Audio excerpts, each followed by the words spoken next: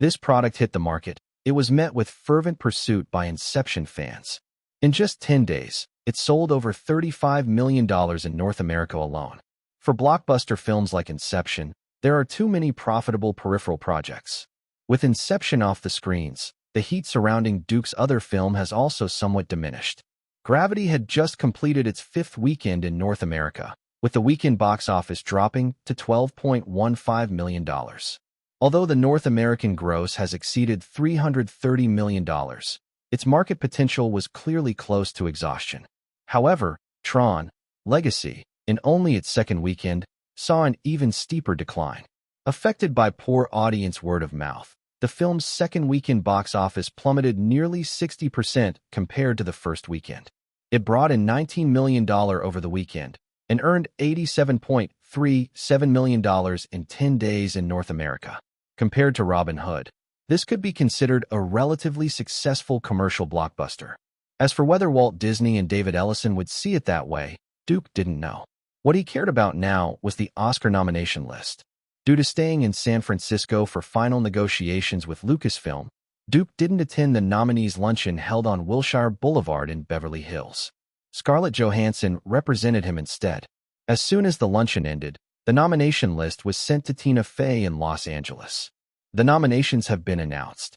Taking advantage of a break in the negotiations, Tina Fey walked up to Duke, sat on the chair beside him, and whispered, "We are the biggest winners on the nomination list." After months of effort, this was the day they had been working for. Duke couldn't help but ask with concern, "What have we been nominated for?" Inception received 8 nominations. Looking at the email on her phone, Tina Fey read them out one by one. They are Best Cinematography, Best Sound Mixing, Best Sound Editing, Best Visual Effects, Best Picture, Best Original Screenplay, Best Art Direction, and Best Original Score. Duke nodded slightly. These nominations were mainly technical awards, which aligned perfectly with the Academy's usual style. As for awards like Best Picture and Best Original Screenplay, Inception was doomed to be a bystander. Tina Fey continued, "Gravity, which we focused our PR efforts on, got nominations for Best Picture, Best Director, Best Actress, Best Cinematography, Best Editing, Best Visual Effects, Best Sound Mixing, Best Sound Editing, Best Art Direction, and Best Score. 10 nominations in total. We received 18 nominations in all," Tina Fey said with a touch of regret. "Too bad you didn't get a double nomination for Best Director." Not getting a double nomination was, in some ways, a good thing. Double nominations could easily split the votes of the judges. Duke was well aware of this. He shook his head and directly said to Tina Fey, "Now that the nomination list is out, tell Nancy and Penny to scale back their activities a little." According to Academy rules, after the nomination list is announced, film companies are not allowed to continue their PR efforts. But this is clearly impossible. Not to mention anything else, many Academy members are themselves part of the Hollywood industry. It's completely unavoidable for certain Oscar-contending studios to come into contact with Academy members during filming or preparation. As for what's discussed in private, the Academy simply can't control it. However, some things still shouldn't be done too blatantly. If the Academy decides to make an example out of someone, it would be a major loss. The Academy's executive committee understands this too. As long as it's not too over the top, they often turn a blind eye. This is, after all, a game of money and fame. If you take those factors out of the game, there's no point in playing at all.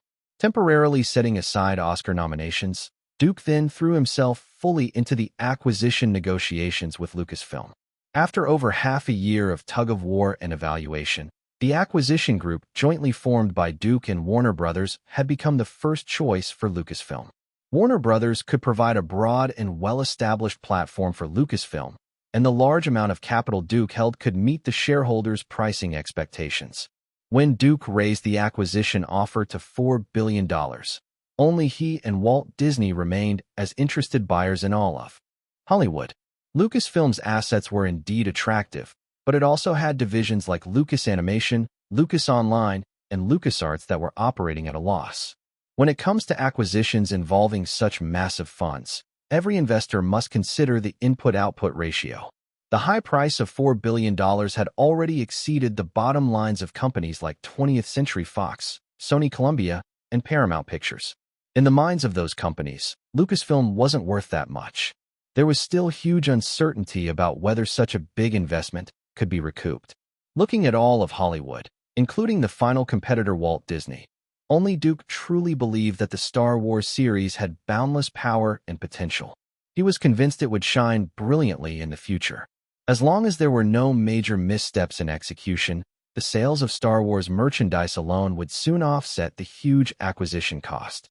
So, facing his last competitor, Duke raised the offer again to $4.1 billion. Walt Disney, already internally unstable, finally withdrew.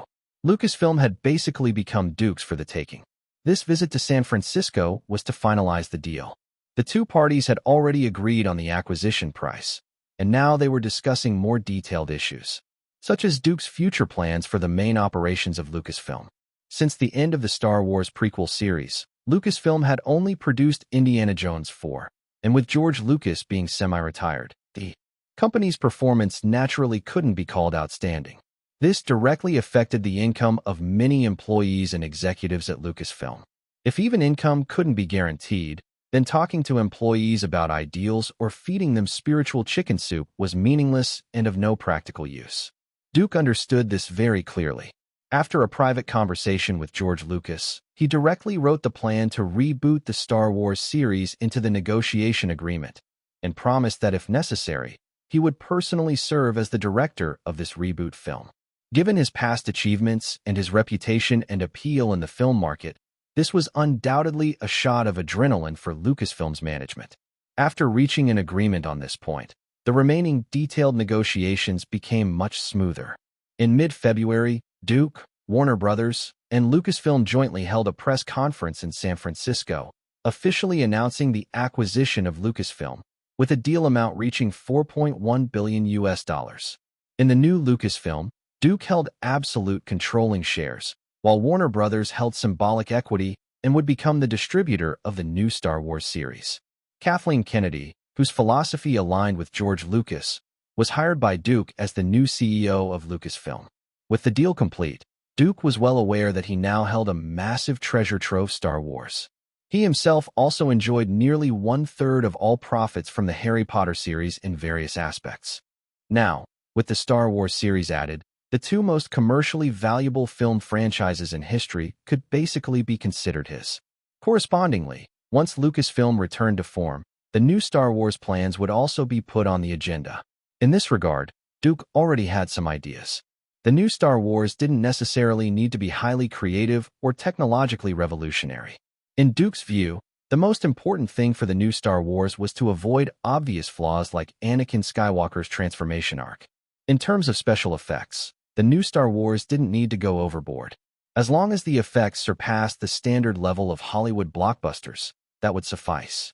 Breakthrough technological revolutions were James Cameron's job, not something this new installment should risk attempting. Even if R2-D2 style droids were redesigned, their main function would still be cuteness.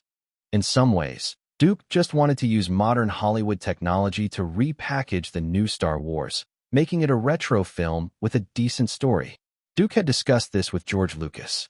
Lucas was not satisfied with his idea of a new Star Wars lacking creativity and imagination. In Lucas's view, novelty was the force of Star Wars. However, George Lucas had always admired Duke's grasp of the market and did not insist on his own opinion. Launching the new Star Wars was something for the coming years. After completing the acquisition of Lucasfilm, Duke still needed to make the necessary adjustments. He stayed in San Francisco for a full half-month before returning to Los Angeles just in time for the 83rd Academy Awards to begin. Chapter 789. The Oscars also need hype. Chapter 789. Chapter 789. The Oscars also need hype. What do you think is the biggest contender this year? On the other side of the Pacific, because a certain television station purchased the broadcasting rights but never actually aired the show, film enthusiasts who cared about global movie trends could only watch the Oscars live stream online. Fortunately, the internet offers more freedom and doesn't chop up the ceremony into a mess like the nighttime replay on that particular channel. Wang Ziming sat in front of his computer, listening to the host and a guest prattling on a website. After the host asked this meaningless question, the guest, named Zhang Yibai, immediately replied, "I think the hottest or most promising film is The Social Network." The host pressed on, "Why is that?" "It's simple." The guest acted like a true Oscar expert. At the Golden Globes, which is the biggest indicator before the Oscars, The Social Network was the biggest winner, according to past trends. Upon hearing this, Wang Ziming almost spat out the water he was drinking. He had studied the film industry across the ocean. Though not a self-proclaimed expert like the one on the live stream, he knew well that the Golden Globes had little to do with the Oscars. In fact, at the major Guild Awards, The Social Network was basically a disaster. This practically foretold its fate at the Oscars. Those two were still discussing it, but Wang Ziming switched to another window and entered a discussion forum where the debate was quite lively. Will Duke win his second Best Director Oscar? That was the main topic everyone was debating here. He definitely will. Otherwise, the Oscars have no fairness at all. Another post followed. The two films Duke was nominated for, Inception and Gravity, made more at the box office than all the other nominated films combined. Duke is the audience's favorite director. Although most of the netizens in the discussion were optimistic about Duke winning, some kept a cool head. Box office performance has nothing to do with winning an Oscar, and those old guys in the Academy don't care whether a director or film is popular with audiences. As soon as this was said, the discussion quieted down. Anyone with a slight understanding of Hollywood would know this was the truth. When has the Academy of Motion Picture Arts and Sciences on the other side of the Pacific ever cared about the audience? As the red carpet event began, Wang Ziming returned to the livestream. It was still morning on this side of the Pacific, while over in Los Angeles it was already late afternoon. As is well known, Oscar viewership has hit record lows in recent years. This year, the Academy and the Oscars committee spent a fortune to build the most luxurious crystal stage in history, aiming to capture people's attention visually. According to the information Duke received, the stage design of the 83rd Academy Awards was created by Broadway set design master David Rockwell and decorated with 92,000 Swarovski crystals, forming a magnificent crystal waterfall to create a fairy tale-like world. This year, the Oscars committee not only revamped the staged core, but also boldly reformed the viewership aspects. During the awards ceremony breaks, the committee would mimic this Super Bowl model and intensively broadcast trailers for upcoming Hollywood blockbusters to attract more eyeballs and gain more ad revenue. They also deliberately added interactive segments to encourage audience participation. It could be said that, to save the Oscars from its consistent decline in viewership, the Academy and the committee were really going all out. You know, the Oscars used to rank second or third in national U.S. viewership besides the Super Bowl. No show or event could compare, but in recent years, the drop in ratings and audience numbers had made all of Hollywood feel the crisis. Promotion. Hype. Throwing out eye-catching stunts, these are the surefire methods to boost ratings. Of course, if the Academy would consider awarding major prizes to high-grossing films, ratings would not be an issue. Unfortunately, the Academy would rarely do that.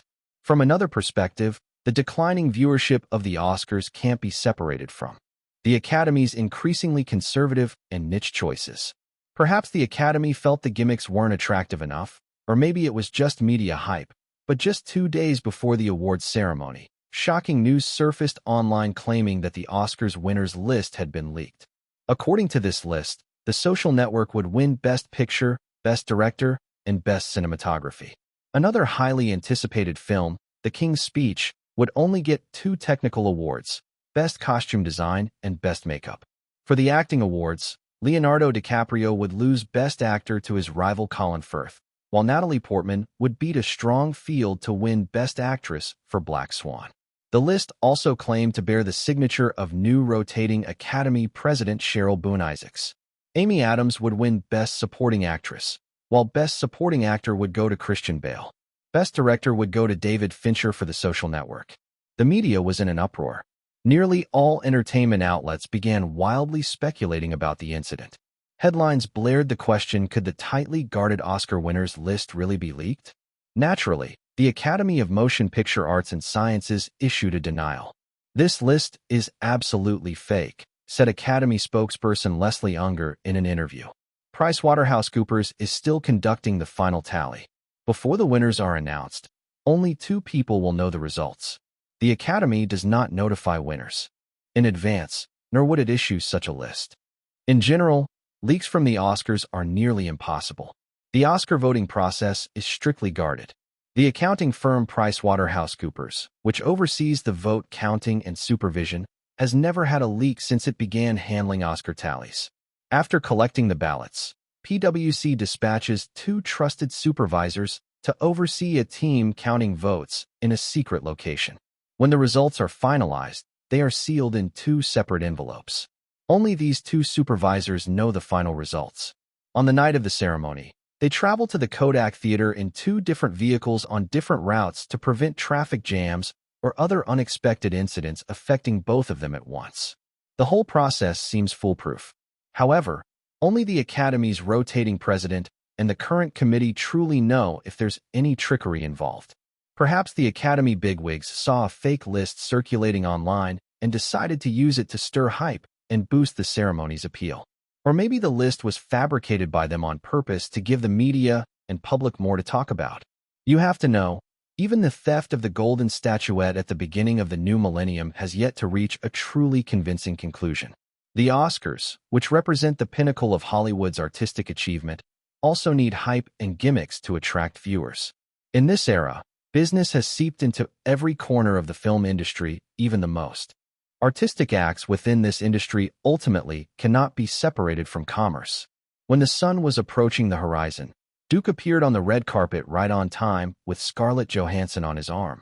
As usual, he was still in a neatly tailored traditional black tuxedo, but Scarlett Johansson's outfit was far more stunning and fashionable. Scarlett Johansson wore a handmade purple trailing evening gown from Dolce & Gabbana. The slim fit combined with floral lace made her look elegant and unique, while the backless and sheer details further enhanced her seductive charm. If your hairstyle were a bit more refined, it'd be absolutely perfect. As they walked into the interview area, Duke said this to Scarlett. Scarlett lightly ran her fingers through her meticulously styled golden curls and replied nonchalantly, "Your fashion sense has always been questionable." Duke shrugged, accepting Scarlett's remark, and the two continued into the interview zone. On such occasions, the reporters' questions were nothing more than the usual set cliches, mostly centered on the nominees' views of their respective award categories. "In a few more hours, you'll know whether I win or not." Duke's answer was equally formulaic. In contrast, Scarlett spoke a bit more. "Among all the actresses nominated for Best Actress, I'm the youngest. The other four are all outstanding performers and far more deserving of this Oscar than I am." Whether anyone believed those words was irrelevant. What mattered was that almost every nominated actor spoke like this. They were clearly constructing a humble, calm public image. In fact, Scarlett knew very well that her chances of winning were at least 30%. Her biggest competitor was Natalie Portman. Their roles and performances were roughly on the same level, so the rest depended on how well other areas were handled. During the critical voting phase, Duke had made a huge fuss over that ex-girlfriend of Benjamin Miller, which definitely offset part of the advantage Natalie held due to her pregnancy. As Duke entered the Kodak Theater, he headed straight for the second row where the Gravity and Inception crews were seated. Godmother. Letting go of Duke's arm, Scarlett took a quick step forward and tightly embraced Leah. "Godmother, I'm so happy you could come." Lady Leah gently patted her on the back. "Dear, I had to be here to personally witness your glorious moment." Over the past few months, she had also been reconnecting with many old friends in Hollywood. Once Duke greeted Leah, Scarlett took her seat. Perhaps by coincidence, the Black Swan crew was seated right next to the Gravity crew. When she turned her head, she happened to see Natalie Portman looking over. Their eyes collided directly. Chapter 790, 2 Technical Awards. Chapter 790, Chapter 790, 2 Technical Awards. As the gazes of both sides briefly met, Natalie Portman quickly looked away, her exquisitely made-up face instantly tightening. Over there stood the biggest obstacle to her goal. Originally, everything had gone smoothly, all unfolding contrary to expectations. She had almost won every Best Actress award in the pre-Oscar award season, with only one exception: the Screen Actors Guild Award for Outstanding Performance by a Female Actor in a Leading Role. Although she already held the Golden Globe, Natalie Portman clearly understood that the race for the Oscar Best Actress was hard to predict. If it were just Scarlett Johansson, she believed her chances were good. But with the man beside Scarlett Johansson, claiming the odds were 50-50 was merely self-comfort. "Nate, don't worry." Her mother reached out and gently patted Natalie Portman's arm in comfort. "Many people, including Martin and me, promised you'd definitely get Best Actress. Definitely get it." Natalie Portman's eyes lowered and fell on her protruding belly. Perhaps this was her greatest guarantee for winning? Then she shook her head. If those news hadn't appeared, that would indeed be a guarantee. But since that woman began recklessly exposing things in the media, how much could that guarantee still hold? Even she had lost confidence. Thinking of this, Natalie Portman couldn't help but turn her head to the other side, where her fiancé was. Seeing that face, a deep resentment involuntarily arose in her heart. If he hadn't hesitated and ended things with his ex earlier, none of these troubles would have followed. "Are you uncomfortable, darling?" Benjamin Miller asked with concern. Natalie Portman shook her head. "I'm fine." After all, she was a rational person and knew it wasn't entirely her fiancé's fault. Through the layers of crowd blocking her view, Natalie Portman almost instantly spotted that person's figure. His posture was upright, seemingly never bent by pressure. His face was firm, as if fearless of any difficulty. His expression calm, as if even the world collapsing wouldn't change it. That was her nightmare, her inner demon. Leaning back in her seat, Natalie Portman thought of the grudges between them. The fiery passion in her heart for the Oscars slowly turned cold. Perhaps she had realized that she was only a step away from becoming Best Actress, but that small distance would be very hard to close this year's Oscars. Across the Pacific on the internet, many Oscar watchers were engaged in heated discussions just before the ceremony. The topic gradually shifted to Best Actress. "I hope Natalie Portman wins." "Me too. Nat will definitely win. She is the perfect embodiment. Hollywood has never had a female star as outstanding and unique as Nat. Nat is already a winner in life and will be tonight's Oscar winner. Undoubtedly, despite not having any outstanding works in recent years, Natalie Portman had won the support of a vast number of fans worldwide by carefully crafting her positive image. As a fan of Duke, Wang Ziming couldn't sit quietly and typed a line. "I think Scarlett Johansson's chances of winning are greater." Immediately, countless replies followed. "Scarlett Johansson is just a big-breasted, dumb blonde. How can she compare to Nat's acting? A vase like Scarlett Johansson getting an Oscar nomination is truly a joke. Scarlett Johansson is just a homewrecker. Becoming Duke's girlfriend was nothing but a way to climb up as a mistress." Likewise, Scarlett Johansson also had a large fan base that launched counterattacks. The arguments never ceased until the awards ceremony started. Such quarrels would never have a conclusion. While inside the Kodak Theater, the Oscar march had already begun. At the center of the lavish stage was a huge screen playing a comedic short film that edited the hosts into this year's nominated films. Unlike before, this year's Oscars had two hosts, James Franco and Anne Hathaway. The spoof included scenes from Inception, The King's Speech, True Grit, Black Swan, The Social Network, Gravity, and the classic 1985 time travel movie Back to the Future. The short film was based on the theme of dream stealing, where Anne Hathaway and James Franco infiltrated former Oscar host Alec Baldwin's dream to steal hosting tips. The airplane scene from Inception was recreated, with Alec Baldwin himself making a cameo. In an elevator scene, Lawrence Fishburne appeared, saying, "Alec Baldwin wants me to narrate the dream because I have the voice that's insanely cool." Then the plot reversed. It wasn't Alec Baldwin's dream, but James Franco's own dream because Baldwin had implanted the idea of hosting the Oscars in his mind. After the short film ended, Anne Hathaway and James Franco walked on stage. Neither were professional comedians, nor had the usual Oscar roasting style. Everything proceeded very smoothly and evenly. Duke watched for a while and confirmed that the ratings for this year's Oscar ceremony were probably not looking good. An excellent host is crucial for boosting the Oscars ratings. Anne Hathaway and James Franco's performance could only be described as average, still quite a distance from being truly outstanding. Since it was an awards ceremony, the theme was naturally the awards. Tom Hanks, who had seriously gained weight, was the first presenter to take the stage. The large screen on the stage background displayed classic scenes from Gone with the Wind. Tom Hanks blew a kiss and walked energetically to the front of the stage, slightly turning around to look at the background image of Gone with the Wind, then said, "Gone with the Wind was the first film to sweep Best Picture, Best Cinematography, and Best Art Direction. For a film to become an everlasting classic, it must present its story through visual concepts and design, and be brought to life by the art director and cinematographer." He paused slightly, as the stage background lit up a new image, and said, "Other masterpieces that later won these 3 awards include Ben-Hur, Lawrence of Arabia, Schindler's List, and Titanic." The most recent film to sweep these 3 awards appeared just a few years ago. At that moment, the classic soundtrack Old Friends from the Lord of the Rings trilogy began to play, and the stage background switched to Minas Tirith. The audience burst into applause throughout, and the camera gave Duke a close-up shot. He smiled slightly and applauded with the others. Tom Hanks continued, "This is The Lord of the Rings, The Return of the King by Duke Rosenberg." Through this epic masterpiece, he showed everyone how much the cinematographer and art director contribute to creating breathtaking classic scenes. This year, 4 films were nominated for more than 3 awards. Let's get started. Tom Hanks's expression turned serious. The nominees for Best Art Direction are Robert Stromberg for Alice in Wonderland, Stephanie McMillan for Harry Potter and the Deathly Hallows Part 2, Eve Stewart for The King's Speech, Jess Gonker for True Grit, and Hannah Selrina for Gravity. After reading the nominees, Tom Hanks opened the envelope.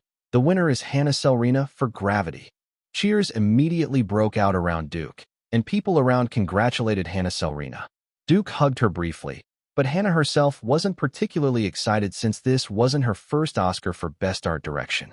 The crew got off to a good start, which made Duke very happy. What surprised him was that the second award also went to his side. After Hannah's brief acceptance speech, Tom Hanks once again stood center stage. The nominees for Best Cinematography are Matthew Libatique for Black Swan, John Schwartzman for Gravity, Danny Cohen for The King's Speech. Then Tom Hanks announced, "The winner is John Schwartzman for Gravity." Again, cheers erupted from the seats of both the Gravity and Inception crews. Duke's team swept the first 2 awards, but like Hannah, John Schwartzman was not overly excited. It wasn't his first win either. Seeing John Schwartzman walk up to the stage, Duke frowned slightly. Among the technical awards, some carried more weight than others. Best Cinematography and Best Art Direction were undoubtedly 2 of the most prestigious technical awards, and the Academy had just given both to Gravity all at once.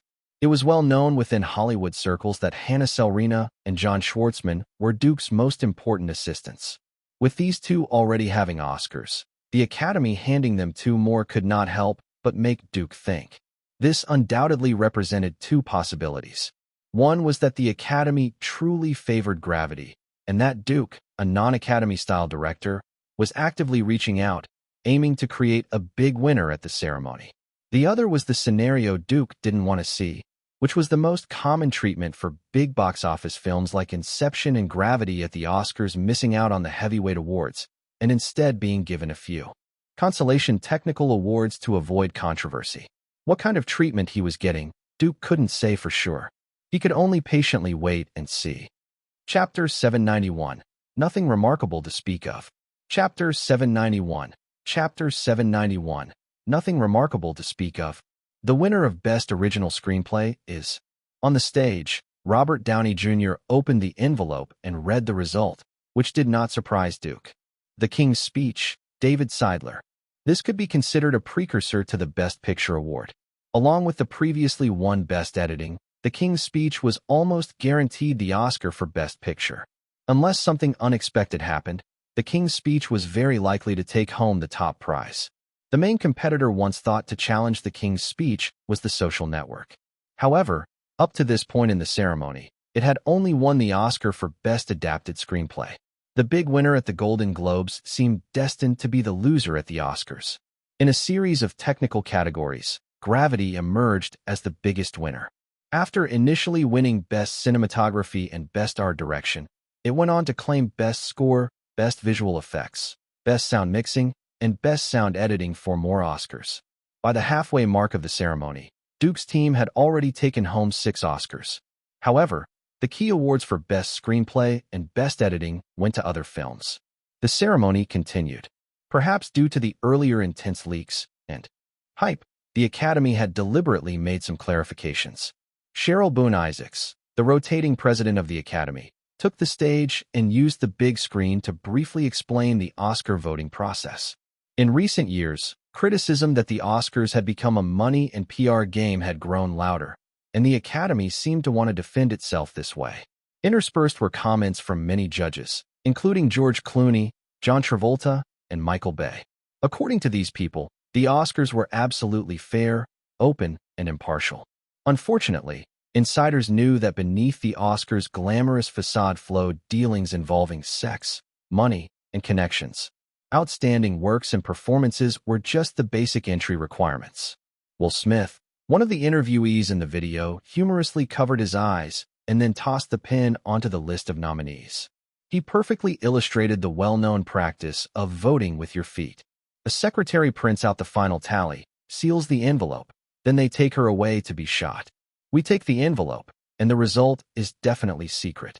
Laughter filled the room, and this segment ended, with the ceremony returning to its usual course. Next were awards like Best Original Song, which were not closely related to Duke. His recent two films, Inception and Gravity, did not use any theme songs performed by singers. This year, the Oscars made some changes, but the Academy remained conservative. For example, for the 20th time, they vetoed the creation of an award for Best Stunt Coordinator. Though the executive committee always said they appreciated stunt coordinators' contributions to films, they were unwilling to make any changes.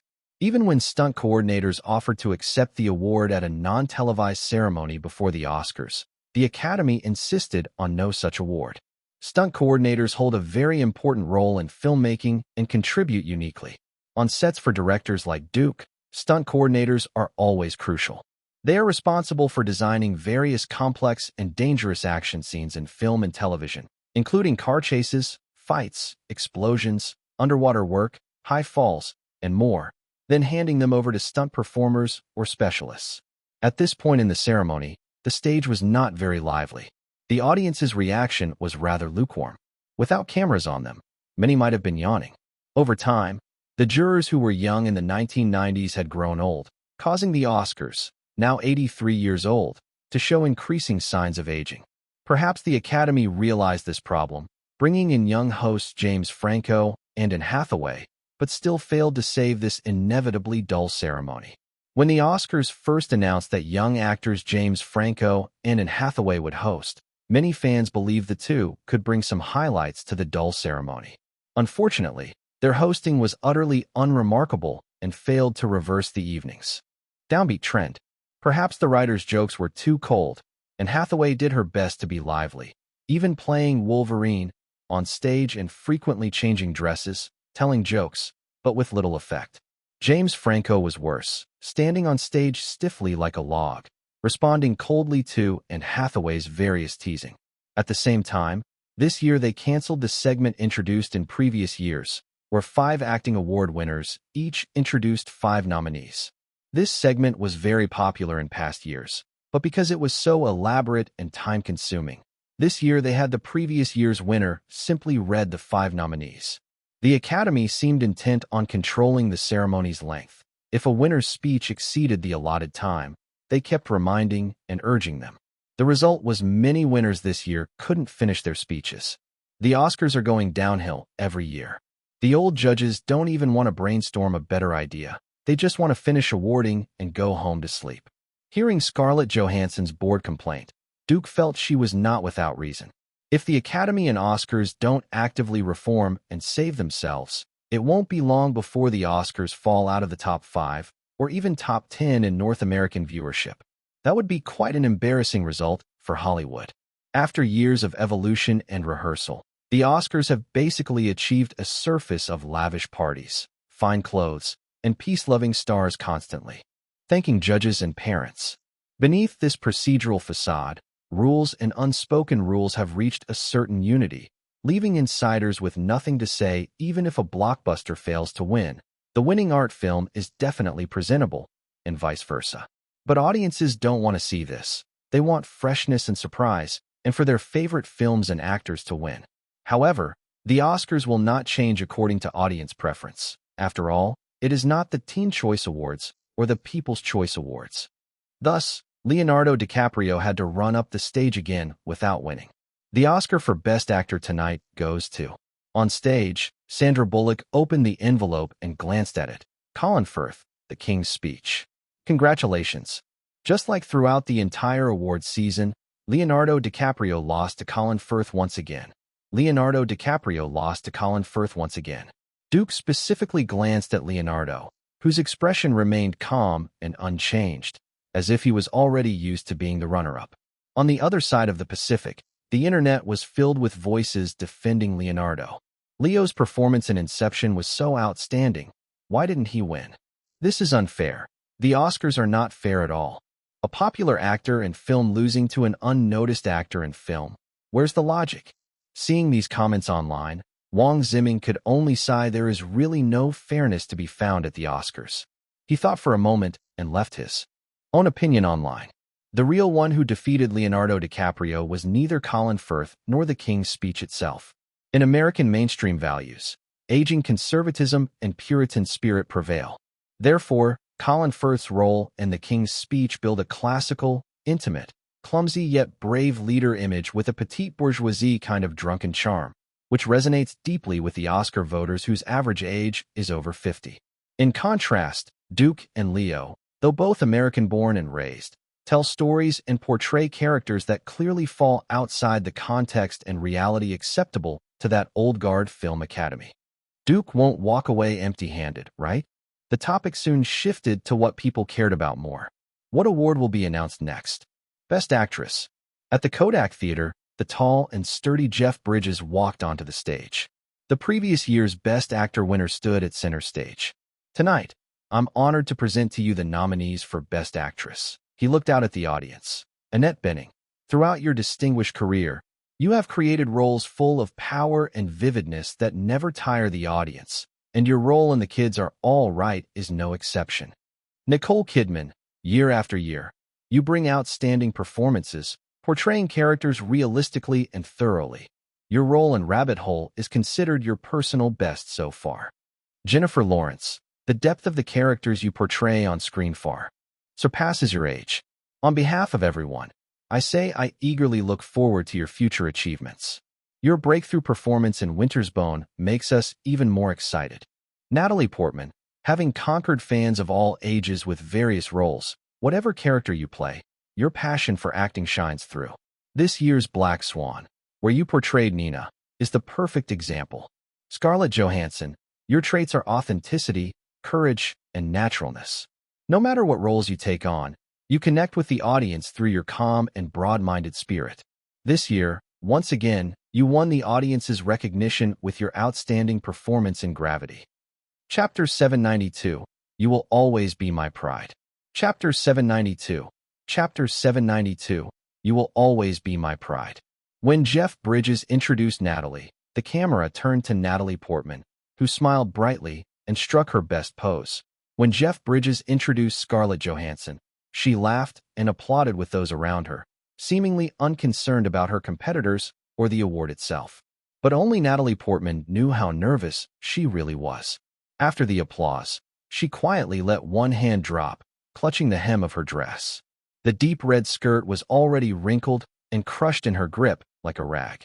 She knew this was her best chance to win. How much effort had she put in for today?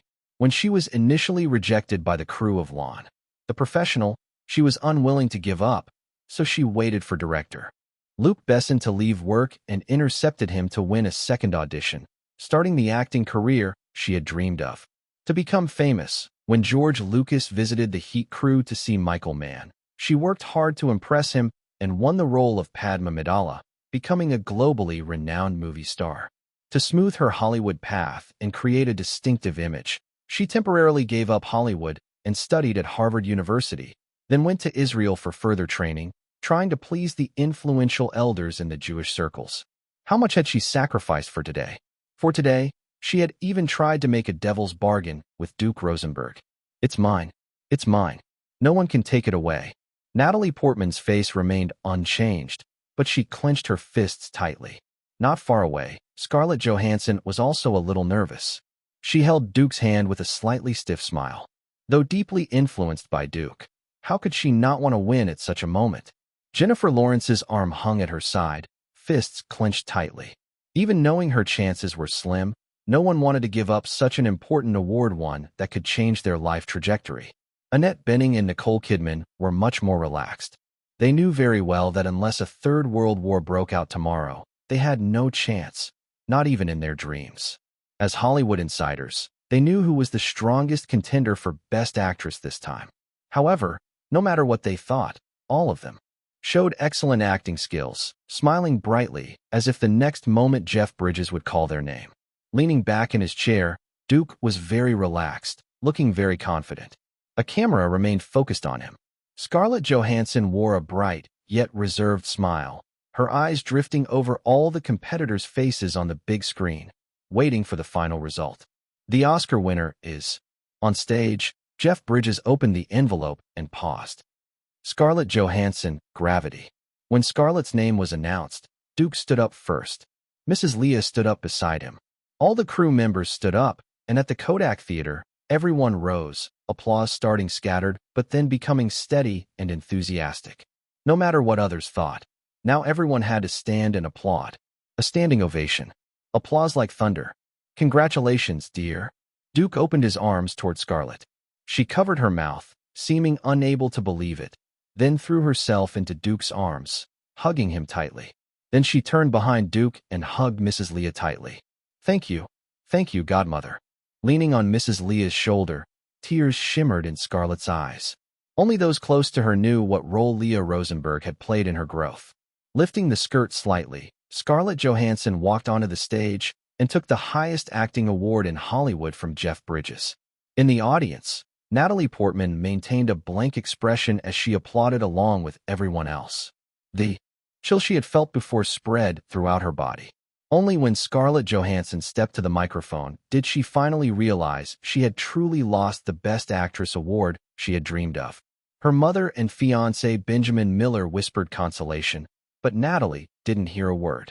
She felt as if she had fallen into the eternal ice cave of the South Pole, freezing cold. Summoning all her strength, Natalie slowly turned her neck, and her eyes finally fell on that upright figure.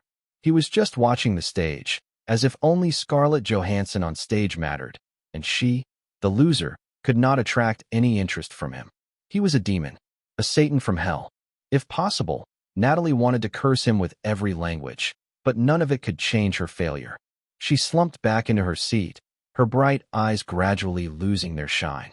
For me, this is a magical moment, an incredible journey. Standing at the front of the stage, Scarlett was very moved. This is the most beautiful moment of my life. I never thought I would stand on this stage. If I said I had never prepared a speech before, that would be a lie. Looking at the little golden statue in her hand, Scarlett continued. Along the way, I feel very lucky. I want to thank everyone who has been with me, the whole crew, my friends and family who always trust and support me, especially my family. Godmother, Duke, I love you all. With limited time, Scarlett quickly added, this award means a lot to me. I feel extremely honored. No words can express how I feel now. Tonight will be unforgettable. Thank you very much. After finishing, she was led backstage by staff. Backstage, Scarlett did not go far nor enter the interview area, but stood near the stage. The organizers did not urge her either, because the next award to be given was Best Director, closely related to Duke. Hilary Swank passed by Scarlett and walked onto the Oscar stage. Robert Zemeckis, Steven Spielberg, Francis Ford Coppola, Clint Eastwood. The Oscars' Best Director is filled with talents. She stood before the microphone, calmly delivering the introduction. At last year's awards ceremony, a female director made history by winning this award. Today, she is also here with us. Please welcome Kathryn Bigelow. As Hilary Swank's words finished, the tall and imposing Kathryn Bigelow walked onto the stage, holding a large envelope, taking over Hilary Swank's spot. This year's outstanding films have been truly unforgettable. The female director spoke with a slight nasal tone, somewhat like Sofia Coppola. The directors are all exceptionally talented. Tonight, we gather here to appreciate these works and pay tribute to them. She then turned to look at the large screen, coordinating with the images playing. This year's nominees for Best Director are Darren Aronofsky for Black Swan, David Fincher for The Social Network, Tom Hooper for The King's Speech, Duke Rosenberg for Gravity, and David O. Russell for The Fighter. Who will take home Best Director? This was undoubtedly Wang Ziming's main focus. Sitting at his computer watching the live broadcast, his brow furrowed deeply. On the live stream, the host and a guest named Zhang Yibai were discussing this very question. In my opinion, Duke Rosenberg is the first to be eliminated. Judging by his tone, Zhang Yibai was definitely an Oscar expert. His producing style has never followed the Academy's traditional path, and Gravity is a science fiction film. In the 83-year history of the Oscars, no director has ever won Best Director for a sci-fi film. Literally, his words made sense, and Wang Ziming couldn't help but worry whether the Oscars would follow precedent and award the Best Director to someone else. Zhang Yibai kept going. I believe the most likely winner is David Fincher, followed by Tom Hooper of The King's Speech. As he spoke, Catherine Bigelow had already opened the envelope, quickly glanced inside, then announced the result. The Oscar for Best Director goes to Duke Rosenberg. On the live broadcast, Zhang Yibai was left speechless, seemingly unable to believe the outcome. At the computer, Wang Ziming gave a heavy wave of his hand. He won.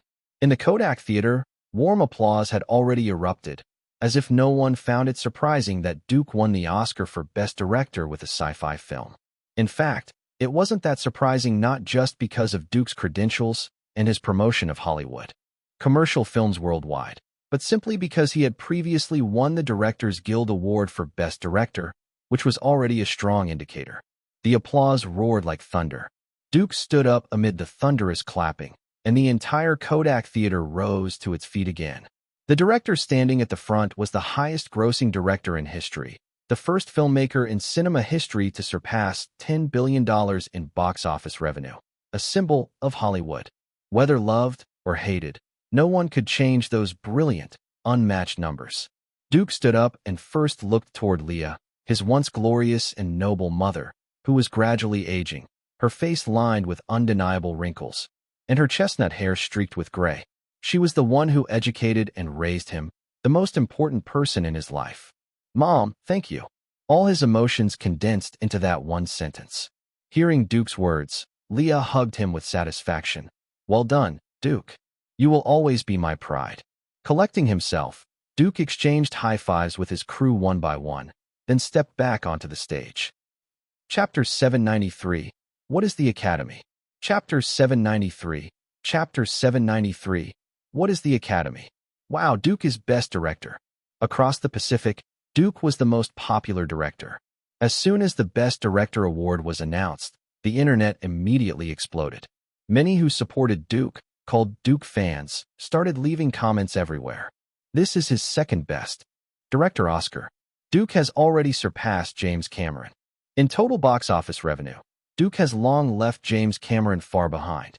Duke is Hollywood's #1 director. Great Duke, great director Rosenberg. He doesn't even need any award recognition. His greatness has already been acknowledged by film fans worldwide. Unfortunately, the box office for a single film still can't beat James Cameron. Seeing this comment, Wang Ziming sighed. As a billionaire director, having no single film topping the box office was, in his opinion, Duke's biggest regret. When would Duke finally surpass James Cameron's Titanic and Avatar in box office revenue? This was something Wang Ziming was very interested in. With that thought, he quickly switched back to the live broadcast. After all, Duke's acceptance speech had not yet started. On the Kodak Theater stage, Duke had already received the Best Director Oscar from Catherine Bigelow. After a brief, gentle hug with her and Hilary Swank, he stepped up to the microphone at the front. His public relations manager, Penny Callis, had prepared the acceptance speech well in advance. The speech contained nothing unexpected. According to her, even on the Oscar stage, image must be carefully crafted. Any strange or bizarre remarks would be inappropriate. Duke agreed. Thank you all. This is a wonderful moment. I will never forget it. Looking at the Oscar in his hand, Duke appeared very emotional. In truth, his mind was replaying the speech he had just reviewed last night. Thank you to the Academy for recognizing me. I think winning Best Director for a sci-fi film is truly unbelievable. This little joke immediately drew laughter from inside the Kodak Theater. There are many people I want to thank. They have always been present at every important moment of my life. Collecting himself, Duke said very earnestly, Tina Fey, thank you for helping me with every job. Nancy Josephson and Panny Callis, you're the best. Charles Roven and Robin Gland. Without you, none of these films would have been smoothly made. Zack Snyder, Hannah Selina, Anna Princh, Josh Williams, Jimmy Carter, and John Schwartzman, each member of my team. You're the best colleagues in the world. Estimating the time, Duke slightly quickened his pace. I also want to thank my mother, Leah Rosenberg. You are the best mother in the world. And my girlfriend, who worked incredibly hard for this film. You are the best actress. Thank you to everyone who loves me. Thank you. Once again, the audience burst into warm applause. Duke left the stage and headed backstage, where Scarlett Johansson was waiting to embrace him tightly. They said nothing, but everything was communicated in that hug. Next came the routine post-award interviews. Duke had prepared a whole bunch of standard remarks. The ceremony continued. Only one award remained, Best Picture. Duke Rosenberg winning isn't because his work is outstanding. The Academy is more, rewarding his accumulated achievements over the years. Wang Ziming, watching the live broadcast, heard the expert named Zhang Yibai's commentary again. Compared to the other nominated directors, his qualifications and commercial success are top-notch. Hollywood is, after all, a commercialized industry. Commerce can sometimes decide many things. Therefore, him winning Best Director doesn't mean that Gravity will win Best Picture. I believe The Social Network still has a chance. On the Kodak Theater stage, Steven Spielberg was already there, opening the envelope. The Best Picture winner is The King's Speech. When Harvey Weinstein stepped onto the Oscar stage again, many in the Kodak Theater suddenly realized something. The four most important awards were actually split between two teams. After the interviews, Duke did not leave backstage. Soon, Harvey Weinstein entered. The two exchanged no words but shared a knowing smile. They were also the big winners tonight and had achieved their respective goals. On the other side of the Pacific, many people could not accept that The King's Speech won Best Picture. To most, the film was too mediocre and lacked enough highlights. As a live guest commentator, Zhang Yibai began lecturing again. However, compared to his previous unreliable remarks, Wang Ziming felt that what he said this time made some sense. Who is David Fincher? At 49 years old, he became the chief cinematographer for independent films at 17, then spent many years struggling in the technical world of industrial light and magic and in the advertising and MTV industries. All in all, his formal Hollywood mainstream education consists of only 3 years at Industrial Light and Magic. Today, he is one of the top few directors in Hollywood. Yet the fact that he has never been favored by the Oscars is awkward for both parties. David Fincher is not an alternative director in the style of David Lynch. He's not a typical independent producer-director, nor a B-movie enthusiast director, and certainly not the kind of provocative director who prioritizes expressing his own will. Fincher has never deviated from the mainstream Hollywood course, but he still defies easy classification among mainstream directors. He makes star-studded genre films that aren't quite commercial. He pursues a technical path, but does not lead new trends like James Cameron. At heart, he's quite old-fashioned. His skills are superb, yet not strictly conventional. Calling him a craftsman isn't quite right, since he's not as prolific as Ron Howard. His films have a very distinctive style, almost authorial, but not the true auteur like old Woody Allen. Losing Best Director to Duke Rosenberg is understandable, considering the other's prestige, fame, and achievements. But losing Best Picture to The King's Speech raises one issue: powerful PR behind Best Picture. Speaking of which, we must mention the famous or infamous Harvey Weinstein. This film tycoon's specialty is turning films like Shakespeare in Love and No Country for Old Men, which seemingly lack Oscar potential, into Best Picture winners, and maneuvering Gwyneth Paltrow into becoming the worst actress to ever win Best Actress. David Fincher choosing to film Zuckerberg's story is not surprising. His previous films all focused on rebels and outsiders. He told stories of killers and anarchists hiding in filthy, dark little houses and basements, turning the world that excluded them upside down. Zuckerberg, John from Say 7 On, and Tyler from Fight Club are all similarly crazy men and boys with different faces. He is a gloomy prankster, a trait that perfectly represents our era. Aside from Sony's PR disconnect, could it be these factors made the Academy's judges afraid? We don't know. Good luck to Fincher and his The Girl with the Dragon Tattoo next year. Clearly, he held David Fincher in high regard. Wang Ziming was also very dissatisfied, even angry, that The King's Speech won Best Picture. The Oscars' division of prizes felt far too obvious, and even if it were dividing the cake, The Social Network was more deserving than The King's Speech. However, with some understanding of Hollywood, he quickly calmed down and went to related websites, typing out a rough comment about the Oscars. The Oscars' stance is strange. It wants ratings, but keeps distance from business. It wants art, but dares not go too far, resulting in ambiguity. They call themselves the Academy faction. But what exactly is the Academy faction? Who knows, maybe even they can't say. I only know they're just as kitschy, but more conservative in approach. If last year's finale award went to Avatar, it would have been kitschy, but not awarding it didn't make it any less so. The Hurt Locker was also kitschy, because no one believes the Oscars are pure. Their methods are inherently pandering and unbearably vulgar. No matter how many high-sounding claims they make, it's useless. This year is the same. The king is crowned, sitting down in a steady manner, while on the other side, daydreams wake up as wasted dreams. No matter how wildly popular Gravity was, it couldn't rise, and still couldn't. The internet is dissolving the Oscars' aura of authority. This traditional award ceremony is increasingly awkward. In an era where everyone is a film critic, it's destined not to accommodate the most valuable films of this era. It's just a show Americans perform for the world. Such a show cannot transcend vulgarity, so don't get angry or worship it. As the Oscar live broadcast gradually appeared on the opposite side of the internet, every ceremony sparked many discussions. But one thing was indeed true, as Wang Ziming said. The country's understanding of the Oscars had deepened, and people could see many things behind the Oscars. The so-called Oscar bait, films made specifically to win awards, had become fewer and fewer. Inside the Kodak Theater, the annual event representing Hollywood's most glamorous side had ended, but the matter of the Oscars was far from over.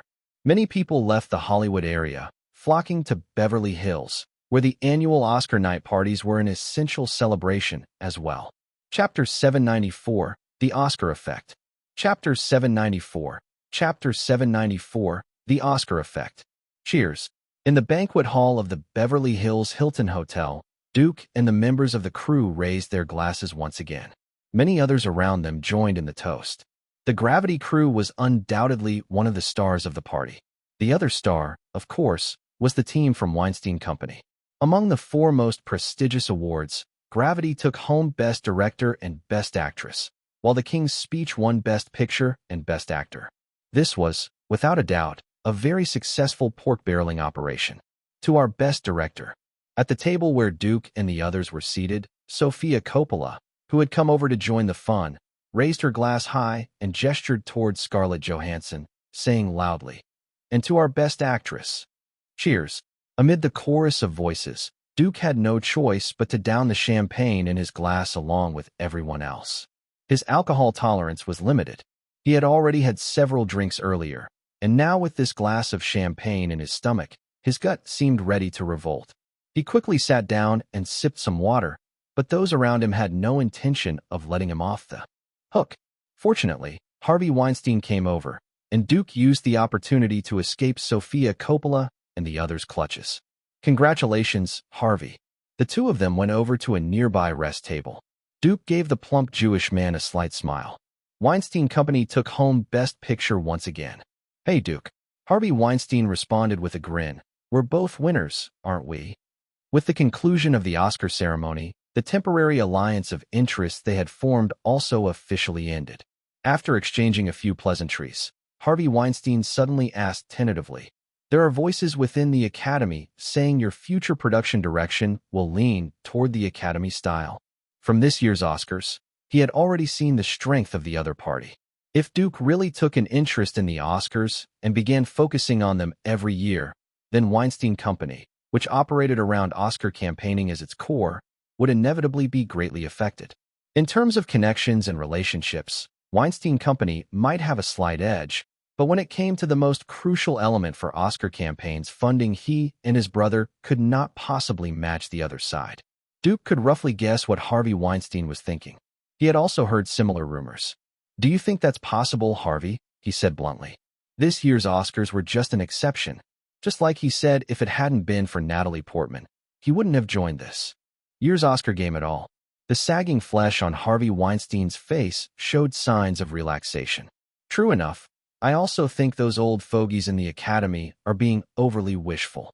Duke just smiled but didn't say anything. Based on my estimation, Harvey Weinstein continued, you still have the Avengers and the next Batman installment lined up. You won't have time to bother with the Oscars again. Don't worry, Harvey. In this regard, Duke was still quite trustworthy. I won't be joining you in the fight for Oscar trophies. In fact, even without his participation, the Weinstein brothers would no longer find it as easy as before to dominate the Oscars. Society was changing after all. Though the Academy had made various reform gestures on the surface, it had actually become more conservative. The Oscar assembly line productions of the Weinstein brothers would eventually be rejected as well. After Harvey Weinstein left, Sofia Coppola came over. Any special feelings? She sat down across from Duke and asked with a faint nasal tone. My best director. Duke looked at her and replied with a question. What kind of special feelings do you think I should have? Sofia shrugged. You're still the same. If those people who are desperate for an Oscar knew, they wouldn't be able to stand it. Not necessarily. Duke turned to look at Leonardo, who was drinking with Scarlett. Leo seems pretty normal. Him. Sofia raised her eyebrows. He's used to it. At that, the two of them couldn't help but laugh together. When it came to losing at the Oscars, Leonardo really was easygoing. He didn't mind friends joking about it. Just moments ago, he had even self-deprecatingly said he wouldn't win anything before turning 50. The Oscar night party was still in full swing and would typically last all night. However, Duke didn't stay too long. He left Beverly Hills before midnight and returned to his home in Malibu. Although the Oscar ceremony was over, the moment for the media had far from ended. From the moment the awards show ended, all kinds of analysis, reports, and outcries began surging like tidal waves, reaching their peak by the next day. This was an annual ritual for the media. Even if the previously predicted favorites swept the awards, the media would still have something to say. They would still speak up for those who lost or for the overlooked films, because only in doing so could they attract public attention. In truth, few media outlets actually cared why a winner won or why a loser lost. What they really wanted was attention. Just like the 1995 Oscars, Forrest Gump won big and was widely seen as a deserving winner. Anyone with a normal mind knew that was the proper Oscar and Hollywood outcome. Yet the media still spoke up for another film. Did they really believe in that film? They only did it to grab eyeballs. After the 83rd Academy Awards ended, voices speaking up for David Fincher became the media's main theme. Unfortunately, industry insiders all knew that David Fincher's style was not something the Academy favored. Add to that his lack of enthusiasm for publicity, and winning Best Director was basically a pipe dream. No matter how many voices there were, they couldn't change the fact that the Academy didn't like David Fincher, nor could they change the fact that it would still be incredibly difficult for him to win in the future. Just like what the Academy advocates. On the beach in Malibu, Duke sat on the pier of a small dock, baiting his hook as he said, Public relations is the embodiment of so-called free competitive will. If you don't even express the intention to compete for the Oscars, those old men won't choose you. You seem to have quite a bit of insight. Scarlett lifted her fishing rod, glanced at the hook, then tossed it back into the sea. Might as well start a PR company dedicated to awards season. Darling, Duke cast his line into the sea. If you're willing to be the CEO, I'll invest in such a company. Me? Scarlett pointed at herself, then quickly shook her head. Last award season, I nearly went crazy attending all those events one after another. If I had to do that every year, I'd definitely lose my mind. Announcements, parties, clip screenings, those routine activities during awards season were indeed exhausting. The sea breeze blew gently. February in Los Angeles wasn't exactly hot. Scarlett shifted slightly, leaning a little closer to Duke, resting against him as she stared at the shimmering sea, seemingly lost in thought. "What are you thinking about?" Duke asked her.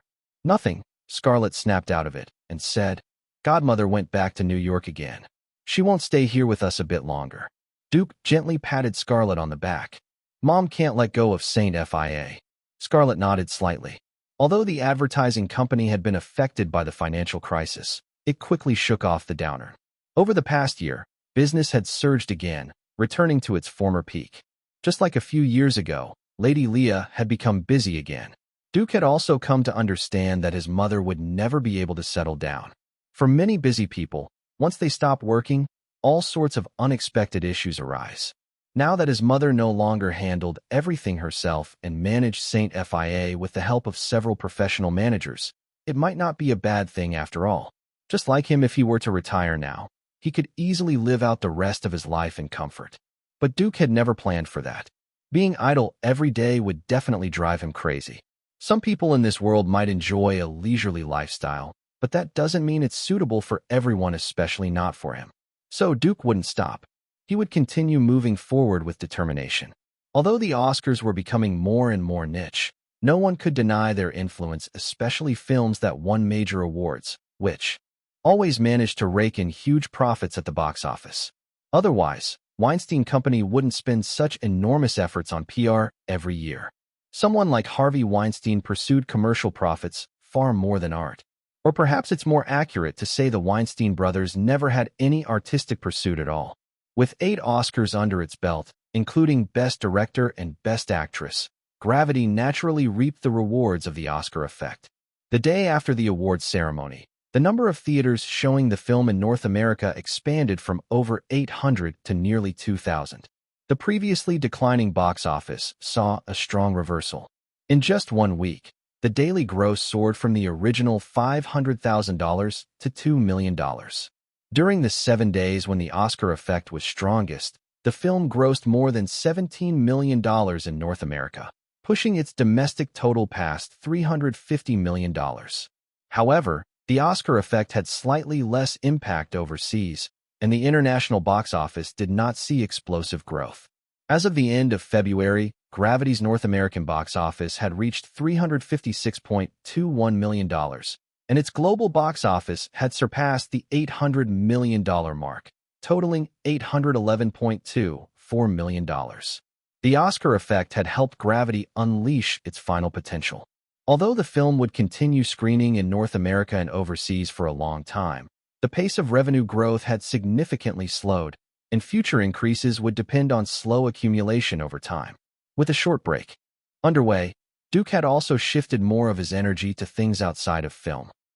Chapter 795, Stadium. Chapter 795, Stadium. Although the NFL is currently in the off-season, all teams are actively strengthening their rosters. Standing in front of a massive stadium under construction, a reporter spoke into the camera. This is a live report from an ESPN journalist. The Los Angeles Raiders, who just won the Super Bowl in February, have made a new move and are holding a press conference in front of the stadium under construction. The camera shifted from the reporter and panned to the temporary venue not far away.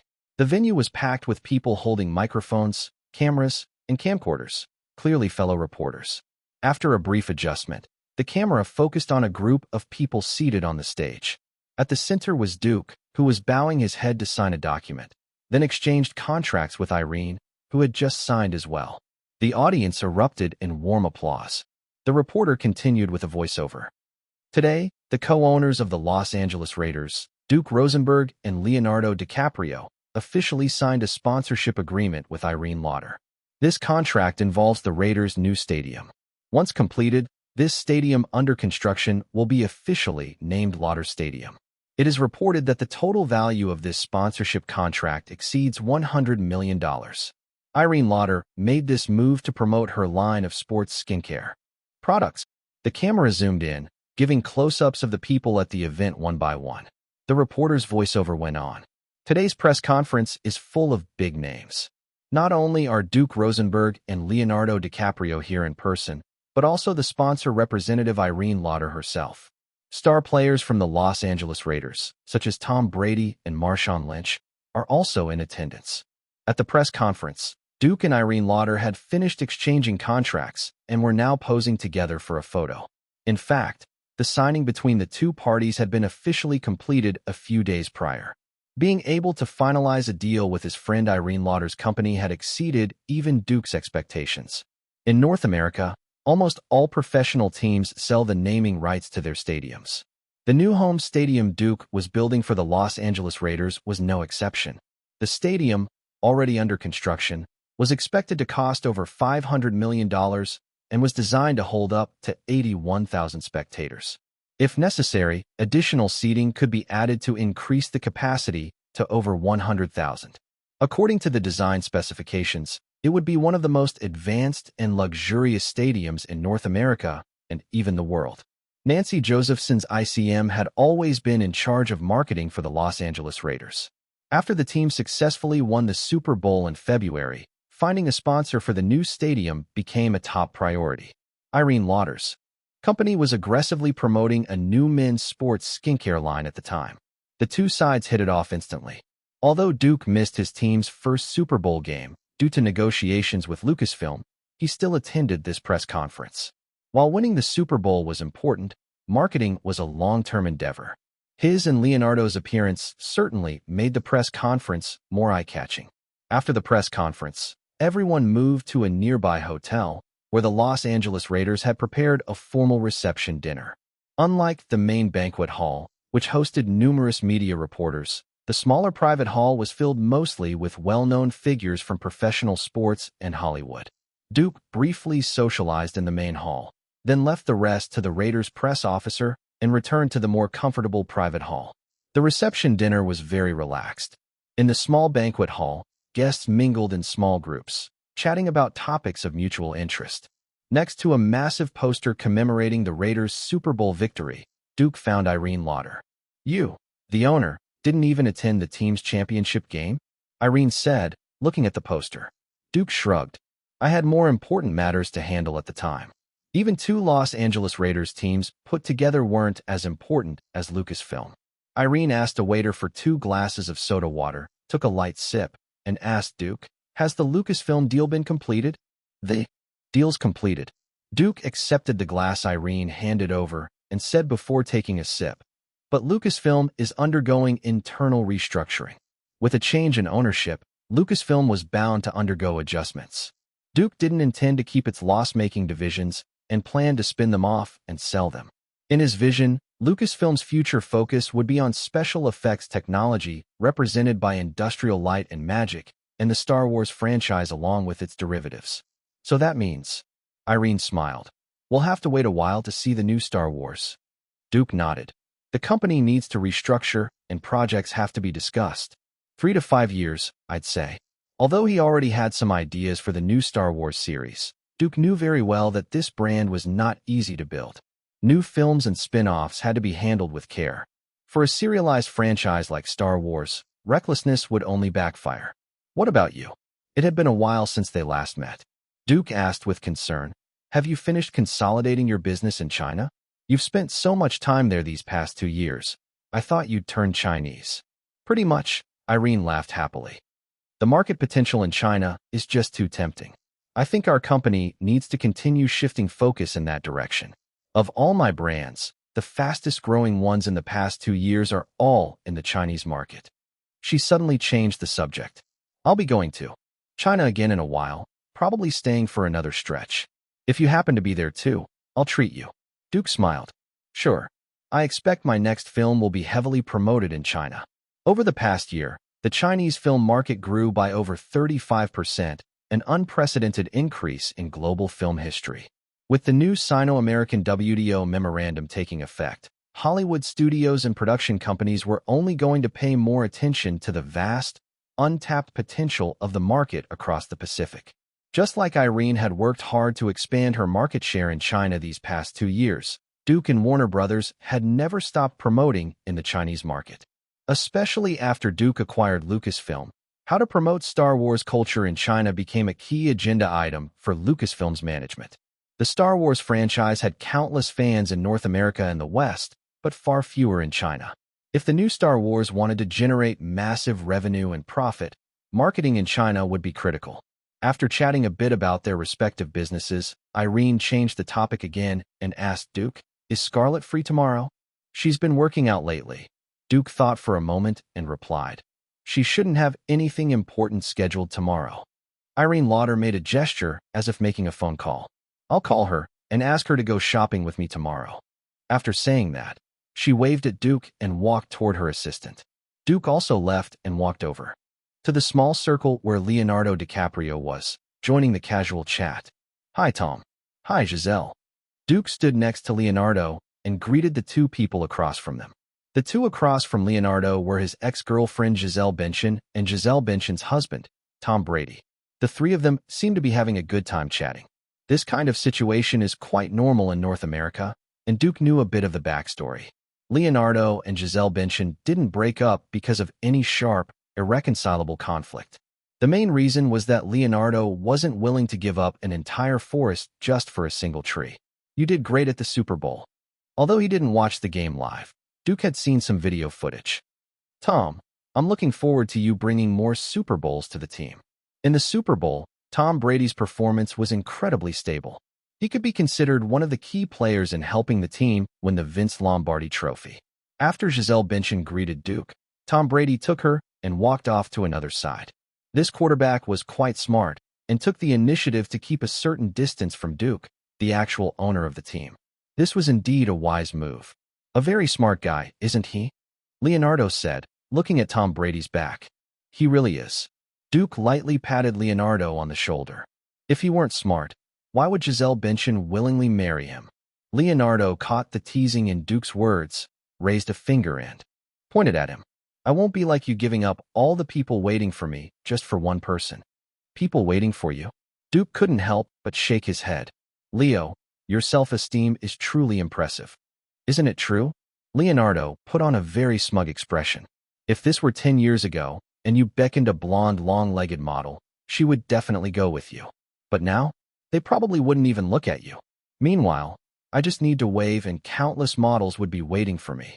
Hearing that, Duke almost spit out the soda he had just taken a sip of. But the truth wasn't far off from what Leonardo said. In recent years, his fame had long been surpassed by countless newcomers in Hollywood. He had no advantage whatsoever in front of a master like Leonardo. But Duke didn't regret it. People always have to constantly adapt to changing circumstances, and he was no exception. This was the reception banquet of the Los Angeles Raiders. In the banquet hall, one could see quite a few sports celebrities. For example, the NBA superstar Kobe Bryant had come over specially to greet him. Soon after, Duke saw someone who looked a bit familiar. It was a black man, his massive build towering like a small mountain. Chapter 796, The Terrifying Pay of a Sequel. Chapter 796. Chapter 796. The Terrifying Pay of a Sequel. He was a typical African-American, seemingly also a professional American football player. Duke found him very familiar, but couldn't recall his name or where. He had seen him before. That's Michael O'Hare.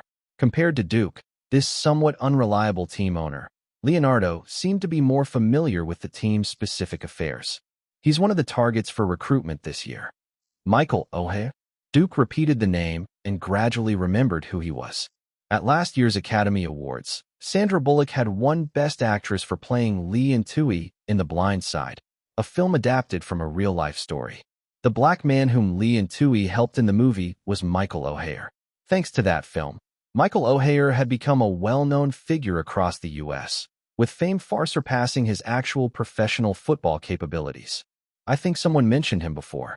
Looking at that tall, robust figure like a black iron tower, Duke said to Leonardo. After he entered the league, he didn't perform up to public expectations. Leonardo nodded. His performance was indeed far below expectations. The team is considering bringing him in only as a backup left tackle. Hearing Leonardo say that, Duke withdrew his gaze. The conversation between the two gradually shifted to other topics. In most cases, Duke didn't interfere too much with the team's normal operations. A backup left tackle wasn't worth his particular attention either. However, a A team manager later brought Michael O'Hare over specifically to meet him and Leonardo, along with O'Hare's adoptive parents. "Hello, Director Rosenberg." Lee and Tui took the initiative to shake hands with Duke. "We're all happy that Michael can join your team." "Hello, Mr. Tui." "Hello, Mrs. Tui." Duke greeted the couple as well and politely said, "I'm also glad to have an outstanding player like Michael join the team." As he spoke, he discreetly sized up Lee and Tui. After all, she was the real-life inspiration for an Oscar-winning Best Actress role. The two sides only exchanged a few words. Leonardo was clearly not too fond of the Tuis. The NCAA suspects the Tuis adopted Michael O'Hare so he could play football at the school they favored. There's still some doubt about that. Leonardo clearly didn't have a good impression of the Tuis. After they left, he didn't hold back and said to Duke, "Anyone with eyes can see there's something shady about their adoption." O'Hare's high school coach got a job as an assistant athletic director at Ole Miss just days after O'Hare received his admission letter. "You think there's nothing suspicious about that?" He let out a cold laugh and shook his head. Duke patted him. "Does whether there's a problem or not have anything to do with us?" Leonardo froze for a moment, then raised his hand and scratched his hair. "Yeah, it really doesn't. I'm just complaining. This kind of thing doesn't have a definitive conclusion." From Duke's point of view, regardless of what the Tui's intentions were, the fact that they helped Michael O'Hare is undeniable.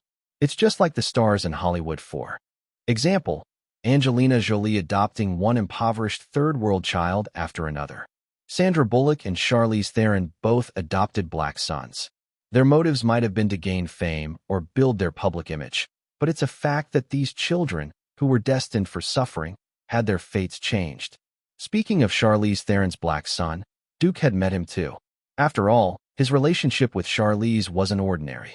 That South African diamond even wanted him to be the little guy's godfather, but Duke had flatly refused. To be honest, he didn't understand why Charlize Theron wanted to adopt a black child. But that was her personal matter. They were just regular friends, so it wasn't his place to say anything. After the Raiders' reception dinner, Duke continued his vacation. The back-to-back releases of Inception and Gravity last year had brought him considerable pressure. Although his next project was already in planning, Duke didn't intend to start it immediately. He wanted his entire team to take a good rest. While Duke could handle such high levels of pressure and workload, not everyone on his team could. To maintain quality and efficiency on the upcoming crucial project, Duke needed the support of his well-coordinated and mature team. Without an entire team backing him, even he would expend far more time and energy on many projects. Although technically on vacation, Duke didn't leave Los Angeles nor completely let go of work. He just temporarily stopped thinking about filmmaking. In the first half of March, he visited both Marvel Studios and Warner Brothers, and also convened short meetings with key personnel from both companies to prepare for the next stage of work. Since its founding, Marvel Studios had produced a total of 5 superhero films: Iron Man, Captain America, The Incredible Hulk, Iron Man 2, and Thor. The first 4 had already been released with solid performance, and Thor was slated for release this summer. As the final solo film before the gathering of 6 superheroes, Thor would also serve as the lead-in to the Avengers. Duke paid particular attention to Tom Hiddleston's portrayal of Loki. As the villain in the Avengers, Loki was a key character. The cartoonish and comedic portrayal of villains in Marvel films had already become a common impression among audiences, but Loki was arguably the most charismatic villain in Marvel's Phase 1. Meanwhile, Duke also instructed Marvel Studios to begin negotiations with the agents of various actors to quickly finalize contracts for upcoming films. Nowadays, Hollywood stars were no longer as valuable as they had been in the 90s. This was already a widely accepted fact in the industry. But that didn't mean some stars were earning less than before. There was also another consensus in Hollywood. If you want to earn a huge paycheck, go star in the sequel of a blockbuster commercial film. Marvel's films, although nominally standalone, are mostly classified as sequels. In fact, the sequels to previous Marvel superhero films have long been plagued by actor salary issues. The most typical example is X-Men: The Last Stand. The film had a production budget of $210 million, and the bulk of that went to cast salaries in the ensemble. Just the salaries alone nearly crushed the film's budget. There's also Iron Man. When Duke filmed the first one, Robert Downey Jr.'s salary was only $500,000. But when Jon Favreau directed Iron Man 2, Robert Downey Jr.'s pay had risen to $10 million. The same goes for Scarlett Johansson. When she appeared in Iron Man, her salary was just $400,000. After starring in Captain America and Iron Man 2, Nancy Josephson was already demanding a base pay of $15 million from Marvel Studios for her. Duke has no doubt that in the upcoming Avengers, Robert Downey Jr.'s agent will surely demand a sky-high salary of $20 million. That's almost certain. Many might think Duke saved Robert Downey Jr.'s acting career and that he should be eternally grateful, even voluntarily lowering his pay to Duke, a major shareholder in Marvel Comics. But that kind of thinking is naive. In this industry, business is business. It won't be discounted for vague sentimental reasons, and Duke isn't that idealistic. Let alone that he and Robert Downey Jr. aren't friends. Even if their relationship were as close as his with Leonardo DiCaprio, business matters would not be affected. Not to mention Robert Downey Jr.'s personal opinions. There are always professionals, publicists, agents, managers surrounding every Hollywood star who take commission from their income. Robert Downey Jr.'s earnings are directly tied to their interests. How could they possibly sit by and watch their own profits take a hit? Duke never holds on to such naive ideas. Business collaboration is business collaboration. If you don't offer cold hard cash, why would the other party willingly serve you? Therefore, bringing this group of actors together in one film makes salary a factor Duke cannot ignore. And top Hollywood stars are extremely mindful of their return in commercial films. For example, Robert Downey Jr. once told him that when his income was low, he felt he had infinite potential and could accomplish many things, with several paths of development. But as his income gradually increased and he eventually became a superstar, he felt he was approaching the maximum of his capabilities, and his room for growth was shrinking. If at that point he made the wrong move. Put simply, several years could pass in a daze. More complexly, he could spiral downward, never to recover. So, he would seize every opportunity to extract the maximum return within the limit. Just like Duke could earn a huge share from a film, in their minds, that kind of return is equally justified. Among all the actors, the one Marvel Studios finds most headache-inducing is undoubtedly Robert Downey Jr. He has brought the cheeky and lovable Iron Man character to life so vividly that most fans highly approve of his performance. It's safe to say he and the character have become one. If, due to pay issues, Robert Downey Jr. were allowed to leave, it would currently be more harmful than beneficial for Duke and Marvel. As for the future, it would depend on what Robert Downey Jr.'s side demands. Fortunately, there's still plenty of time, and Marvel Studios can take its time negotiating with Robert Downey Jr. Chapter 797, The Director of the Avengers. Chapter 797, Chapter 797, The Director of the Avengers. Iron Man signs on for the Avengers. The superheroes finally unite. Though Duke was currently in a resting phase, Marvel Studios' promotional work hadn't let up.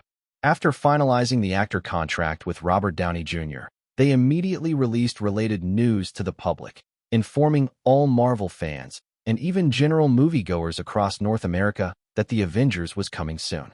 Marvel Comics Chief Executive Officer Avi Arad also accepted an exclusive interview with the New York Times, stating, "The Avengers will, for the first time, assemble all of Marvel Comics' classic superhero characters, including Iron Man, Black Widow, Captain America, Thor, and the Hulk, among others. They will join forces to battle an unprecedentedly powerful enemy." Who exactly this powerful enemy character would be became a major focus of attention. Previously, Marvel had deliberately circulated a rumor suggesting that the Hulk might become the common enemy of the heroes. But from this latest statement, since the Hulk was listed among the heroes, it meant he might not be playing the villain role after all. In this era, any film that wants to attract enough viewers must create buzz through publicity. Although Duke was unquestionably going to be the film's director, Marvel Studios and Duke had never publicly confirmed this information. Hence, the director, like the cast, also became a key focus of Marvel's promotional strategy. Marvel Studios' blockbuster The Avengers releases new information. Firefly director Joss Whedon is in talks with Marvel and is expected to take over directing the film.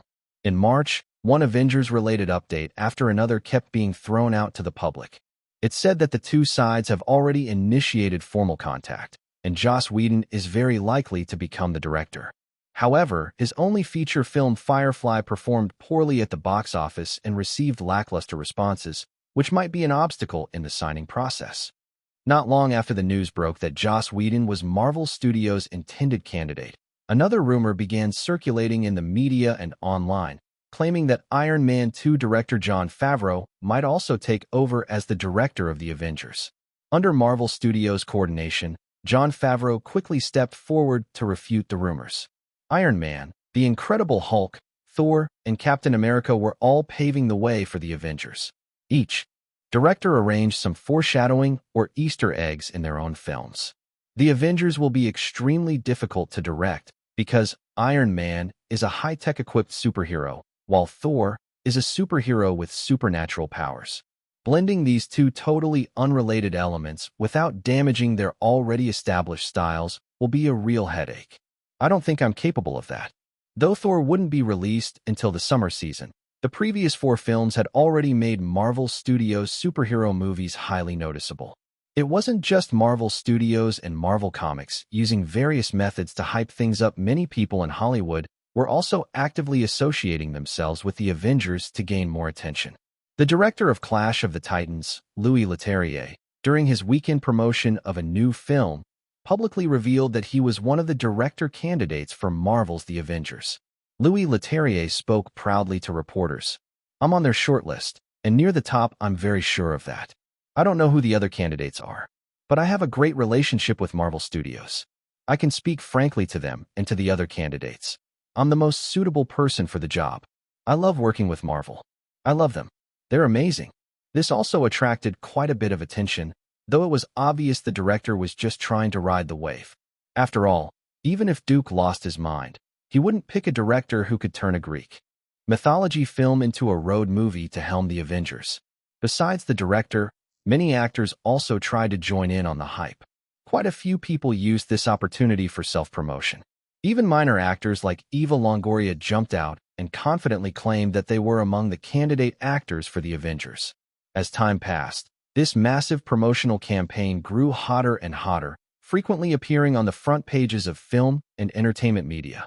Robert Downey Jr., the first to officially sign with Marvel Studios, also began fulfilling his publicity duties. When asked by a reporter about the film's director, he said, "They need someone who's familiar with all the different character series and can bring them together." Marvel Studios CEO Kevin Feige is just such an all-seeing figure. He's familiar with every comic book and has participated in the production of every film, especially Thor and Captain America, where he was heavily involved. He'll definitely pick the most suitable director for the Avengers. As for who that will be, I don't know. I just know and love Iron Man. As April approached, news about the Avengers flooded every corner of the media. Hulk actor Mark Ruffalo has reached an agreement with Marvel Studios regarding pay and schedule and has officially signed on for the Avengers. Scarlett Johansson, upon walking out of ICM headquarters, clearly stated that she had already signed the actor contract for the Avengers and would continue playing Black Widow Natasha Romanoff. Captain America actor Chris Evans has completed a contract extension with Marvel Studios and will serve as the brain and commander of the Avengers. As the negotiations between Marvel Studios and the actors gradually concluded, the main cast had basically all signed their contracts. News about the Avengers even overshadowed those films about to be released in the upcoming North American summer season. In late April, a website leaked 2 concept art images for the Avengers. The images depicted SLD's helicarrier, and in one corner, there was a clearly visible creator's signature, Duke Rosenberg. Our special correspondent staked out the Malibu beachfront villa district for a whole week and found these 2 concept drawings in the trash outside Duke's estate. Although it's just 2 sheets of concept art, the signature of Duke Rosenberg in the corner says a lot.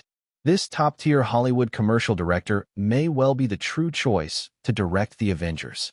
This news spread like a virus online and among fans, with nearly everyone believing that Duke was the most suitable director for the Avengers. However, Duke and Marvel Studios did not immediately respond, instead allowing this carefully orchestrated promotional campaign to fully firm it. In fact, throughout April, Duke and Marvel Studios had been in continuous communication. The film could enter official pre-production at any moment. Even before the Oscars, Marvel Comics had already handed Duke a script. But unlike before, this script only had a framework and outline. The characters' motivations and actions in the film all needed to be gradually filled in by Duke himself. And if necessary, he could even revise Marvel's script outline. Over the course of more than 3 months, Duke basically completed the script. After the 6 main actors signed on, he gathered them together multiple times to understand their thoughts on their respective roles and make appropriate adjustments. Scarlett Johansson, after reading it, commented that the script felt a bit messy because many storylines were tangled together.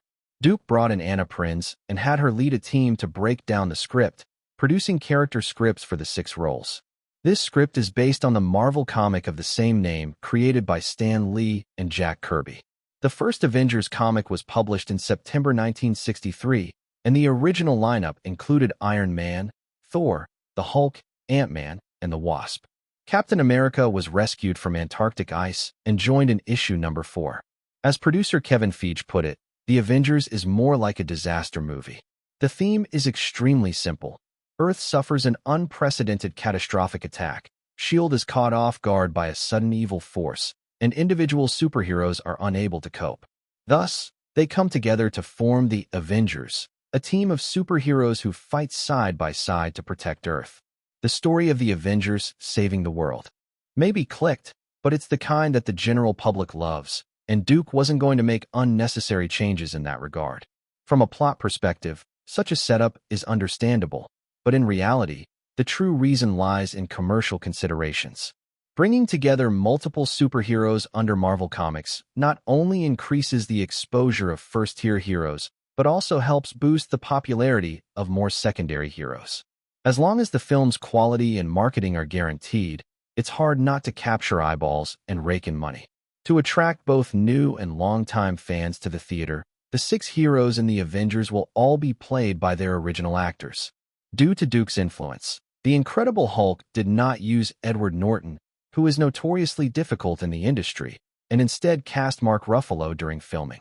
He was also straightforward in signing the actor contract for the Avengers. The film's initial investment was $200 million. As the largest shareholder in Marvel Comics, Duke, as the director, was bound to be cautious. He adhered to the slow work makes fine work principle when fleshing out the script, so efficiency was naturally not high. Even now, he's still making appropriate adjustments to the script, just hoping to have a finalized version when the film is officially greenlit. Of course, such an ensemble piece involves many different elements, and adjustments will certainly be needed during filming. Duke is not a rigid person. Once the project starts, the script will continue to evolve. On May 1st, Marvel Studios and Duke simultaneously announced to the public that Duke Rosenberg would direct the Avengers. At the same time, the project's press conference was officially held at a hotel near the Marvel Studios headquarters in Burbank. Chapter 798, No Time for Love. Chapter 798, Chapter 798, No Time for Love. As a typical Hollywood blockbuster, The Avengers, featuring a star-studded cast and a gathering of mighty heroes, unprecedentedly brought together well-known superheroes such as Iron Man, Captain America, Thor, Hawkeye, the Hulk, and Black Widow. Naturally, its press conference attracted a massive number of media journalists. From the Los Angeles Times on the West Coast to the New York Times on the East Coast, from North America's Washington Post to Europe's Le Figaro, from Britain's The Times to Japan's Asahi Shimbun, from the professional Hollywood Reporter to the typical tabloid The Sun, they all sent reporters to attend the press conference. I have accepted an offer from Marvel Studios and will serve as the director of the Avengers. Although he was the focal point of the press conference, Duke didn't say much. Besides announcing that he had signed with Marvel Studios, he also confirmed that the film would be shot in 3D. The Avengers will be produced as a 3D movie. This is something very exciting. He did not hesitate to say, I really dislike those long-take films filled with endless dialogue. I prefer the kind of film that makes people feel immersed in it. So, 3D aligns with my aesthetic preferences. Honestly, many films are not suitable for 3D conversion, but the 3D version of The Avengers will definitely not be unpleasant. Moreover, there are many scenes that will make people feel as if they're inside the movie. From that perspective, I'm very fond of the 3D Avengers. At the press conference, Duke voluntarily stepped aside. At the moment, the actors were the bigger topic of interest, and the 6 Avengers were naturally the center of media attention. According to the prior arrangements, each of them also spoke to the media about their roles in the film. The first to speak was Chris Evans. His Captain America would be the soul of the Avengers. After traveling through 70 years to the present day, Captain America miraculously awakens and joins the Avengers. Chris Evans talked about the challenges of the role. There's a lot of new things he has to accept, and he must quickly adapt to the moral values, ethics, and rapid technological advancements of modern society. He has no relatives, no friends, doesn't understand slang, and has no idea what the internet is. But he possesses rich combat experience and exceptional leadership skills, which gradually turns the Avengers into a cohesive and powerful team. Robert Downey Jr. then focused on describing the relationship between his character, Iron Man, and Captain America. Tony and Steve are like brothers separated for years. Tony's father, Howard Stark, liked Steve the most. Although Tony is a playboy constantly surrounded by women and booze, he doesn't resent his father's favoritism toward his brother. After meeting Captain America, he instead sees him as a close friend, and in key moments, even follows his lead in battle. Mark Ruffalo admitted to reporters, "To play the Hulk well, I went to the zoo and observed gorillas for a long time. I hoped this would inspire me in portraying the Hulk." Soon after, reporters almost swarmed Scarlett Johansson. Her Black Widow was the key role that connected the entire Avengers team. "I'm happy to continue playing Black Widow in the Avengers. I really like this character myself, and I'm glad that fans enjoy my portrayal of Black Widow." When asked whether her character would have any romantic sparks with other heroes, Scarlett directly replied, "For someone like Natasha Romanoff, romance is child's play. Besides, the Avengers are too busy, there's no time for love." After the actors segment, the newly designed hero costumes and some of Duke's concept art that had been revealed also became the focus of media attention. This press conference lasted the entire morning. After attending a luncheon, Duke, as the producer and director, gathered all the key members of the film at Marvel Studios for an internal meeting. Marvel Studios, located in Burbank, was not large, just a 2-story small building. From its appearance alone, it was hard to imagine that this was the company behind several globally popular blockbusters. It looked more like one of those small film studios owned by Hollywood celebrities that could go bankrupt at any time. Shortly after noon, the place became a gathering point for Marvel heroes. The paparazzi following several stars nearly broke their camera shutters. Black Widow Scarlett Johansson, Pepper Potts Rachel McAdams, Iron Man Robert Downey Jr., Hulk Mark Ruffalo, Hawkeye Jeremy Renner, Nick Fury Samuel L. Jackson. Also present were Thor Chris Hemsworth and Loki Tom Hiddleston, who hadn't yet appeared on screen but were already widely known. Since the press conference had just taken place, everyone now knew that the Earth's mightiest team was about to assemble. When Duke arrived, many reporters surrounded him. Apparently, the questions from the morning press conference weren't enough. They threw out all kinds of questions. Casually answering a few, Duke quickly walked into Marvel Studios' office building under the protection of bodyguards. The reporters outside swarmed around Kevin Feige, who had just gotten out of the car. The CEO of Marvel Studios wasn't as lucky as Duke. Entertainment reporters threw out one sharp question after another, many of which were about the film's style. Catching bits and pieces of the reporters' questions, Duke, led by the receptionist, headed to the conference room on the second floor. Although The Avengers was a highly anticipated movie among comic fans and superhero enthusiasts, most industry insiders did not see it as a hot commodity. The reason was simple: too many heroes, too many different superpowers, and too difficult to blend together. Frankly speaking, The Avengers was like a big pot of stew, and stew-type movies have never been easy to make. Entering the conference room, Duke nodded at Robert Downey Jr. and Samuel L. Jackson, who came up to greet him, then walked to the head of the table. Once Kevin Feige arrived, the meeting began. This was a crew preparation meeting, without anything particularly special. In fact, most matters had already been discussed when the script was handed over to the relevant people. The prep meeting was more like a face-to-face coordination session, allowing the core team to discuss any potential issues directly. Ensemble scenes are notoriously troublesome. There are many characters in the film, and each is a hot celebrity. Since the screenwriters can't evenly distribute the scenes, it's inevitable that there will be favoring one over another, which could easily trigger open and hidden conflicts among the actors. Fortunately, most of them were male actors. The rivalries between men don't tend to be as entangled as those between women. To prevent any potential drama from affecting the filming, after the routine script reading, Duke specifically stood up to say a few words. Film is an art of regret. No matter the aspect or the time, there will always be regrets. In terms of the storyline, Marvel, Stan Lee, and the screenwriters have already made their best efforts and attempts. They've done everything they can to balance things out. Sweeping his gaze across everyone in the conference room, Duke said seriously, "But unfortunately, that's not a very realistic idea. So, some superheroes can only serve as supporting roles in this movie." As soon as Duke finished speaking, Kevin Feige chimed in cooperatively. "However, this won't be disappointing, because the film has plenty of action scenes. Even with so many superheroes together, this is still an action movie at its core. Just focus on those large-scale action scenes because that's the flesh and blood of the film." In fact, no one could openly say anything about it. After all, Duke wasn't the old Joss Whedon. His weight as a director was enough to make these actors keep any unrealistic ideas just that ideas. For example, Captain America didn't have much screen time in the script. Though he's the brains of the Avengers, he definitely wasn't the flashiest character, and he even seemed more like a prop. That's totally normal. When a group of superheroes comes together, it's inevitable that some will stand out while others fade into the background.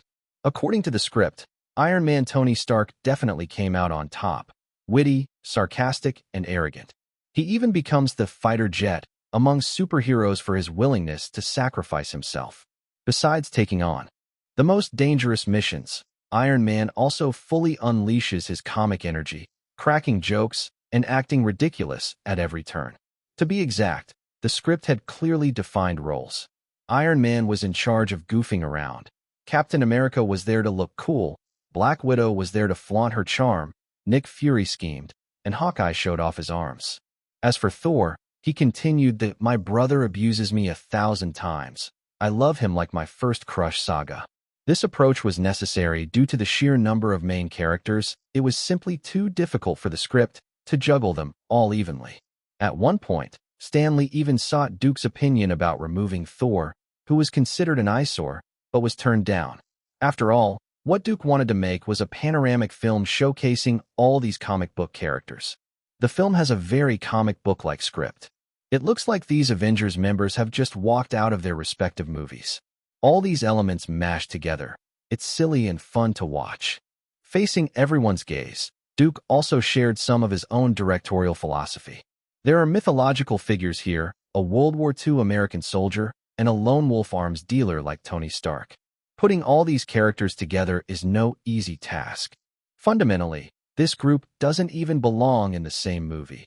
And yet we're trying to weave them together with a single story. This story will capture the attention of superhero fans across the globe. Chapter 799, The Avengers Social Network Circle. Chapter 799, Chapter 799, The Avengers Social Network Circle. Actually, movies like The Avengers have one advantage, and that is the audience is already very familiar with the characters. Since they've watched the previous films, Duke doesn't need to explain or interpret these characters in this movie. The film can dive straight into the plot and tell the story. Whether it's the characters' personalities or the stances of the superheroes, they're already well-known facts. In this case, Duke doesn't have anything to avoid, nor does he have much unnecessary dialogue to say. He can just tell the story directly without any groundwork, letting the audience see the climax from the very beginning and maintaining that high emotion throughout. That's enough. The meeting didn't last long. Apart from Scarlett Johansson staying behind to wait for Duke, the others left quickly. Duke was still discussing promotional matters with Kevin Feige. "Kevin, we need to think of more ways for promotion." After thinking for a moment, Duke said to Kevin Feige, "I have a suggestion. Nowadays, social networking platforms have shortened the distance between people and further sped up information circulation. I think Marvel can create official accounts for its superheroes on Instant Share and Twitter and form a unique circle of friends. Kevin Feige's eyes lit up at Duke's words. That's a great idea. I'll have the publicity department come up with a practical plan as soon as possible. After leaving Marvel Studios, Duke first dropped Scarlett off at a gym. Just like how Jeremy Renner specifically found an Olympic archery champion to train his archery skills to play Black Widow well, Scarlett had to undergo some training again. While Duke was preparing the film on his end, the promotional suggestion he made was quickly put into actual operation by Marvel Studios on the other. Ruin Weber was a very ordinary Instant Share user. He logged into his account almost every day, either posting some of his own comments or checking others' opinions. Today, he opened the Instant Share app on his phone and suddenly saw an account with a very interesting name featured in a prominent spot. That name was known throughout America: Tony Stark. Tony Stark? Iron Man. Since when did Iron Man join Instant Share? That was Ruin Weber's first reaction. Then he clicked on the account without hesitation. Every Instant Share user could upload a photo as their profile picture, and the account named Tony Stark used a movie still as its image. What is this? Ruin Weber was a bit confused and continued reading. The account also had a status update from Tony Stark. Drove Pepper's car today and accidentally wrecked it. Tomorrow I'll have Happy order her a Lincoln Navigator. Or maybe a yacht. Guys, give me some suggestions. Ruin Weber scratched his head. He saw that several people had already liked the post. The names were Bruce Banner, Happy, Natasha Romanoff, and Pepper Potts. They had also left comments. Bruce Banner: my motorcycle's wrecked too. Natasha Romanoff: Tony, you really understand women. Happy: got it, boss. Pepper Potts: Tony, just having you is enough for me. Meanwhile, Christopher Turner was reading Bruce Banner's Instant Share post. I've been feeling unsettled lately. I know I can't be irritable, so I bought a lot of books online to heal the soul. Hopefully, they'll help. Also, every time I talk to Natasha, I feel especially at ease. Natasha Romanoff and Steve Rogers liked this post. Steve Rogers: Professor, you can control yourself. You have to believe in yourself. Natasha Romanoff: you're too kind, Bruce. I'm glad I could help. Clint Barton: is there something going on between you two? Natasha Romanoff: not what you're thinking. On the other side, after following Tony Stark, Ruin Weber opened Loki's Instant Share. A new plan is brewing. No one liked it, but many left comments. Tony Stark: when we catch you, let's see if you can still Thor: brother, wake up. Come back to Asgard with me. Natasha Romanoff: Thor, you're the one who needs to wake up. Steve Rogers: I understand, Thor. It's like me and Bucky. Bucky Barnes: Cap, this isn't the place for that. These really piqued Ruin Weber's interest. He then opened the Instant Share of his longtime favorite, Hawkeye Clint Barton. Lately, the pressure's been huge. I know I'm the most ordinary one among the Avengers, but as a well-trained agent, I absolutely don't want to bow my head, especially in front of Nat. Though Natasha's been acting a bit strange lately. Maybe I'm overthinking. Likewise, a string of replies followed.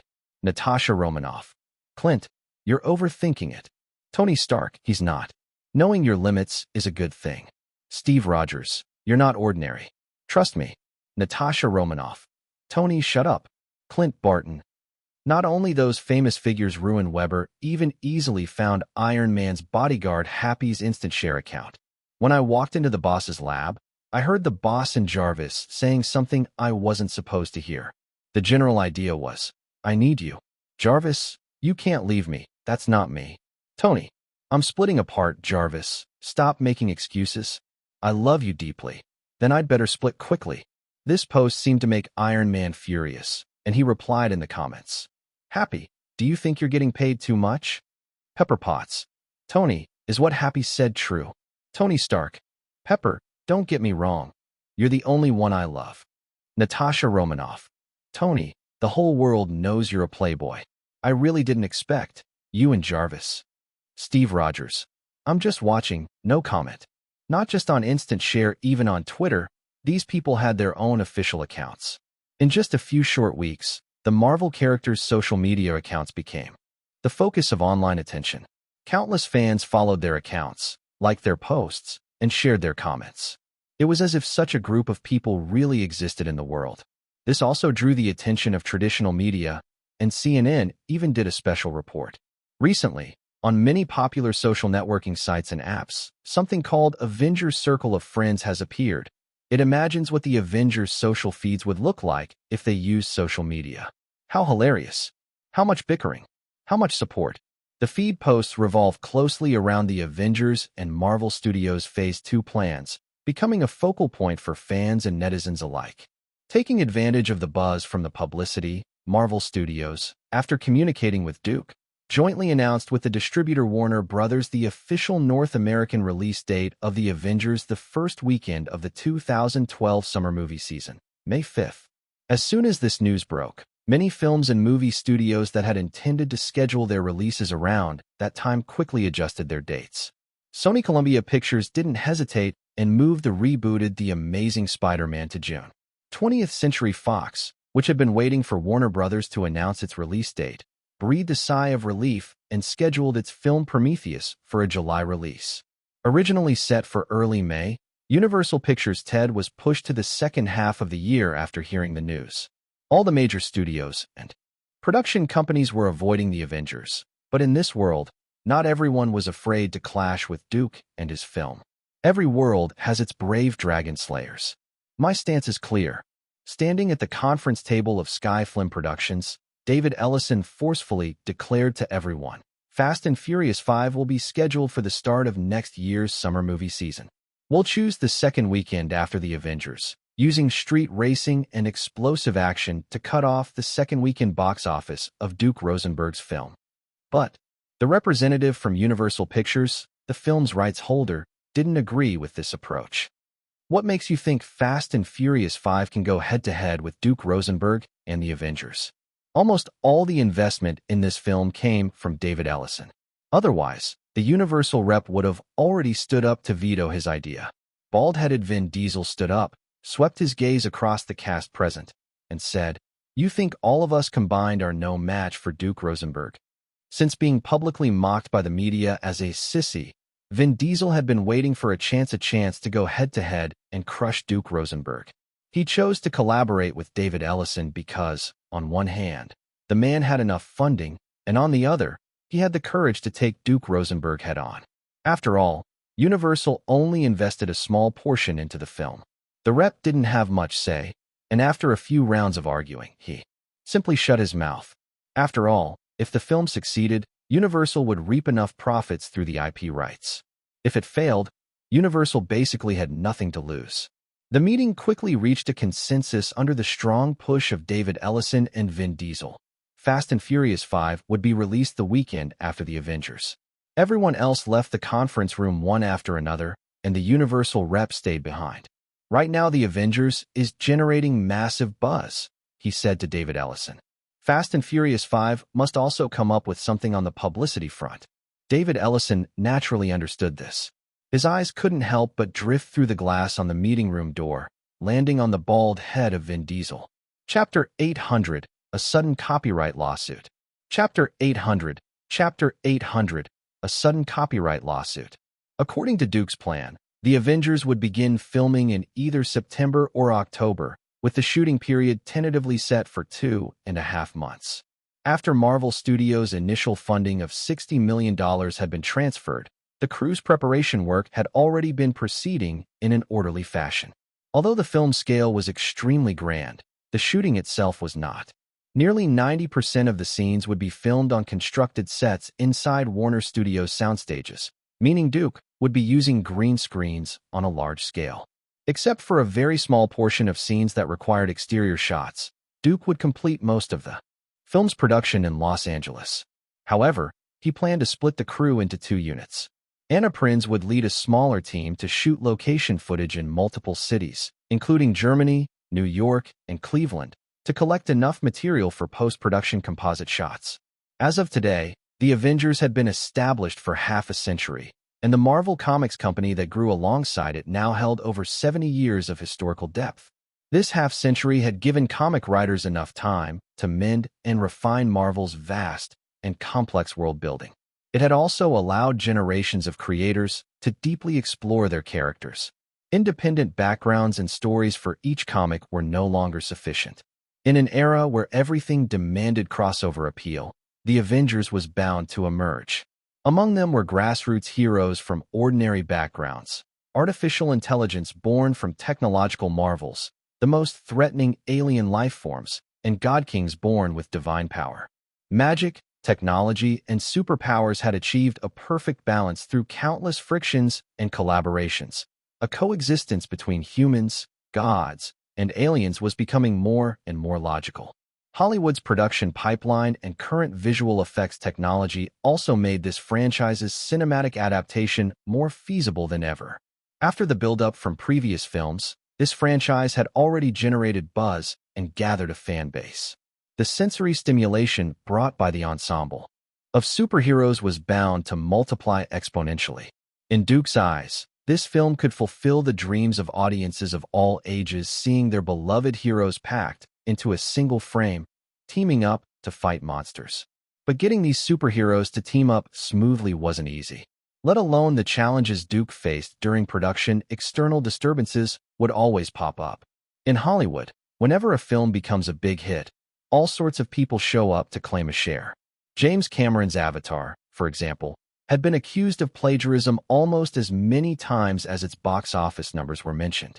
Some were driven by profit. Others were driven by competitors. This was already a chaotic and competitive industry. Using any tactics common in the business world wouldn't surprise anyone. When Duke was preparing the Avengers, he encountered some trouble. In mid-May, the descendants of renowned American comic artist Jack Kirby and their lawyers held a press conference, announcing they would file a lawsuit in Los Angeles court. They accused Marvel Comics and Marvel Studios, demanding an end to the copyrights of characters Jack Kirby had created. They called for a halt to the production and filming of the Avengers and a share of profits generated by related films. This news was quickly picked up by the media and became a public sensation.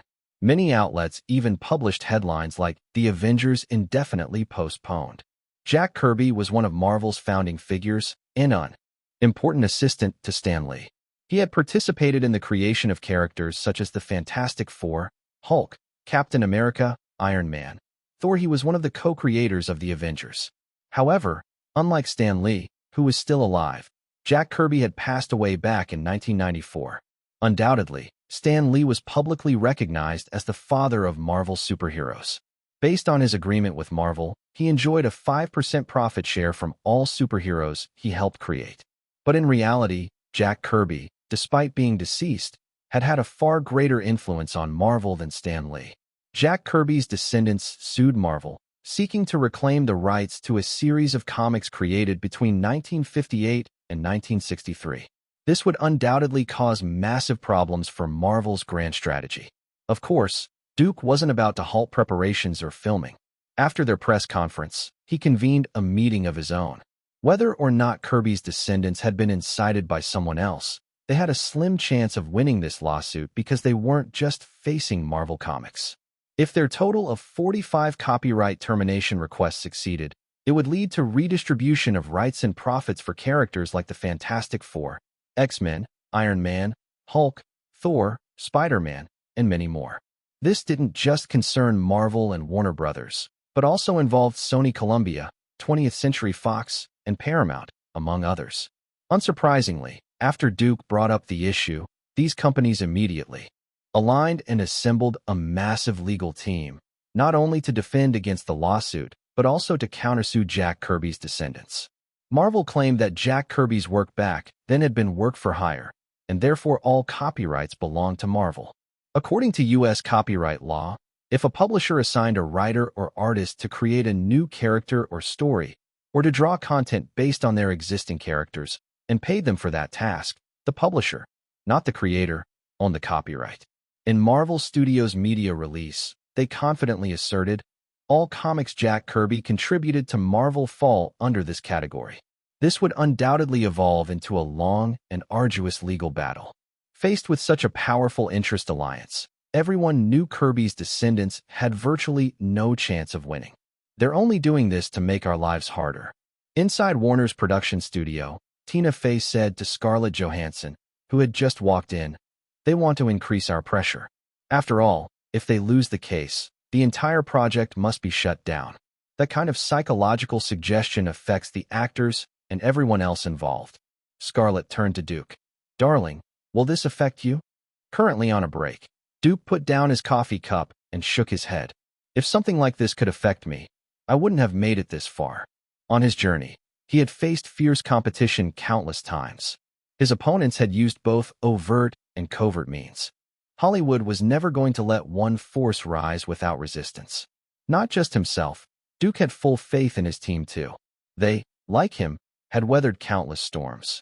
They weren't the kind of fools who came to Hollywood thinking it was some sort of sacred land. Scarlett, when you rehearse with the other actors, compared to his team members, Duke still had some concerns about the actors. You can also talk to them about this matter. No matter what, the production will not stop. Those actors weren't rookies, nor were they fools. With just a little hint, they would naturally realize that Jack Kirby's descendants didn't stand a chance of winning. Let alone the fact that back then it was indeed Marvel who authorized Jack Kirby to create the works even if they hadn't facing such a powerful coalition of interests. Wanting to win the lawsuit was nothing but a fantasy. This country indeed has a sound legal system, but only fools believe that the laws of America are fair and just. Scarlett nodded. I know what to do. Tina Fey had been flipping through some documents. At this moment, she suddenly spoke. Duke, there's something you should be aware of. David Ellison's Fast and Furious 5, in collaboration with Universal Pictures, is scheduled to release the weekend after hours. What's he trying to do again? Scarlett stood up and walked over to Tina Fey, looking at the document together. Does he naively think Fast and Furious 5 can beat the Avengers? We can't take it lightly. Duke had never been the arrogant type. The Fast and Furious series has already built up a huge fan base. As long as the film and its marketing don't go wrong, it's definitely a formidable opponent. Whoa! Scarlett suddenly exclaimed, as if she had seen something strange, and then said, There's actually someone you know in this cast. Before Duke could respond, she continued, They brought Mel Gibson back from Australia to play the main villain in the film. He actually came back. Duke lightly flicked his coffee cup. Tina, have someone keep an eye on Mel Gibson and this production crew. Tina Fey nodded. Scarlett Johansson, however, was thinking of something more. Could this lawsuit we're facing have something to do with David Ellison and his production? Duke gave a vague answer. It's possible. Just like he had said in the past, it didn't really matter who did it. What mattered was who stood to gain the most from it. As long as you could see who the beneficiary was, you'd know where your enemy lay.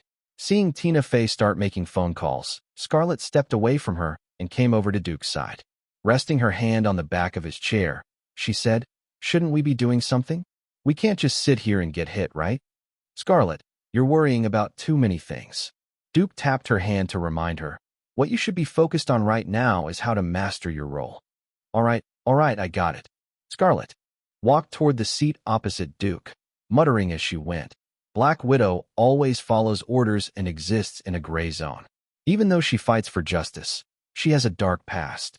But she still chooses to fight for what's right, partly because she has no choice, and partly because deep down she has a strong sense of responsibility. She always speaks with her fists. That's how she tells right from wrong. Chapter 801. The Best Era of Superhero Movies. Chapter 801. Chapter 801. The Best Era of Superhero Movies. Loki, who has come to Earth, is far more powerful than he was in Asgard. Due to his ambition causing chaos on Earth, his brother Thor obviously cannot stand by idly. Although the other members of the Alliance don't see it that way, Thor, who values family, firmly believes his brother will eventually come around. At the latest press conference, Duke revealed some new information and officially informed the public that the Avengers' First Assembly will face off against the most charismatic villain of Marvel Phase 1 Loki. Tom Hiddleston instantly became a media sensation. According to the publicity strategy drafted by the production team, he also accepted interviews. Loki is like a grandmaster in chess, already 10 steps ahead, playing everyone in the palm of his hand. Facing reporters, Tom Hiddleston said, It was only this month that I learned I would be joining the Avengers. Duke had just shown me the script. I was completely immersed from the first read. And finished it all in one go. It's absolutely brilliant. It's amazing how Duke managed to bring all these characters together while keeping it fresh. The Avengers script is the best superhero script I've ever read. Apart from these promotional efforts, the cruise preparations are in full swing. All the superheroes in the film will have newly redesigned appearances. Steve Rogers' costume differs from that in Captain America, with the newly designed battle suit offering greater mobility. The headpiece in particular looks more like the one from the comics, rather than a clunky helmet. Iron Man has a brand new suit, and the Hulk's appearance has also been completely redesigned, unlike any previous versions.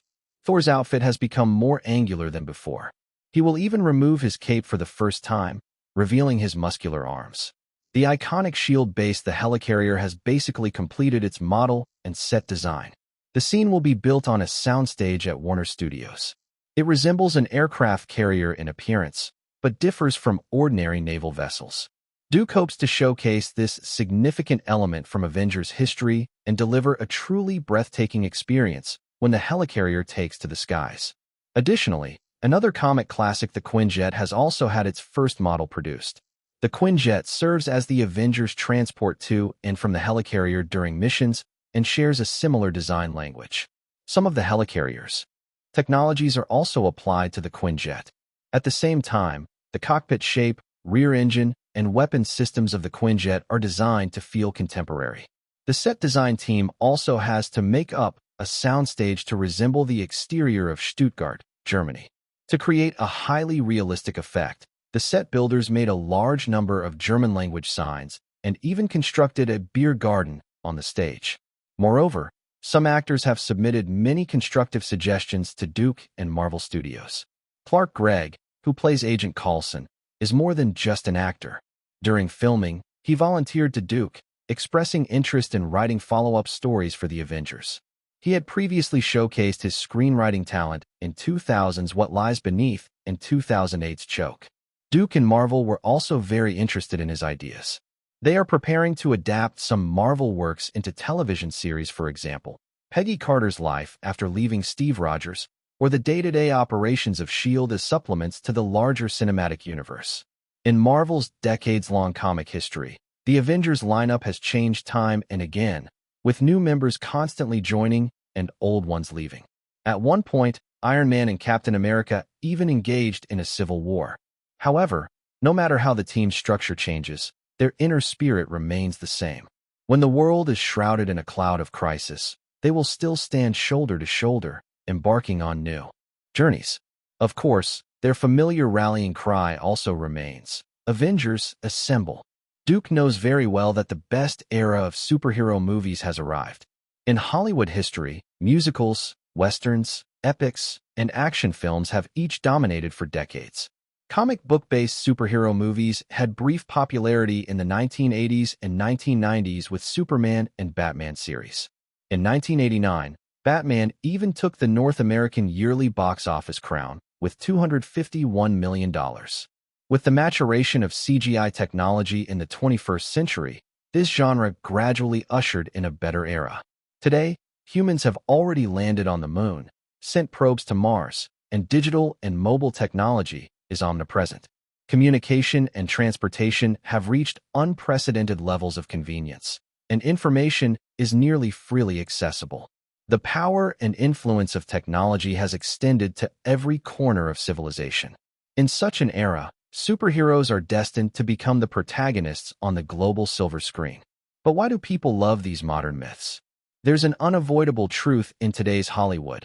Original science fiction films are rapidly declining, while superhero movies are on the rise. Since 1977, sci-fi films have been Hollywood's box office darlings, producing countless classic blockbusters. Now, however, that position is slowly being overtaken by superhero movies, which are adapted from once wildly popular American comics. These films blend action, adventure, fantasy, and science fiction, gradually becoming global commercial juggernauts. In fact, old Hollywood didn't rely on aliens or masked superheroes to make money. Musicals, westerns, epics, and evergreen action films were the darlings of film producers. Times have changed. Superheroes have become the new icons of the post-industrial age. From a certain perspective, comic book superheroes are the cowboy spirit entering the city, fused with modern culture. As Americans built their society from the wilderness into modern cities, then submitted to law and order. Industrialization compressed people from vast lands into assembly lines. Urban civilization demanded that everyone become a cog in the machine, like the workers in modern times or metropolis. People could no longer ride horses across the frontier or defy unjust laws like old-time cowboys. They could no longer experience the mystique of ancient mythologies. Urbanites needed a new kind hero, more glamorous, exaggerated, magical, with richer and more hidden inner worlds. These heroes had to transcend the limitations of the mechanical and digital age, becoming new myths that carry new dreams. Superman, Batman, and later superheroes fulfilled all of that.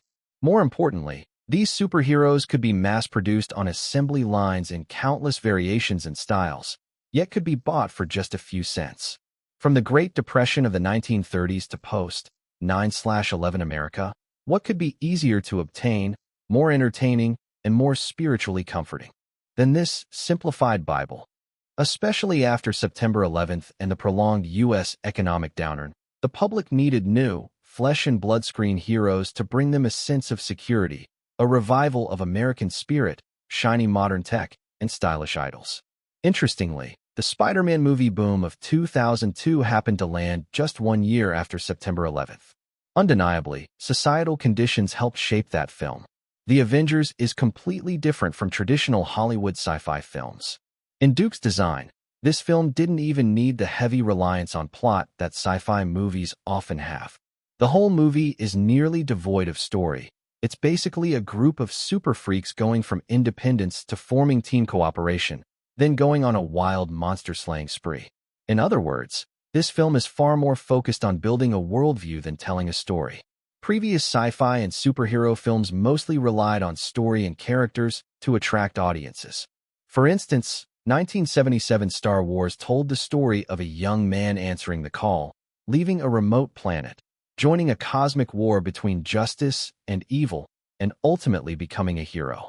All classic genre films are like this, relying on personalized characters and engaging stories, along with genre-specific traits such as thrilling car chases, intense shootouts, dazzling special effects, etc. to form the film's main highlights and selling points. 2009's Avatar can be considered a turning point. James Cameron used what seemed like a very old-fashioned storytelling formula to make a revolutionary film. This revolution was not just about the 3D trend. More importantly, it lay in the construction of a worldview. The social structure, settings, aesthetics, character relationships, etc. The audience was brought into a new world within the film, fully immersed in its grand and realistic visual display. Moviegoers were no longer consuming the story or the actors, but instead consuming a kind of technology, a worldview. Before this, series like Harry Potter, The Lord of the Rings, Star Wars, and many other sci-fi, fantasy, and superhero films had already been moving in this direction. Avatar was the milestone. Without a doubt, Duke pushed and developed Marvel's grand plan even further based on past experience. He and Marvel transformed the formerly linear development of film series into a network structure. Each superhero is like a small star in the night sky. They shine individually and illuminate one another, forming a vast world system. Every new Marvel movie can be seen as the sequel, side story, and trailer for the next movie. What's so good about the Avengers script and setup? Is it the story? Are the characters rich and deep? The answer is certainly no. Its greatest success lies in being the first to harmoniously place multiple superheroes with different personalities, powers, and backgrounds into one universe. Speaking of this, one must mention the enormous role of Marvel film Easter eggs. In the entire Marvel Cinematic Universe, the Easter eggs are not some optional gimmick, but rather the threads that connect all the individual superhero films together. Chapter 802, The Cold-Blooded Killing Machine That Doesn't Blink. Chapter 802. Chapter 802, The Cold-Blooded Killing Machine That Doesn't Blink. After the impressive results achieved by the previous 4 films, both Marvel Comics and Marvel Studios were brimming with confidence. Perhaps it's more accurate to say that no film series has ever had ambitions as grand as Marvel's. They used post-credit scenes in every film to remind the audience that these superheroes all live in the same universe. Just how vast and wondrous could this universe be? A concept now known as the Marvel Formula has indeed taken shape. At the end of May, Duke attended the premiere of Thor along with all the Avengers. This film, adapted from a second-tier Marvel hero, still managed to attract immense attention from movie fans, especially with the greenlighting of the Avengers, which made the film even more eye-catching and brought the Marvel formula to full display. In just its first 3 days, Thor, a character who had never been particularly popular or well-received in Marvel Comics, pulled in a whopping $78.09 million at the North American box office. Even though the film's word of mouth wasn't particularly strong, it still managed to attract a huge number of fans. Perhaps Thor himself seemed a bit dull, but the charm of the villain, Loki, was remarkable. With the release of the film, Tom Hiddleston became an instant sensation, raising expectations for Loki's performance in The Avengers. Riding the wave of hype stirred up by the heavy promotion of The Avengers, Thor earned $150 million in North America in just 10 days, and its global box office exceeded $250 million, which could already be considered a success. For a film without any star actors in its cast to achieve such brilliant results in such a short time is considered a small miracle in Hollywood. But for Marvel films, this has become the norm. Previous film series were basically centered around the core creative team: director, actors, screenwriters. Take the first 3 Superman movies, for instance. The directors were Richard Donner and Richard Lester, and the screenwriters were mainly David Newman and Mario Puzo. Audiences simply couldn't imagine anyone other than Christopher Reeve playing Superman, so when Reeve had an accident, no one dared make another Superman movie for many years. But in Marvel's superhero films today, the irreplaceability of leading actors has been drastically diminished. A few years back, when Tobey Maguire, who played Spider-Man, felt his value had risen and demanded a $20 million paycheck, Sony Columbia Pictures responded by saying that for a character who wears a mask 2/3 of the time on screen, replacing the actor could be done in minutes. As a result, Tobey Maguire had to quietly drop the matter. Even though Chris Evans, who played Captain America, signed a 6-film deal with Marvel, and Sebastian Stan, who played the Winter Soldier, signed for 9, they too can be replaced. X-Men First Class recast all the roles and portrayed the earlier years of Professor X and Magneto, which is one possible approach. Although replacing main actors remains a last resort, in the Marvel Cinematic Universe, the uniqueness of the actors has been reduced to near invisibility. Fans often have trouble remembering who starred in which superhero movie. What they remember is how the movie connects to previous ones and how the relationships between heroes have evolved. Especially with Duke's suggestion to focus on showcasing the world building, actors are no longer the soul of superhero films. They've become merely external shells. With the actors' irreplaceability diminished, the development of superhero films is no longer constrained by an actor's departure. Stories can evolve more freely according to market demand. Within the entire series, any character that gains popularity could spawn a new universe of their own, even if they were originally a B-list or even C-list character. Of course, Thor's success isn't solely due to the Marvel formula. The film's outstanding digital effects played a big part as well. Today's rapidly advancing digital effects are undoubtedly one of the guarantees that Duke and Marvel Comics can realize their Marvel master plan. Back in the 1970s and 1980s, practical effects helped science fiction films take off. Entering the 21st century, computer-generated imagery fully took over special effects production, leading to an industry upgrade in Hollywood where technology stood shoulder to shoulder with creativity. Now, with technologies like 3D, IMAX, Dolby Atmos, high frame rate, and motion capture, the boundless imagination found in comics can finally be unleashed.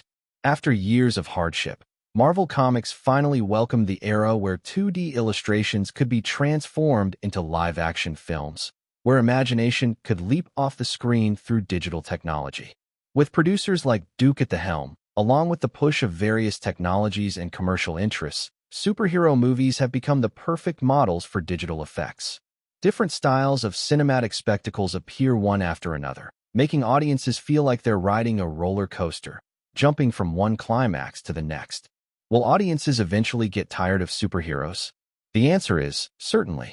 Just as they once grew tired of Western cowboys, musical stars, robots, and aliens. In Duke and Marvel Studios' long-term plans, even films 10 years into the future already have preliminary outlines. Will the next generation still obsess over the superhero universe? Does the focus on world-building deviate too far from storytelling and narrative art? Duke doesn't know the answer to that. Only time will tell. As modern-day mythology, as long as there are profits to be made, superhero stories will continue to be told, until the entire society and culture undergo a complete shift. Duke is well aware that it is commercial interests that have shaped superheroes. It is society's needs that bestowed them with divine status. Whether it's Superman, Batman, Iron Man, or Spider-Man, they are merely projections of the real world in an alternate parallel universe.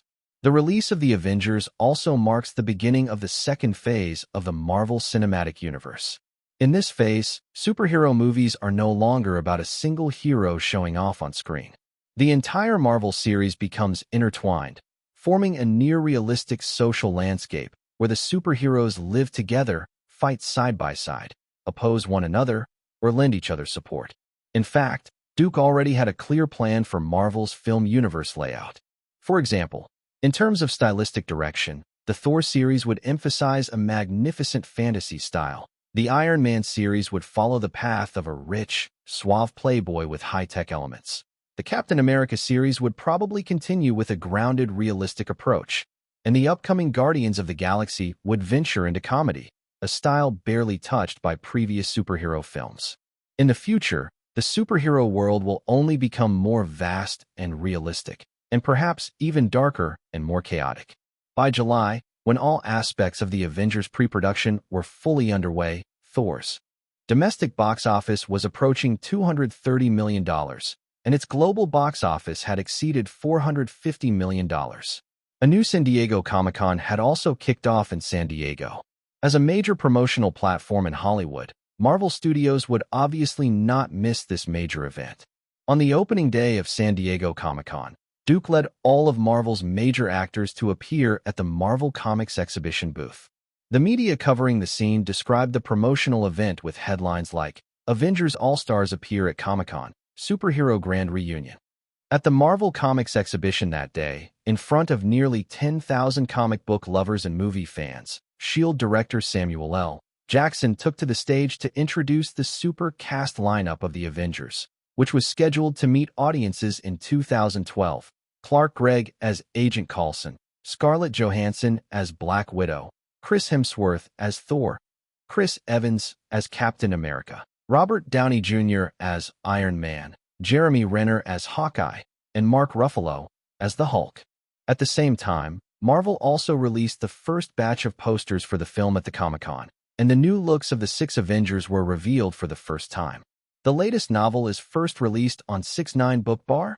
When we were doing our costume test photos, Thor held his hammer, Captain America had his shield, Hawkeye was equipped with his bow and arrows, Iron Man was floating above us, and the Hulk was bulky enough to instantly crush us. During an interview, Scarlett seemed a bit discontented. Only I was holding 2 small handguns, but the stylist immediately comforted me, saying, "These guns match you perfectly. You look like a no-blinking killing machine." Compared to the actor's focus, Duke, aside from preparing the Avengers, also had his attention divided by other work. This month, he also attended the premiere of Transformers 3. Since Michael Bay took over, the franchise had reached its 3rd installment. Although the film's reputation was not as solid as the first one, its commercial performance remained outstanding. The second film grossed over $350 million in North America and collected more than $1 billion globally. Michael Bay himself, thanks to this franchise, had completely shaken off his previous downturn and returned to the ranks of top-tier commercial directors in Hollywood. This franchise had always maintained close cooperation with China, and its box office in the Chinese market continued to set new records. In the 3rd film alone, commercial advertising sponsorships from China exceeded $30 million. Transformers 3 maintained strong commercial momentum, earning over $130 million in its first week in North America, and grossing more than $400 million in nearly 100 markets worldwide upon simultaneous release. Those once mechanical beings had already become global pop culture icons. When it came to Transformers, Duke was fully at ease. This was a thoroughly commercialized series, and Michael Bay could be considered a highly suitable director. If, as some professionals suggested, Optimus Prime and Megatron frequently indulged in philosophical reflections or pondered the meaning of existence, the franchise would have collapsed. Aside from following Transformers, Duke focused more of his energy on Harry Potter and the Deathly Hallows, Part 2. The film had already been pulled from North American theaters, and he, along with Warner Brothers, had to employ various means to prevent certain parties from taking more of the profits that rightfully belonged to them. Chapter 803. Was there a profit at the box office? Chapter 803. Chapter 803. Was there a profit at the box office? The success and influence of the Harry Potter series is beyond doubt.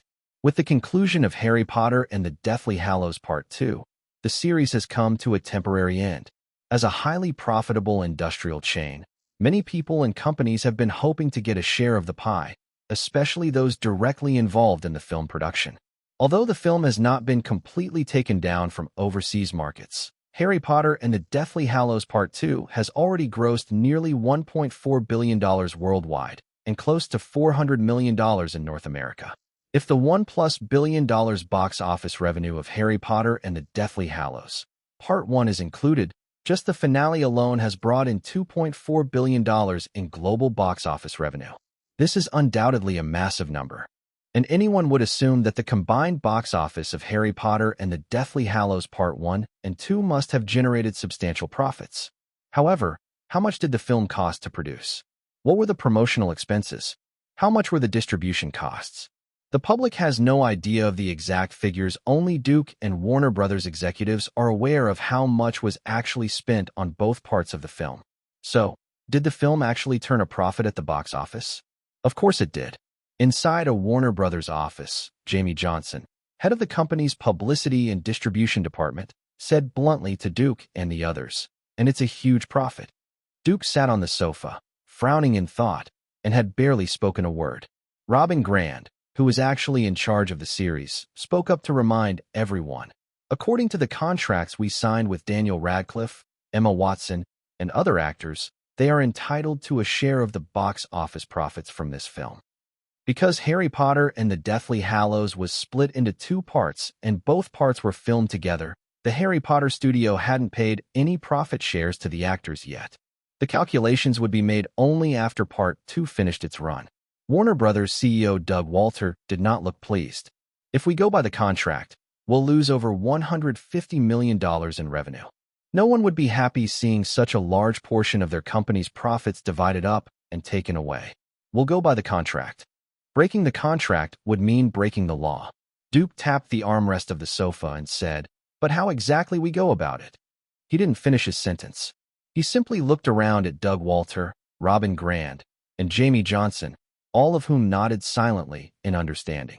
As early as the time of contract signing, they had already put relevant strategies in place. A film has many sources of revenue, and box office shares are just a part of it. But in the case of Harry Potter and the Deathly Hallows Parts 1 and 2, that number was still astonishing. In fact, based on Warner Brothers' internal budgeting and projections, either of the 2 films from Harry Potter and the Deathly Hallows needed to exceed $526 million in global box office revenue to break even. It can be said that $526 million was the break-even point for either Part 1 or Part 2 of Harry Potter and the Deathly Hallows. The break-even point is a critical indicator for Hollywood studios when setting budgets. They project the film's potential revenue range based on its investment, genre, and cast, and then work backward to determine the appropriate investment level. However, if the budget is too low, many stars and marketing resources may not be available, which could directly affect the revenue. Therefore, studios must carefully weigh the budget against the projected revenue to find the optimal break-even point. In fact, among the 2 Harry Potter and the Deathly Hallows films, the biggest expenditure was on promotional and marketing costs. Nowadays, mainstream Hollywood film distribution follows a widespread and intensive model, often launching simultaneously on thousands of screens, but with a theatrical window of only a dozen or so weeks. To support this distribution model, studios must launch aggressive advertising campaigns to drive audiences into theaters within a short period. According to a report by the Motion Picture Association of America, by 2010, the average promotional expense for a Hollywood film had reached $35 million. Television, newspapers, magazines, billboards, and the internet had all become major battlegrounds for Hollywood film promotions. Production costs are another major expense for Hollywood films. These are usually divided into below-the-line costs, primarily payments to technical staff and expenses related to logistics, equipment, and maintenance, and above-the-line costs, mainly payments to the film's management and creative personnel, including producers, screenwriters, directors, and actors. In the case of the two Harry Potter and the Deathly Hallows films, director David Yates and the main actors were all compensated through a base payment plus profit-sharing model, with each person receiving a substantial upfront payment followed by a share of the profits depending on box office performance. For example, as the director, David Yates received a $10 million upfront payment and was entitled to a 4% to 8% share of the film's profits. The exact percentage depended on the film's profitability. Duke had signed a similar contract, a tiered profit-sharing agreement. The difference was that Duke's contract involved all revenue sources from the film, while David Yates's share was only from box office profits. In addition, once the film reached its break-even point, David Yates was entitled to a $500,000 bonus. This tiered revenue-sharing model for key creative personnel has become a norm for Hollywood blockbusters because it encourages creators to invest more wholeheartedly while also preventing overly high upfront investments. However, the Harry Potter studio didn't sign these contracts to avoid high upfront costs. Besides these, another portion is also included in the film's total cost, the guild bonuses. According to agreements between the Producers Guild and various Hollywood guilds, film companies must pay a certain fee and profit share to relevant unions such as the Screen Actors Guild, Directors Guild, and Writers Guild every time they exploit a film and derive income from it. This doesn't apply only to box office revenue, but also includes all income from re-releases and television broadcasts. In Hollywood's history, ordinary film workers were not originally entitled to profit shares from a film's continued earnings. Even in the 1950s, when television rebroadcasts of films began generating considerable economic returns, they received nothing. Hollywood owes much of its current structure to one man, Ronald Reagan. While serving as president of the Screen Actors Guild, he led Hollywood actors to gain the right to share in the profits from film re-releases, which later extended to other unions as well. In the years that followed, as new distribution channels continued to emerge, residual bonuses repeatedly became a focal point of disputes between guild organizations and the Alliance of Motion Picture and Television Producers, which represents the interests of major Hollywood studios. In order to increase the proportion of residuals, Hollywood guilds did not hesitate to initiate multiple strikes. For instance, the famous 2008 Writers Guild strike. Nowadays, contracts between distributors in Hollywood and regions around the world vary, but overall, out of the $2.4 billion in total box office revenue generated by the two films of Harry Potter and the Deathly Hallows, Warner Brothers, as the distributor, was able to take roughly $800 million. This is, of course, not the total revenue of the Harry Potter and the Deathly Hallows films, just a very small part. Hollywood films are large in scale, with production budgets of over $100 million being commonplace, but through diversified revenue channels, risks can be effectively mitigated. Today's Hollywood has developed a very mature movie operation mechanism and evolved a windowed release model, where movies are released in sequence across different platforms such as theaters, home video, television, new media, and overseas markets, with the top-tier windows enjoying a certain exclusivity period. A typical Hollywood film is first released in theaters for a few months.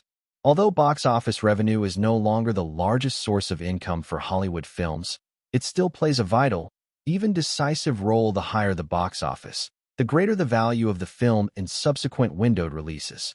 After the theatrical run ends, studios release the film in home video formats such as DVD and Blu-ray. As early as 1986, Hollywood's major studios earned more revenue from video rentals and sales than from box office, making it the most important revenue source. Following video release, Hollywood films enter the television window. Last year alone, the six major Hollywood studios earned $37.7 billion from licensing movies and TV shows to television networks. This television window can be further subdivided into several tiers according to profit margin. First is pay-per-view on demand, followed by premium cable channels such as HBO, Showtime, and Starz. These major pay-TV movie channels typically begin airing the film about 9 months after its theatrical release. Studios charge a licensing fee based on the film's box office performance, an average of $7 million per film, though blockbusters can command as much as $20 to $35 million. After that, the film is licensed to broadcast networks for airing, a window that usually lasts several years. A commercial film's license fee generally ranges from $3 million to $15 million, depending on the investment scale, box office performance, and number of reruns. Finally, the film enters the syndication market and is licensed to local TV stations. In the largest local TV markets, a blockbuster can earn up to $5 million over a 5-year license period. The overseas distribution of Hollywood films generally follows the same windowed sequence. It is precisely this mature windowed system that enables a film to generate enormous broadcasting revenue. This also allows many box office failures to recoup their investments through other channels. These revenues are substantial, which is why Duke and Warner Brothers consistently refuse to sign any profit-sharing agreements outside the box office with the Harry Potter cast. In actual contracts, apart from the proportions mandated by agreements between producers' guilds and unions, neither the actors nor David Yates, the director, received any share of these profits. As a result, the Harry Potter studio had to pay the price by significantly increasing their share in box office profits. However, the Harry Potter studio had long since become an independently operated company with its own financial accounting system and had prepared a specialized accounting method for assessing losses. Chapter 804, Massive Losses. Chapter 804, Massive Losses. In Hollywood, when it comes to paying profit shares, most companies are not particularly enthusiastic. Delays of a year or more are common, and it's not unusual for indefinite delays to end up in court. Therefore, from the moment Harry Potter and the Deathly Hallows Part 2 was taken off theaters, the agents of a British agency representing the young actors of Harry Potter and director David Yates flew to Los Angeles, persistently chasing after Robin Grand and the heads of the Harry Potter studio to demand payment. Since a profit-sharing agreement had been signed, it naturally had to be honored, otherwise the relevant laws weren't just for show. However, calculating the profits of Harry Potter and the Deathly Hallows Part 1 and Part 2 takes time. At present, Warner Brothers, as the distributor, has received a total share of $800 million from the box office of the two films. Based on this amount, the Harry Potter studio began financial reconciliation. The Harry Potter studio was only the production side of the films. It had signed a distribution agreement with Warner Brothers, under which 10% of the total box office revenue of Harry Potter and the Deathly Hallows Part 1 and Part 2 would be Warner Brothers' distribution fee. That's 10% of $2.4 billion, roughly $240 million. This portion of the money would be deducted by Warner Brothers, and even though it was essentially paying itself a service fee, no one could find fault with it. Next came the promotional and marketing expenses. In Warner Brothers' submitted reports, Harry Potter and the Deathly Hallows Part 1 had a spend of $120 million in this area, while Part 2 had related expenditures of $130 million. This funding was essentially Warner Brothers paying itself again, as most of the marketing channels used belonged to Time Warner. After deducting this total of $490 million, the remaining $310 million was transferred to the Harry Potter Studios account. But those who had signed a box office profit-sharing agreement still couldn't participate in sharing this amount, because the Harry Potter studio still had to deduct production costs. In this regard, the Harry Potter studio didn't play any tricks. Since both films were shot together, they saved quite a bit. The total production cost of Harry Potter and the Deathly Hallows Part 1 and Part 2 was $300 million. But that still wasn't the end of it. The Harry Potter studio did not have sufficient funds to invest in the films. The $300 million investment came from a loan. The Harry Potter studio had borrowed the money from one of Duke's film funds. Now, More than 3 years had passed since the loan, and the Harry Potter studio needed to pay $47 million in interest to Duke's fund. This, of course, was a left-hand to right-hand financial cost. But the Harry Potter studio was a financially independent company. Paying interest on loans was not only proper, it fully complied with the relevant legal standards.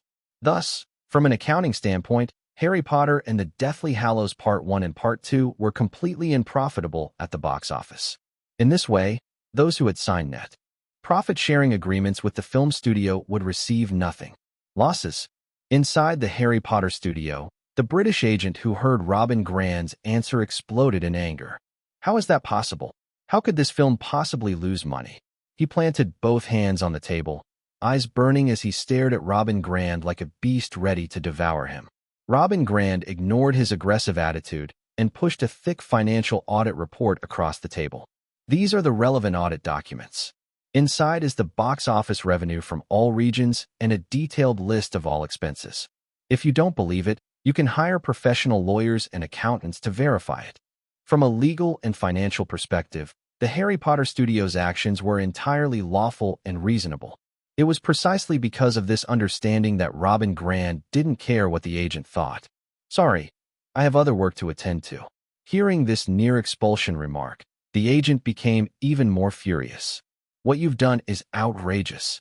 Don't forget, they are Daniel Radcliffe and Emma Watson. They're top-tier superstars right now. Lifting his head, Robin Grant simply looked at him without saying a word. The agent's momentum gradually faded. Staring at the seemingly indifferent Robin Grant, he slowly began to understand something. Daniel Radcliffe, Emma Watson, and the other young actors under the company had indeed become stars thanks to the Harry Potter series. The first two, in particular, were at the peak of their fame. However, the Harry Potter series had concluded. Their value to the Harry Potter studio. Taking a deep breath, the agent suppressed his fury and said, "This won't be the end of it, Mr. Robin Grant. Do you really want to see this end up in a lawsuit?" Robin Grant smiled faintly. This financial report fully complies with legal regulations. If you want to sue the Harry Potter studio, go ahead. With that, he pressed the intercom, summoned his secretary, and had the British agent escorted out of the office. Neither Robin Grant nor the powers behind him, Duke and Warner Brothers, were afraid of a lawsuit. From a legal standpoint, the Harry Potter studio's accounting calculations were bulletproof. This matter involved hundreds of millions of dollars. Duke and Warner Brothers wouldn't back down easily, and those actors and their agents, of course, wouldn't give up either. They were actively moving around Hollywood, trying to exert pressure on the Harry Potter studio, and even found lawyers to prepare for filing a lawsuit in the Delaware Court of Chancery. Just like most Hollywood companies, the Harry Potter studio was also registered in the state of Delaware. No profit from the box office at all. Inside a Warner Brothers production office, J.K. Rowling, who had come specially from London, sat across from Duke, holding a coffee cup as she asked, "Duke, this isn't fair to Emma and the others." "Joe." Looking at J.K. Rowling, Duke said, slowly, "You can also obtain the relevant data compiled by the Harry Potter studio. You're free to have your accountants and lawyers verify it." J.K. Rowling didn't respond. "Our collaboration has always been smooth, and not a single penny of your profit share has ever been missed," Duke continued. "And I believe our cooperation will continue." Unlike the actors, J.K. Rowling had the right to share in all related income, and the box office profit or loss didn't affect her earnings in the slightest. Cooperation. J.K. Rowling looked at Duke. Of course, Duke raised his eyebrows slightly. "Both I and Warner Brothers hope to continue working with you. Our cooperation has always been pleasant." "Joe, I suppose you wouldn't want to work with those unfamiliar companies, would you?" No matter what, neither Duke nor Warner Brothers had ever tampered with the income that J.K. Rowling rightfully deserved. After thinking for a few seconds, J.K. Rowling smiled. "Of course I want to continue working with you. If there hadn't been a platform like Time Warner, there wouldn't have been the Harry Potter craze, and she wouldn't have achieved such fame and fortune." J.K. Rowling was no fool. She knew how important a media group was to her. Between a media conglomerate and those actors who were basically of little value, the choice wasn't difficult at all. After that, J.K. Rowling never mentioned the matter of the actors' box office share again. Instead, she discussed some of her ideas for her new work, Fantastic Beasts, and where to find them with Duke. However, The Harry Potter film series had just ended, and Fantastic Beasts and Where to Find Them was still in the conceptual stage. To adapt it into a film belonged to the future. After seeing J.K. rolling off, Duke shifted his focus back to the preparations for the Avengers. But he had only looked at the storyboard sketches for half an hour before Tina Fey knocked on the door. "Emma Watson is here. She wants to see you." Hearing Tina Fey's words, Duke thought for a moment and said, "Let her in." A few minutes later, Tina Fey brought Emma Watson into the office. "Hello, Director Rosenberg." She took off her sunglasses and greeted Duke proactively. Duke nodded at her and pointed to the chair opposite his desk. "Have a seat, Miss Watson." After Emma Watson sat down, Tina Fey brought over a cup of coffee. She didn't leave, but sat at another desk in the office. Duke, busy with work, got straight to the point. "What's the matter?" The two were merely acquaintances, let alone having any relationship. They weren't even familiar with each other. Clearly, Emma Watson held some expectations about Duke. "Director Rosenberg, I don't know if you've heard, but there's been an issue with the contract I signed with the Harry Potter studio." Hearing this, Duke frowned slightly. "Sorry, Miss Watson. Though I was a producer on the Harry Potter series, it was just in name only. The specific matters were handled by Robin Grande and the Harry Potter studio. You're looking for the wrong person." Emma Watson wanted to say more, but Duke raised his hand to stop her. "I'm in the middle of preparing the Avengers, and what you're talking about has nothing to do with my work." Before she could continue, he gave Tina Fey a look. The assistant walked over and made a pleased gesture. Her eyebrows tightly furrowed.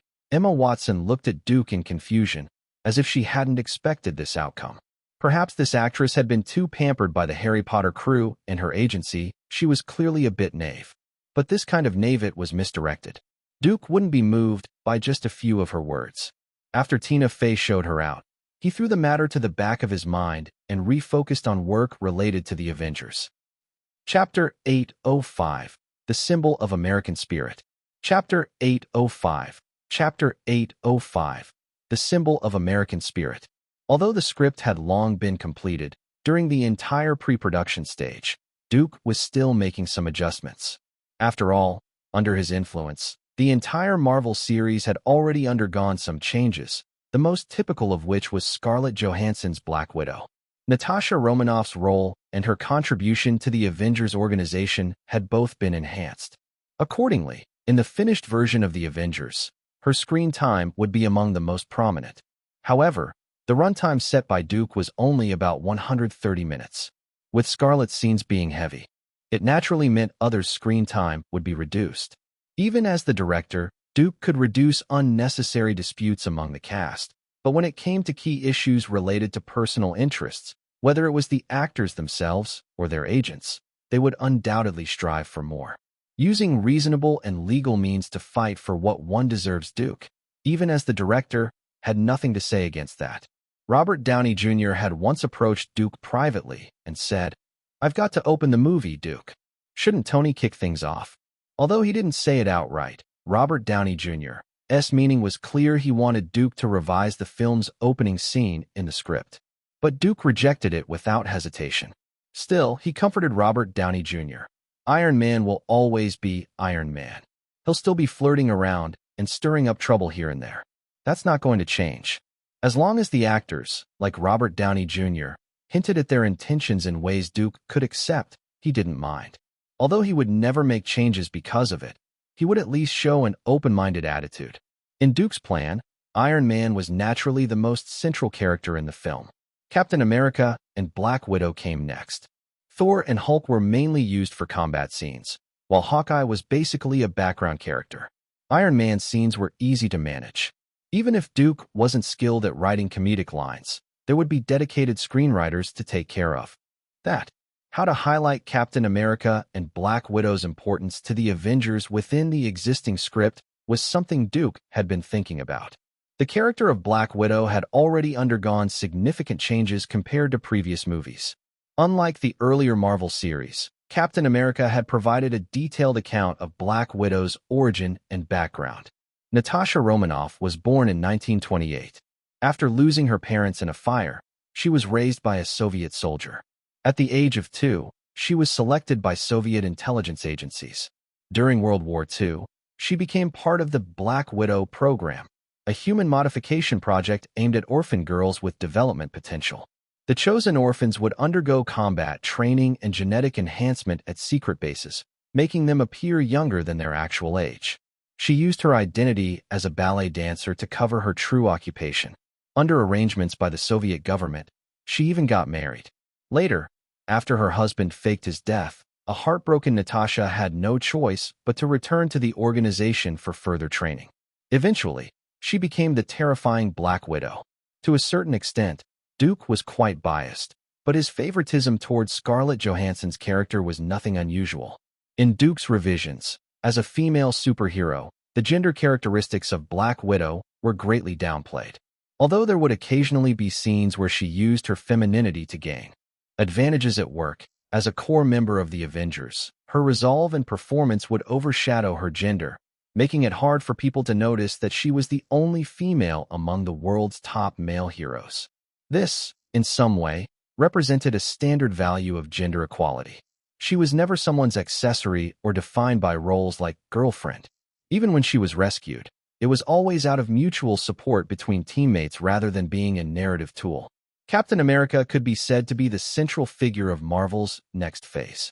And in terms of popularity, Steve Rogers ranked second only to Tony Stark among the six. He wasn't just a key presence in the Avengers. He was the one who could unite the rest of the team. More importantly, his popularity in the North American market was indisputable. From the moment of his creation, Captain America had always been the undisputed symbol of American spirit, justice, duty, morality, and a firm set of values and worldview. But it was precisely this perfection that made Captain America incredibly lonely. His divinity was too strong, almost overshadowing his humanity. After waking up from 70 years of being frozen, he faced a completely changed world. That kind of loneliness and disorientation could shake anyone to their core. Becoming withdrawn and afraid of social contact was a natural reaction after isolation. But Captain America would only struggle silently and calmly, trying to find his new sense of duty and belonging in this world. His pain, like his loneliness, was quiet. It was the existence of the Avengers that gave him new life. After confusion and solitude, Captain America would rediscover his value, completing the journey from superego back to ego. He wouldn't follow blindly, nor would he lose faith in others. His leadership qualities would be fully displayed in Duke's setup. Compared to Captain America, the Hulk was also lonely. But instead of trying to integrate into society, he chose to stay away from it. His loneliness stemmed from an overgrown ID, and his own superego felt pain and conflict from its overwhelming dominance over that unruly ID, forming a highly contradictory and destructive Hulk. Although Bruce Banner appeared as a gentle, scholarly doctor in daily life, inside, he was always roaring as the angry Hulk. In this tug-of-war between rationality and instinct, the Hulk existed in a constant state of anger and pain. This misunderstood loneliness made it difficult for him to truly see himself as human. He was always wavering in self-identity, and his doubt and inner conflict made him even more dangerous. However, Duke wouldn't focus too much on the Hulk. He was just the fist of the Avengers. Time gradually moved forward to September 2011. Under the halo of the Oscars, Duke's previous film Gravity finally exited both the North American and global markets this month after a long theatrical run. During its nearly 10-month release, the film had both periods of skyrocketing box office numbers and times of dwindling attendance. But the film's final box office numbers remained astonishing. In the end, Gravity ended its theatrical run with $371.26 million in North America and $868.94 million worldwide. Although the film's high production cost, promotional expenses, and Oscar campaigning efforts meant it barely broke even at the box office, achieving large-scale profits through merchandising and licensing wouldn't be difficult at all. Compared to Gravity, which saw a massive surge in cost due to time constraints, the Avengers had a significantly lower total investment. The final production budget for the film was set at $200 million. Aside from the terrifyingly high actor salaries, the largest portion still went to visual effects. Industrial light and magic, which became one of Duke's assets earlier that year, naturally took on the film's VFX production. In addition to several VFX teams at its San Francisco headquarters, ILM's branches in India, London, and Singapore were also tasked with handling a significant portion of the film's rendering work. During Duke's preparation phase, ILM had already begun modeling certain CGI shots for scenes that had been fully finalized. For example, the all-CG environment shots involving the helicarrier had already been placed on ILM's schedule early on. To build these complex CG visual effects, they constructed many large-scale green screen layers to provide convenience for shot rendering and to increase flexibility. Just the CG work involving the helicarrier alone would include nearly 130 VFX shots. These shots were divided into daytime and nighttime effects. Duke demanded that the final footage display two distinct visuals. One of the scenes involved the helicarrier flying above the clouds, with its rear visible in the frame. For this shot, ILM extended the structure of the ship and created many visual effects, including clouds, skyline, exterior hull, and hallways. These digital backgrounds were designed to be double-layered and fully visible. The production was quite a challenge. ILM first followed Duke's instructions to build a massive helicarrier, which had to appear completely different under daytime and nighttime conditions. In mid-September, Marvel Studios CEO Kevin Feige gave an exclusive interview, during which he revealed the latest updates about the Avengers production team. Yes, the Avengers has started filming. Then, pointing at a giant poster of the Avengers hanging on his office wall, he told the reporter, "And let me say again, just look at these actors. Look at these leads. This is like a rock concert. It's just unbelievable." Kevin Feige was very excited. At San Diego, when they walked on stage together, seeing those charming actors standing side by side. If you didn't feel a chill down your spine, then you must not have a pulse. Basically, you might as well hop into a coffin and go back to your hometown. Now, director Duke Rosenberg is leading the shoot on set. I've read his script. It's amazing. I've seen the work that's coming next. I've seen all the designs, and then, they're just out of this world. The Avengers is going to be a supreme superhero film. I'm debating whether to say more, but we're very, very excited about it. Just as Kevin Feige said, in the sound stages at Warner Brothers Studios, Duke had already raised the curtain on the filming. Chapter 806. The person Captain America trusts the most. Chapter 806. Chapter 806. The person Captain America trusts the most. There was no excessive promotional activity. Filming quietly commenced at Warner Studios, with Duke first shooting scenes involving Black Widow Natasha Romanoff and Captain America Steve Rogers. In Captain America, it was only mentioned that Steve Rogers had been rescued from the ice and brought back to modern society by Natasha Romanoff and Agent Coulson. Captain America is indeed dedicated to justice, but he's no fool. Even with a former comrade like Natasha Romanoff present, getting him to work for a suddenly emerging organization wasn't going to be easy. Besides Natasha Romanoff, S.H.I.E.L.D. needed to gain Captain America's trust. The first scene on the shooting schedule that Duke filmed was precisely about this. The soundstage was arranged to resemble a hospital room. Scarlett Johansson and Chris Evans walked to the hospital door. John Schwartzman operated the camera, which followed them quietly, along a dolly track. The last time we met, I was still a Soviet. Now I've become an American agent. In Duke's director monitor, Scarlett gently knocked on the door. As she turned the doorknob, she said to Chris Evans, "Steve, you don't say it, but I know you have doubts about me. I'm taking you to meet one of the founders of S.H.I.E.L.D., an old friend of ours." After speaking, she opened the door and walked in, with the visibly puzzled Chris Evans following behind her. Cut. That's a take. After 2 prior test shots, the first shot was successfully completed. Duke shouted toward the set, "Reset the scene." Shooting resumes in 15 minutes. The hospital room had already been set up in advance. After adjustments to the camera and lighting, another actor, Haley Atwell, joined the shoot. But unlike her stunning appearance in Captain America, she now wore obvious aging makeup. To gain Steve Rogers' trust in S.H.I.E.L.D., no one was better suited than Peggy Carter. Plus, Captain America still owed Peggy Carter a dance. A reunion 70 years later would add emotional appeal. It took Duke a full 2 days to complete the reunion scenes between Steve Rogers and Peggy Carter. Then, the production moved to Hughes Aircraft Factory, where another soundstage shoot began. The massive soundstage was transformed into a messy workshop.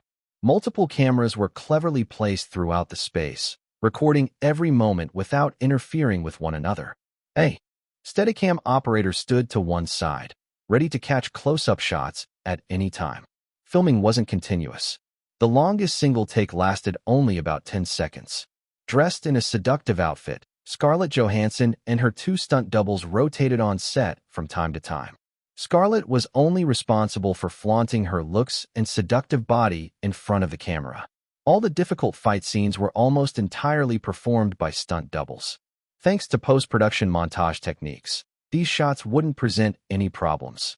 Of course, it wasn't too hard to tell. Scenes where Black Widow wasn't facing the camera or had her face obscured by hair were mostly done by stunt performers. To be specific, there were shots that required Scarlett to perform personally, but not many. Many CG scenes have already reached the preliminary stage.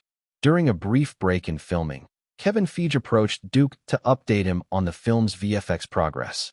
The location unit led by Anna Prinz has also set out. Also, the California state government is very pleased the crew is staying in Los Angeles for filming and has offered us a 9% tax rebate incentive. Like many states in the U.S., California began revising its film industry policies to counter the outflow of Hollywood crews. In addition to available subsidies, big-budget productions could also qualify for significant tax rebate programs. After exchanging a few words with Kevin Feige, Duke told him to find Charles Roven instead. Handling those administrative matters was their responsibility. Duke preferred to focus his energy on filming. Today's primary shoot involved Black Widow Natasha Romanoff. After finishing the complex fight scenes, Scarlett had a relatively relaxed dialogue scene. Wearing black stockings and a tight black miniskirt, she held a pair of high heels in one hand and a phone provided by a sponsor in the other, walking toward the outside. The boom mic lowered from above to hover near her head. Yes, Steve Rogers doesn't trust you. Because you launched several wars that never should have happened. That goes against what he believes in. Her dialogue was clearly related to assembling the Avengers. Phil, you and Nick Fury should understand this. Captain America is loyal to his country, not to any particular government or organization, even if that organization was founded by Peggy Carter. That billionaire doesn't trust me. She continued, walking off. Phil, let the big shot and the muscle guy be your concern. I'll handle Steve. I'll take him to see Peggy Carter. Cut. Seated behind the director's camera, Duke shouted for a cut, then gave instructions. Move to stage 3. Tell Chris to get ready.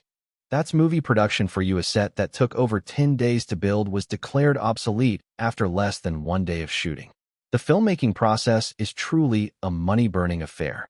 Inside the makeup trailer, aside from routine makeup to better match Steve Rogers' image, the stunt coordination team had someone wrap thick bandages around Chris Evans' hands. He exited the trailer and stepped into a slightly smaller soundstage nearby. It had been set up as a vintage training gym, the very place Steve Rogers used daily after waking from his frozen state. Having fully grasped everything that happened after World War II, Steve Rogers found much of the U.S. government's actions at odds with his ideals, at times, even resembling those he had sworn to destroy. Even though S.H.I.E.L.D. had saved him, he still didn't place much trust in them. Comparatively, Natasha Romanoff, a comrade who had fought alongside him and experienced life-and-death battles, remained one of the few people he could partially trust. These scenes posed little challenge for Chris Evans at this stage of his career. After Duke gave him brief instructions on blocking and a few minor notes, he stood in front of a punching bag. Scene 12, Shot 1. Now rolling. With the script supervisor's cue, Chris Evans, like a professional boxer, began striking the hanging punching bag with loud thuds. These weren't soft taps, he was genuinely hitting it hard. Even with the bandages, he could still feel a bit of pain. After several takes of him hitting the bag, the crew switched in a different, hollow prop bag. Chris Evans threw a few punches at this flimsy substitute and then landed a powerful straight punch. At the same moment, a rigged device activated, sending the bag flying like a leaf in a storm. Okay, these shots might appear ordinary now, but with post-production, they would be transformed into outstanding cinematic moments. Through the loudspeaker, Duke's voice rang out again. Where's Scarlett Johansson? Next up was the scene between Black Widow and Captain America. Why do I always feel like Marvel screenwriters? Walking over to the director's chair and seeing the crew still busy arranging lights and props, Scarlett quietly said to Duke, "Want to make Black Widow and Captain America a couple?"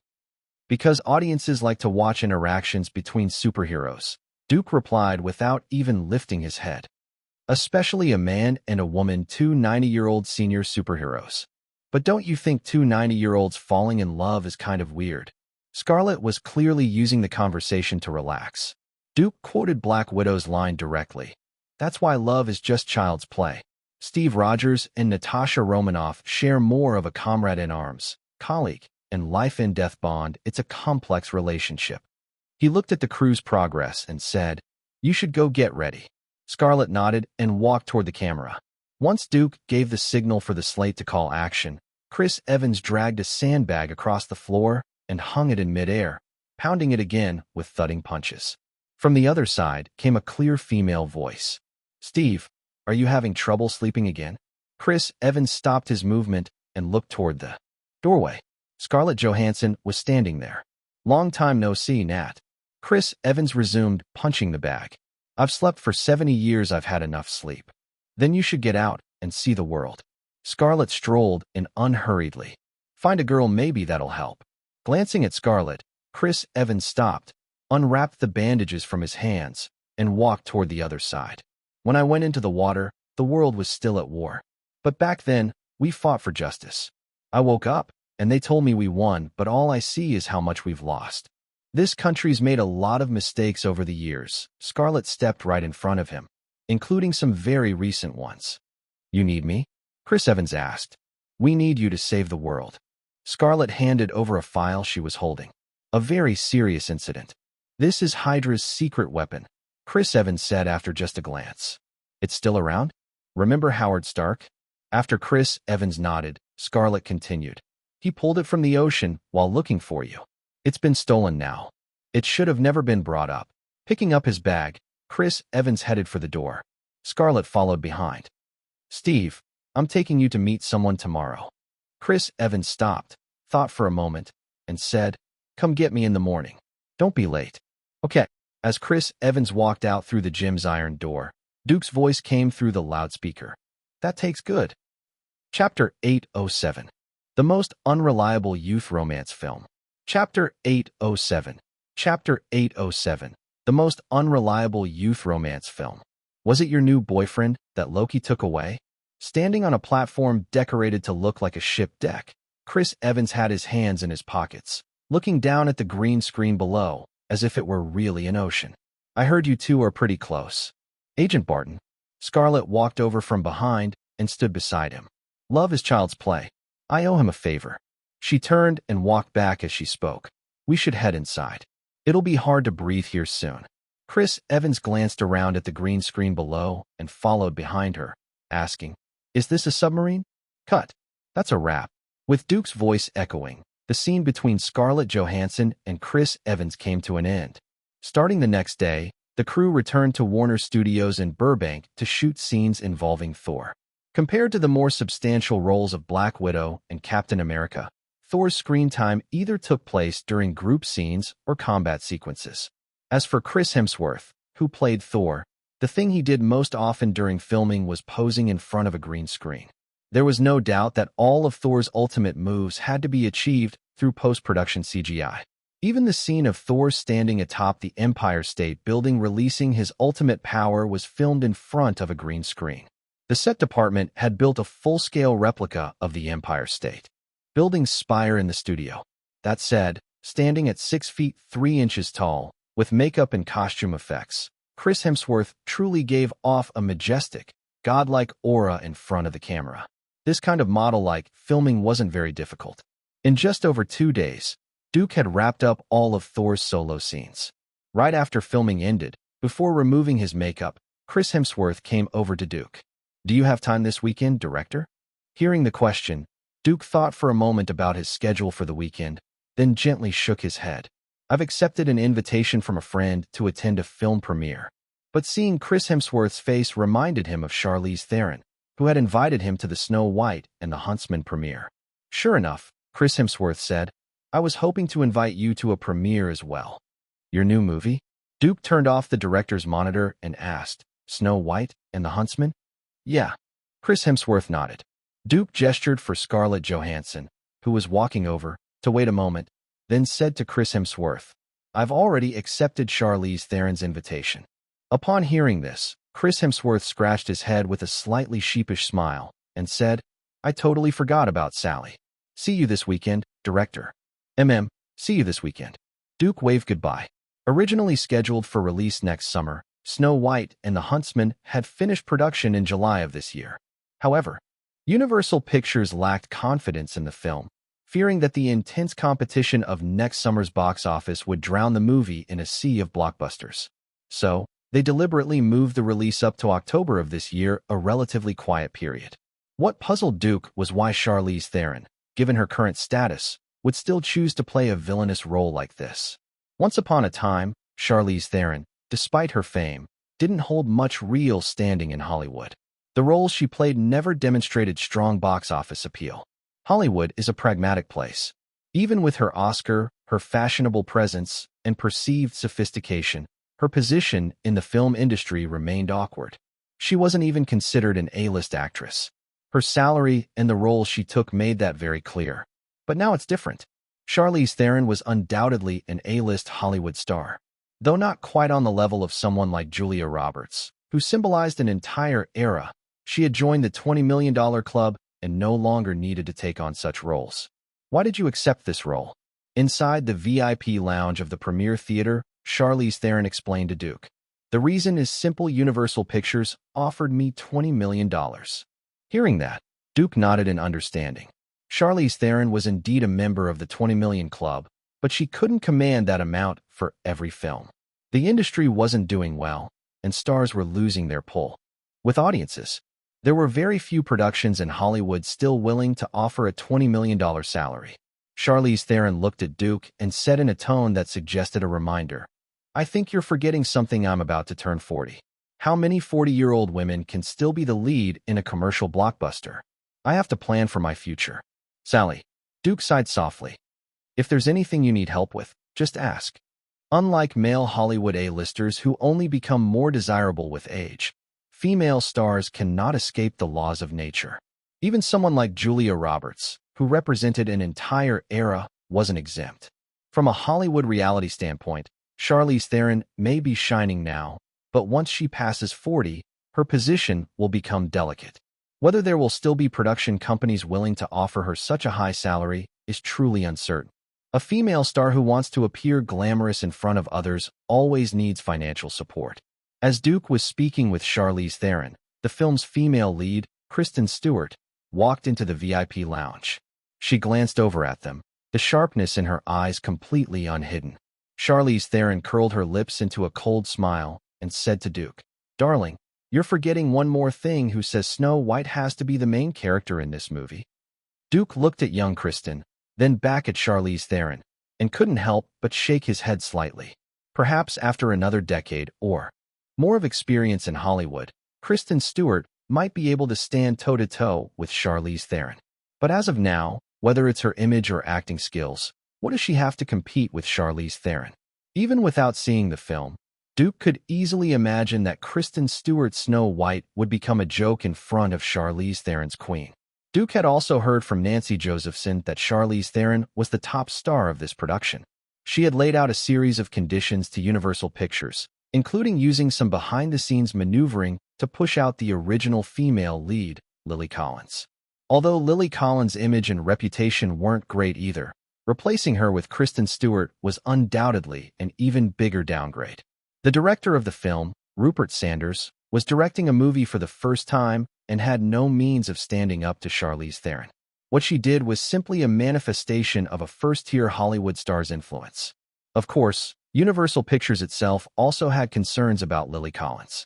The rumors about her plastic surgery were flying all over the place, which wasn't good for the film, and industry insiders knew that she was essentially a manufactured product. Afterward, Duke and Charlize walked into the screening room to watch this repackaged dark version of Snow White.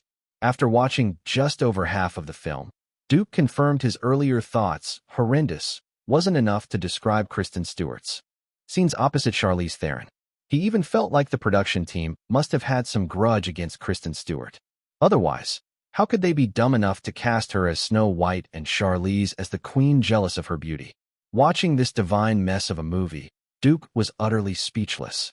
It was the most ridiculous teen idol flick he had ever seen. Just how stunning was this loser version of Snow White supposed to be?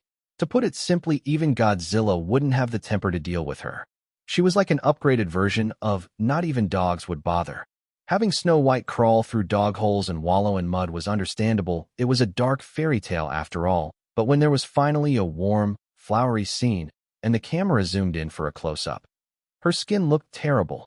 Was the director trying to seduce Kristen Stewart or something? Like, if you won't cheat with me, I won't give you soft focus or any beautifying filters.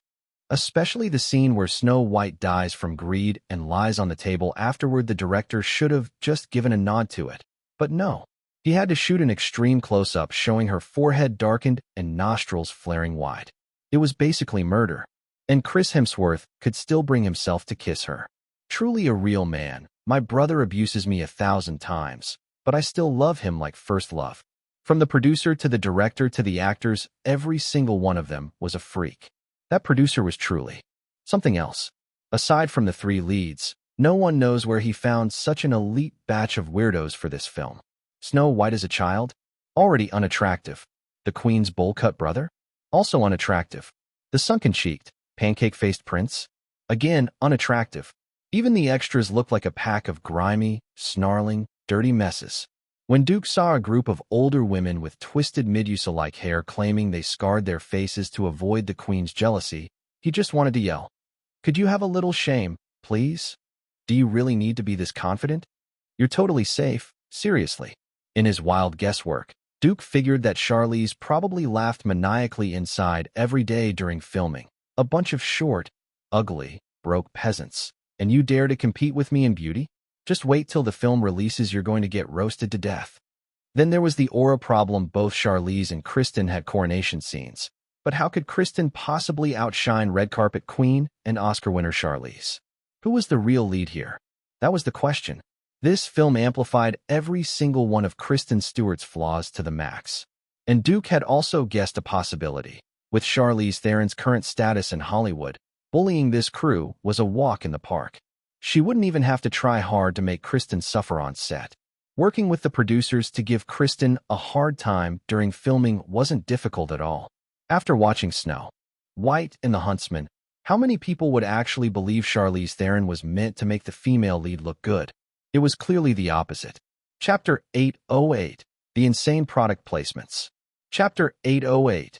Chapter 808, The Insane Product Placements. In Snow White and the Huntsman, Charlize Theron handed in a perfect answer sheet to the director. Her portrayal of the Queen was truly devastatingly beautiful, flawless. In contrast, Kristen Stewart's Snow White was like a clay sculpture loser, same expression from beginning to end, and her under-eye bags and buck teeth were endlessly magnified. A princess more beautiful than the Queen? Magic mirror, are you blind? The voluptuous, seductive, and imposing Queen completely crushed the vampire big mouth, big-eyed and lifeless, underdeveloped body Snow White. I dare say Chris Hemsworth's cup size is bigger than Snow White's. I've already bowed down before the Black Queen's raven dress.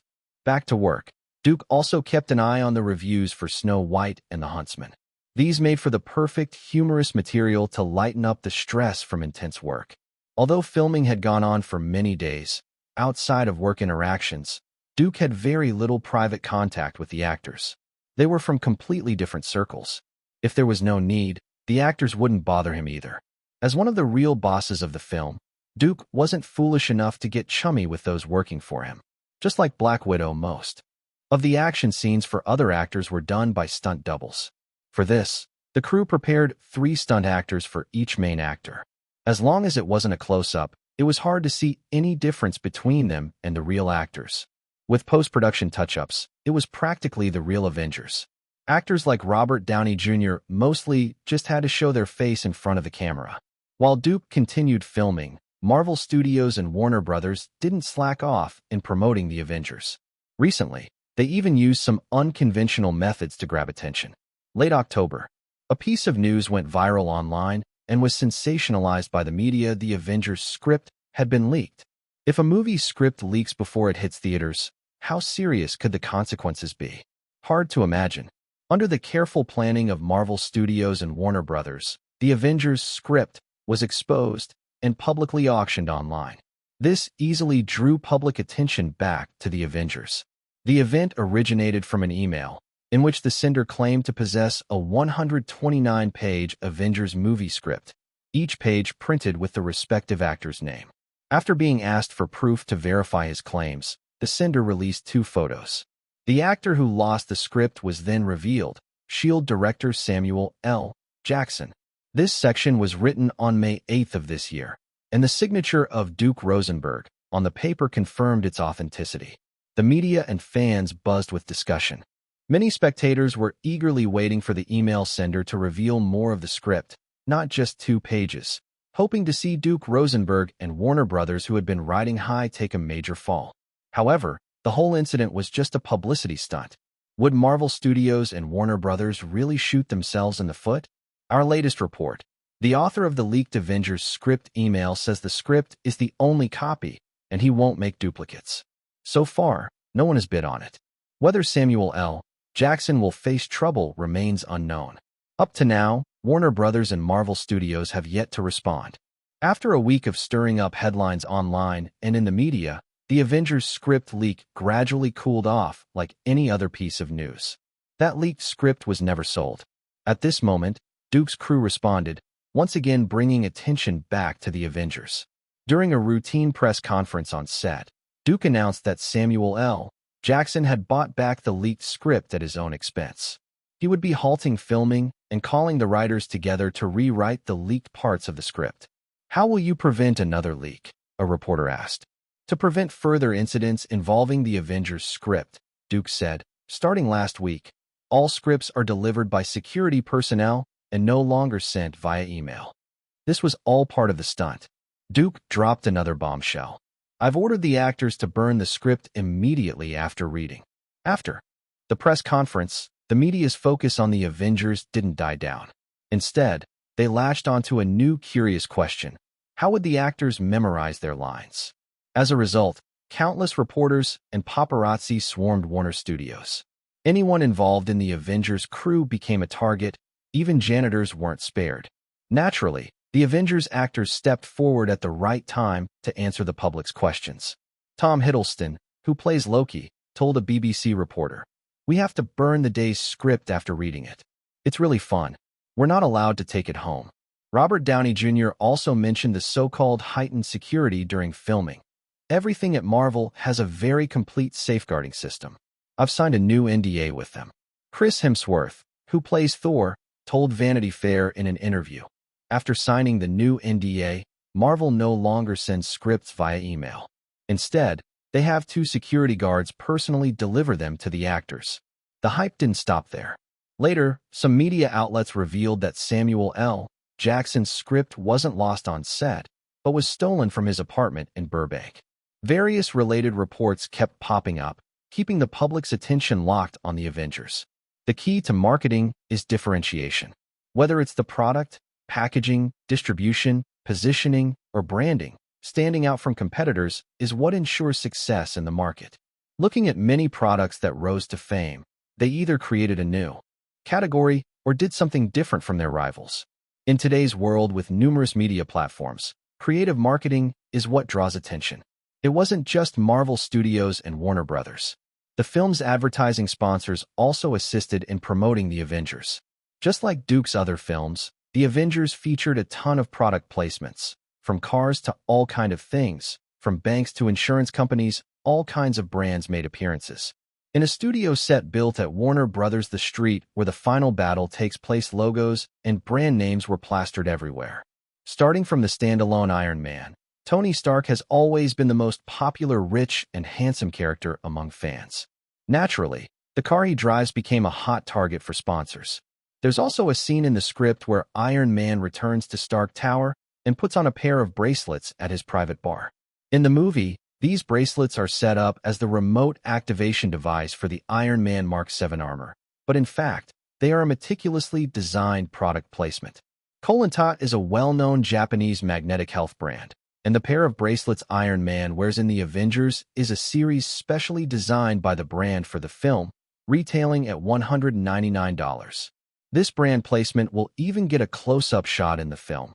The script notes that during the chaotic battle in Manhattan, an alien blast blows up a shop, and that store space was allocated to the brand by the commercial development team. During the following shoots, 3 Asian faces joined the crew. In an explosion scene, Duke placed them at the very front of the panicked fleeing crowd. These 3 people were none other than Kolentat's owner Komatsu Katsuji, his wife, and daughter. The reason for doing this is simple. Duke is not only the film's director, but also its biggest investor, and Kolentat poured a whopping $100 million into the Avengers for these specially tailored product placements. Not just Kolentat, there are other placements appearing during the Manhattan battle scene, including Citibank, brand Aussie Bum, insurance companies, and more. They all appear in the form of street advertising signs. For example, in the setup, Iron Man falls down near a telephone booth, and the already constructed booth has a large JanSport logo on it. It's a well-known American backpack brand. In already filmed scenes, when Captain America, Hawkeye, and Black Widow's aircraft crash lands on a street, it stops right in front of a Citibank branch. Like the Transformers series, the Avengers also features Chinese brand placements. In the constructed private jet set, the TV Pepper Potts uses to watch news broadcasts is clearly labeled with TCL. In one of Scarlett Johansson's early filmed scenes, before Black Widow makes her appearance, a CG-added train passes through the frame. On the last 2 carriages are red advertising posters, Elite Grain Duo. While the Avengers will be filled with wild ad placements, they won't appear out of place. Most of the product placements are set in the film's vehicles and the final battle scenes on the streets of New York. This is, after all, a modern world setting. Seeing some logos on New York streets is completely normal, and no one would complain about branding on vehicles after all. Superheroes can't rely solely on their legs to get around, right? Even though The Avengers hasn't been released yet, these ad placements alone are enough for the crew to recoup the production costs. Such a high amount in advertising sponsorship has also set a new record for advertising revenue in Hollywood films. The enthusiasm of advertisers has greatly eased the film's financial pressure. However, Duke remains absolutely focused during filming. After all, the success or failure of The Avengers will determine the future trajectory of Marvel Comics. Chapter 809, Self-Praise. Chapter 809. Chapter 809, Self-Praise. The final climactic scene of the film was undoubtedly its main selling point. Its scale and setting were both grand, yet the actual shooting was not so. The aerial sequences relied mainly on CGI, while the ground battle scenes were confined by Duke to a single street, effectively reducing the workload and financial investment required for set construction and CG production. This film required very few exterior shots. Most of it was performed in front of a green screen. Almost all the backgrounds and explosions were created through CGI compositing. Send people into these buildings. Standing atop a car placed before the green screen, Chris Evans, dressed in his full Captain America costume, said rapidly to 2 police officers, "The people inside might panic. They could run into gunfire. Lead them through the subway. Don't let them out onto the street." Time was tight, and he spoke quickly. "From here all the way to 39th Street. Seal everything off. Why should we listen to you?" The officer waved his hand impatiently. Then Duke signaled the start. 2 stunt performers covered in motion capture sensors leaped onto the car, and Chris Evans, following the preset choreography, easily took them down. After Evans knocked away the last enemy with his shield, the officer immediately shouted into his communicator, "Send people into these buildings. Lead them through the subway. Don't let them out onto the street. All the way to 39th Street. Seal everything off." When the morning shoot ended, Duke went to his office suite to change clothes. Then, together with Scarlett and Sofia Coppola, who had come by to visit the set, he went to a nearby restaurant near the Warner Studio, a place full of Mexican flavor, to enjoy some Latin dishes he rarely ate. Mexican beef stew, tacos, and quesadillas filled with vegetables, meat, and cheese were the restaurant's specialties. After just a few bites, Sophia and Scarlett set down their knives and forks and instead drank several glasses of pure Fruit juice. These dishes have way too many calories, Sophia said, putting down her glass. We've long passed our growth phase. These foods are basically a woman's worst enemy. Unless you want to play a character actress, Scarlett added. It's best for women to stay far away from food like this. Duke merely shrugged. He had long grown used to such scenes. Most actresses, once their bodies finished developing, would adopt strict dieting habits. Many of them even lived in a near-constant state of hunger. Compared to that, Sofia Coppola and Scarlett Johansson, who still ate normally, were already doing well. Some actresses practically replaced their daily meals with diet shakes. There was even a rumor circulating in the industry that Madonna maintained her current physique purely by surviving on water and yoga. There's always been that rumor. Scarlett shrugged. If it were me, I'd rather stop being an actress than torture my stomach like that. You've already lost quite a bit of weight. Sitting diagonally across from Duke, Sophia reached out and pinched Scarlett's arm. I can't believe this is the chubby little Scarlett I used to know. Because someone doesn't like plump girls, Scarlett said, glaring at Duke before changing the topic. Let's talk about your new movie. Sophia, I remember you were supposed to be shooting in France. Why are you back in Los Angeles again? The crew ran into some issues, Sofia Coppola said helplessly. My new film's investor is Weinstein Company, but they've had some problems with their cash flow. The later stage funding hasn't arrived yet, so the production had to pause. Financial troubles, something no production ever wants to face. Fortunately, Weinstein Company was financially strong, so it was likely just a temporary cash flow issue. Duke figured Sophia's crew would be back to normal soon enough. After lunch, Sofia Coppola took her leave. Duke and Scarlett returned to Warner Studios, where all the main cast members had gathered in the main soundstage. That afternoon, the crew was set to film a key scene. After intense setup and lighting adjustments, the 6 Avengers stood together on a prop bridge scarred by battle. Scene 235, take 47. Standing behind the director's monitor, Duke raised his megaphone and personally shouted, "Action!" On camera, the 6 Avengers stood in a circle, facing enemies that did not actually exist during filming. The boom microphone for on-site recording hung above their heads.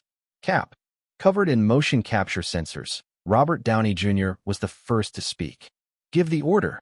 All right, everyone pay attention. Chris Evans, playing Captain America, Steve Rogers, took charge without hesitation. Since we can't shut down the portal, we'll have to control the situation. He pointed upward and said to Jeremy Renner, Barton, get up on that rooftop, monitor everything, and report all enemy movements. Then Chris Evans turned to Robert Downey Jr. Stark, hold the defensive line. Anything that gets more than 3 blocks out, either drive it back or destroy it. These noisy, eccentric individuals had finally come together as one after enduring countless hardships. Thor, Chris Evans continued, giving another command to Chris Hemsworth, figure out a way to seal the portal. You can summon lightning, right? Use it on those bastards. Nat, he said as he walked over to Scarlett Johansson, we'll stay on the ground and hold their forces here. Hulk, Chris Evans raised a finger toward Mark Ruffalo, who was also covered in motion capture sensors. Smash hard. Cut. Duke called out. Good job. Keep that energy. We'll do another take. This shot marked the first time the Avengers truly assembled together on screen. It was a crucial scene. Naturally, Duke wanted multiple takes. Filming went on all afternoon before that shot was finally approved. However, the day's work didn't end there. Getting all the main cast together wasn't easy, and Marvel Studios had arranged a special evening press conference to have the cast make another group appearance before the media, maintaining buzz among the press and the public. The press event took place at a hotel near Warner Studios, held in the form of a dinner banquet. The main members of the production team sat in the same hall with media reporters, an effective way to strengthen goodwill with the press. In such a setting, interviews were, of course, inevitable. When necessary, Duke never minded standing before reporters to promote his own film. I think comic book fans might have some of their own expectations about a movie on the Avengers, Duke said confidently before a crowd of journalists. But it won't be enough. I guarantee the audience will experience something truly unique. Even those who don't know who the Avengers are, or those who do but don't fully understand them, will find this film worth the wait. It's going to be a total surprise for everyone. That might have sounded like self-promotion, But combined with Duke's current stature and achievements in the film industry, it carried real persuasive power. After a few brief remarks, Duke mostly kept quiet. The real stars of the event were the Avengers themselves. For the sake of publicity, all kinds of true and half-true behind-the-scenes stories were gradually teased out of the actors under the reporters' persistent questioning. When Duke started writing the script, Robert Downey Jr. said with a grin, "I told him, the opening has to feature me. I don't care how you write it, but Tony needs to kick things off." Just like Tony Stark himself, Downey spoke casually and without restraint. But after we tried it, we realized it didn't work. After all, in terms of plot and tone, The Avengers is a completely different kind of movie. We're all just parts of a whole. Compared to Downey, Chris Evans spoke far more seriously. Audiences will see a darker and angrier version of Captain America in The Avengers. After all, waking up nearly 70 years after World War II, most of the people he once knew are gone. Living alone in a completely changed world, that kind of loneliness is hard to bear. So he's like a fish out of water, and it'll take him time to adapt. Chris Hemsworth, meanwhile, focused on the relationship between his character and Loki. For the other Avengers, Loki is just another typical villain who does evil for its own sake. But for my character, there's a much deeper personal connection. It's family. Loki is Thor's brother. So while filming, I always kept in mind that this isn't just a battle between good and evil, but also an internal family conflict. Mark Ruffalo revealed that there would be a major shift in the relationship between the Hulk and Iron Man in the next phase. In the Avengers, aside from Tony, who loves to stir things up, the others tend to stay cautious around the Hulk, treating him like a ticking time bomb. But Tony and Banner actually have a lot in common. They're both obsessed scientists, both rebellious at heart. It's those shared traits and experiences that end up making Hulk and Iron Man close friends. Publicity for the film maintained a steady level of heat. Since product placement had already recouped the production costs, Marvel Studios and Warner Brothers both increased the promotional and marketing budget for The Avengers, a pre-release investment of $180 million, with more to be added as needed. In addition, Marvel Studios accepted a portion of investment from China Film Group, ensuring The Avengers would be released in China. Despite various policy restrictions, Warner's Greater China division still carried out a certain degree of pre-release promotion in the region, sparking a strong reaction among Chinese moviegoers. Chapter 810, China's Superhero Alliance. Chapter 810, China's Superhero Alliance. Having been in Hollywood for so many years, Duke had always been crystal clear about his own position. He was a commercial film director. So Duke never ignored the rapidly growing markets, especially the Chinese market. In recent years, he had paid increasingly close attention to developing the Chinese market. Among the teams serving him, there was even a dedicated group handling Chinese affairs. Many members of this group were students who had studied in China and then remained in the United States, giving them a solid understanding of China. Beyond handling routine tasks, one of their important duties was to read letters from Chinese Duke fans and respond to them.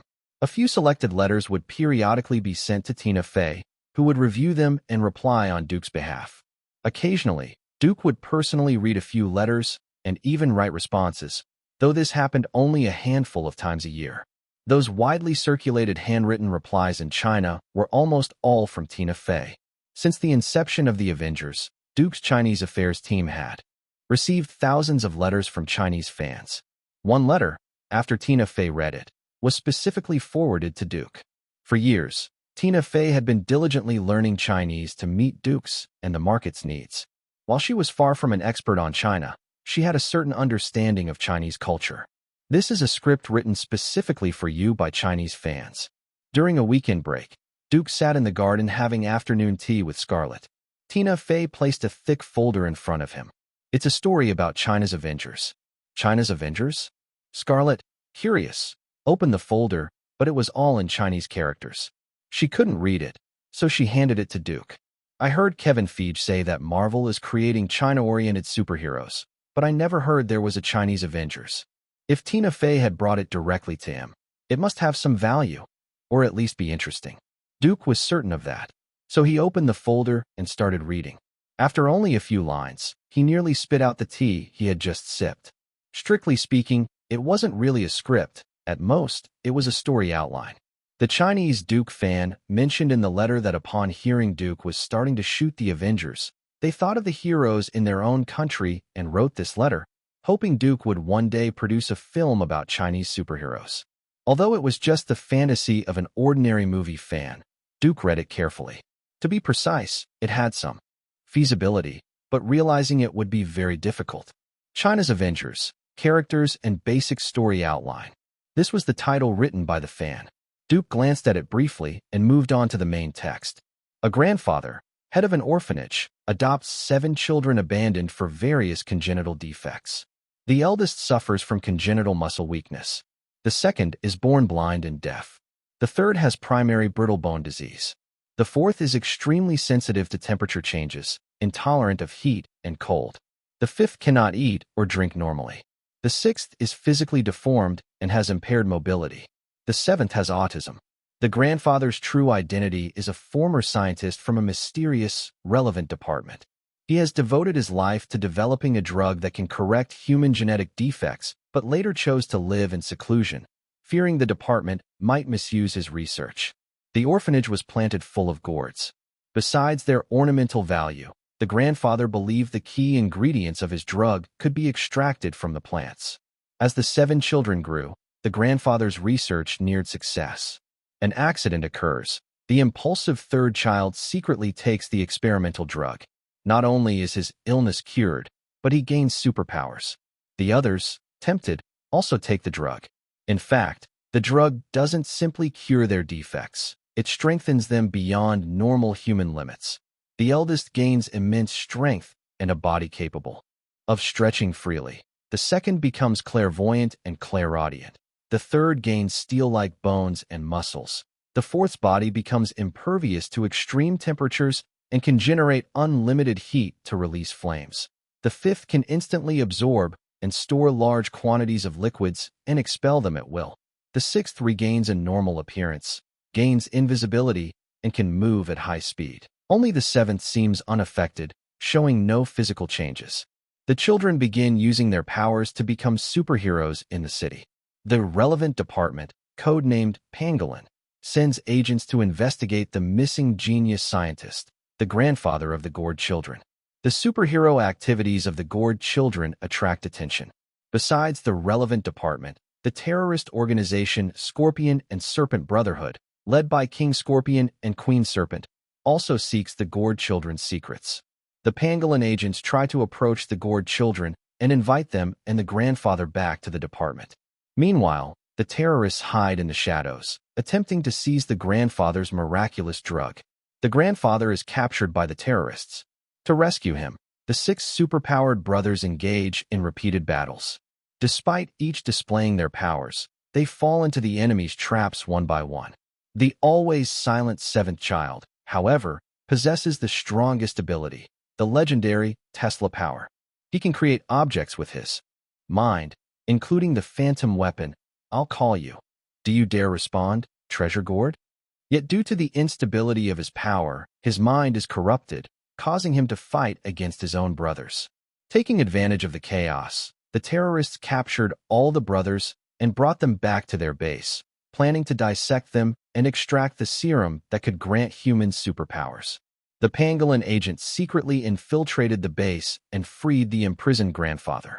Under his grandfather's call, the 7th brother regained his sanity and, together with his brothers, defeated the enemy. Post-credit scene, the Seve brothers and their grandfather returned home. The sharp-eyed second brother sensed that someone had sneaked into their house. From the darkness emerged a tall man dressed in black, wearing a wide black hat. You think you're the only superheroes? I'm the head of the relevant department, agent codename, Black Cat Sheriff. Would you like to talk about the Superhero Alliance initiative? Seeing this, Duke couldn't help but picture the faces of those familiar characters in his mind. But the fan story didn't end there. There was much more written below. Brothers 2. The story mainly revolves around the side effects caused by the drug the Calabash brothers had taken and how the heroes overcome those effects. Meanwhile, the villains make a comeback, bringing with them a mysterious ancient artifact imbued with strange power, the Jade Rui. They once again challenged the brothers. In the end, not only do the brothers overcome the side effects of the drug, but by using the seventh brother's power, they create a white humanoid mecha that combines the strength of all seven, the Little Golden King, once again defeating the enemy and saving the world. This sequel will also introduce a new heroic character, a female agent named Little Butterfly. She was once a terrorist, but, after receiving lenient treatment and rehabilitation, joined the relevant department and became the Black Cat Sheriff's trusted subordinate. In this installment, she will aid the brothers in their battle against King Scorpion and Queen Serpent. In the latter half of the story, the brothers' old friend, Agent Pangolin, comes to say goodbye. He has been assigned by the Black Cat Sheriff to travel to the uninhabited western region of the Celestial Empire to investigate a mysterious meteorite crash. In the desolate desert of the No Man's Land, there lies a massive meteorite crater. At its center stands an iron staff, golden at both ends and red in the middle. From a distant mountain, Agent Pangolin observes the scene while reporting to the Black Cat Sheriff. The mountain beneath his feet is called Five Elements Mountain. Stay tuned for the new superhero, the Great Sage Equal to Heaven, Sun Wukong. The Great Sage Sun Wukong. Havoc in Heaven. The Great Sage Sun Wukong is arrogant by nature and is framed by his best friend and fellow disciple, the Fallen One Tian Peng. Banished to the mortal realm, he undergoes a long and painful journey of self-growth, ultimately transforming into a true superhero. In the end, he returns to the Heavenly Palace, defeats the Fallen One, and seals him within an alternate dimension. Shuk and Beta, superhero duo forged in the fires of war. During the Second World War, the invading Japanese army committed countless atrocities across the land of China. Two pet house mice, Shuk and Beta, along with their owner Pipaloo, were captured by the Japanese and imprisoned in a concentration camp, where they were subjected to inhuman biochemical weapon experiments. In the end, Pipaloo did not survive, but the two mice, affected by the experiments, underwent genetic mutation. Their bodies grew to human size, they gained the ability to speak, and possessed extraordinary physical strength. After escaping from the camp, in order to avenge their master, they joined the army. Soon, they became pilots and tank drivers, sweeping through enemy forces. Their nemesis was an evil scientist working for the Japanese army, an outstanding researcher who, though originally a collaborator from the puppet regime, was heavily utilized due to his talents. His codename, Super Blue Cat. He initially attempted to enhance his body through drugs, but the result was catastrophic. His skin decayed, his bones deformed, and his head transformed into that of a blue cat. Tragically, during a mission to capture Blue Cat, the duo fell into a trap due to false intelligence. Overwhelmed by enemies, Beta was shot down into the sea while covering for his best friend Shuk, his fate unknown. As World War II neared its end, the grief-stricken Shuk decided to pull himself together. He traveled to northeast China to eliminate the remnants of the Guangdong army. There, the unyielding Blue Cat appeared once again, attempting to use an ancient Chinese artifact, the Lotus Lantern, to open a dimensional gate and summon ancient beasts to attack the Chinese army. To stop his insane plan, Shuk sacrificed himself. In the end, both Shuk and the Lotus Lantern vanished into the endless icy snowfields of the northeast. Post-credit scene, Beta did not die. He was later rescued and taken to the Treasure Island. Meanwhile, Blue Cat, having changed his identity, became a legislator on the island. When he discovered the secretly preserved Beta, he personally participated in his physical reconstruction. Beta's body was broken and mangled, and Blue Cat used his technology to install mechanical prosthetics. As for Beta's torn ear, Blue Cat chose not to repair it, and decided to give him a new name, One-Eared. There was still much more after that. Duke flipped through the rest of the folder, then handed it back to Tina Fey. Have Warner's people forward this to the China Film Group. Chapter 811. Zhou Shandio's Superhero Plan. Chapter 811. Chapter 811. Zhou Shandio's Superhero Plan. Nowadays, saying Duke is the pillar of Warner Brothers, not only would all of Hollywood agree, but even people within Warner Brothers would raise both hands in approval. The Warner Brothers editorial department took the story outline that Tina Fey had forwarded very seriously. While Duke was busy continuing filming, They specifically assigned personnel to study it and discuss the feasibility of turning it into a movie. As for Duke's suggestion to forward it to the China Film Group, Warner Brothers naturally put it aside. If the project could generate significant revenue, they trusted Duke would not object to Warner retaining these files. It can be said that Warner Brothers treated this seemingly unfamiliar material with great importance. After all, it was sent seriously by a director of Duke's caliber, not some self-proclaimed talent who had never proven themselves in the market producing random nonsense. However, after weeks of research and discussion, Warner Brothers concluded that while the document had some value, it was not particularly significant to them. They specifically had Warner Greater China conduct a related investigation. Although the characters mentioned were household names in China, few knew them outside of China. Hollywood follows an internationalized route. Producing a film solely for the Chinese market had no real significance. Given this situation, Warner Brothers forwarded the document to Warner Greater China. The cooperation between Warner and the China Film Group had brought countless benefits, and Warner Brothers hoped this could further strengthen the relationship between both sides. The document was solemnly handed over by Warner Greater China's general manager Phil to the China Film Group. Hearing that it was a proposal from Duke Rosenberg regarding Chinese films, the China Film Group did not dare neglect it and immediately delivered it to Zhuo Shandiao. In his spacious office, Zhuo Shandiao opened the document and began reading it carefully. In recent years, with rumors of his impending retirement circulating in the industry, various unfavorable stories about him had appeared online and within the film circle. Zhuo Shandiao did not care. Many of the statements were indeed factual. Yet in this country, if one wants to accomplish anything, how could one act differently?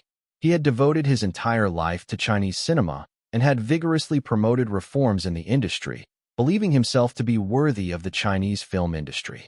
Although nearing retirement, Zhuo Shandiao still wanted to contribute something to Chinese cinema. After reading the document, Zhuo Shandiao sighed lightly.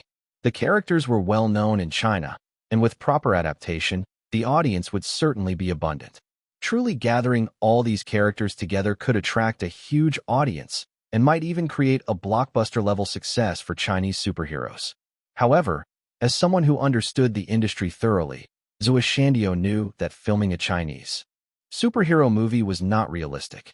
In fact, such calls had long existed online.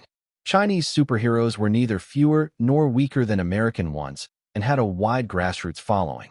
But in modern society, everyone knew that actually filming such a movie was merely wishful thinking. Zhuo Shandiao had also read many relevant posts online, though he did not fully agree with them. Some argued that superheroes advocate extreme individual heroism and symbolize rebellion against governmental power, which could offend authorities and make leaders uncomfortable. This reasoning was a bit overblown. If such concerns were valid, the first to be targeted would have been Sun Wukong. The havoc he caused in heaven was no less than any superhero's exploits.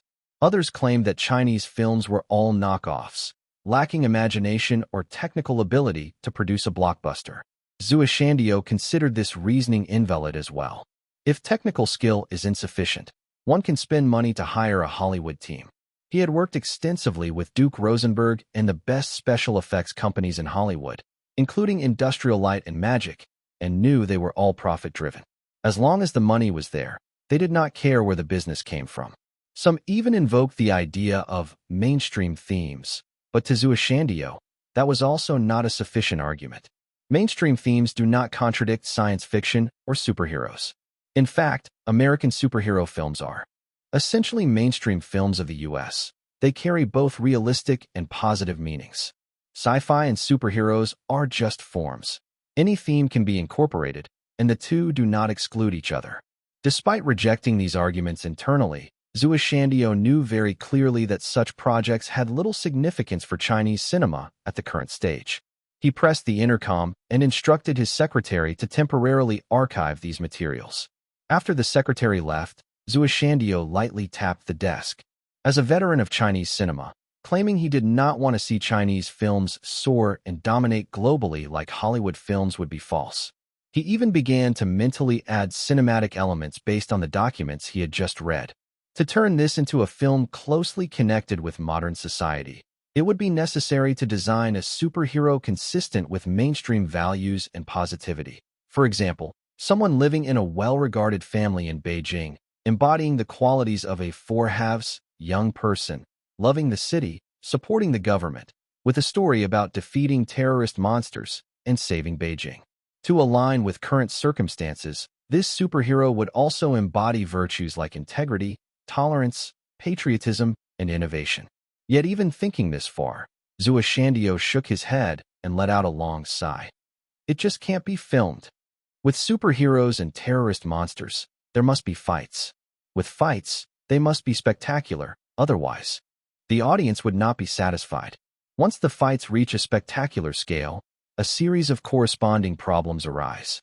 In American films, they easily destroy their own cities like New York or Los Angeles, including iconic buildings. Japan, even more so, with Tokyo being destroyed more often than Beijing experiences sandstorms.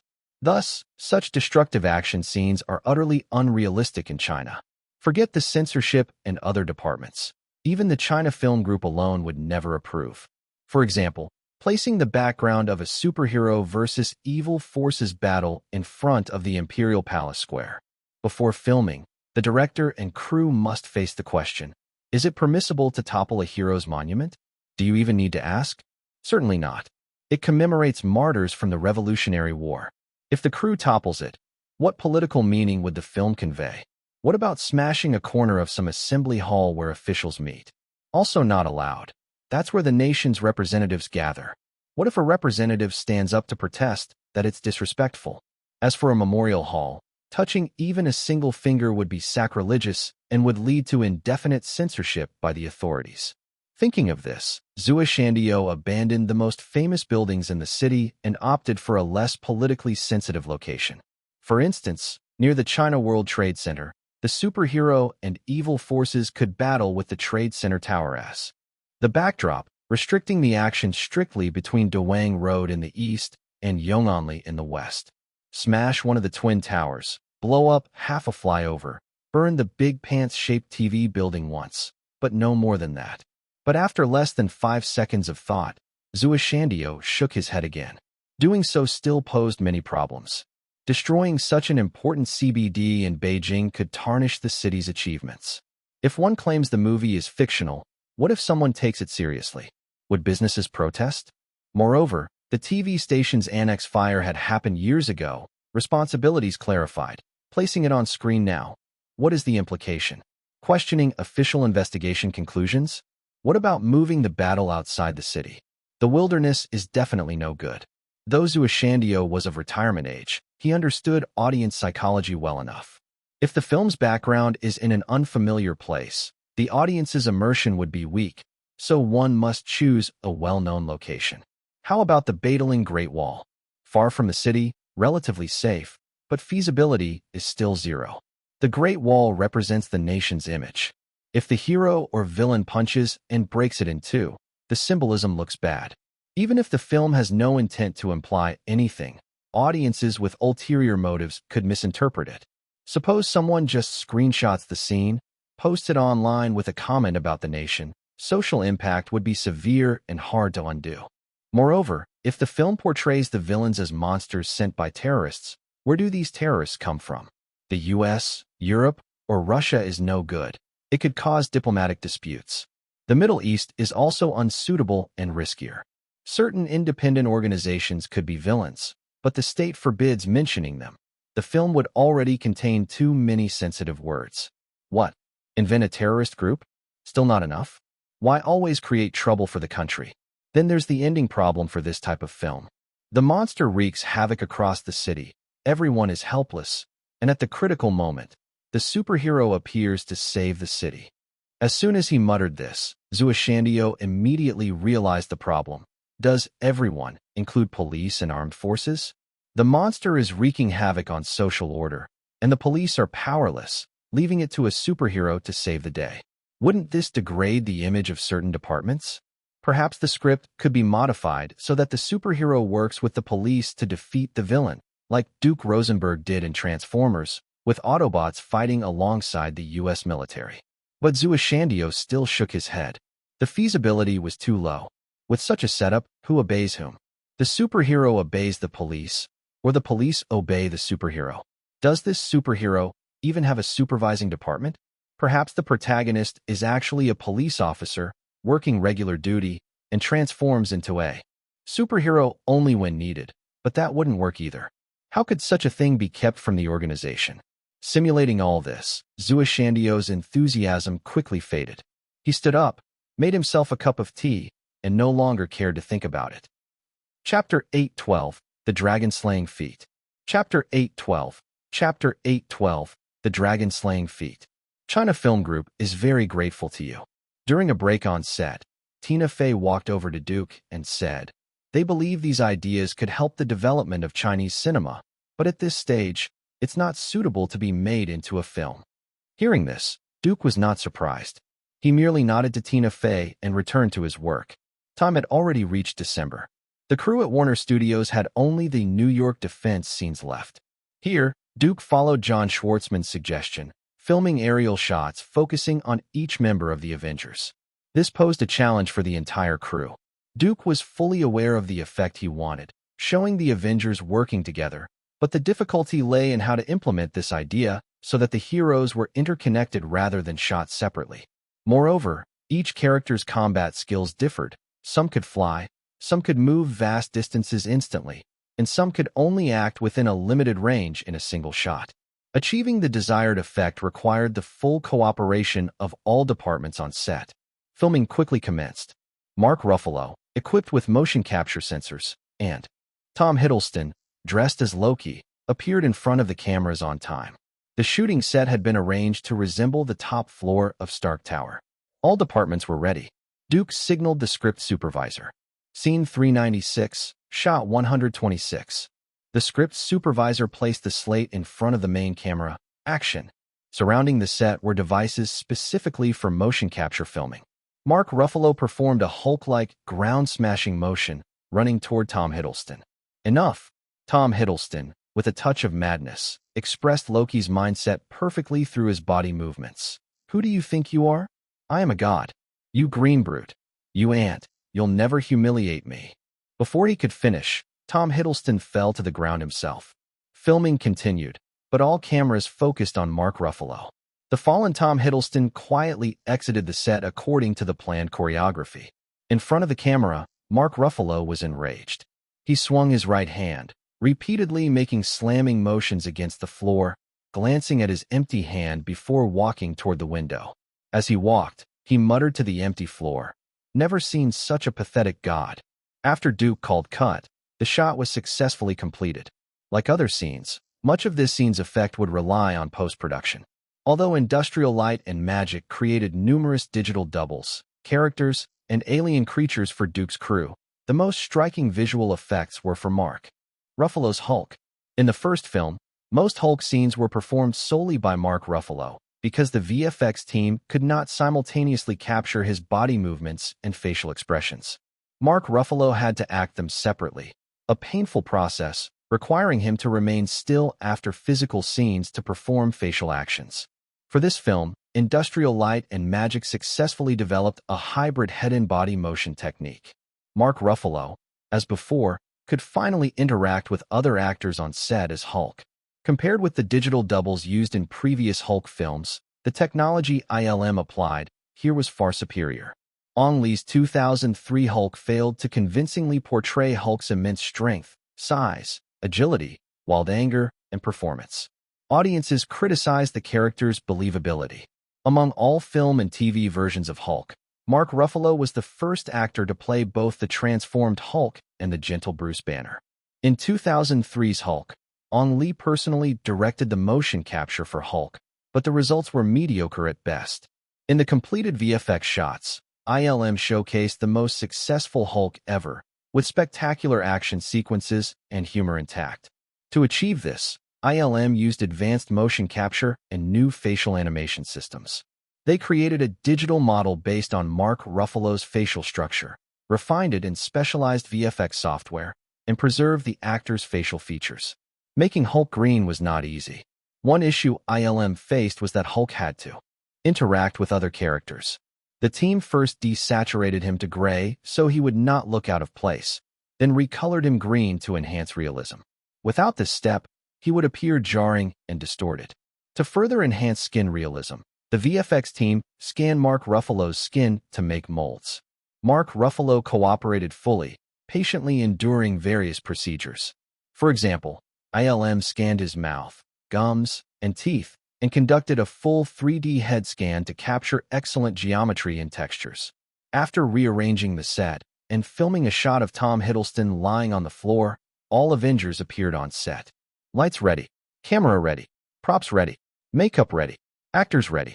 With each department prepared, Duke gave the order to resume filming, and the crew sprang into action once more. Tom Hiddleston crawled out of the floor's depression, struggling to stand, while the main camera captured close-ups of his hands and facial expressions.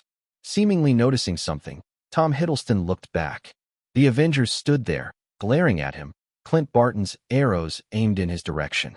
Facing these so-called ant freaks he had mocked earlier, Tom Hiddleston showed no fear, instead saying, "If you don't mind, I'd like a drink first." "Cut," Duke shouted, then called out loudly to the set, "Tom, your expression isn't right. Do it again in 15 minutes.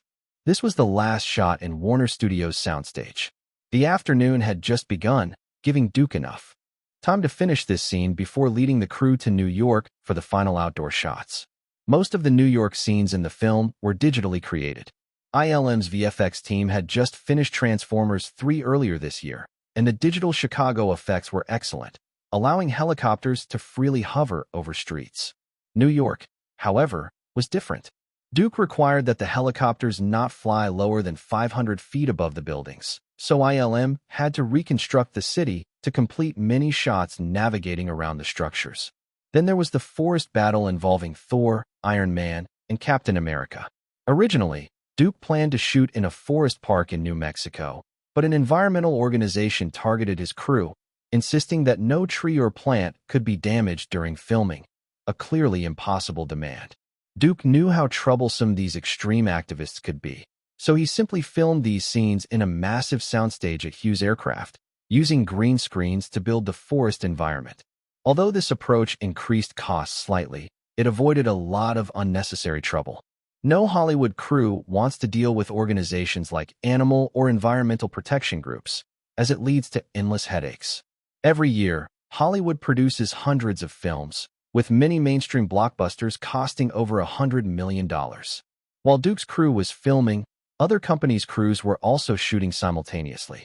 From California, traveling south through the Panama Canal, you reach South America, a land full of boundless energy, especially Rio de Janeiro, a world-famous city and one of Hollywood's favorite locations for exterior shots. Many crews have shot there. For example, Fast and Furious 6, already in its final filming stages, was completing its last scenes in Rio. The crew had closed off several streets in Rio to film intense car chase sequences. As the film's actual investor and producer, David Ellison stood atop a nearby building, watching the speeding cars on the streets through binoculars. He had invested massive sums in this film.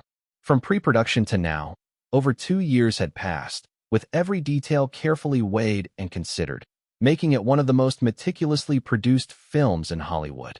But David Ellison knew that alone wasn't enough. If a well-made film guaranteed a blockbuster, Hollywood would see countless hits every year. Moreover, the competition Fast and Furious 6 faced was extremely strong. To achieve a feat like slaying the dragon, thorough preparation was essential, and David Ellison understood this perfectly. As such, his binoculars frequently searched for Vin Diesel. Standing beside him was David Ellison's assistant, one of the people he trusted most. The assistant's viewfinder was also fixed on the bald figure on set. With no one else around, the assistant quietly said, "I've found the right person. Wait a little longer, be patient." David Ellison lowered his binoculars. "Wait until all filming is complete and the marketing campaign is fully underway. Then make your move." Chapter 813. The Civil War Among Marvel Executives. Chapter 813. Chapter 813. The Civil War Among Marvel Executives. The scene in New York Central Park was the final sequence of the entire shoot, and also the only scene filmed in New York.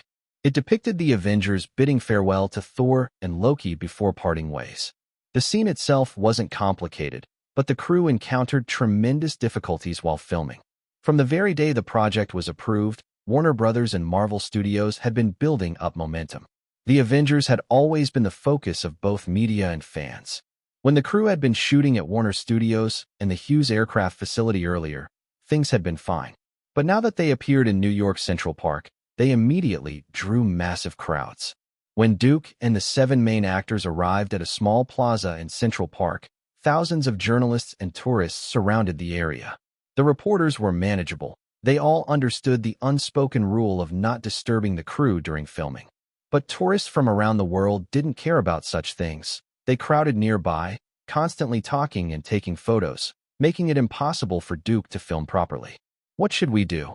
Hearing an assistant director's question, Duke simply sat back down in his director's chair and said, "Wait. People's curiosity has its limits. Once they've seen enough, they'll disperse naturally."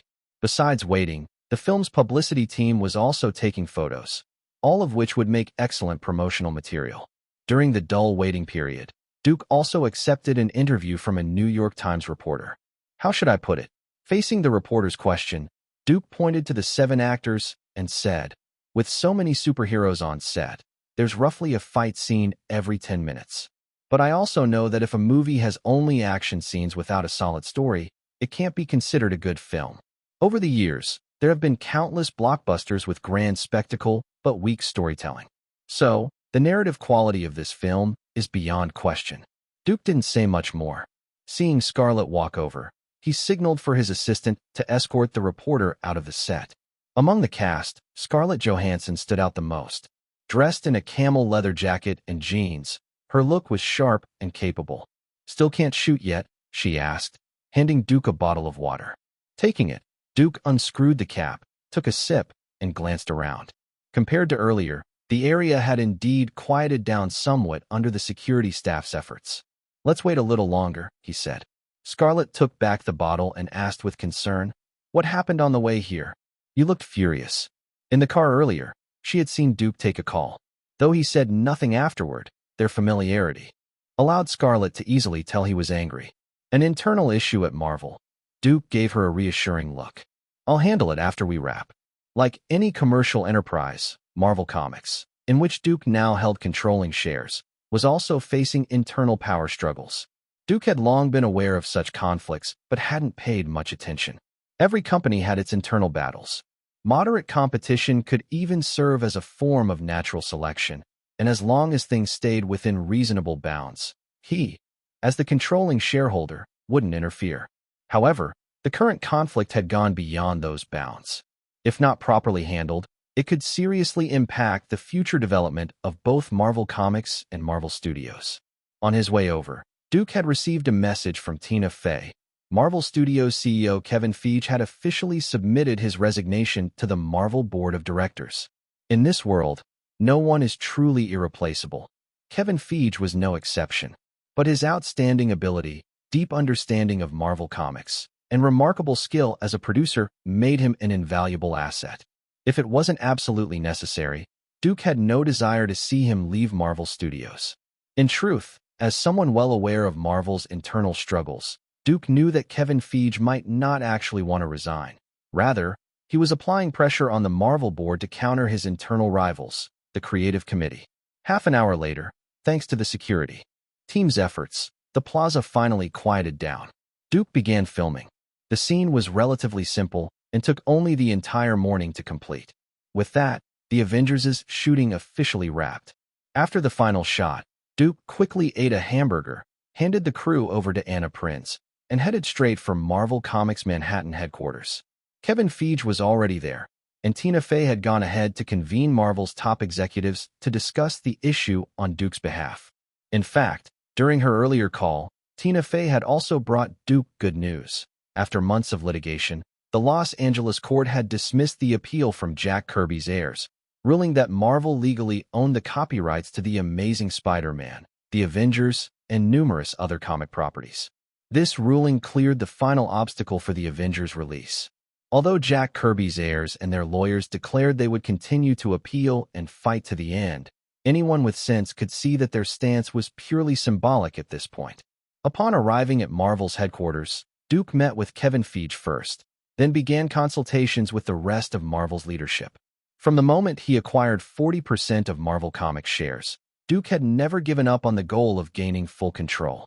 After nearly a decade of effort, his voting shares had surpassed 50%. Marvel Comics now effectively bore the Rosenberg name. If Duke wished, he could easily dismiss most of Marvel's executives without much trouble, but he had never done so. Marvel Comics was a modern corporation with a complete system of rules, not a personal toy. Kevin Feige's feud with Marvel's creative committee had been long-standing, and their conflict had become extremely sharp. The creative committee was led by Marvel Entertainment's head, Ike Perlmutter. Marvel Entertainment originally encompassed three divisions: Marvel Games, Marvel Studios, and Marvel Television, making Perlmutter technically Kevin Feige's superior. Other committee members included Marvel Entertainment Chairman Alan Fine, renowned comic writer Brian Michael Bendis, Marvel publisher Dan Buckley, and former Marvel editor-in-chief, now Chief Creative Officer, Joe Quesada. They were key figures within Marvel's management and provided the main ideas and outlines for Marvel films. In other words, they had a degree of script decision-making power. The creative committee's deep involvement in film development sometimes delayed production, dragging teams into unnecessary scientific or creative disputes. On occasion, conflicts between them and directors even led to walkouts. As the true leader of Marvel Studios, Kevin Feige had made major contributions to the entire Marvel franchise, often taking bold risks in his decisions. By contrast, Marvel Entertainment's Ike Perlmutter was a typical conservative, notorious for his stinginess and outdated thinking. He constantly schemed to cut each film's budget, and even went so far as to cancel the Fantastic Four comics and forbid writers from creating new X-Men characters, all to undermine 20th Century Fox's superhero movies. Ike Perlmutter had become an unpopular figure both inside and outside Marvel, and naturally, the creative committee that stood on the same front as him did not receive much favor either. However, that same creative committee had Duke's support. No true owner of a company would grant unlimited power to a professional manager. The feud between Michael Eisner and the Walt Disney family was the best cautionary example. Duke trusted Kevin Feige very much, but all power must be restrained. Unlimited, unsupervised authority was undoubtedly a tiger out of its cage. It could harm outsiders, and eventually, harm itself. Having lived through his previous life, Duke understood clearly that power must be monitored and restricted. He would never allow Kevin Feige to both supervise and manage himself. The creative committee existed precisely to limit the power of certain high-ranking executives within the company. That said, the existence of a degree of internal struggle within Marvel was not necessarily something Duke disapproved of. No boss wanted his company's management to be a solid, unified block without internal checks and balances. In fact, the relationship between Marvel's comics and film divisions had always been one of constant friction. It wasn't just because the veteran comic creators who made up the creative committee interfered with film development, but also because Marvel Studios frequently made comic writers feel both helpless and amused. To coordinate certain plot designs in films and television series, Marvel Studios often stepped into the comics creative process and made requests about storylines, something that frequently disrupted the comics' own continuity and coherence. Marvel's Civil War was no less intricate than a palace intrigue. If Ike Perlmutter was a strong-willed wolf, then Kevin Feige was certainly no meek rabbit to be bullied. Kevin Feige's intentions were very clear. He wanted to apply pressure on Marvel's board of directors and Duke to dissolve the creative committee. It had to be admitted that, whether in terms of production process or market insight, Kevin Feige understood filmmaking far better than Ike Perlmutter. Moreover, without the creative committee, the production cycle of films could potentially be shortened. From a commercial standpoint, that was indeed not a bad thing. But Duke had never intended to do that. The Marvel Cinematic Universe itself was built upon the vast worlds and long-standing popularity that the comics had cultivated over many years. The creative committee, being the people who understood the comics best, also understood the needs of Marvel's most loyal core fans. Selecting the most suitable storylines from Marvel's endless comic archives for adaptation was something to which the creative committee Members, who had been immersed in the comic industry for decades, had made undeniable contributions. Most importantly, the creative committee served as a check on the power of company helmsmen like Kevin Feige. Yes, when it came to film quality and marketing matters, the creative committee's actual influence was limited. But to Duke, they were his other hand in controlling all of Marvel, and he would never cut off his own hand. Chapter 814. The Sports Car Worth $9 Million. Chapter 814. Chapter 814. The Sports Car Worth $9 Million. In the full week before Christmas, Duke spent his time making adjustments within Marvel Comics, holding several separate meetings with members of the creative committee and Kevin Feige. Moreover, during the new shareholders meeting, he also took on the position of chairman of the board of Marvel Group. Duke's attitude was very clear. The creative committee would not be dissolved. He was indeed striving to keep Kevin Feige, but if the latter insisted on disbanding the creative committee in order to seize more power that rightfully did not belong to him, Duke wouldn't mind accepting Kevin Feige's resignation.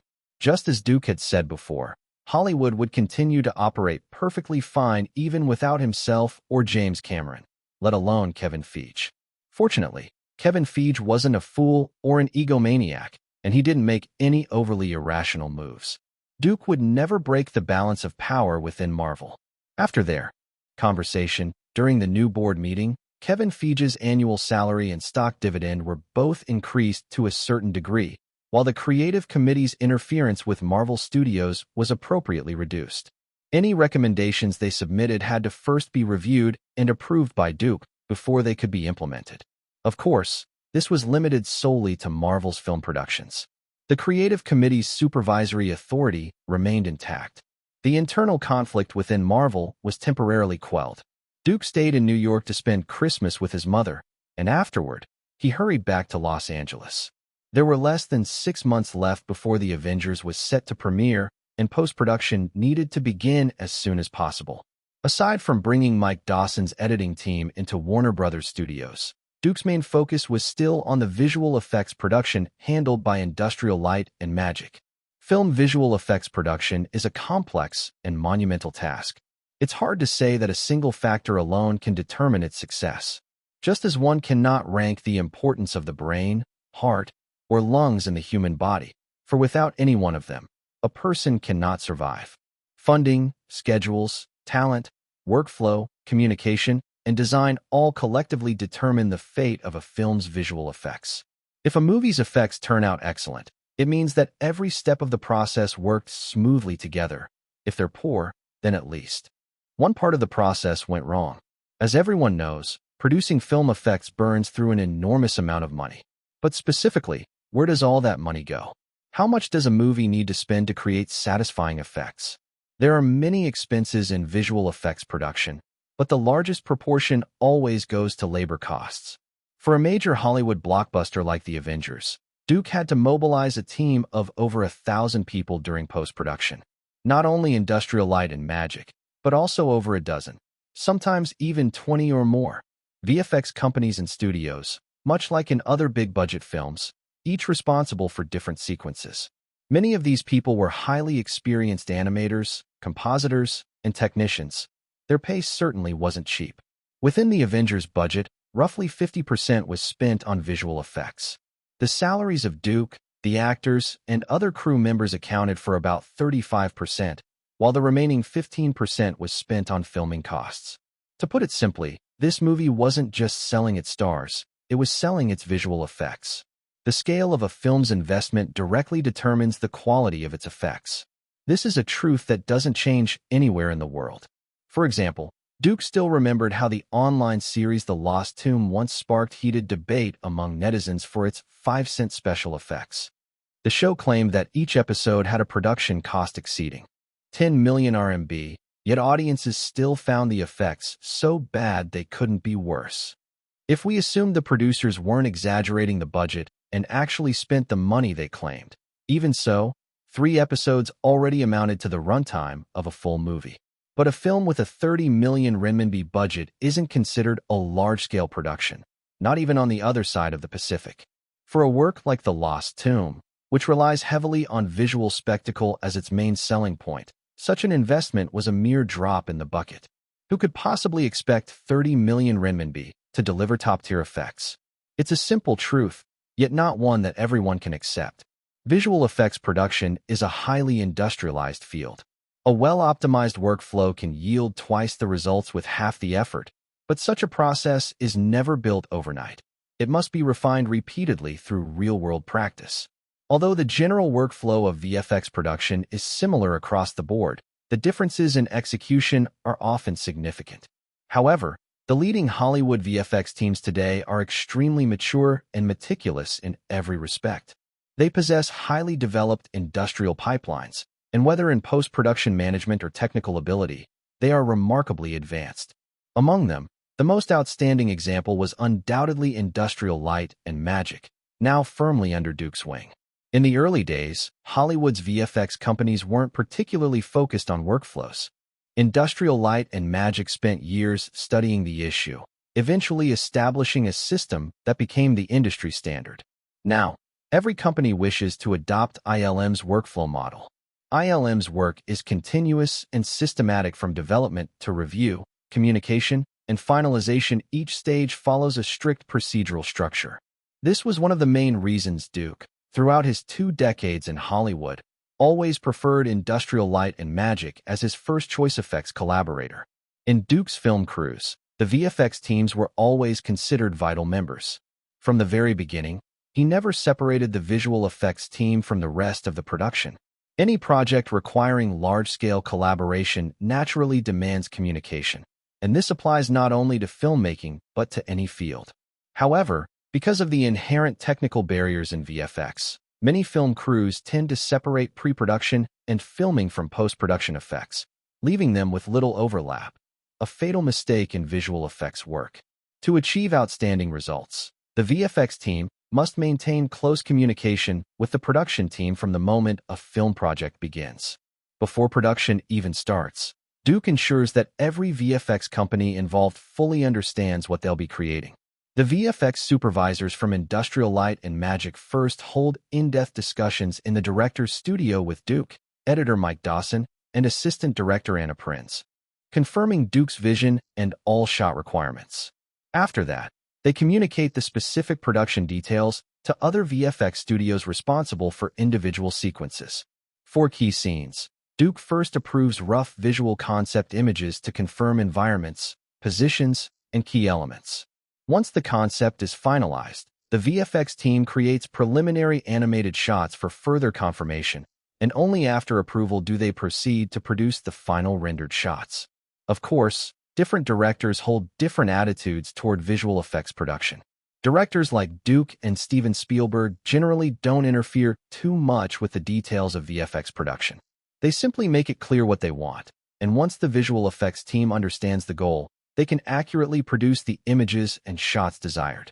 On the other hand, directors such as James Cameron are deeply involved in the process. They like to see different versions, stay updated on progress, and this, too, is a very good form of communication. However, there are also some directors who know very little about visual effects. They cannot accurately describe the final image they wish to present, or they don't pay enough attention to the VFX process, rarely cooperating consciously during pre-production and shooting. As a result, the quality of the effects is difficult to guarantee, and repeated revisions inevitably increase production costs. Aside from the main film, Duke also maintained constant communication with his team regarding the film's end credits.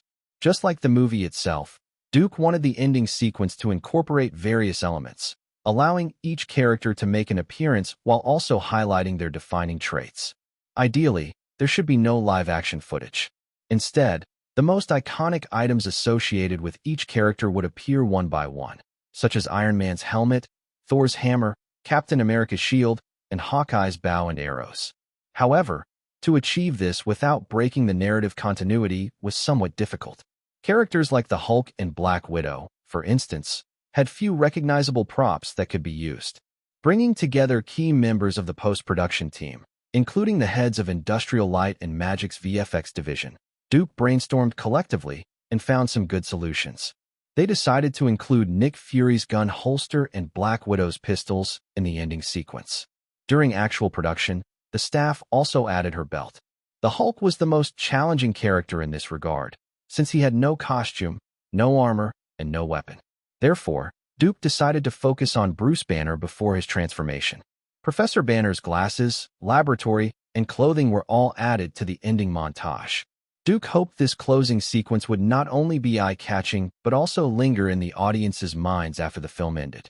The crew worked hard to guide the audience's attention seamlessly from one image to another, allowing them to see a dazzling array of visuals. To achieve an effect that went beyond visuals alone, the characters and the story needed to feel even more vivid and engaging.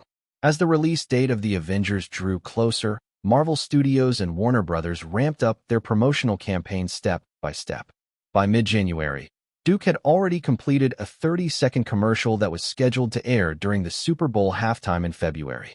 In addition, several of the film's actors appeared at that month's Sundance Film Festival, particularly Robert Downey Jr., whose presence, along with his on-screen car, effortlessly stole the spotlight from all the independent films. The gemstone red Acura sports car, valued at $9 million, dazzled the crowd, blinding fans and devouring camera film from all directions. The appearance later sparked massive online discussion. Duke remained busy at Warner Brothers Studios until just before the Super Bowl. When the 46th Super Bowl finally arrived, he left Los Angeles and flew directly to Indianapolis to watch the game in person. His Los Angeles Raiders had defeated the New England Patriots in the AFC Championship, making it to the Super Bowl for the second consecutive year. Chapter 8:15, The Manning Family. Chapter 8:15, The Manning Family. Lucas Oil Stadium was a multi-purpose sports arena equipped with an automatic retractable roof. It was located in downtown Indianapolis, the capital of Indiana. The stadium's prefabricated concrete exterior walls echoed the brick facades of the city's historic garment district. The clever combination of precast concrete sandwich insulation wall panels and brick created an elegant exterior appearance. The 46th Super Bowl was held in this very stadium. Although his Los Angeles Raiders had reached the Super Bowl for the second consecutive year, Duke had no plans to enter the locker room. Together with Scarlett Johansson and Leonardo DiCaprio, he went straight to the VIP box of the stadium. Today, Lucas Oil Stadium was packed to the brim. Its fiery atmosphere could surpass any other event. Sitting in the box and looking out, Duke saw a sea of people, an awe-inspiring sight. In North America, no event could compare to the Super Bowl. It's been so long since I watched a Super Bowl live. Seeing the scene before her, Scarlett couldn't help but recall her childhood, when she used to pester Duke to take her to the Super Bowl. Back then, she wasn't interested in the game itself, but wanted to see the Victoria's Secret Angels perform during halftime. In the blink of an eye, so many years had passed. Thinking of this, she reached out and tightly held Duke's hand. Seeing Duke turn to look at her, she gave him a sweet smile and asked, "Can we take home the Vince Lombardi trophy?" Without even thinking, Duke replied, "We'll definitely take it." Compared to Duke's absolute confidence, Leonardo DiCaprio seemed somewhat worried. He turned to the two of them and said, "The Raiders' opponent is the New York Giants." As the #1 seed in the National Football Conference, the New York Giants had set an NFL record of 21 consecutive victories this season and had reached the Super Bowl 6 times, winning the Vince Lombardi Trophy in 1987, 1991, and 2008. Leonardo reminded them again, "We have Tom Brady, but the Giants have Eli Manning." Duke nodded. Compared to last year's Super Bowl opponent, the New York Giants were undoubtedly much stronger now. Mentioning the name Manning, anyone in America with even a bit of knowledge about sports would instantly recognize it. It was the #1 football family in the country. American football was in the Manning family's blood, passed down from generation to generation. Eli Manning's father, Archie Manning, had played quarterback for the University of Mississippi and, during his 14-year professional football career, was selected for the Pro Bowl twice. His eldest brother, Cooper Manning, also played as a wide receiver, but was forced to retire early after suffering a severe spinal injury. His second brother, Peyton Manning, and Eli Manning had both been trained and influenced by their father since childhood and showed exceptional talent in football. However, Eli Manning's professional career was not smooth sailing. As the 2004 NFL first overall draft pick who joined the New York Giants, his early performances were immature and, heavily criticized by the local media. Nevertheless, he never lost confidence. Through steady improvement, he gradually won the trust of the team and the love of fans. Both Peyton and Eli Manning were now superstar quarterbacks on par with Tom Brady. Peyton Manning had risen to fame first and was hailed as one of the greatest quarterbacks in NFL history.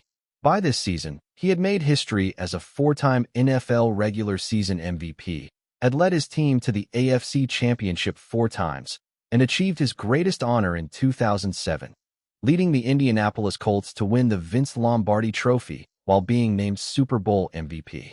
In 2008, Eli Manning followed in Peyton's footsteps. As a quarterback, he led the New York Giants to the Super Bowl championship and also claimed that year's Super Bowl MVP title. The two brothers together wrote a legendary chapter for the Manning family in professional football. An outstanding quarterback could bring a qualitative change to a team's offense, just as Tom Brady had done for the current Los Angeles Raiders.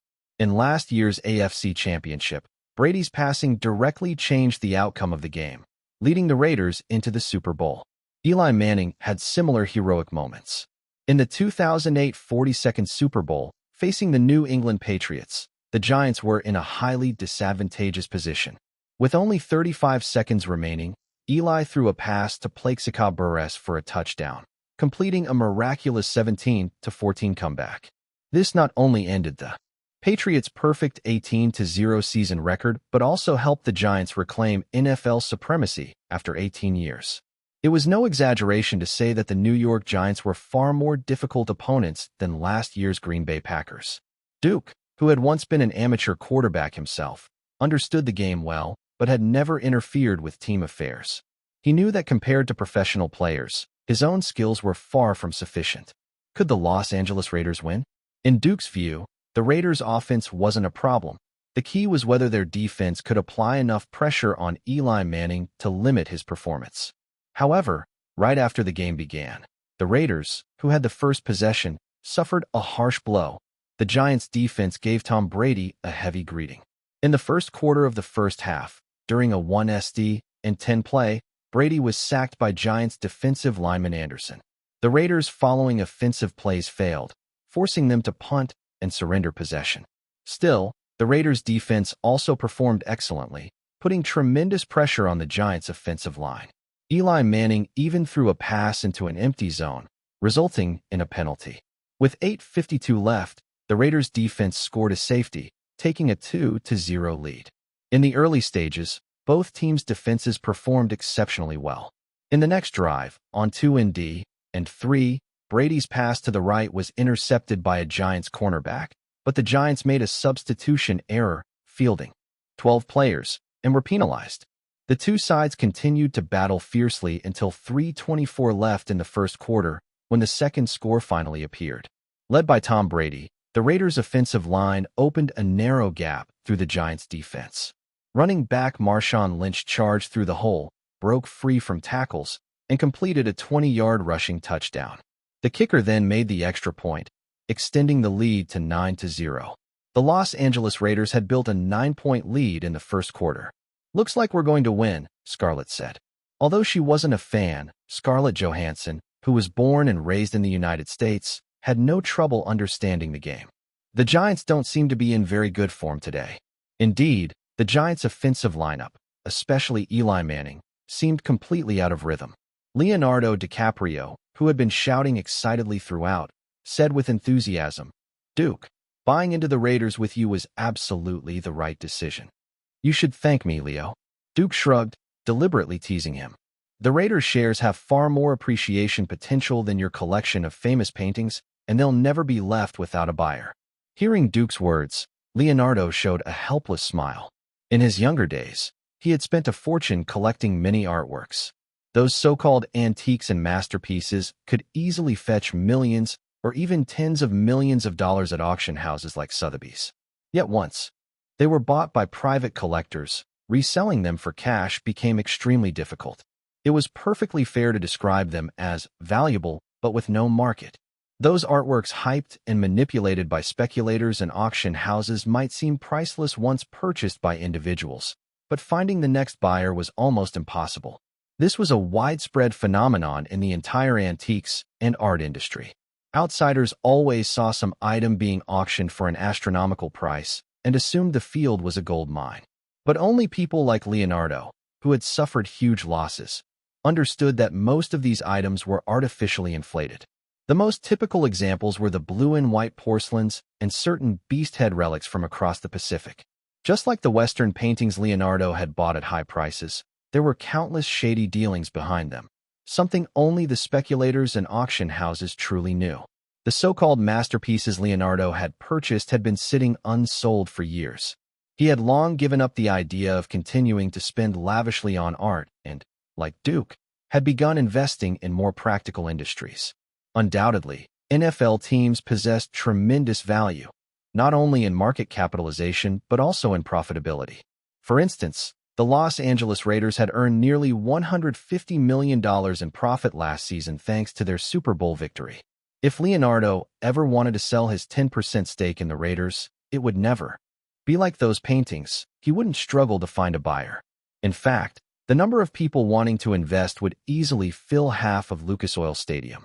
And not just the Raiders. Last year, Leonardo had also become an investor in the Israeli-origin social network Mobly for $4 million. Founded in 2010, this social platform focused mainly on sharing user photos and videos.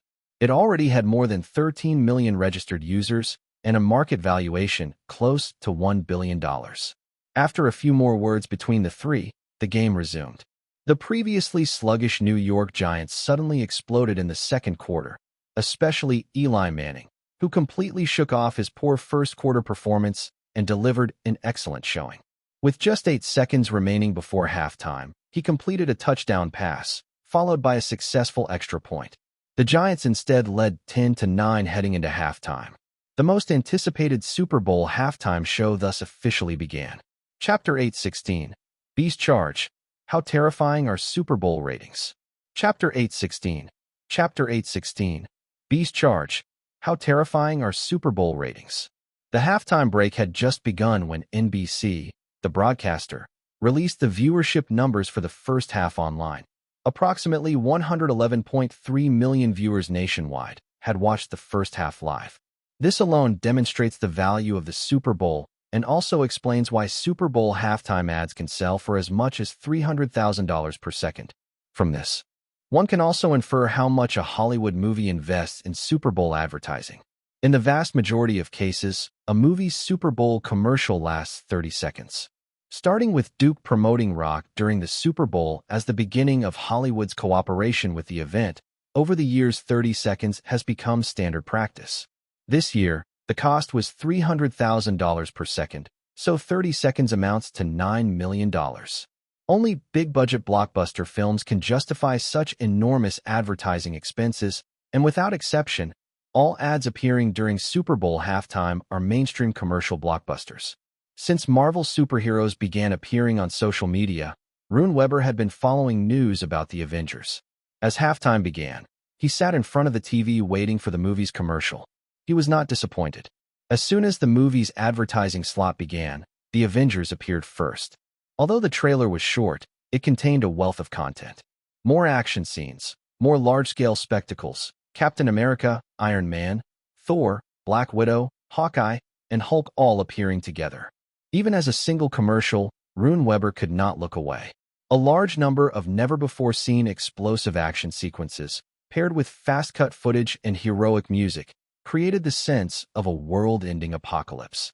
At the end of the trailer, the scene that thrilled him most was revealed. 6 superheroes surrounded on all sides, appearing on the smoke-filled streets of New York. Each held their weapon of choice, ready to defend against their powerful foes. This is the strongest alliance in history.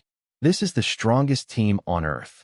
After watching the trailer, Rune Weber even felt that Madonna's halftime performance could not compare in excitement. This year's Super Bowl halftime performer was Madonna. She appeared in the guise of Cleopatra, pushing the live atmosphere to its peak. The Super Bowl is a very strange event. Halftime ratings far exceed those of the game itself. After halftime, the game resumed. The Los Angeles Raiders, who had shined in the first quarter, were not only reversed in the second quarter, but also seemed completely out of form at the start of the second half, pressed down by the New York Giants.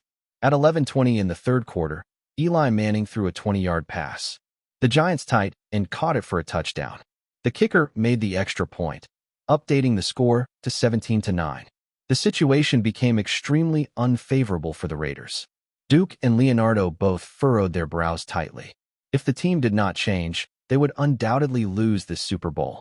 After the Raiders' offense failed and had to choose a fourth and punt, the defense stepped up. They first sacked Eli Manning, forcing the Giants to go 3-and-out and punt. Suddenly, the Raiders' special teams, which had been playing like sleepwalkers all game, found their rhythm. They received the punt, evaded defenders, and launched a counterattack, only being forced out of bounds at midfield. This allowed the Raiders to start their next offensive drive from the 50-yard line. However, Tom Brady struggled to find the form he had in the first quarter. Even though the team advanced to the Giants' 20-yard line, he was sacked on third down. The Raiders had to abandon the touchdown attempt, opting for a field goal from the 30-yard line, narrowing the score to 12-17. Brady's poor form was contagious, spreading not only to the Raiders' offense, but also to the Giants' star quarterback Eli Manning. Manning, who had not been performing brilliantly either, was sacked again by the Raiders' defensive front during the following drive, forcing a fourth and punt, giving the Raiders another chance to attack. Aware of his own poor form that day, Brady switched the team's strategy from a pass-heavy offense to a run-focused game. Marshawn Lynch, trained for years, displayed a terrifying level of performance, repeatedly gaining yardage behind the offensive line's protection. When they reached the Giants' 30-yard line, however, New York reinforced their run defense, forcing Brady to change tactics. 2 consecutive passing errors occurred, and the Raiders again had to abandon the touchdown, opting for a field goal. By the end of the third quarter, the score had closed to 15-17. Just one field goal, and we can reverse the score. Hearing Scarlett's words, Duke nodded but said with concern, "The team isn't in good form today." Leonardo corrected, "It's better to say both teams' defenses are playing exceptionally well. Compared to the offenses, the defenses of both teams were the true stars today, repeatedly performing interceptions and sacks." In the fourth quarter, both defenses continued to excel. With only 2 minutes remaining, the score was still 15-17. If it ended like this, the New York Giants would take the Super Bowl. After all, this is the Super Bowl. Seeing the tense situation on the field, even normally calm Duke became anxious, paying no attention to cameras scanning the field and frequently shouting along with Scarlett and Leonardo. Defending the Vince Lombardi Trophy is not easy. No team has done so in recent years. When the offense struggles, someone must step up. American football, like English football, values teamwork but never lacks individual heroism capable of changing a game. With 1:55 remaining, the Raiders used their final timeout. They then started the drive from their own 20-yard line. Brady, who had been out of form, slightly improved. On the first 2 plays, he gained 8 yards via passes. To regain first down and continue advancing, they now needed just 2 yards.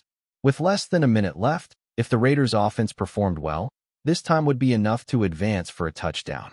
For the next 3 plays, having the running back rush 2 yards with the ball was undoubtedly the safest approach, and Brady chose exactly that.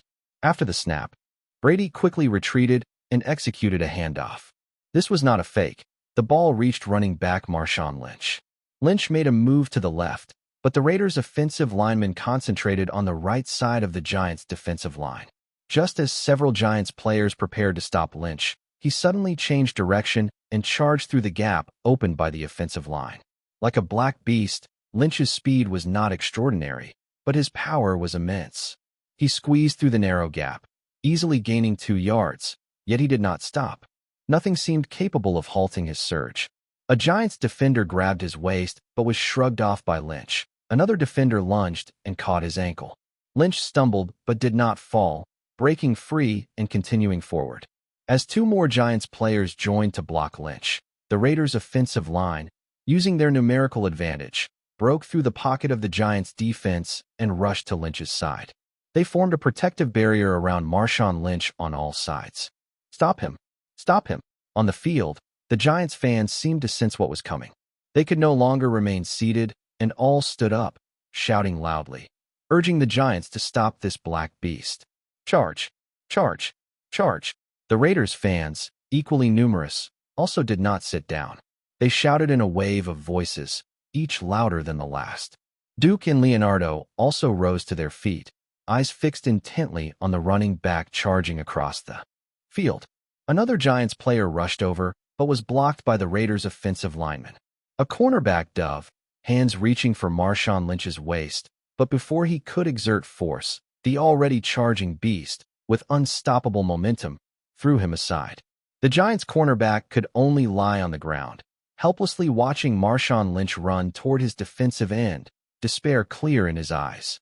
On the sidelines, the New York Giants offense, special teams, and coaches also showed expressions of despair. Nearby, on the Los Angeles Raiders bench, everyone had risen, raising their hands high. On the field, all Raiders fans also raised their hands. In the luxury boxes, Duke, Scarlett, and Leonardo likewise raised their hands.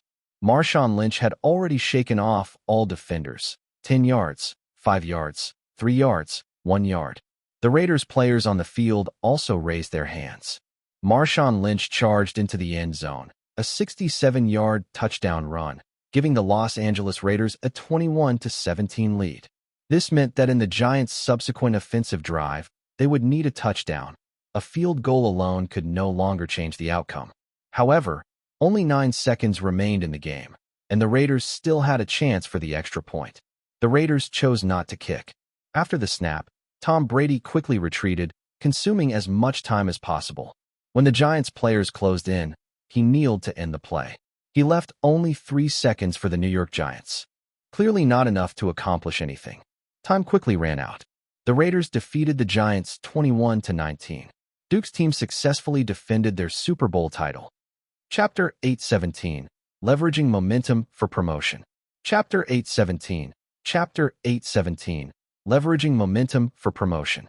For a team to gain recognition and support from its city, outstanding performance alone is not enough. It must also engage sufficiently with its fans. The newly crowned Super Bowl champion Raiders, upon returning to Los Angeles, immediately held a grand parade celebration on Tuesday. The parade began at the newly completed Landay Stadium at the southern end of Los Angeles, passed through the entire city, and even went by Los Angeles City Hall. Tom Brady held the Vince Lombardi Trophy, while Los Angeles Mayor Antonio Villaraigosa jokingly said that Los Angeles should now have the nickname the Black City of Angels, because countless people were wearing the Raiders' black home jerseys. Thousands of fans lined the streets along the parade route, cheering for their heroes. Fans wore black and white Raiders gear, while confetti and streamers were thrown from high-rise buildings on both sides of the road. In front of City Hall, the team was introduced to the crowd amid roaring applause from fans. The Raiders players were awarded symbolic keys to the city. When the beastly running back Marshawn Lynch, who had scored the game-winning touchdown, received the key, the crowd erupted in a frenzy. During the parade, Duke did not stand with the team but had his own plans. The parade ended at Landay Stadium. Upon returning to the stadium, the team attended a celebration organized by Duke and the team's sponsors. As the team entered the stadium, tens of thousands of waiting fans erupted in thunderous cheers, rivaling the Super Bowl itself. The celebration drew over 70,000 fans and was broadcast live on Warner TV. Another highlight of the event was the sudden appearance of the Avengers, who, in their iconic costumes, joined the Raiders players in the celebration. Undoubtedly, Duke was leveraging the Raiders' Vince Lombardi Trophy victory and the ensuing hype to promote the Avengers. The Super Bowl's influence in North America is indisputable. A team that wins the Super Bowl quickly becomes the nation's focus. A collaboration with the Avengers would also attract even more attention. As the film's release date approached, Marvel Studios, Warner Brothers, and various brand sponsors launched a full-scale promotional campaign for the Avengers. The latest issue of Entertainment Weekly revealed a still from the Avengers. From this still, readers could see a fierce-looking Captain America, played by Chris Evans, awakened after nearly 70 years of slumber since World War II, standing alongside Hawkeye and Black Widow. Hawkeye, Jeremy Renner, carried his bow, still sharp-eyed, while Black Widow, Scarlett Johansson, wore a tight black outfit with a cold gaze, her two holstered guns, seemingly ready to fire. The renowned Wyndham Hotel Group also became a collaborator with the Avengers. In cooperation with Warner Brothers, they launched a website. Games on the site offered chances to win tickets to the North American premiere red carpet for the Avengers. The site also produced a series of solo desktop wallpapers of the superheroes, which were very impressive. At the recently held Kids' Choice Awards, the Avengers also showed a family-friendly side, releasing a Little Avengers promotional clip. Captain America, Hulk, Iron Man, and Thor appeared as children, confronting the villain Loki together. This was clearly aimed at attracting younger audiences. Meanwhile, some of the film's merchandise was released early. Pete Kay, whose company had long collaborated with Duke and Warner Brothers, had now transformed into a combined manufacturer and retailer of Hollywood merchandise. With authorization from Warner Brothers and Marvel Studios, his company produced a set of the Avengers movie tickets, bookmarks, and classic superhero cards. This card set included every main character from this massive adventure film. Each character had new photos from the movie. The full set ranged in price from $186 to $57, while individual cards were priced between $15 and $9. Once the cards launched, almost all stores sold out. In Warner's office, Pete Kay specially arranged a meeting with Duke. Duke also had investment in Pete Kay's manufacturing company. Online prices have almost doubled, he reported. Duke nodded, reminding him, pay attention to the pace of merchandise releases. Follow Warner Brothers' schedule. Pete Kay said solemnly, I understand. I will coordinate with the entire film promotion plan. Compared to several years ago, his assets had increased tenfold, thanks to cooperation with Duke. Without the director and super-rich tycoon sitting across from him, he would not have become a billionaire or had chances to court Hollywood actresses. Thinking this, Pete Kay's eyes inevitably fell on the actress beside him, the latest star he was pursuing, the famous Julia Roberts' niece. If his assets hadn't increased tenfold, it would be almost impossible for such a striking girl, whose eyes seemed to sit on her forehead, to pay him any attention. Pete. Duke glanced at Emma Roberts, but did not find it strange, instructing Pete Kay. Our factories must find cheaper contractors. You should go to Asia personally. I've already booked the flight. Pete Kay valued working with Duke highly. It was an opportunity many could only dream of. I'll be in India the day after tomorrow. It was not only Pete Kay's company. Hasbro, also authorized for the Avengers, announced on its website a series of toys developed for the film. Hasbro would design 15 character toys for the Avengers, each closely tied to the movie's plot, and each equipped with signature weapons. As soon as pre-orders opened, hundreds of thousands of orders came in. By March, the Avengers official website had been updated, officially announcing the formation of the Ultimate Team, the Avengers. The site immediately attracted massive attention from film and comic fans. In just 3 days, traffic exceeded 20 million visits. Through this official site, Marvel Studios also released dozens of close-up stills of the 6 main characters for the first time, along with text annotations detailing each character's role and position within the team. Captain America, the soul of the Avengers. Though born frail, after undergoing the super soldier transformation, he became a perfect warrior. His adaptability is strong, and for someone out of his own time, his mindset is remarkably sound. Though he still harbors love for his country, he is not someone who clings to the past. He may not be able to live as an ordinary person, but he does not dwell on that. His sole expertise is combat, whether as a soldier or a superhero. His command ability and leadership charisma make him the soul and core of the Avengers. No matter the time or place, he is always Captain America. Thor, the godly powerhouse among the Avengers. Once arrogant, he was banished to the mortal realm by Odin. That experience taught the young Thor humility and love, and also gave him understanding of humans. Though he returned to Asgard, his interactions with Earth did not end, especially when his brother Loki sought to conquer the mortal world. How could Thor stand by?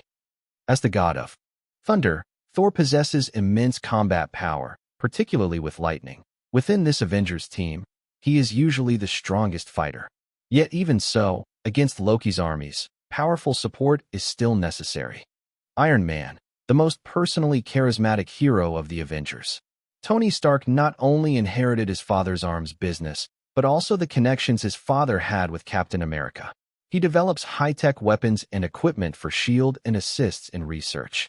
He also inherited his father's adventurous spirit. For him, being Iron Man is not merely for thrill, but a true fulfillment of self-worth. Hulk, the fist of the Avengers. As a scientist, Dr. Bruce Banner is brilliant. But if angered, the originally gentle Banner transforms into a fierce monster. He has been pursued by the military, constantly on the run, while seeking ways to control himself. When Loki's army attacks, humanity's last hope lies in this ultimate weapon siding with them. Black Widow, the lethal weapon of the Avengers. Natasha Romanoff was trained from childhood as a spy and assassin. Skilled in multiple combat styles, proficient with various weapons, and knowledgeable in espionage techniques, she fought alongside Captain America in World War II and is a key figure in assembling the Avengers. She possesses a captivating figure, agile skills, and formidable combat will. Hawkeye, the observer and marksman of the Avengers. Clint Barton, though lacking superpowers, is a perfect archer and close combat expert. Like Black Widow, he is tasked with assassination during SHLD's critical missions. In addition to the 6 highly noticed Avengers, Marvel Studios also released information on S.H.I.E.L.D. director Nick Fury. Nick Fury, director of S.H.I.E.L.D., planner of the Avengers Initiative. He was formerly a CIA agent and is now the head of S.H.I.E.L.D. From the organization's inception, he recruited personnel and researched various superpowers. He single-handedly assembled the Avengers and possesses knowledge beyond theirs, including the lost Tesseract once held by Red Skull. News on the website sparked a strong response from fans. With proper authorization, print media also began reprinting the content, reigniting the Avengers craze across the United States. Riding this wave, Marvel Studios and Warner Brothers released the first official trailer personally edited by Duke. Chapter 818, The Last Vin Diesel. Chapter 818, The Last Vin Diesel. A series of explosive scenes paired with a track performed by the famous industrial rock band 9 Inch Nails sent adrenaline levels soaring to the extreme. Sitting in front of his computer, Rune Weber was excitedly watching the trailer playing on the screen. The trailer opened with an explosion, followed by a dazzling array of intense combat and action sequences. The 6 major superheroes made their appearances, charging into battle and fighting valiantly. Interspersed within were 2 somewhat discordant little segments. The Captain America, who had slept for nearly 70 years, first confronted Iron Man, and then inexplicably clashed in close combat with Thor. In addition, Rune Weber also saw Loki hurl the unarmed Iron Man out of a window with a single hand, causing him to nervously sweat for Stark. The trailer reached its climax at the end, where Rune Weber finally saw the mysterious, all-new Hulk. From the footage, this version of the Hulk retained the fierce visage seen in prior posters and concept art. Though it flashed by quickly, he was confident this depiction would not disappoint. If there was any regret, it was that the previously rumored other mysterious alien villain was not revealed in the trailer. In any case, in just 123 seconds, the Avengers' first teaser was over, but the countdown to release officially began. Although the film would not premiere until May, this small teaser prompted Marvel Studios to make a high-profile announcement.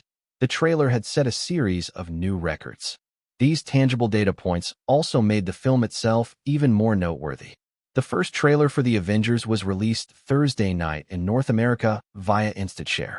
The video itself was packed with highlights, receiving 34 million views in a single day, a global record for a movie. At the same time, the teaser also broke the iTunes record. Its total downloads surpassed 10 million within 24 hours, breaking the previous record of 7 million downloads in a single day set by Transformers 3. As time slowly moved toward May, Duke was busy with post-production work, while Kevin Feige appeared frequently in the media with the cast, energetically promoting the Avengers. Back in 2002, Duke spoke with me in depth. He told me that the most crucial aspect of filming the Avengers was to make the plot independent, so that audiences could understand the movie even without having seen other Marvel films. In an exclusive interview with Empire magazine, Kevin Feige tried every means to capture public attention. Duke's genius lies in his ability to balance such a massive array of elements, ensuring that the character's development is not weakened by visual effects. Aside from Duke, he also discussed the film itself. We want the film to have stunning scenes and incredible action sequences, but we don't want the dialogue or humor to be overshadowed. Tony Stark standing beside Steve Rogers, his reaction upon seeing Thor, or when he notices Nick Fury on his radar. Witnessing these moments is undoubtedly thrilling. Duke was fully aware of the power of promotion. While coming in and out of Warner Brothers studios, he also accepted interviews from reporters.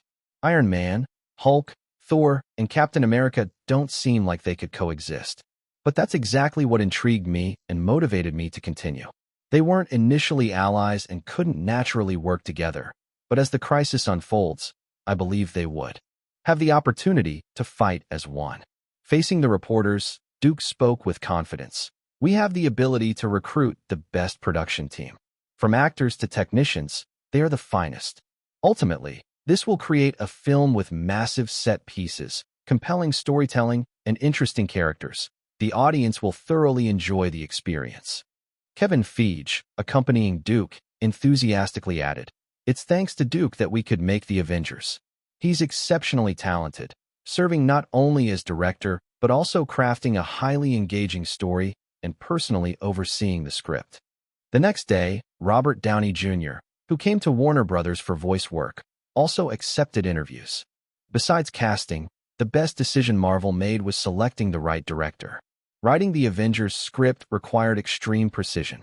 This is a highly complex film with 8 main characters, each needing a background, screen time, and focus. But that wasn't enough. During the following week, Duke found time to join Kevin Feige for an interview on the Instant Share platform.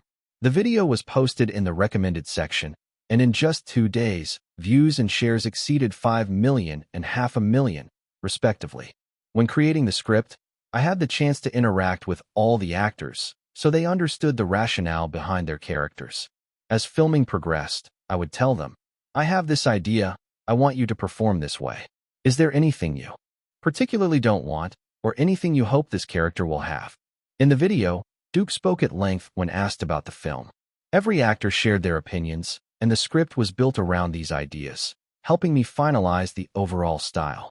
My approach to this film is that I always know what I want. But if you tell me what you want, perhaps we can achieve both. Duke then emphasized Marvel's contribution to the film.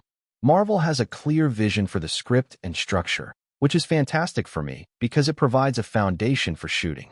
When filming, my only concern is achieving what they envision. Interviews like this naturally contain both truth and embellishment. You must design these massive sequences to fit the film's framework. I don't believe you can randomly insert scenes. I enjoy designing action sequences and doing them meticulously. The film introduces these characters and explains why they can't coexist, how difficult it is for them to get along, and how they ultimately save themselves. In subsequent footage, Kevin Feige's interview highlighted SHLD's role. In previous Marvel films, S.H.I.E.L.D. has been a hidden organization, occasionally popping up to give advice before returning to the shadows. But in this film, you'll see the world through SHLD's perspective. Audiences will witness the vast resources and equipment they control and see how they maintain world security. Facing the camera, Kevin Feige also stressed the challenges of production. Handling character relationships is one of the filming challenges. There are 8 important characters, 4 of whom have their own lead films. With so many characters and worlds in conflict, making the story and script feel realistic is a crucial task for the entire team. Then, without hesitation, he transformed into a full-fledged Duke booster. Duke's script is the foundation on which this film exists. The characters, each with distinct traits, interact meaningfully. He crafted numerous impressive stunt sequences, and the superheroes' interactions resonate with audiences. They sometimes agree with each other, and sometimes clash. After the video spread widely, Marvel Studios released the second trailer. As expected, the second trailer easily surpassed 30 million online views within 24 hours. As the new summer blockbuster season approached, The Avengers sparked unparalleled discussion. Its influence far exceeded the film itself, gradually becoming a social hotspot. Such a promotional campaign undoubtedly laid a solid foundation for the release of The Avengers, which was exactly the outcome Marvel Studios and Warner Brothers hoped to see. However, The Avengers' dominance in publicity would inevitably impact other films scheduled for the summer, particularly Fast and Furious 5, set to release the following weekend. For this film, David Ellison's Skydance Studios invested a massive $180 million, with marketing and promotional costs reaching $150 million. Pre-release publicity had been ongoing, yet media coverage was saturated with the Avengers news. Fans' attention focused on the superheroes' team-up, leaving the heavily promoted Fast and Furious 5 struggling to make a splash. This left David Ellison frustrated, and he clearly realized that his film had fallen behind in the publicity race. Considering the gap between Fast and Furious 5 director Justin Lin and Duke Rosenberg, the grim situation for the film after release was almost inevitable. Most other producers or companies would have rescheduled the release, but David Ellison was headstrong and had long planned ahead. At the most critical moment to attract attention before the release, he decided not to hesitate. Standing by the office window, David Ellison gazed into the distance, as if trying to see something. In the direction he was facing, near the southern slope of Beverly Hills, Vin Diesel stepped out of his house and got into a red Porsche. Chapter 819. The Tragic Consequences of Extreme Speed. Chapter 819. Chapter 819. The Tragic Consequences of Extreme Speed. This was a red Porsche supercar, with a striking appearance and extraordinary performance, built specifically for those pursuing ultimate speed and optimal handling. Its ultra-lightweight body and high-tech design placed it among the top-tier cars. The powerful 5.7-liter V10 engine with 605 horsepower could accelerate from 0 to 200 kilometers per hour in just 10 seconds, with a top speed of about 330 kilometers per hour. After starting the car, Vin Diesel deliberately controlled his speed. This was a wealthy residential area with frequent patrolling police cars. Although speeding was nothing for him, he didn't want to invite unnecessary trouble. The car wound through several turns, and its exceptional handling left Vin Diesel very satisfied with his newly acquired supercar. Although the high-speed driving scenes in his films were completed by stunt drivers, ever since starring in the Fast and Furious series, he had become obsessed with the thrill of extreme speed, often cruising in supercars and frequently receiving speeding tickets. However, like most Hollywood stars, Vin Diesel didn't care. He had plenty of money, connections at the police station, and an excellent lawyer. Speeding was nothing. The red Porsche supercar gradually reached the outskirts of Beverly Hills, and Vin Diesel slightly increased the speed. The roadside scenery flashed past the windows, and he unconsciously recalled his Fast and Furious series. The previous film in the series had once been compared by the media to Duke Rosenberg's movie and was disparaged as effeminate. Himself and his movie being called effeminate? Vin Diesel slammed the steering wheel. Duke Rosenberg was the effeminate one, a man who could be knocked out by 2 drinks and never sped while driving. If that wasn't effeminate, then who deserved the title? Thinking this, Vin Diesel stomped on the accelerator. The Porsche roared like a red lightning bolt, instantly exceeding 70 miles per hour, as if the 50 miles per hour speed limit on this road was just a suggestion. The red supercar quickly left Beverly Hills, passed through Hollywood, and followed the flat highway northward, soon arriving about 30 miles north of Hollywood in Santa Clarita. Here, the roads were wider and smoother. Vin Diesel increased his speed again, and the red Porsche quickly reached 90 miles per hour. The engine roar echoed far. On the street, Michael Turner walked at a leisurely pace. Hearing the roar, he turned to look. At the end of his line of sight, a red streak like lightning was heading his way. Even on the sidewalk, he instinctively moved closer to the curb. He muttered under his breath, "These life-disrespecting idiots." Like Michael Turner, many around him cursed as well. The driver might feel thrilled and powerful, as if he were the best in the world, but to bystanders, such extreme speeding was despised and condemned. The red car approached closer. Michael Turner stopped walking, turned, and shouted, "If you want to die, go drive off a cliff on Mulholland Drive. Don't drag others down here." This was not an empty highway, but Santa Clarita, the 4th largest city in Los Angeles County. Though he didn't know the car's exact speed, Michael Turner knew that if it hit a person or anything else, the outcome would be catastrophic.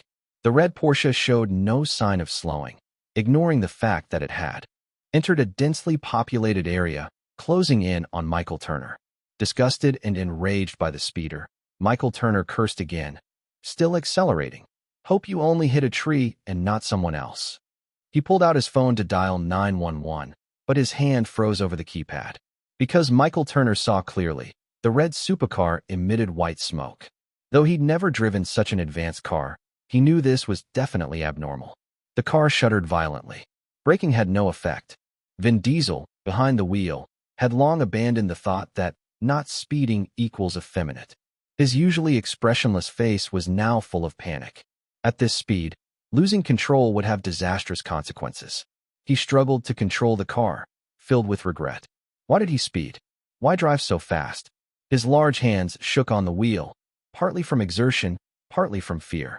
Unlike the tough guy persona in his movies, Vin Diesel was now sweating profusely with terror. Who doesn't fear death? If given another chance, he would definitely learn from Duke Rosenberg. Never speed while driving. This thought involuntarily surfaced in Vin Diesel's mind. Yet many things in this world can be restarted, but life is not one of them. The red Porsche veered off course toward the roadside. What? Michael Turner widened his eyes. Is there really going to be a crash? It wasn't about to happen. It had already occurred. Before his eyes, the red car shot off the road like lightning, climbing the roadside greenery and smashing into a thick palm tree. The collision was tremendous. The palm tree fell instantly, and the car disintegrated, red fragments scattering everywhere, rattling nearby buildings. Fortunately, bystanders had instinctively moved away from the car's path, so no innocent people were injured. Almost instinctively, Michael Turner dialed 911. There's been a car crash, a serious crash.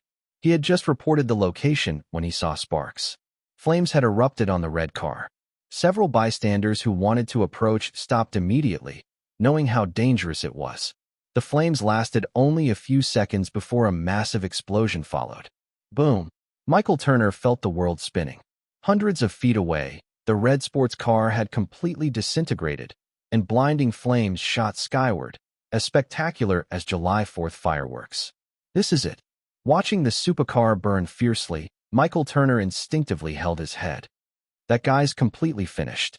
Although he detested the other person's extreme speeding, Michael Turner had never wished for such a deadly outcome. Who was that guy? What terrible luck.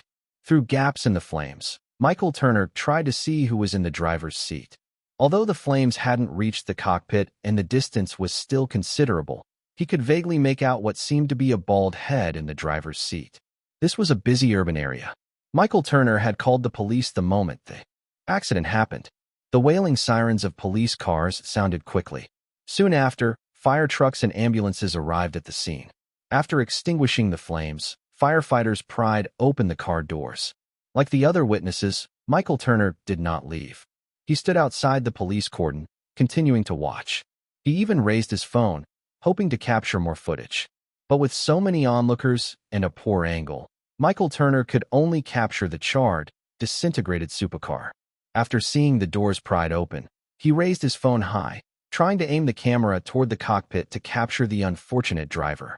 Next to him were two independent journalists, perhaps better described as tabloid paparazzi. Like entertainment paparazzi, they belonged to no media outlet, operating independently. They often listened to police channels for news, rushing out to scoop first-hand reports, then selling them to TV stations or video platforms. When the firefighters rescued the unlucky driver, the two previously indifferent paparazzi suddenly became excited. One even took advantage of the lack of police attention, broke through the cordon, and ran to film. Unfortunately, in less than half a minute, he was chased away by police and given a stern warning. However, these two didn't care at all. "We got it. This is our jackpot." One turned off the camera and, voice trembling with excitement, said, "This is exclusive. This news can sell for at least $100,000.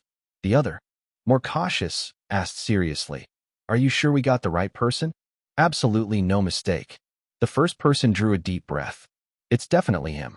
This is exactly the kind of news every TV station dreams of. Is he still alive?" Hearing his companion's question, he shook his head without hesitation. Neck completely broken, half the body burned. I recorded the paramedics. They said if it weren't for regulations, in this situation, he could be sent straight to the morgue. Good. The other finally revealed an excited expression. Let's head to the TV station.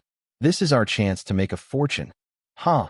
The first laughed heartily, showing no sympathy for the deceased. You drive later. I'll do some editing on the laptop, adjust the footage. Let's go. The other slung the camera over his shoulder and turned to leave. Hurry. Vin Diesel dying from a speeding accident is headline news. These words rang clearly in Michael Turner's ears. He first glanced at the two departing men, then at the stretcher being carried to the ambulance, suddenly realizing he had witnessed a remarkable car accident.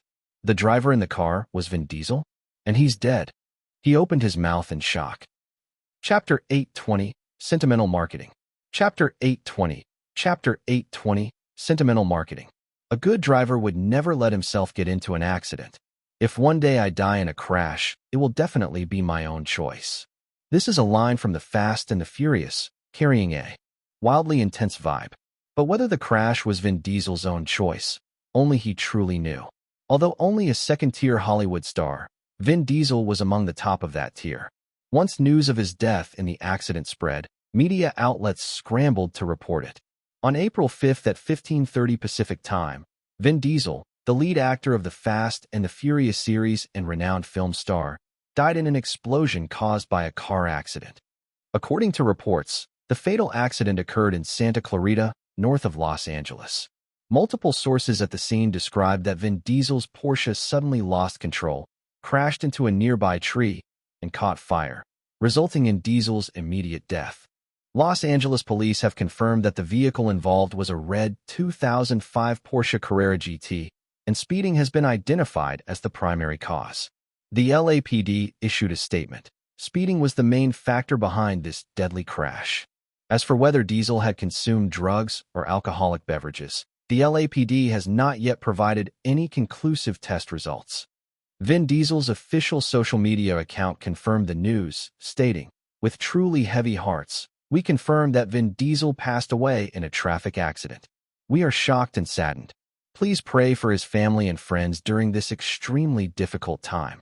In Universal Pictures' conference room, an assistant picked up the remote and turned off the LCD screen. Silence fell across the table. Not only were there members of Universal's PR and publicity department present, but also executives from David Ellison's Skydance Productions. Originally, Universal had not intended to invest many resources in Fast and Furious 5, as the company's stake was limited. Who would have thought such an accident would occur? They immediately sensed an opportunity and spotted potential profit. Regardless, Universal held the copyright for Fast and the Furious. If the film performed well, they would benefit greatly. David Ellison sat quietly at the table, saying nothing. His serious expression carried a hint of sorrow, as if he had truly lost a close friend. He knew he didn't need to speak, not even to remind anyone. Hollywood was, after all, a business driven by profit. With Heath Ledger and Duke Rosenberg's The Dark Knight precedent, Universal would definitely take action. Indeed, after Vin Diesel's cause of death was basically confirmed, Universal's senior executives immediately convened a promotional meeting for Fast and Furious 5. Vin Diesel's passing is a major loss for us. Universal has lost a friend and a crucial collaborator. We are deeply saddened, said the head of Universal's publicity department solemnly. Though Vin Diesel is gone, he should not be forgotten by fans or the public. Universal will launch multiple activities to commemorate Mr. Diesel. At this point, he turned to David Ellison, seemingly seeking Sky Film Productions' opinion. Ellison remained silent. A Skydance executive spoke up. "We will fully cooperate with Universal Pictures." How much impact can a deceased Hollywood star have on the films they left behind? Perhaps a decade or two ago, Hollywood might not have been sure. But Heath Ledger's contribution to The Dark Knight was undeniable. Now, everyone clearly understood. A deceased lead actor often promotes a film's success more than a living one. In his Malibu mansion, Duke sat in his study, frowning at Penny Callis and Jamie Johnson across from him. Both furrowed their brows, seemingly troubled by a difficult issue. Sipping his coffee, Jamie Johnson said, "The media headlines these past days are all about Vin Diesel. Public attention has been fully drawn to this accident, slightly affecting the Avengers promotion. I just received word, Panny Callis interjected. Universal and Skyflim have already reached a consensus on promotion. They won't let this opportunity pass, Duke sighed lightly. We're going to have trouble. Just like when he and Warner Brothers capitalized on Heath Ledger, if the profit was big enough, how could Capital pass up such an opportunity? Duke was simply surprised. How did Vin Diesel end up in a crash? The timing didn't even make sense. This bald man, though never a top-tier star, was still well known in the industry. How could he just die like this? He couldn't comprehend it, attributing it only to some unknown factors. However, Duke wasn't overly troubled. Hollywood had changed so much. Because of him, Vin Diesel's death was inconsequential in comparison. Panny Jamie, Duke said solemnly, keep an eye on Universal, Skyflim, and the Fast and Furious 5 production team. We're about to face a tough promotional battle. Vin Diesel's death occurred at a perfectly timed period. The summer blockbuster season was about to begin, the peak of May film promotion. As long as Universal and Skydance weren't fools, Fast and Furious 5 could easily steal all the spotlight. As Duke expected, a promotional plan leveraging Vin Diesel's death had already been set in motion. As the copyright holder of Fast and the Furious, Universal stepped forward first. They convened a press conference and issued a formal statement. All Universal employees are heartbroken. Over the past 10 years, Vin Diesel was one of the most beloved and respected members of our Universal family. His passing is a shock to us, to everyone involved in the Fast and the Furious series, and to countless fans. We extend our sincerest condolences to Vin Diesel's family and supporters. Not just Universal. Throughout Fast and Furious 5's promotional events, the cast continuously mentioned Vin Diesel. Director Justin Lin told the media, I am utterly heartbroken. Right now I cannot think or do anything. Paul Walker continuously posted on social media, mourning Vin Diesel. Brother, I miss you so much. I really have no words. Heaven has a new angel now. From the start, you showed humility. Every appearance brought something different. We were like brothers. You will always have a place in our hearts. This memory will never fade. Newly joined superstar Johnson repeatedly told the media, in this heartbreaking moment, I bring all my strength, love, and faith to Vin Diesel's family. We will find new strength through his guidance. I love you, brother. Afterward, all the main cast members of Fast and Furious 5 appeared at the scene of Vin Diesel's car accident, bringing flowers to commemorate the actor. They stood at the site for a long time, drawing enough media and fan attention, and only then did they leave satisfied. A type of promotional strategy called sentimental marketing had already been pushed forward by Universal Pictures and Skyflim Productions. First, Skyflim Productions gathered Justin Lin and other production staff, planning to add a memorial segment to the end of Fast and Furious 5. They also hired a dedicated music company to produce a tribute song as quickly as possible to be used in subsequent promotional activities. After completing the special production, Universal and Skyflim held fan and media preview screenings. It must be said, the treatment of the deceased versus the living in media and public perception is completely different. Agile Vin Diesel repeatedly threw himself into extreme action scenes. His passionate performance brought continuous viewing pleasure. Diesel could never have anticipated this would be his cinematic legacy, yet his performance deserves the highest praise. Vin Diesel treated every scene as if it were his last performance. As the finale approached, the character Dominic Toretto, played by Diesel, would bid us farewell. Diesel's exit from the screen was perfect, with the sequence arranged appropriately and tastefully. Unsurprisingly, media outlets were filled with praise, almost drowning out everything else. Promotional slogans like, Fast and Furious 5 is a fitting tribute to Vin Diesel, were widely hyped by the media. Next, Skyflim held the Vin Diesel Life Photo Retrospective in Los Angeles, exhibiting many images from Diesel's career, attracting a large number of fans' attention. Universal also released the latest Fast and Furious 5 poster, showing two cars racing apart in the night, tail lights leaving streaks of light. The drivers were Vin Diesel and Paul Walker. Walker shared this poster on his personal Twitter, emotionally writing, "This poster makes me want to cry. This is an excellent popcorn movie, the best tribute to Vin Diesel. The shock brought by death is always unparalleled." Within just a few days, the news that Fast and Furious 5 was Vin Diesel's final work spread across social media and information platforms, instantly creating enormous attention. At the latest media meet and greet, Paul Walker nearly broke down in tears. "When this tragedy happened, I lost my best friend, I lost my brother," he said, his emotions exceptionally stirred during his speech. "This is work filled with love. This film is, in some ways, the hardest for me, because the friendship you see on screen is so real." Chapter 821, Sadist. Chapter 821. Chapter 821, Sadist. To be fair, although Vin Diesel had made a name for himself through the Fast and Furious series, in the talent-saturated Hollywood, a performer like him, whose other works were mediocre at best, could only be considered a second-tier star. Outside of the Fast and Furious franchise, his other films had minimal impact. If it weren't for his accidental death, it would never have caused such a huge stir. For stars who are important symbols in popular consumer culture, death often leads to a significant boost in their influence. A harsh yet absurd fact. Especially when Hollywood stars die young at the peak of their careers, it sparks public mourning and admiration, strengthening recognition and worship of the star. From James Dean, who embodied the fallen generation, to River Phoenix, who perished amid drugs and recklessness, to Jonathan Brandis, who fell after reaching his peak, all followed this pattern. More recently, the sudden death of Heath Ledger from prescription drug overdose not only garnered global mourning, but also helped The Dark Knight achieve massive success and secured him the Oscar for Best Supporting Actor. In today's social context of popular culture, the essence of a celebrity is essentially a commodified image. As a commercialized and content-stripped pure image, stars are inevitably constrained by the commercial system. Even death cannot free them from the grip of the industry. Not only the somewhat known Fast and Furious 5 cast in Hollywood, but even the movie's main antagonist, Mel Gibson, who had long disappeared from Hollywood, also appeared in this marketing spectacle. Vin Diesel was a good man. He was diligent, never let Hollywood get to his head.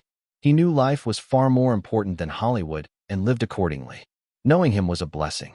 In the lounge of Duke's mansion-style estate, the TV broadcast showed Mel Gibson being interviewed. Duke sat on the sofa, left hand supporting his chin, watching the interview quietly until it ended. The face on TV was noticeably aged and somewhat unfamiliar. Duke had nearly forgotten him. Indeed, Mel Gibson hadn't appeared in North American mainstream media for many years. He had long known that Vin Diesel and David Ellison had brought Mel Gibson from Australia to star in Fast and Furious 5. He didn't interfere much, as it couldn't change Gibson's fate anyway. It wasn't until Vin Diesel's fatal car accident, when Universal Pictures and Skyfilm Productions launched massive publicity, that Duke remembered Gibson could still be utilized. Tina Fey, sitting beside him, quickly skimmed a document delivered by Panny Callis, confirmed it, and handed it to Duke. She said, "After all these years, this Aussie wildman still hasn't improved a bit." Duke flipped through it briefly, then placed it on the coffee table between the two sofas, nodding to Tina Fey. "Proceed according to plan." Tina Fey took the document, stood up, and left the lounge. Fast and Furious 5's publicity over the past 10 days had been unusually intense. Leveraging Vin Diesel's death, it almost completely overshadowed the Avengers. Though Duke didn't believe it would affect the Avengers opening, Fast and Furious 5 was releasing the following weekend. If the sentimental effect kicked in, Fast and Furious 5 would explode at the box office, and the Avengers' second weekend revenue would surely take a huge hit. He was well aware of the terrifying power of sentimental marketing. Thus, Duke and Warner Brothers devised corresponding strategies. While they couldn't eliminate the impact of Vin Diesel's death, they aimed to disrupt part of the sentimental effect. Fast and Furious 5 is a pig being hyped up. Don't overconsume Vin Diesel in marketing. Similar voices gradually appeared in Warner-related media. Paul Walker was undoubtedly a key figure in memorializing and promoting Vin Diesel's posthumous influence, and much media attention focused on him. Warner's TMZ repeatedly published articles revealing most of Paul Walker's friends are photographers, stunt personnel, and other crew. He and actor Vin Diesel weren't really close, though he tried to hide it. While they might interact publicly to promote films, privately they avoided contact. After Vin Diesel's death was announced, Paul Walker immediately flew to California to handle many affairs and visit his family. To his friends, These actions seemed ridiculous and ironic. Mel Gibson was also scrutinized by many Warner media outlets, revealing not only past drug use, but also connections with multiple extremist organizations in Australia and the Middle East. However, none of this could truly impact Fast and Furious 5. The real attack point was still on Vin Diesel himself. Under certain people's incitement, Vin Diesel's current girlfriend, Paloma Jimenez, accepted a TMZ exclusive, claiming she would officially sue the deceased Vin Diesel and handed some key evidence to the media. There were 2 video recordings, posted immediately on TMZ, social media, Google, and Warner's online media in highly visible positions. Thanks to the effect of Vin Diesel's fatal accident, the videos garnered over 15 million views in just 3 days. Viewers saw a Vin Diesel very different from the one they mourned and sympathized with. Beneath his robust physique was a twisted heart.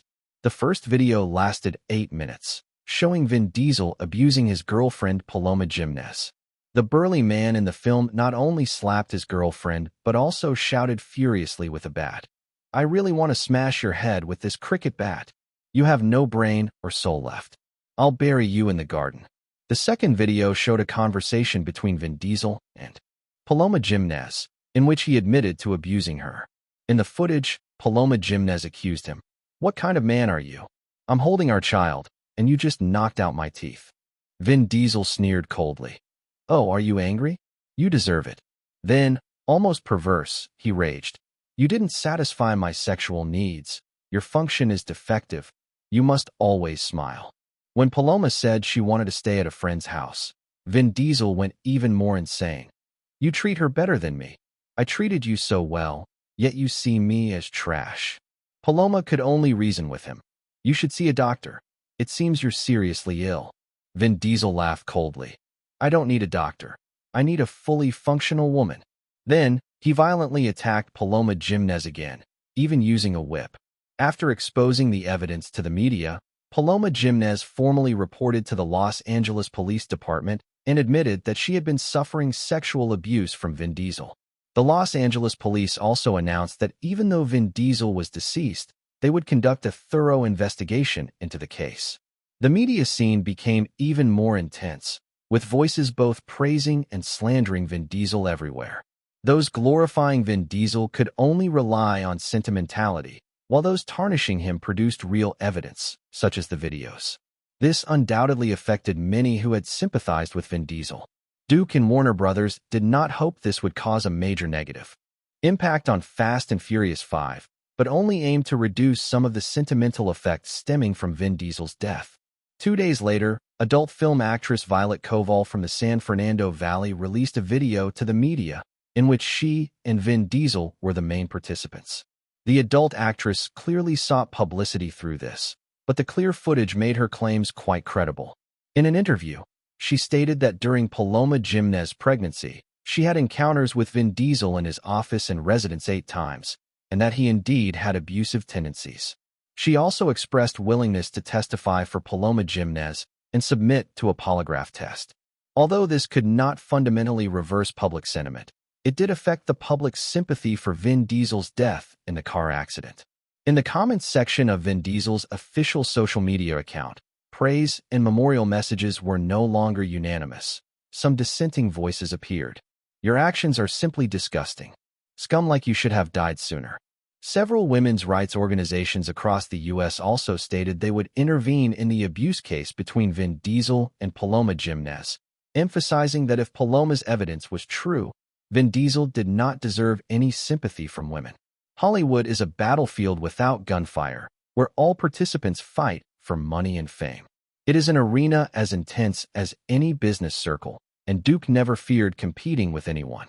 Universal Pictures and Sky Film Productions, of course, did not sit idle and continued counterattacking, but Duke and Warner Brothers were well prepared. The Avengers had a far more solid foundation than the Fast and Furious series and was not easily shaken by anyone. A fiercely competitive summer blockbuster season had officially begun. To emerge victorious, one not only had to perform well oneself, but also suppress competitors. Every Hollywood company operated this way. The notion of a smooth, competition-free release that collects box office revenue exists only in fantasy. Aside from tarnishing Vin Diesel's image, Duke never relaxed in promoting the Avengers. Chapter 822, Creative Freedom. Chapter 822, Chapter 822, Creative Freedom. As the release date approached, promotion for the Avengers had entered its final sprint stage. Not only did Warner Bros. Media outlets participate, but even Marvel Comics proactively stepped forward to hype the film. In the latest published comic issue, Marvel made some changes to several of its popular superheroes. In the universe used by the film, Captain America had aged, Wolverine had died, and Thor had changed gender.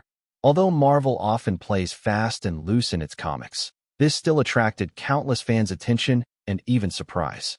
After all, this was not a random universe. It was the universe adopted by the film. In the latest episode of NBC's talk show The View, several Marvel executives appeared on the interview stage and revealed some exclusive information. Will Moss, head of Marvel Comics' current writing team, addressed the camera. The new Thor will not be a temporary female substitute. She is now the real, one and only Thor. Host Whoopi Goldberg exaggeratedly announced on the show, "Today is a big day in the Marvel Universe. Thor messed up and is no longer qualified to wield his hammer. For the first time in history, the hammer will be wielded by a female character. Thor has become a woman." Another host, Jenny McCarthy, explained in time. She created herself, was saved by Thor, and came to Earth. She has followed him and made herself appear as Thor, and now she is going to replace him in the comics. At the same time, Marvel released a photo of the new Thor with the Avengers. These promotional images immediately became a hotspot online, and the word Avengers directly became a trending term on Google. Thor transformed into a mature, commanding female persona, the Hammer Sister. Once the news broke, countless netizens, comic fans, and moviegoers were stirred, and the internet saw a flood of jokes and memes. Thor becomes the godmother, Thor transitions for Loki, and other parodic statements emerged endlessly. All of this was part of Marvel Comics' plan. When these messages had fermented to a certain degree, Duke specifically posted on his social media and Twitter, "Female Thor? What were they thinking?" This post was widely shared by netizens, with retweets surpassing 1 million in a single day.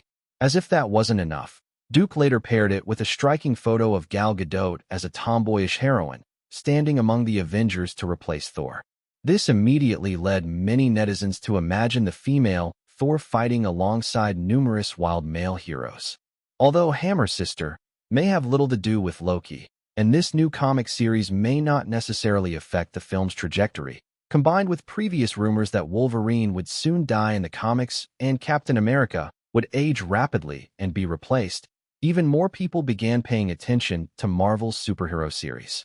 In the final week before the Avengers premiered, Warner Bros. And Marvel Comics jointly held the Avengers-themed art exhibition at the 1988 Gallery in Los Angeles. Duke, Robert Downey Jr., and many other actors also appeared. Under the artist's creativity, each superhero looked different, which was very interesting.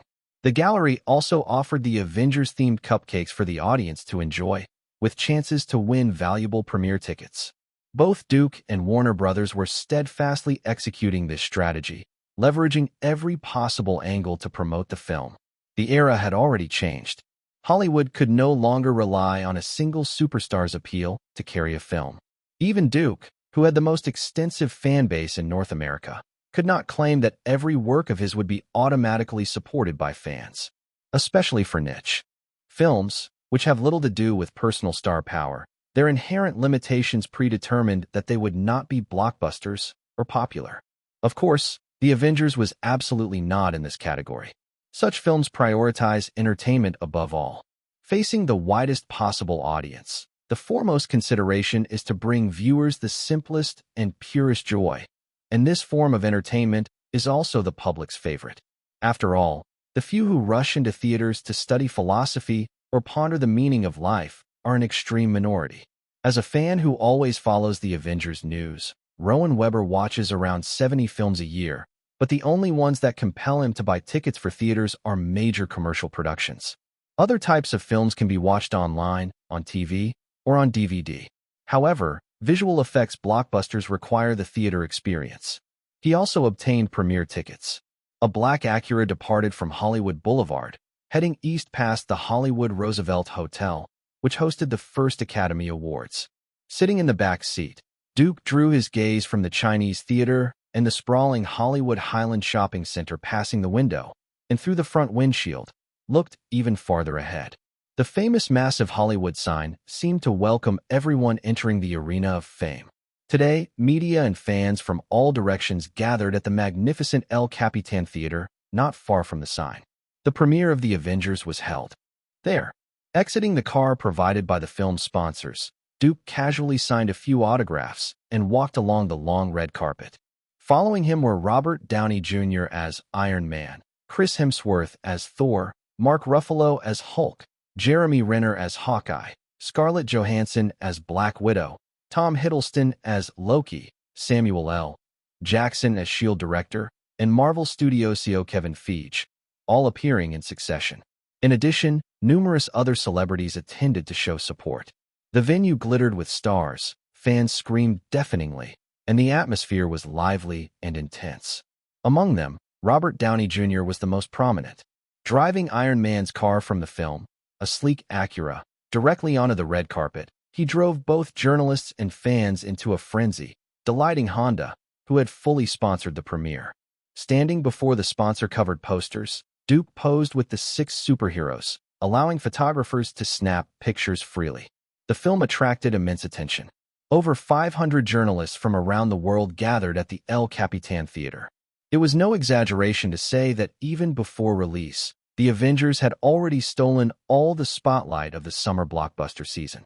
Global pre-sales began 10 days earlier, and the resulting fan frenzy even overwhelmed theaters and ticketing websites. In North America alone, the estimated pre-sales in 10 days reached over $90 million, a number beyond the total box office of 95% of Hollywood films. Theaters also attached exceptional importance to this film. One of North America's largest chains, AMC Theaters, launched an ultimate Marvel marathon at several of its large venues, starting from 11:30 a.m. on May 4th, continuously screening the 5 superhero films that paved the way for this release: Iron Man, Captain America, The Hulk, Iron Man 2, and Thor, followed by the midnight premiere of The Avengers on May 5th. Although tickets for this event were priced as high as $40, pre-sale tickets were snapped up by fans immediately, forcing AMC to add extra showings.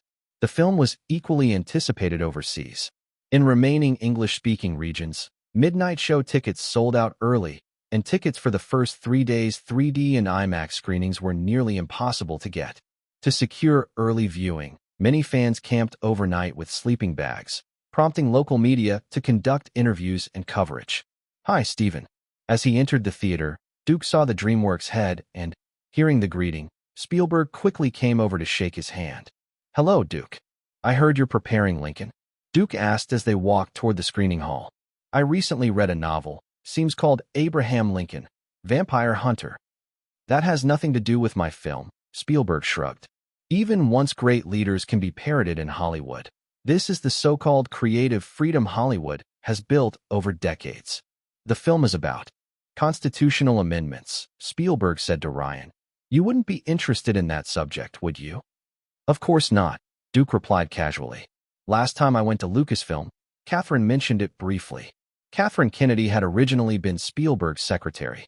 Their conversation soon turned to the new Indiana Jones film as they walked toward the theater's front rows.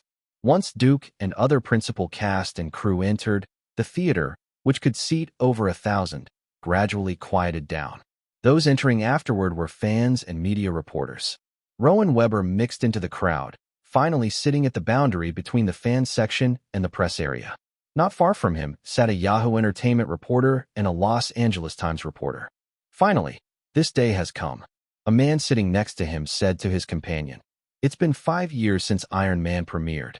I've finally waited until the Avengers assembled." His companion also sighed. "I was in middle school when I first heard about Marvel's Avengers plan, and now I'm about to graduate college." Hearing them, Rowan Weber quietly exhaled. This day, he had waited far too long. It had been a long wait, a 5-year-long wait. This film is highly anticipated. Another voice came from nearby, the 2 journalists discussing the film. But it mixes in too many characters, especially the big three: Iron Man, Captain America, and Black Widow. Their personalities are so distinct that merging them together is a major challenge. If done poorly, the film could turn into a mess. The other journalist nodded in agreement. Unlike those two reporters, Rowan Weber was full of confidence in the Avengers. He believed the film would deliver a spectacular performance for its audience. Chapter 8:23. This is the real super masterpiece. Chapter 8:23. Chapter 8:23. This is the real super masterpiece. The rows of lights on the ceiling went out one by one, plunging the theater into complete silence. When the big screen lit up, after the iconic Marvel Comics opening, the film immediately dove into the story. The first appearance wasn't any of the six heroes but the main villain Loki, along with a fleeting, imposing figure in the background. As a seasoned fan of both comics and movies, Rowan Weber immediately recognized that figure. It had to be Thanos. Was he the super boss of this film, or the ultimate villain of the entire series? Recalling the trailers briefly, Rowan Weber confirmed that the latter was more likely. The film inherited the fast-paced tradition of Duke's Productions, with no wasted time, directly driving into the plot and conflicts. Within the first 3 minutes, the villain Loki was wreaking havoc in the S.H.I.E.L.D. experimental base, simultaneously using his staff to manipulate Hawkeye and others. The opening battle was intense. Gunfights, car chases, explosions, and even a falling plane, all projected on the big screen. Rowan Weber and the surrounding audience, witnessing the almost flawless special effects, could feel the full sincerity of Duke and Marvel Comics. Why do audiences come to theaters? The director clearly understood this, delivering the visual feast the fans most wanted to see. From now on, we're at war. Nick Fury's words struck like a drumbeat in the heart. Many understood that with the opening setup complete, the main course was about to begin. What do we do now? Agent Coulson asked Nick Fury. No one answered. The film itself gave the answer through its title, The Avengers. Oh wow, she's hot. A low murmur came from the side. Black Widow is still just as beautiful and sexy. Her skills are amazing too. A rapid, fierce fight sequence followed, showcasing Natasha Romanoff's signature combat style. She was also the key figure bringing the Avengers together. Thanks to the groundwork laid by Iron Man and the other 5 films, audiences were extremely familiar with the 6 Avengers. Their personalities and stances were common knowledge. The film did not bother explaining or interpreting these characters, nor did it waste time. With a fast pace, it plunged directly into the story, letting viewers witness the climax from the start, maintaining high energy throughout. Hawkeye, Black Widow, Hulk, Iron Man, and Captain America all appeared before the audience. Besides large-scale action and superhero interactions, the film used ubiquitous humor to engage viewers, including Rowan Weber. Next building that goes up. Tony Stark said to Pepper Potts, "I'll hang your name on it." Pepper's reply, "Better write it on the property deed." Of course, this kind of playful banter mostly belonged to Iron Man, who in the film was constantly misbehaving, teasing, mocking, and showing off.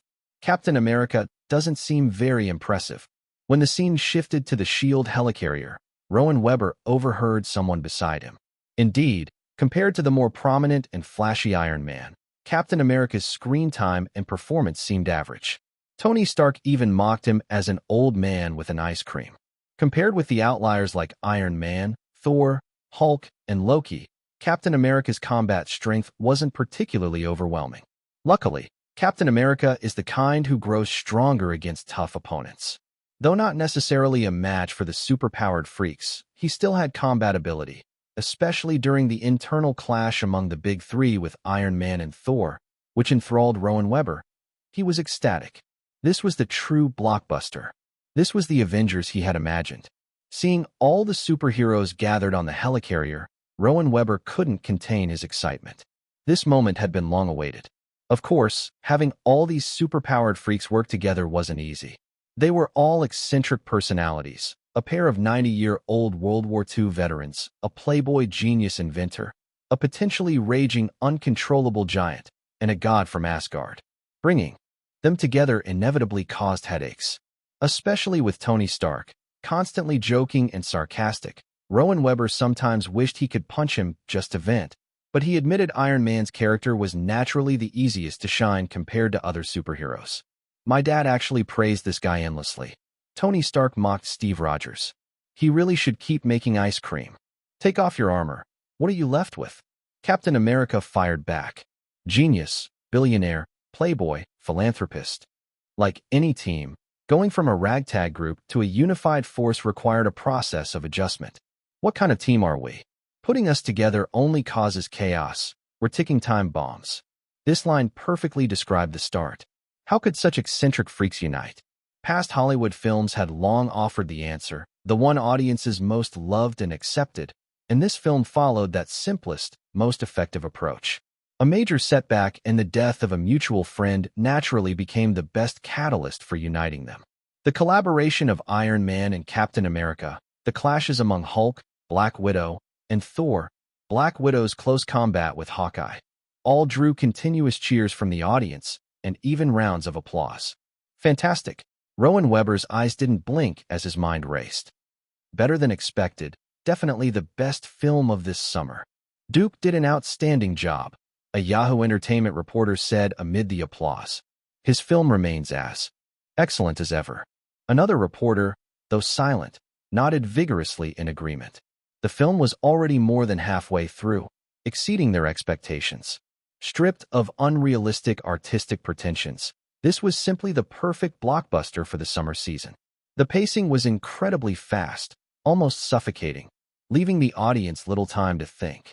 One dazzling battle after another unfolded without causing visual fatigue, like a sumptuous banquet continuously laid out before the viewers by Duke.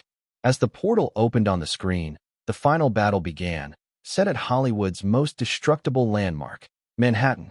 The Avengers, having endured setbacks, prepared themselves, and the ultimate showdown was about to erupt. I have an army. We have Hulk.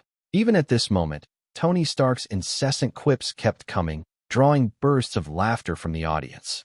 Even if we can't save Earth, we will absolutely avenge it. Earth under threat again. Earth saved once more by superheroes. This theme, Hollywood's perennial commercial blockbuster subject, never goes out of style. The reason is simple. Audiences love it. Rowan Weber had lost count of how many times his blood had been stirred, but when the most exhilarating scene appeared, he did what every other audience member did. Applaud. Applaud with all his strength. For the first time, the six Avengers truly stood together. Captain America, Steve Rogers. Iron Man, Tony Stark. Hulk, Bruce Banner.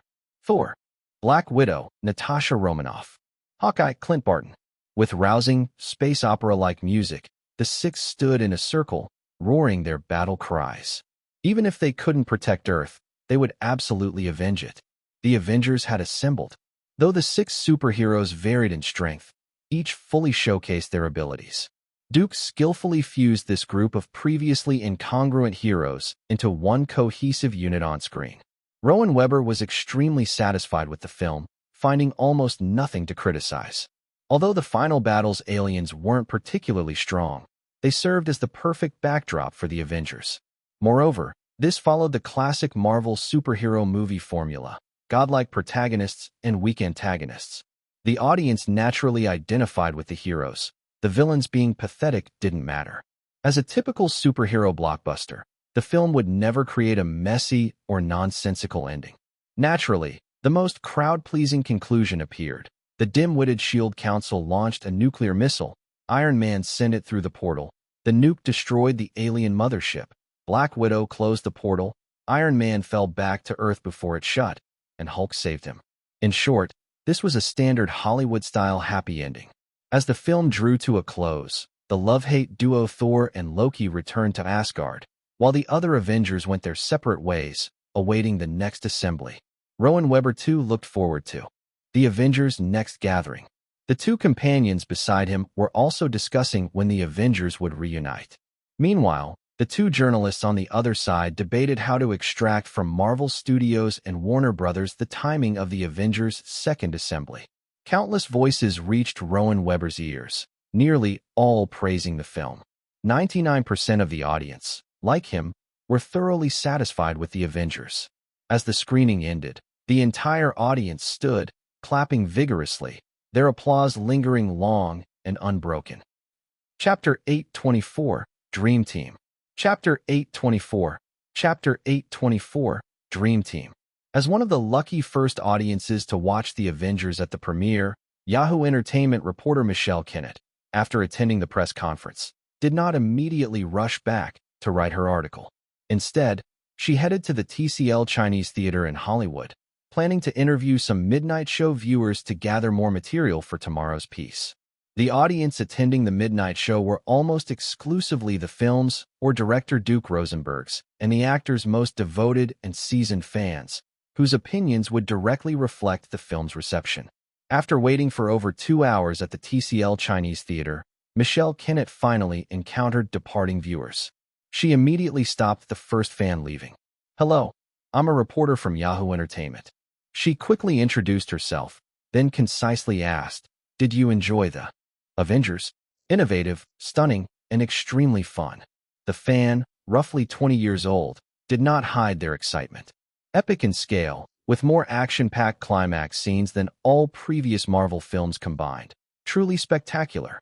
After this fan left, Michelle Kennett swiftly interviewed more than 10 other people. "Absolutely amazing. Even better than expected. Personally loved it. From start to finish it was thrilling. Duke has made Marvel Studios' best movie yet." After interviewing fans, Michelle Kennett spoke with the night manager of the TCL Chinese Theater. The midnight show for the Avengers at the Chinese Theater was sold out, and tickets had been on pre-sale for over a week. "In the past few days, many fans have inquired about midnight tickets, so we had to add 3 additional shows, yet tickets still aren't enough. This will definitely be a phenomenon-level movie." Leaving the TCL Chinese Theater, Michelle Kennett got into her car, but did not immediately drive off. Instead, she pulled out her newly purchased iPhone and posted an instant share. "Back from the Avengers premiere, animation and superhero fans, get ready for the feast." Director Duke Rosenberg almost perfectly executed a task that could easily have failed. The balance among the heroes is superb, dialogue consistently humorous, and the final showdown dazzling to the point of breathtaking. Duke's grand plan for Marvel earns endless praise. After posting, she quickly browsed instant shares from her colleagues, many of whom had attended the premiere last night. "Just saw it. So much action, humor, and surprises. If you love comic movies, you will definitely fall in love with this film. My body is still shaking as I post this review. The movie is just too amazing. All these Marvel misfits together seemed like chaos at first, but the roles were clear, personalities distinct. With non-stop dazzling action and well-timed humor and antics, the characters became even more lovable than in individual films." Putting down her phone, Michelle Kennett could already imagine that Duke Rosenberg had likely produced yet another phenomenon-level movie. What would the film's final box office be? As a seasoned industry reporter, she knew such comic book, fast food, films could never match James Cameron's Avatar. But as a movie with a massive, dedicated audience, The Avengers could very well create a series of box office records in a short time. Better to focus on the midnight and opening day box office. With this in mind, Michelle Kennett started her car and drove straight to her office to write. For her, this would be a sleepless night. Many others would also be awake tonight. Doug Walter, CEO of Warner Brothers, was one of them. Whenever a Warner Brothers blockbuster premiered, he habitually lost sleep, and exceeding expected midnight box office numbers was the best kind of sleep aid. He sat quietly in his study, waiting for the midnight box office numbers. Meanwhile, at Marvel Studios headquarters in Burbank, the lights were bright, and Kevin Feige, Stan Lee, and many Marvel employees were still awake, also waiting. Compared to Doug Walter, the Marvel staff appeared more relaxed, confident in a plan nearly 10 years in the making. Duke Rosenberg consistently brought success to Marvel, leading the company from near bankruptcy to a Hollywood powerhouse. Nowadays, who wouldn't want the rights to adapt Marvel's superheroes? Not to mention, as far as they knew, 20th Century Fox also aimed to use the X-Men to create an independent universe and achieve their own X-Men Alliance plan. Duke Rosenberg masterminded this grand plan for Marvel, guiding them toward success. Of course, they also knew that Duke controlled Marvel Comics, which had now effectively changed its corporate surname to Rosenberg. Marvel staff waited, while the actual boss slept soundly, holding a beautiful woman in his arms. Feeling the steady breathing above, Scarlett glanced at the phone beside her pillow, smiled contentedly, gently touched Duke's forehead, and nestled into his warm embrace, trying to gather some sleep. No wonder he slept so deeply. He must have anticipated the midnight box office numbers. With this thought, Scarlett also drifted off to sleep. The study door was softly knocked on, and Doug Walter's wife entered carrying coffee, her gaze inquiring. Therein, Doug Walter refreshed his emails and let out a long sigh of relief. How much? His wife asked, concerned. 4,280 theaters, $33.8 million in box office. Even as a composed CEO, Doug Walter could not hide his excitement. This? His wife, familiar with the film industry, asked, is this real? Of course. Pushing the coffee aside, Doug Walter grabbed a bottle of champagne and 2 glasses.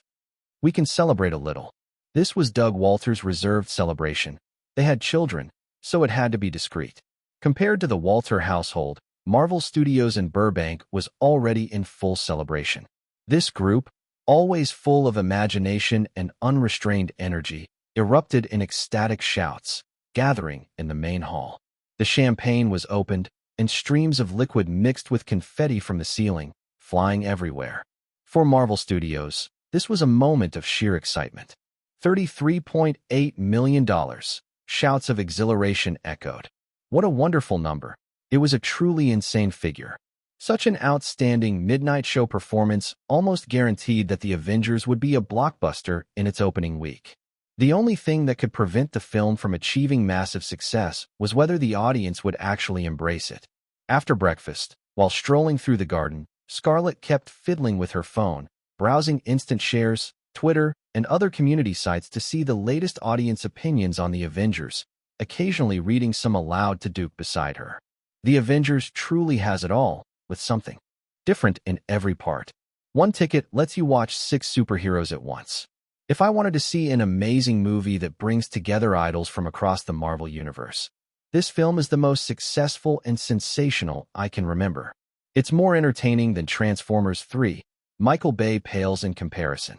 Hearing Scarlett, Duke shook his head and smiled. Poor Michael. Scarlett ignored Duke and continued reading a new post. Just finished watching The Avengers, better than all the previous superhero films. Every character shines, and many lines and plot points are very humorous. The final battle is grand and exhilarating. Captain America's line, Hulk, smash, triggered cheers and applause in the theater. This is a highly entertaining summer blockbuster, and the 3D effects are excellent. Everyone, get ready to watch The Avengers on the big screen. Definitely not the best movie I've ever seen, but absolutely the most thrilling. Great technical work, pacing, action, and sound effects. Each superhero is distinctive and perfectly portrayed. Every audience member was completely hyped. Highlights of humor. When Stark called Hawkeye Legolas, as a diehard Lord of the Rings fan, I was already dead. Never expected the Avengers to be this good. Iron Man versus Captain America, Hulk taking on Thor. Honestly, these superheroes fighting each other is much more fun than them teaming up.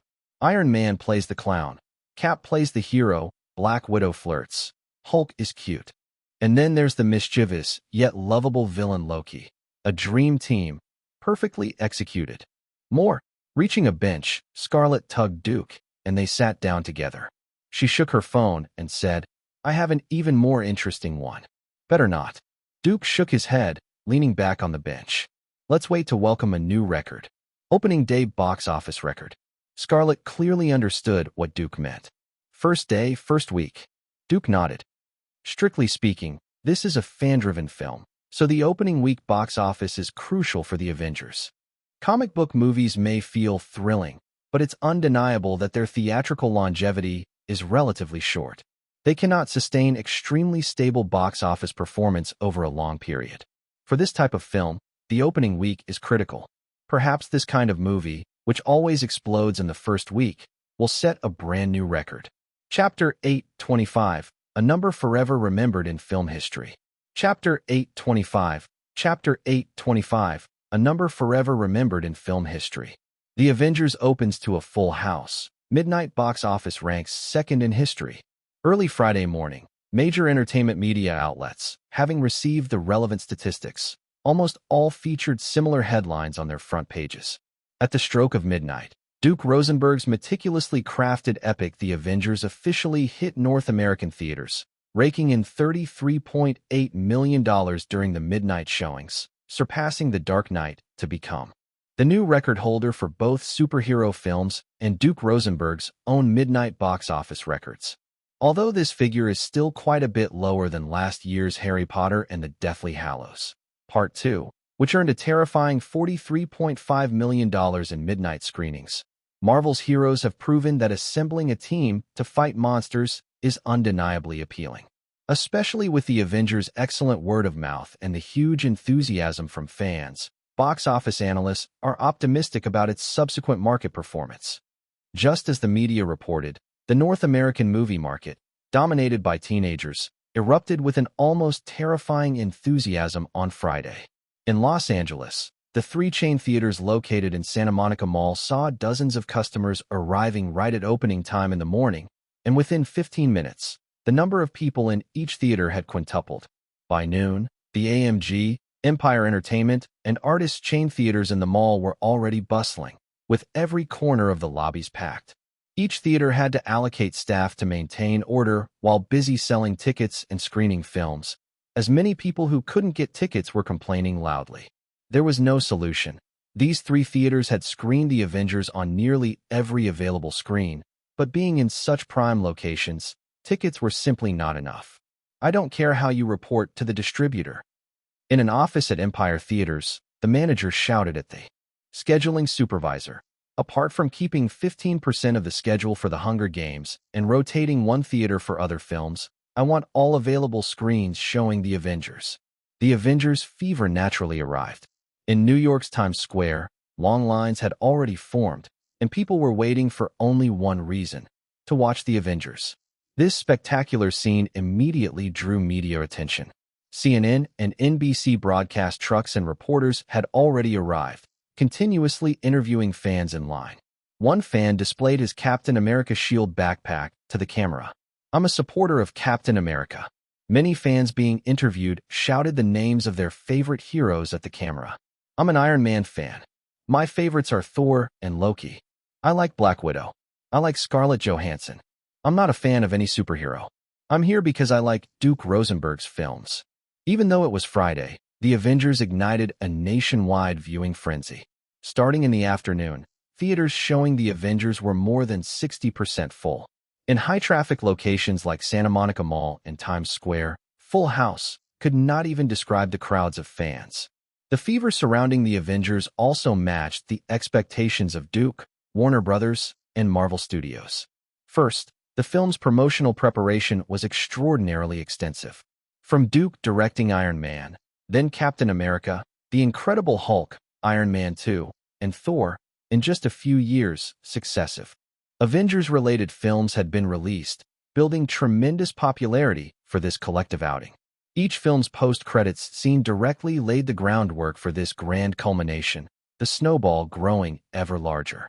With more business, Duke and Marvel had already pushed the superhero genre into a positive cycle.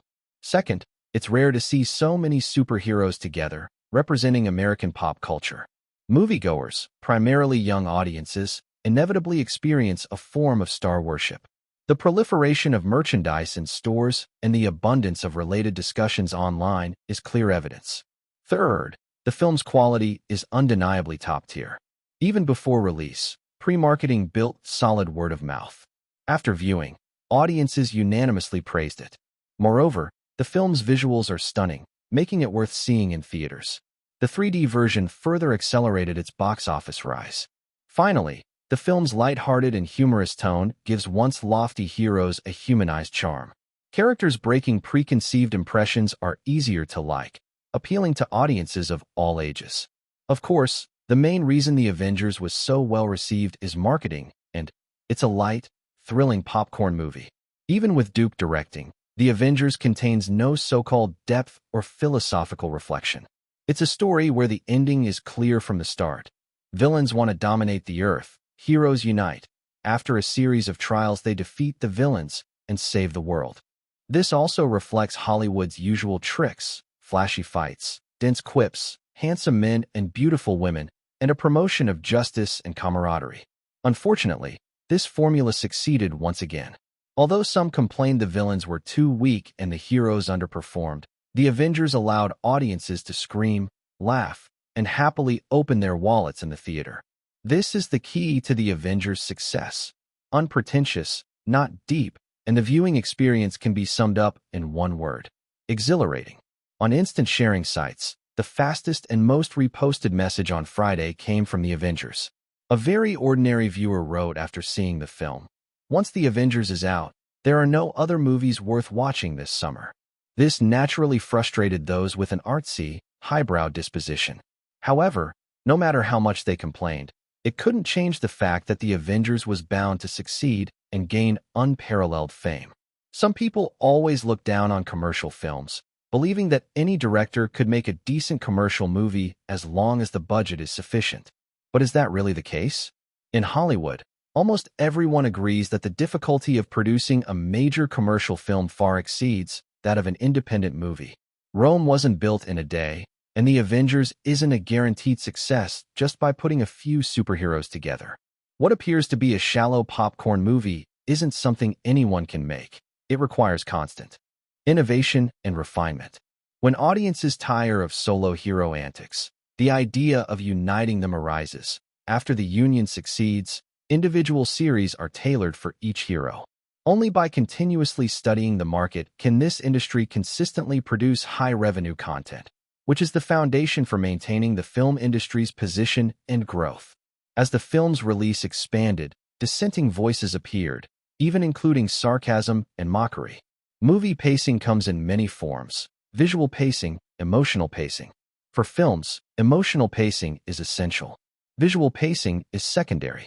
A film with visual pacing but no emotional rhythm is utterly soporific. They fight fiercely, and the audience is like watching a bunch of snot-nosed kids fight over bubblegum. Absurd, yet forced to cheer with fake enthusiasm. It's ridiculous. Movies like this superhero film cannot please everyone, especially those who consider themselves artistically discerning. The film itself isn't made for them. No one forced you to buy a ticket for a superhero film. If you want a slow-paced story driven by emotion, go to an art house theater. Why come to a commercial theater and torture yourself? The reply immediately following this comment can be considered the best response to that type of viewer. After all, even a fool knows what Hollywood superhero films are like. Yet some deliberately bring an artistic mindset to critique commercial films. These people clearly have a severe masochistic tendency. Moreover, this is just a tiny fraction of people, far too few to affect the Avengers' overwhelming popularity. By the window, the sky began to lighten. David Ellison put on his clothes and left the bedroom. Ever since Vin Diesel dead in car accident, his sleep had been poor. That bald head kept appearing in his dreams, disturbing him so he could not sleep properly, sometimes waking him in nightmares. Yet David Ellison never regretted it. Although Vin Diesel's posthumous reputation suffered, the accident garnered widespread attention, which was extremely advantageous for Fast and Furious 5. Stepping onto the spacious balcony, David Ellison looked toward Malibu, never having hoped so much before for Duke Rosenberg to fail. Even someone as powerful as Duke Rosenberg would suffer a huge loss if the Avengers failed. Sitting at the balcony table, the butler delivered coffee and the daily newspaper that David always read. David Ellison flipped directly to the entertainment section. Yesterday was the full North American release of The Avengers, and the first-day box office should now be available. Clack! With a crisp sound, the white porcelain cup in David Ellison's hand fell heavily onto the tray of the same material, which shattered immediately. The brown liquid splashed onto the newspaper, and next to the stains was a striking number. This number, combined with the coffee spots, seemed to mock certain people's delusions like Jim Carrey's exaggerated expressions. New single-day box office record in North America. The first film in history to surpass $100 million in a single day in North America. The Avengers. $106 million. This was the entertainment section headline, a number that would inevitably be remembered in North American and global film history. Taking several deep breaths, David Ellison finally calmed down, expressionless. As the head of a film company, he naturally understood the magnitude of this figure. This was not the final box office, not the first weekend gross. It was the Avengers' North American box office in just one day. Slowly closing the newspaper, the number lingered like a curse, entwining David Ellison's mind, leaving him no moment of peace. Chapter 826. Jokes and Gags Everywhere. Chapter 826. Chapter 826. Jokes and Gags Everywhere. On Saturday, the Avengers continued to perform strongly. As word-of-mouth praise spread among audiences, the film maintained a high occupancy rate. Although all 4,480 theaters in North America were running full schedules, the overwhelming crowds still caused the ticketing system of the largest American chain, Regal Entertainment Group, to respond sluggishly under simultaneous purchases, nearly crashing. Some theater self-service POS machines were overloaded and damaged by too many card swipes, forcing sales to switch to cash only. The situation looked extremely promising, yet Duke and Warner Brothers remained cautious. Although it wasn't a fan-centered film like Twilight and was friendly enough for casual audiences, the Avengers still carried a fan-oriented angle, and such audiences often start high and drop off later. The Avengers' first-day box office was dazzling, even setting a new North American record. But Duke, Warner Brothers, and Marvel Studios never relaxed their promotional and marketing efforts. The film could not continue sustaining $100 million per day, but Duke worked hard to stabilize the trajectory, avoiding a sudden drop. On the increasingly influential social networks, viewing reports appeared one after another. The Avengers had no fear of spoilers, as its selling points were never about the plot. Exciting action from start to finish. 3D effects are outstanding. One side features the Avengers, Iron Man, Captain America, Thor, Hulk, Hawkeye, and Black Widow, while the other side has Loki allied with the powerful alien army, the Chitauri. Such scale and intensity are bound to redefine superhero films. In fact, the film successfully accomplished this. From the opening destructive clash between Loki and S.H.I.E.L.D., to the recurring skirmishes between heroes and Loki, and finally the climactic bombardment in New York, director Duke Rosenberg expertly controlled the intensity and timing of each action sequence. Unlike Michael Bay's Transformers 3, which built up to a final hour Battle of Chicago, The Avengers delivers continuous highlights. Each wave flows naturally into the next, gradually leading audiences to the New York showdown, overwhelming yet exhilarating. As a finely produced 3D film, The Avengers' 3D effects are top-notch. Some charging scenes even make viewers instinctively duck or scream, providing an immersive audio-visual thrill that fully showcases the film's intense aura. Prominent S.H.I.E.L.D. equipment, like the Quinjet and the Helicarrier, along with meticulously recreated German Stuttgart and New York sets, all appear on-screen in 3D for the first time.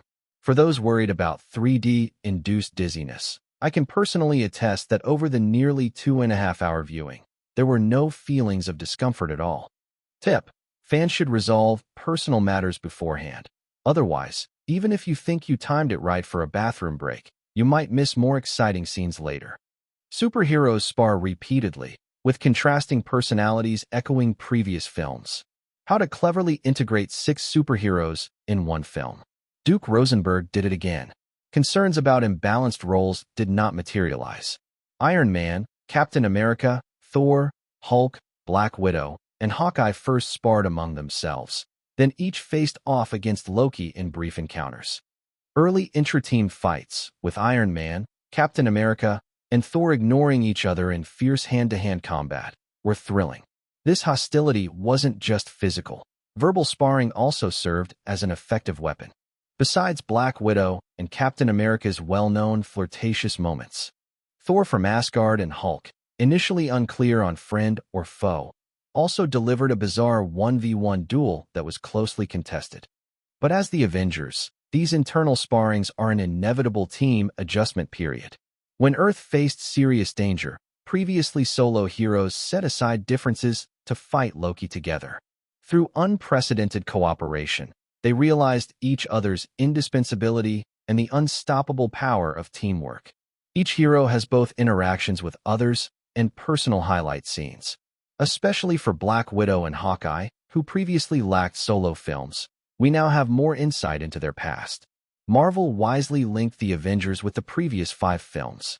Pepper Potts from the Iron Man series makes a surprise appearance, and Jane Foster from Thor, though absent, is mentioned by Agent Coulson. Tip: to understand character connections, review the 5 films leading up to the Avengers. Otherwise, while others are ecstatic, you might be confused by the on-screen chaos. Jokes and gags are everywhere. Traditional Easter eggs continue. The best moments are saved for last. Beyond the explosive action, the Avengers' biggest surprise is the abundance of witty banter, insults, and self-deprecating humor between characters. Stripping away righteousness and masks, the superheroes' true personalities add levity to the intense action.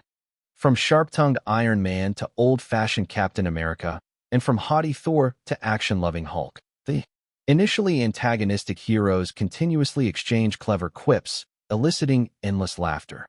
Especially the new Hulk stands out. Beyond the rage-filled battles in the trailer, Mark Ruffalo's Hulk shows playful and cute sides, delivering hilarious moments with Thor and Loki. Additionally, ambiguous dialogue between the two God brothers caused many female viewers to scream in delight. In addition to endless jokes, The Avengers continues Marvel's Easter egg tradition. Stan Lee's cameo is particularly obvious and includes a long line lasting several seconds. Of course, the most shocking Easter egg occurs at the post-credits scene. A rumored villain unexpectedly appears with cryptic lines, making viewers shiver and curious about the formidable challenges the Avengers will face next. Tip: while eating popcorn or drinking soda, pay attention to timing. Sudden jokes may cause choking. Also, since this Easter egg appears before the full credits, be patient and don't leave early. Meanwhile, Duke left Los Angeles to begin the publicity tour. Since the Avengers released simultaneously in nearly 100 countries and regions, including major markets in Europe, Latin America, and China, Duke split the cast. Each lead actor was responsible for promotional duties in a specific region. For example, Robert Downey Jr. went to Europe, and Mark Ruffalo, with his Latin heritage, went to Latin America. Duke, along with Scarlett, responded to an invitation from China Film Group, preparing once again to visit China. In 2011, China's box office rose over 30% from the previous year. The annual revenue exceeded 10 billion renminbi for the first time. Although still smaller than North America, Duke knew China's market would grow rapidly.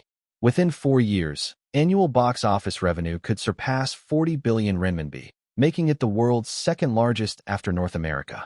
Moreover, a Chinese leader had just completed a visit to the United States, reaching a series of agreements with the federal government, among which cultural exchanges were particularly notable. China and the U.S. would establish a series of exchange and cooperation seminars: China-U.S. Cultural Forum, China-U.S. Museum Forum, China-U.S. Literature Forum, China-U.S. Film Summit, China-U.S. Creative Industries Forum, and other activities to strengthen the cultural and intellectual foundations of China-U.S. people-to-people exchanges.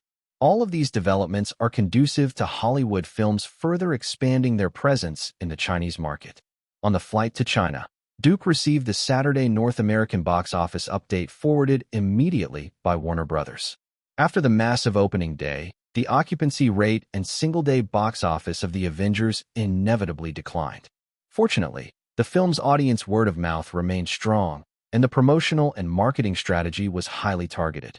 The drop was minimal, only 18%, with The Avengers earning $82.54 million in the North American market on Saturday alone. In just 2 days, The Avengers had already accumulated nearly $200 million in the North American market, surprising many and strengthening the determination of many companies to push for crossovers of their famous film characters. For example, 20th Century Fox was planning the X-Men Universe project, while Universal Pictures intended to have its monsters, like Count Dracula, collaborate again on screen. From a promotional and marketing perspective, Marvel Studios also announced its second phase plan on Sunday. Films like Iron Man 3, Captain America 2, Thor 2, and Guardians of the Galaxy were all scheduled. Shortly after Duke arrived in China, The Avengers finally concluded its North American first weekend screenings. At this time, Nancy Josephson, on Duke's behalf, contacted one of the stars of Fast and Furious 5. Chapter 827, China US. Film Forum. Chapter 827. Chapter 827, China US. Film Forum. What? Hearing what his agent said over the phone, Dwayne Johnson couldn't help but stand up and touch his bald head. Nancy Josephson is trying to poach me? Dwayne, the agent emphasized over the phone. If she wanted to poach you, would she have contacted me first? She approached me on behalf of someone, and the other party intends to have you appear in his next film. With a vague suspicion forming in his mind, Dwayne Johnson instinctively asked, on whose behalf? Of course, her biggest client, the most famous director in all of Hollywood. At this point, the agent stopped teasing and directly gave the answer. Duke Rosenberg wants to deliberately have you audition for his next movie. Upon hearing this, Dwayne Johnson didn't hesitate and said, next. I don't care what type of role it is or what it requires. You have to secure it for me. Although outwardly extremely tough and looking like a mindless brute, beneath Dwayne Johnson's bulky appearance lay a sensitive heart. Otherwise, of all those in the world wrestling entertainment who wanted to transition to Hollywood, he would be the only one to truly succeed. However, this kind of success was only relative. For example, in the upcoming Fast and Furious 5, his role was not significant, and throughout the production, he was overshadowed by that deceased bald-headed man. Dwayne Johnson knew very well what taking a role in Duke Rosenberg's film meant and what it could bring him. As for what David Ellison and the Fast and Furious 5 crew would think, whether it would honor that deceased bald man, it was not something he even considered. Originally, Fast and Furious veteran Gal Gadot was not participating in Fast and Furious 5. Rumor in the industry said she had aligned herself with ICM and Duke Rosenberg, preparing for a major role, and had no interest in a minor supporting role in Fast and Furious 5. In Dwayne Johnson's eyes, Gal Gadot was just lucky. Now he had a chance to be lucky too. Collaborating with Duke Rosenberg was absolutely a dream opportunity for anyone in Hollywood who wanted fame. Wait, Dwayne. The agent's voice rang again. That's a villain role, the main antagonist of the film. Dwayne Johnson still didn't hesitate. Take this audition, and I want you to do everything possible to get me this role. Hanging up the phone, Dwayne Johnson put away his phone, sat back on the sofa, and his gaze returned to the newspaper he had been reading. A faint cold smile appeared on his lips. David Ellison is just delusional. Does he really think that hyping the news of Vin Diesel's death in a car accident will make Fast and Furious 5 compete with the Avengers? Looking at the weekly North American box office report in the newspaper, Dwayne Johnson was certain this was a joke. The Avengers debuted with an unprecedented over $200 million, easily topping the charts while significantly breaking a series of records, including the previous opening weekend record of $192.26 million held by another Duke Rosenberg film, The Dark Knight. In the face of the Avengers' strength, no other new releases dared to open concurrently last week. The market surged 335% compared to the previous week, with a total of $271.21 million, double what Inception earned during its summer opening last year. Last weekend's highlight was naturally The Avengers, officially released in North America. The film opened in 4,480 theaters with an astonishing $50,000 average per theater, grossing over $243.31 million in 3 days, easily breaking the previous opening weekend record held by The Dark Knight. In addition, although the $33.8 million midnight opening didn't surpass the Harry Potter franchises, its Friday earnings of $106 million set new records for opening day, single day, and Friday box office. The subsequent Saturday and Sunday earnings of $82.54 million and $60.11 million respectively surpassed The Dark Knight and Harry Potter and The Deathly Hallows Part 2, ranking first in history for single-day box office on those days. As the first film in history to surpass $200 million in its opening weekend, it naturally broke records for fastest to $100 million, $150 million, and $200 million milestones. At the same time, The Avengers has already exceeded the total North American box office of Thor, Captain America, and The Incredible Hulk. Although it is temporarily behind the two Iron Man films, surpassing them is only a matter of this week. Considering the current trend, breaking $500 million in North America is just a matter of time. With an A+ cinema score, even a $600 million target is within reach.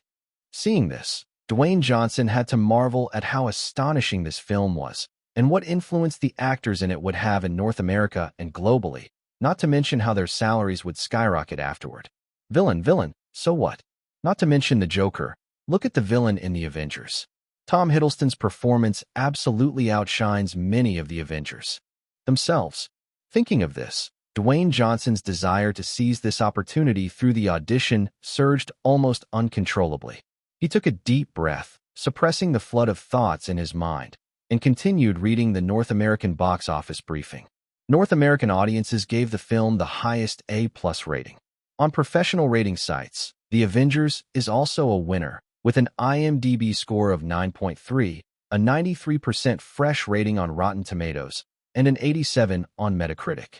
Several media outlets gave full marks.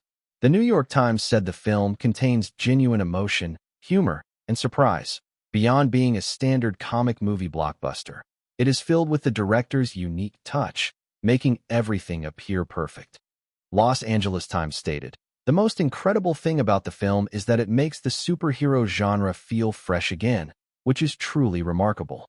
New York Post called Duke Rosenberg the real hero of this film, both embodying the passion of comic fans and demonstrating a deep understanding of the genre. Even the media that didn't give full marks praised the film. Entertainment Weekly said, "The large-scale effects in the streets of New York at the end of the film are spectacular from every angle." Rolling Stone magazine stated that Duke Rosenberg is the key reason this $200 million monster film is so exciting and vivid. The complexity of the content keeps the audience from noticing the nearly 2-hour runtime. Empire magazine commented, "The Avengers have assembled, and for the most part, Duke has blended them exceptionally well. The perfect combination of heroism and humor not only maintains the unique traits of each hero individually, but also enhances the overall quality of the film." The Hollywood Reporter also praised, "Director Duke Rosenberg and his colleagues have combined all the personalities and materials so wonderfully, presenting a feast that feels familiar yet remains irresistibly compelling." The Washington Post stated, "The film successfully satisfies almost all the demands of the superfans, relying on enough self-deprecating humor. Those adults in their outlandish costumes appear genuine and believable." USA Today pointed out, "Duke Rosenberg has given each character ample opportunity to shine. Their screen time may not be entirely equal, but the audience leaves feeling satisfied." This is indeed a very clever approach. In fact, the box office that Dwayne Johnson focused on was only one aspect of the Avengers' revenue. With the movie's popularity, the Avengers' heroic images also became highly sought after by various merchants. In addition to theaters authorized to first release derivative gifts like mugs, keychains, and other small items to attract attention, major fast fashion brands also launched related character t-shirts, achieving remarkable sales. Other popular derivative products included chibi hero figures, hero accessory USB drives, Thor's hammer, Hawkeye's bow, Iron Man's mask. All were hot items in the merchandising market. It wasn't just the film's box office that was selling well. Comics, dolls, toys, and character licensing products also brought Marvel Comics enormous income. Even in just 3 days, only counting character licensing, Marvel earned $350 million worldwide. At the same time, statistics from global markets for the Avengers were gradually forwarded to Duke by Warner Brothers, with almost no exceptions. The film topped the weekend box office in nearly every overseas market where it opened, and in China, South Korea, Hong Kong, Brazil, Argentina, Mexico, the UK, France, Germany, Italy, Spain, and Russia, it broke existing opening weekend box office records. Especially in China, earning nearly 400 million renminbi in 3 days left local filmmakers stunned. In their view, this was simply unbelievable. Currently, most domestic Chinese films aim for a target of 100 million renminbi. Only a few, like Let the Bullets Fly, can hope for over 400 million renminbi in box office revenue. Duke's trip to China wasn't just to promote the Avengers. He also attended a China-US film forum co-hosted by Warner Brothers, 20th Century Fox, and China Film Group, held at the newly opened Warner Fox World. Chapter 828. Sincerity in Helping Chinese Cinema. Chapter 828. Chapter 828. Sincerity in Helping Chinese Cinema. This forum was held in the theater at Warner Fox World. Because Duke was personally present, the usually routine China-US film forum immediately became extraordinarily appealing. Not only media reporters, but many local directors, actors, and producers also participated. Riding through the attractions of Warner Fox World in a golf cart, Duke and Scarlett arrived at the musical theater, but their objectives were different. At the media area in front of the theater, Tina Fey accompanied Scarlett to prepare for an exclusive interview with Chinese media, while Duke was directly guided by staff from China Film Group into the auditorium. The number of people inside the theater wasn't large, but every single one of them was a notable figure in the Chinese film industry. In the front seats, Duke recognized many familiar faces, such as the couple Yang Lan, the national film masters here, Jiang Xiaojun and Ge Guangtou, as well as Feng Dia, and even Zhu Shandio appeared. This was an oval-shaped musical theater. The top-tier core participants of the forum sat in a circle at the very center, and in this discussion Duke attended, only these people actually had the right to speak. Seated here were not only those who make films, but also representatives from theater chains, which are also a crucial part of the film industry. The discussion started with the host Yang Lan and gradually shifted toward free discussion. Duke listened the entire time and barely spoke. Eventually, someone naturally brought the topic to the currently popular The Avengers, both in China and globally. Yesterday, I visited several theaters and discovered something very interesting. The speaker was Jiang Xiaojun. Looking at Duke, he said, the best-selling products in stores and markets near the theaters are two types of t-shirts, the commemorative t-shirts of the Avengers. 75 yuan each. Knowing Duke could understand Chinese, he continued, and they're in short supply. Related phone cases are also selling extremely well.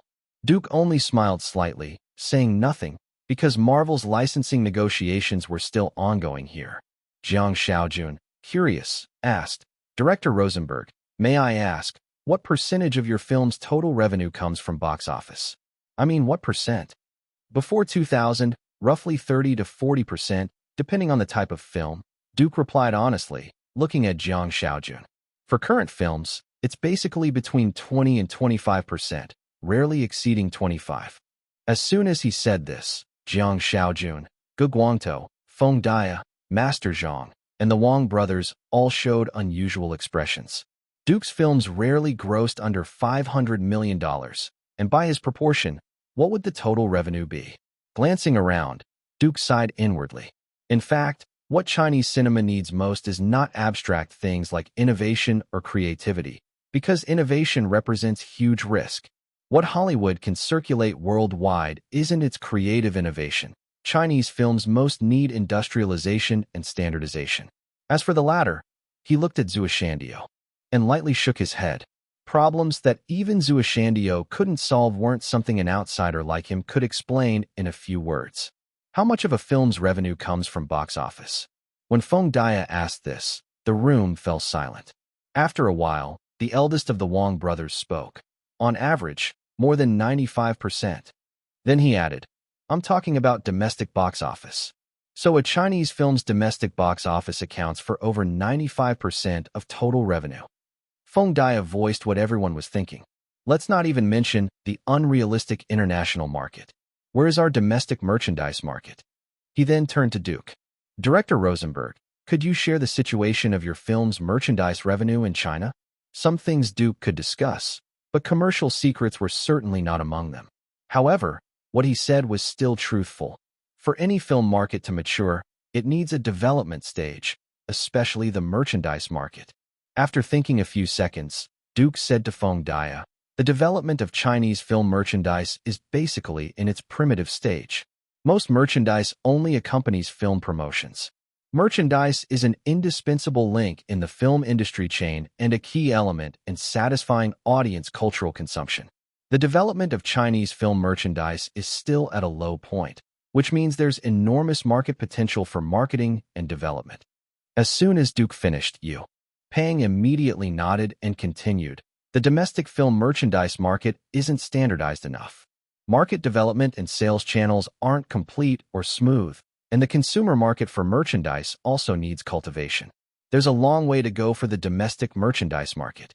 Also, piracy is rampant, and the profits of genuine products are being eroded, causing profit margins to drop sharply. The Wong brothers clearly had studied this issue.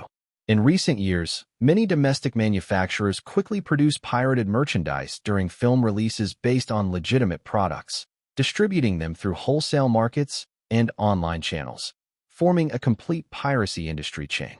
Pirated products compress the profit space of legitimate products, occupy a large market share, increase competition pressure for genuine operators, and create a reverse crowding out effect, limiting the growth of China's fledgling film merchandise market. Managing pirated products urgently requires policy support. By the end, many people's eyes swept over to Zhuoshandio. Although not in charge of copyright, Zhuoshandio was still the only official person present. Unlike those mysterious big figures, Zhuoshandio had been immersed in this industry for decades and also hoped to see Chinese cinema develop. He cleared his throat lightly and said, "The awareness and capability for merchandise development are insufficient. This is currently the most important challenge facing all domestic filmmakers." As soon as he said this, many people looked toward Jiang Shaojun, who could only show a faint wry smile. Last year, a single film, Let the Bullets Fly, allowed him to make money standing still, earning the envy of others. But Jiang Shaojun himself knew there was still much money left unearned, with the most important part being the development of film merchandise. Merchandise development requires a deeply ingrained prototype and visionary personnel to develop the merchandise market. Many domestic films only have distribution rights, without original authorization, so they lack the conditions to develop merchandise. Or they have authorization but no awareness of developing merchandise. Or they have the awareness but lack independent development capabilities. Since this was a film forum, as long as it didn't involve business secrets or personal interests, Duke would still say a few words. Even though he had understood the so-called positions and identities decades ago, his inner inclinations were unavoidable. Currently, most traditional Chinese film merchandise is low-end, elementary, and can't stand on the table. Though harsh, Duke's words, given his personality and lifestyle over the years, were straightforward without beating around the bush. Of course, he wouldn't mention so-called innovation or creativity, because anyone with basic understanding of the film industry knows that innovation and creativity have never been the foundation for industry development. Moreover, there are countless examples of good ideas being turned into bad films, too many to count. For a country's film industry to truly develop, industrialization is a necessary path. Chinese films must first pass quality standards, establish a brand, and after serial production, build their own cultural influence. After a few seconds of silence, Duke spoke into the microphone again. Abandon temporary development, OEM production, and quick profit thinking.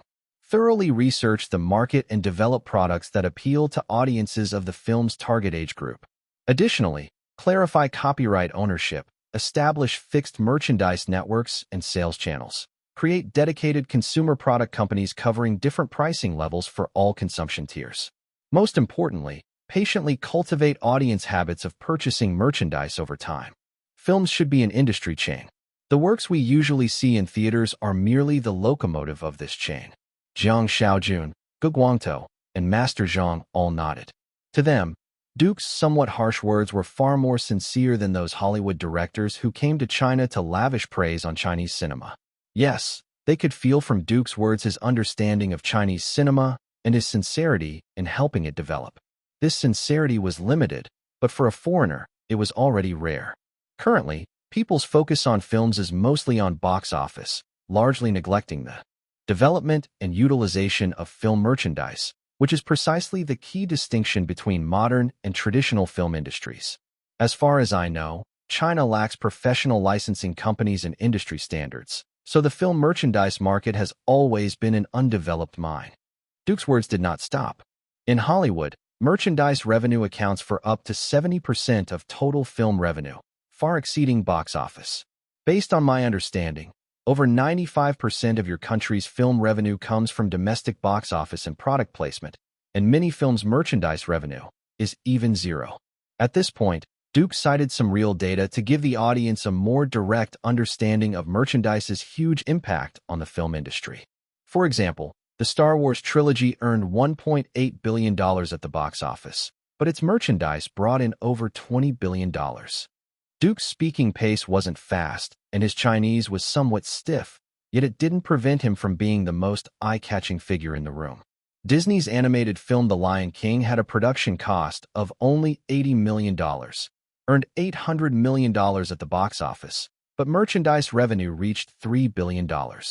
Some even jokingly called The Lion King Disney's money-printing machine. Chapter 829, The Master of Tricks. Chapter 829, The Master of Tricks. After more than a decade of cooperation and development, Warner Brothers has now become a giant in the film derivative industry, and what supports the successful operation of derivatives is, of course, a complete operational system. A film has never relied solely on box office, one-legged walking, but depends on a complete industrial chain and a comprehensive operational system, thereby forming diversified support for the film industry. Compared to Hollywood, China's post-derivative development is extremely backward, but this also means there is enormous potential in developing China's film derivative market. No market can be mature from the start. There must be a development phase. Hollywood itself also went through a period of chaos. As far as Duke knows, a few Chinese films have also attempted comprehensive development of film derivatives. For example, back when The Promise was produced, the production company declared plans to enter markets for online games, books, musicals, cartoons, theme parks, and other derivative products. But tragic box office results caused many of these plans to remain only at the conceptual stage, with no follow-up. After Zhang Guoshir's New Year blockbuster Three Guns Shooting Surprise was released, its online game Ma Zi Noodle House also went live. The founding of a republic released lighters and other derivative products. However, these piecemeal efforts can only be regarded as better than nothing and did not make a major contribution to film revenue. Although this is a China-US film forum, the only truly famous Hollywood attendee is Duke, and the forum mostly revolves around Chinese films. At first, Duke participated quite seriously, but when the topic turned to how Chinese films could win more support from domestic audiences and theaters, he comfortably assumed the role of a listener and observer.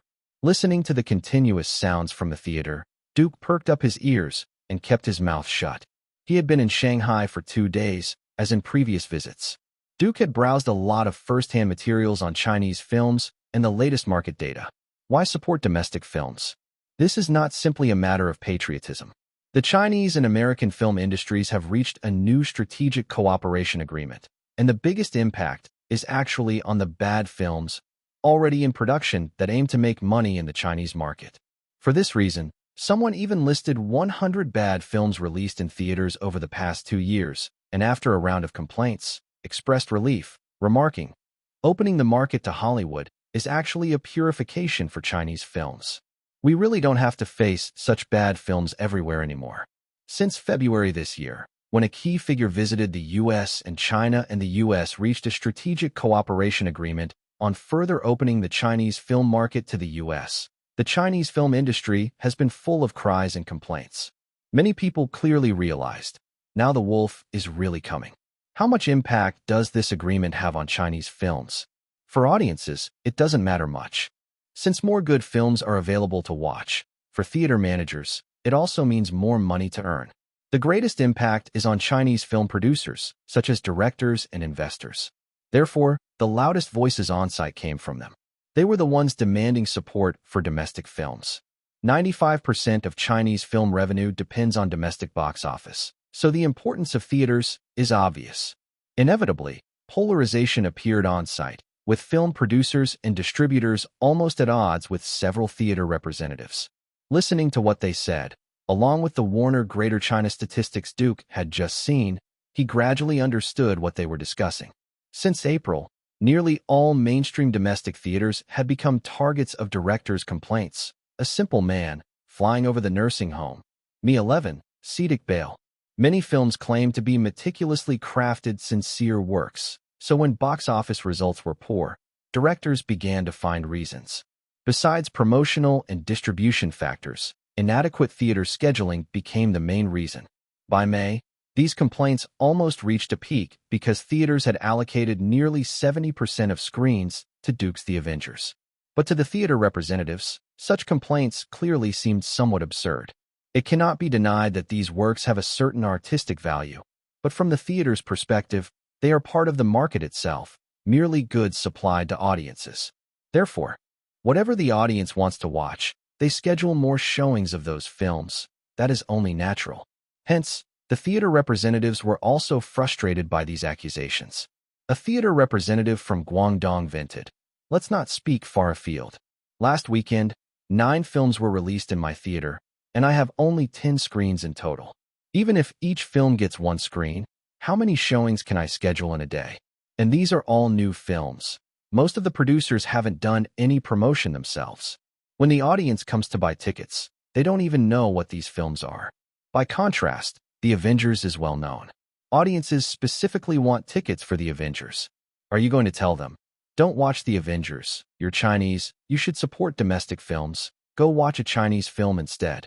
Facing the accusations from directors and producers present, the theater representatives clearly didn't want to take the blame for obstructing domestic film development.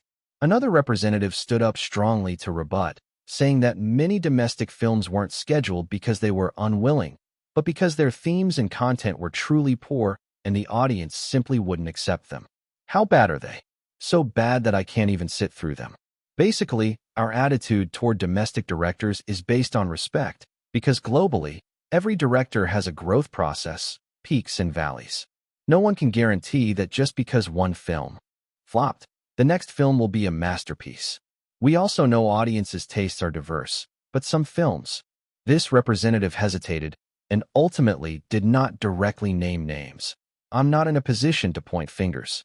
You can see from audience reactions, no one calls these films good. Why should we support such films? Over the past 2 years, not only have these films not decreased, but they have been increasing month by month. Online, someone even summarized that out of over 200 Chinese films released in theaters last year, 100 could be called masterpieces at screwing the audience. In the past, when the market wasn't open, during some film off-seasons, we had no choice but to screen these films. But now, since there are choices, why not screen the profitable, well-received Hollywood films instead? From this representative's perspective, aside from the truly bad films, many domestic releases are also inexplicably bizarre films. Some of these films aren't necessarily very poor, but at first glance, it's clear they have no market. Just like Wang Xiaoshui himself said, he knew Me 11 would definitely not sell well. If that's the case, why insist on squeezing into theaters? Nowadays, theaters joining commercial chains are all run as businesses. As a business, you have to calculate profit. Why would I skip a profitable film to show one that loses money? Especially since theaters are in commercial hotspots, rent, utilities, and labor all have to be accounted for. In costs, Wang Xiaoshui knows the hardships of commercial theaters. The one speaking up was a film company owner, apparently an investor in Me 11. So I advocate even more strongly for the establishment of art theaters, so that art films like his Me 11 can be screened in specialized art theaters, which should be subsidized by the state. As soon as these words were spoken, many in the audience subtly rolled their eyes. The theater representative clearly harbored some resentment toward those pushing these kinds of films into cinemas, and what he said next was blunt. Although I strongly agree with establishing art theaters, I do not agree with showing certain films by sixth-generation directors in these theaters. He stood up directly and said, if the government is funding subsidies, it represents the general public. Subsidized content should reflect the needs of a broad audience. The works of sixth-generation directors mostly stem from very personal perspectives, capturing intuitive feelings. For example, Jia Zhangke's small-town plots or Wang Xiaoshui's third-tier city narratives. These belong to them personally. Finding investors to produce them means they support the director's vision. But from an audience perspective, since commercial theaters cannot earn box office, it proves that very few people resonate with these films. Therefore, if art theaters are built just to screen such films, isn't that essentially using the majority of taxpayers' money to serve the wishes of a very small minority? The film company owner was instantly speechless. However, The theater company representative was also shrewd and immediately changed the topic. Theater chains are commercial companies, not charitable organizations. We face huge operational pressures. Without sufficient profit, how can we support so many employees or maintain normal company operations? This is very straightforward reasoning. People can indeed pursue higher artistic goals, but a commercial company's only pursuit is profit. That is only natural, and no one can argue with it. He continued, in my view, instead of trying to fix the theater chains, it would be better for you to improve the films themselves, produce fewer bad films. As long as the films are of high quality and audiences respond positively, how could we not arrange screenings? Therefore, I believe the key does not lie with the theaters themselves. This representative's eloquence was remarkable, steering the topic back to film production itself. It lies with the producers and distributors to reduce the number of bad films. Very poor or niche films shouldn't be pushed into theaters at all. Naturally, the topic turned to film production. The theater representatives, like Duke, looked forward to the ensuing scene as the directors at the venue began to vent. Screenwriters lacking skill, actors demanding high pay. With no money, how can there be good films? Chapter 830, Bad Habits of Bad Film. Directors.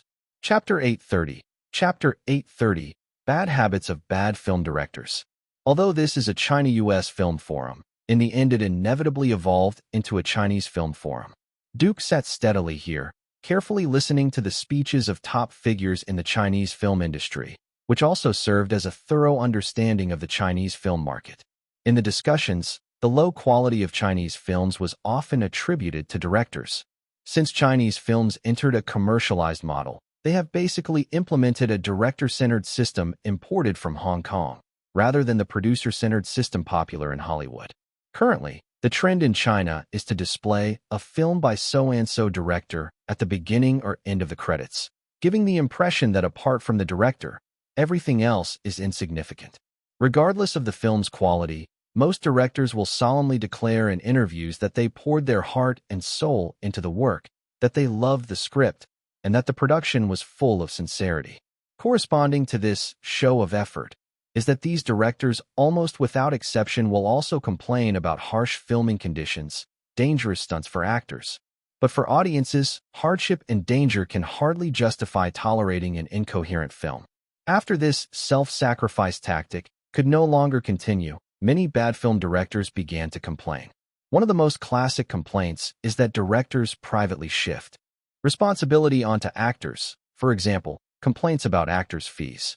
At the end of last year, news spread that a certain actress demanded 10 million renminbi per film, scaring off many who wanted to cast her.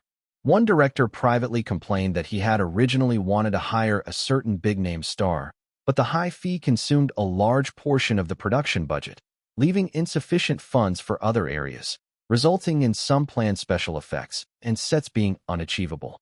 Naturally, the film's quality could not be high. Recently, high fees have become a widely criticized phenomenon, prompting many actors to respond that this is a market behavior. Even pork prices can rise, so why can't actors' fees? High fees are due to market demand. Actors' complaints are certainly reasonable. Certain star actors and directors, due to accumulated reputations from previous films, guarantee box office appeal. Some young idols, due to their massive fan bases, are envied by many production companies. Besides shifting responsibility to actors, many directors habitually blame screenwriters. Many directors claim that there are no good screenwriters in China. The few remaining competent writers charge too much and deliver scripts hastily, with dialogues hardly polished. Some directors analyze that China's commercial film wave only began in the early 21st century. Over the past decade or so, the older generation of screenwriters can no longer meet current commercial needs, and the younger generation has no idea how to structure dramatic conflicts. The resulting scripts are essentially nonsense, forcing directors to redo them. Yet very few directors have formal literary training. So many details in the stories are criticized. From the screenwriter's perspective, directors' claims are simply unreasonable. Wang Xingdong, president of the China Film Literature Society, repeatedly emphasized the importance of protecting screenwriters' rights. He believes that because directors constantly revise screenwriters' scripts, many excellent stories are ruined. In many films, including his own, directors altered plots without the screenwriter's consent, losing meaningful content and even harming the scripts themselves. Wang Xingdong also complained that screenwriters' fees are already the lowest in film production. For a film with an investment of tens of millions, the screenwriter might only get 2 or 300,000 RMB, which is already high. Compared to actors' or directors' fees, this is almost a trivial amount, even less than the cost of holding a press conference. Yet many crews still owe screenwriters money. He almost stood up to appeal to producers. This phenomenon is common in the industry. Which screenwriter hasn't had cases of unpaid fees? So Chinese films are poor not because screenwriters are incompetent or charge too much, but because the whole industry doesn't respect their work, leading to a lack of motivation. No problem is caused by one side alone.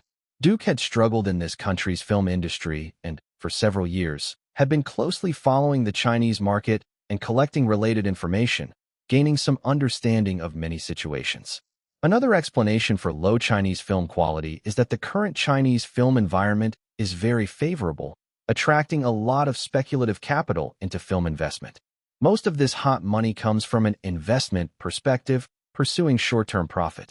Given the current state of Chinese films, a film usually takes about 6 months to a year from start to completion. If no sets are needed for early preparation, it only takes a few dozen days from script acquisition to project approval. Post-production by the director and review by the State Administration of Radio, Film, and Television generally take about 4 months. After release, films are usually withdrawn within a month. So if targeting only the domestic market, not involving overseas sales, and the box office is decent, investors can recoup funds in at most a year and a half. From this schedule, creators have little time. Producing a high-quality film in such a short period is almost impossible. Yet many private investors justify this short and fast, profit-making method. We invest to earn returns. High-quality films are for artists. Whether the audience likes it is the director's concern. As businessmen, making money is enough. From the past 2 years, Chinese bad film types most concentrate on thriller, romance, and comedy, because market research shows these 3 categories have the lowest production costs and the easiest potential for box office returns. Like Hollywood, thriller films generally require low investment. An industry saying once circulated, thrillers don't lose money. Romances are similar. As long as the right idol actors are cast and promotion is done, even remakes of Korean dramas can attract many young female fans. Comedies require careful timing. Hong Kong directors like Wong Pak-ming, despite constant criticism for each comedy, rarely lose money because they release during the Lunar New Year period. It is precisely because such low-cost, low-tier films can still make money that many domestic investors have gradually lowered their standards for Chinese commercial films. After all, commercial investment carries risk. Rather than spending large sums and high costs to produce a meticulously crafted commercial blockbuster, it is more profitable to spend less on a low-quality film. Even if the content is poor, it can still make money. The most prominent counterexample in this regard is Zhang Guoshir's The Flowers of War. Rumor has it that his investors parted ways with him because the film indeed cost hundreds of millions to produce, yet its final box office performance was a total failure. Business-minded investors could not accept this and began considering a lower-risk approach. It is natural for businessmen to pursue profit, but this investment mindset inevitably has some negative impact on the development of Chinese cinema. Everyone knows that if Chinese films want to truly enter the global market, thrillers, romance, and comedies will not achieve much. This mindset has already begun to affect the diversification of Chinese cinema. The most typical example is that China has basically never produced authentic science fiction films. Looking at Hollywood films that circulate worldwide, at least half contain clear science fiction concepts or features. The absence of globally circulated sci-fi films is not only due to the lack of scientific and technical literacy among directors, but most importantly because investors are unwilling to take such risks. Sci-fi films require extensive special effects and post-production time. 2 to 3 years later, it is also impossible to predict the competitors during the same release period. Moreover, computer-generated effects, in any case, truly follow the principle of you get what you pay for. Trying to cut costs will only produce cheap effects, making high-quality visual effects impossible. Watching planes fly overhead every day, yet never having flown. This is the state of Chinese cinema. Jiang Xiaojuan's words are undoubtedly representative. Our technical awareness is limited to the ground. It's not that we don't want to fly. First, we lack technology. Second, we lack the concept. Third, we lack money. Missing any one of these, we simply cannot fly. Although these statements are somewhat exaggerated, they are not without reason. If Chinese cinema wants to truly reach the world, it cannot rely on effort in a single area, nor can a few Hollywood-style scripts solve the problem. As Duke said, Hollywood films dominate worldwide not because of the scripts, nor due to creativity and innovation alone. It is a comprehensive, all-encompassing phenomenon. Later, the discussion turned to Duke, and he opportunely said a few words. I am just a director and can only see things from a director's perspective. In my view, many newly risen commercial directors in your country should avoid picking up some bad habits. There are some things Duke cannot discuss too deeply, otherwise, as an outsider, he would inevitably be seen as provoking trouble. In his view, many of the bad habits of China's low-quality film directors are actually influenced by some Hong Kong directors. Chapter 831. Who is Sun Wukong? Chapter 831. Chapter 831. Who is Sun Wukong? Although Hong Kong cinema has not died, it walks on the edge of death. A large number of Hong Kong film directors chose to head north in search of new opportunities, which has long been well known. The influx of many Hong Kong directors to the mainland has, to some extent, boosted the domestic film industry, but it has also brought many of the inherent shortcomings of Hong Kong cinema. In fact, a little analysis shows that, judging by the trajectory of Chinese low-quality films in recent years, Hong Kong directors, in addition to domestic directors, have contributed a significant number of these films. Many Hong Kong directors are typical opportunists. Strictly speaking, categorizing them under insulting the audience's intelligence is not an exaggeration. In Duke's view, the low quality of some Hong Kong directors' works, often seen as over-consuming their own credit, actually stems from the SEPA agreement signed in 2004. After that agreement, Hong Kong directors began to enter the mainland on a large scale.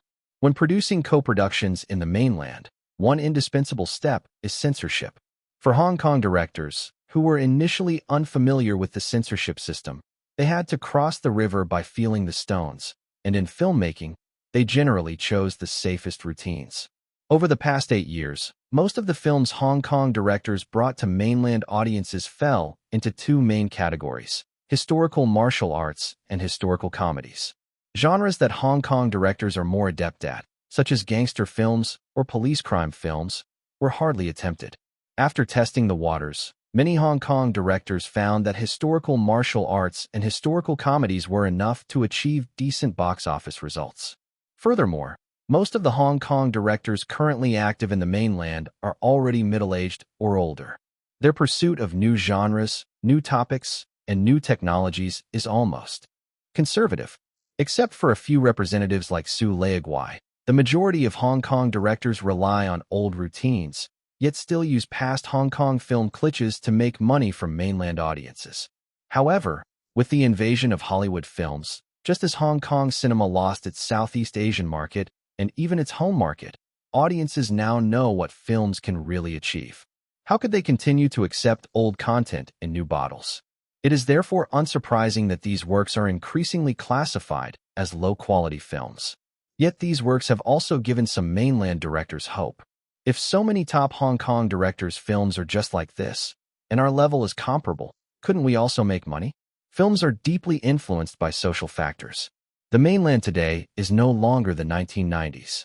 After years of exposure to video halls and over a decade of information-rich internet culture, mainland audiences' tastes and appreciation levels are completely different from 10 or 20 years ago.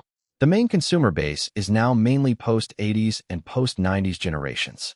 Many Hong Kong filmmakers who moved north have not seen themselves as part of the local community, treating themselves like migratory birds passing through. Of course, Duke would never foolishly say these words aloud. Compared to those Hong Kong directors, he is even more of a true outsider and passerby.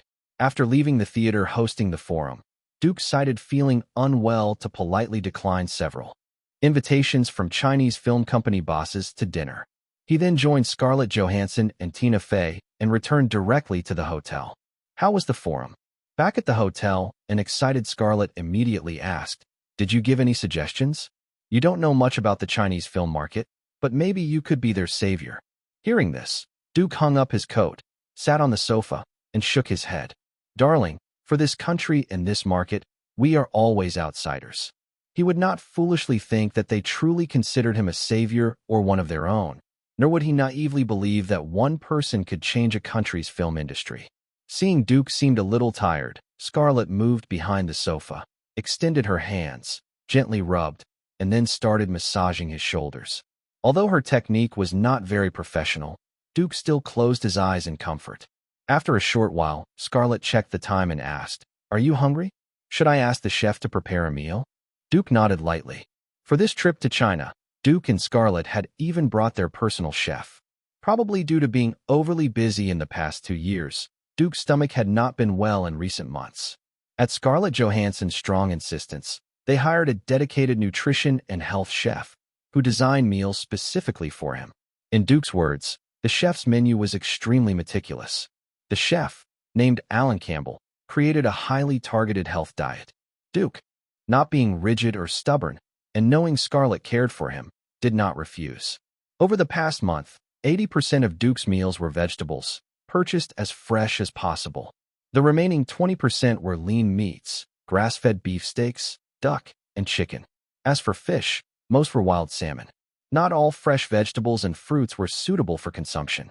In fact, nightshade plants like chili peppers were completely banned in the diet, as they could not improve resistance or stomach function, including tomatoes, chili, mushrooms, and eggplants. Some might consider this extreme, but there were many more foods Duke was advised not to eat. For example, no white sugar, no white flour, no MSG. The chef used virgin olive oil, but never for cooking. Coconut oil was used for cooking, and only Himalayan pink rock salt was used, not iodized salt. Iodized salt offers no benefit to a normal person's health. Additionally, Duke was to avoid coffee, caffeine-containing foods, fungi, and dairy products. If Duke wanted to relax, Alan Campbell would prepare quinoa with vegetables, using kale, romaine lettuce, or beet greens, combined with garlic and roasted in coconut oil. There would also be roasted almonds, cashew paste with curry, and lemon herb. Besides paying special attention to his diet, Duke's daily routine also had to be regular. After a busy day of work, it was hard for him to unwind, so before going to sleep, he would do some cognitive exercises to relax his mind. Fortunately, Duke was no longer the nightlife enthusiast he used to be and now paid great attention to self-care. Duke's most important work in China was still promoting the Avengers. In the following days, he and Scarlett Johansson attended numerous activities and frequently appeared in the media. Additionally, at Duke's suggestion, Warner China launched a promotional wave, using a series of marketing stunts to increase the topic of the Avengers, attracting more movie fans to the theaters. For instance, Duke focused on the Chinese Avengers concept that had once been sent to him. Warner China, together with the co-distributor China Film Group, launched an online campaign on several major websites called, "If you formed a Chinese Avengers team, who would you recommend?" This instantly ignited netizens' enthusiasm. Replies on several sites quickly exceeded 500,000. Characters like the Calabash Brothers, Black Cat Detective, Sun Wukong, Neza, and even Thunder Baby were included as candidates. On the villain side, Bai Gu Jing, Scorpion Spirit, and Snake Spirit were listed as suitable choices. If Chinese cartoon characters also joined to make an Avengers team, it would be awesome. Black Cat Detective leads, Sun Wukong on the left, Neza the Third Prince on the right, and the Calabash Brothers behind. Villains are easy to find too. One Ear, Cat and Mouse Eating Duo, Scorpion Spirit and Snake Spirit Couple, for Sea Dragon Kings, by Gu Jing, and other demons and monsters attempting world domination. Fortunately, Black Cat Detective, King Kong Calabash Brothers, Sun Wukong, and Neza formed the Justice League and finally defeated evil, bringing peace to the world.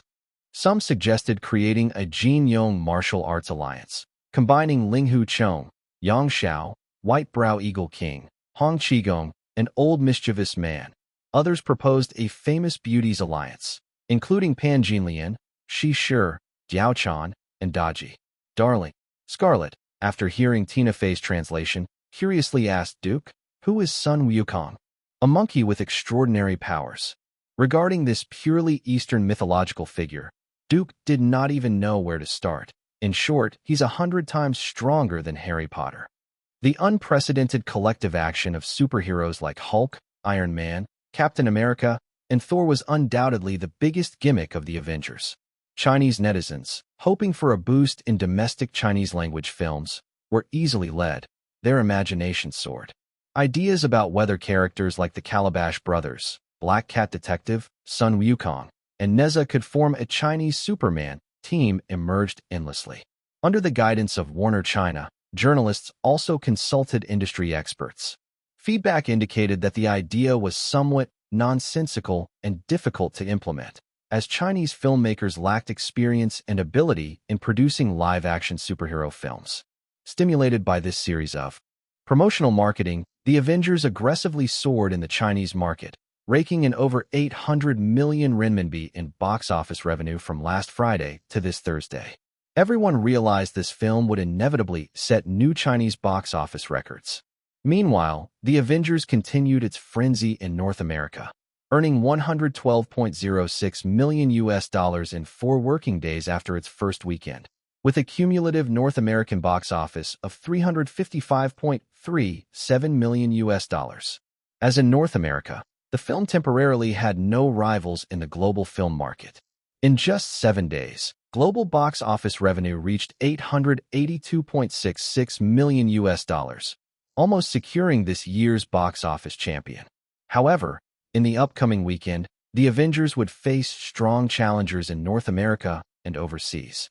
Fast and Furious 5, releasing across more than 90 countries and regions, was about to start its global debut. Chapter 832, The Proud and Literary Heart. Chapter 832. Chapter 832, The Proud and Literary Heart. No matter what, in the new weekend, The Avengers was scheduled for its second weekend release, while Fast and Furious 5, which opened in its first weekend, naturally had an advantage, especially with Vin Diesel's car accident death, which generated massive publicity and attention that could not be ignored. At their North American base, Warner Brothers and Marvel Studios did not relax their promotional marketing for the Avengers, nor were they satisfied with the current $355 million box office. Aside from using every possible means to minimize the Vin Diesel accident effect, their own publicity campaigns were in full swing. With the film becoming a massive hit, the Avengers naturally became the focus of fan discussions. Whether fans had read the comics or not, under Duke's guidance and leveraging the openness of the internet, they expressed opinions and engaged in heated debates. The villains needed no introduction. As the sole main antagonist, Loki's performance was indeed striking. The entire movie could even be considered Loki's blood and tears saga. "You are ants." Nick Fury stepped on him. "I am a ruler." Captain flung him away. "I am a king." Thor lifted and pushed him. "I am a villain. A very, very evil villain." Black Widow tricked him. "I have an army." Iron Man verbally tore him apart, nullifying his powers and blasting him. "I can catch arrows barehanded." "Cool, right?" Hawkeye blew him up. "I am a god." Hulk mosaic at him painfully. "Can I have a little drink?" Everyone beat him up again. Loki was definitely an inspirational idol among bosses, a master of success. Moreover, Warner Brothers and Marvel Studios in North America began appropriately tilting promotion toward Chris Evans. Due to the unique nature of his character, Chris Evans, playing Captain America, remained in North America. As the only Avenger staying there, Warner Brothers and Marvel Studios developed a targeted promotional strategy. Many saw Steve Rogers merely as a super soldier taken for experimental modification. In 2012, he was still a misplaced relic, clueless about humor, and could only watch Tony Stark and Bruce Banner operate high-tech programs in confusion.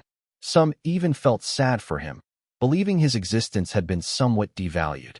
Duke's online team launched a major discussion about Steve Rogers, which Warner Brothers leveraged for nostalgia marketing. I still clearly remember a scene in Captain America where, during the selection for the super soldier experiment, an officer threw a grenade into a group of training American soldiers. Everyone panicked, except Steve Rogers, who unhesitatingly ran forward, grabbed the grenade, and curled up around it. At that time, he wasn't Captain America yet, and he was even weaker than ordinary soldiers. According to the comics, a hero exposed to nuclear radiation might transform. A hero bitten by a spider could climb walls. But if that grenade were real, it would explode. Soldier Steve Rogers wouldn't become Grenade Man. He'd be blown to pieces.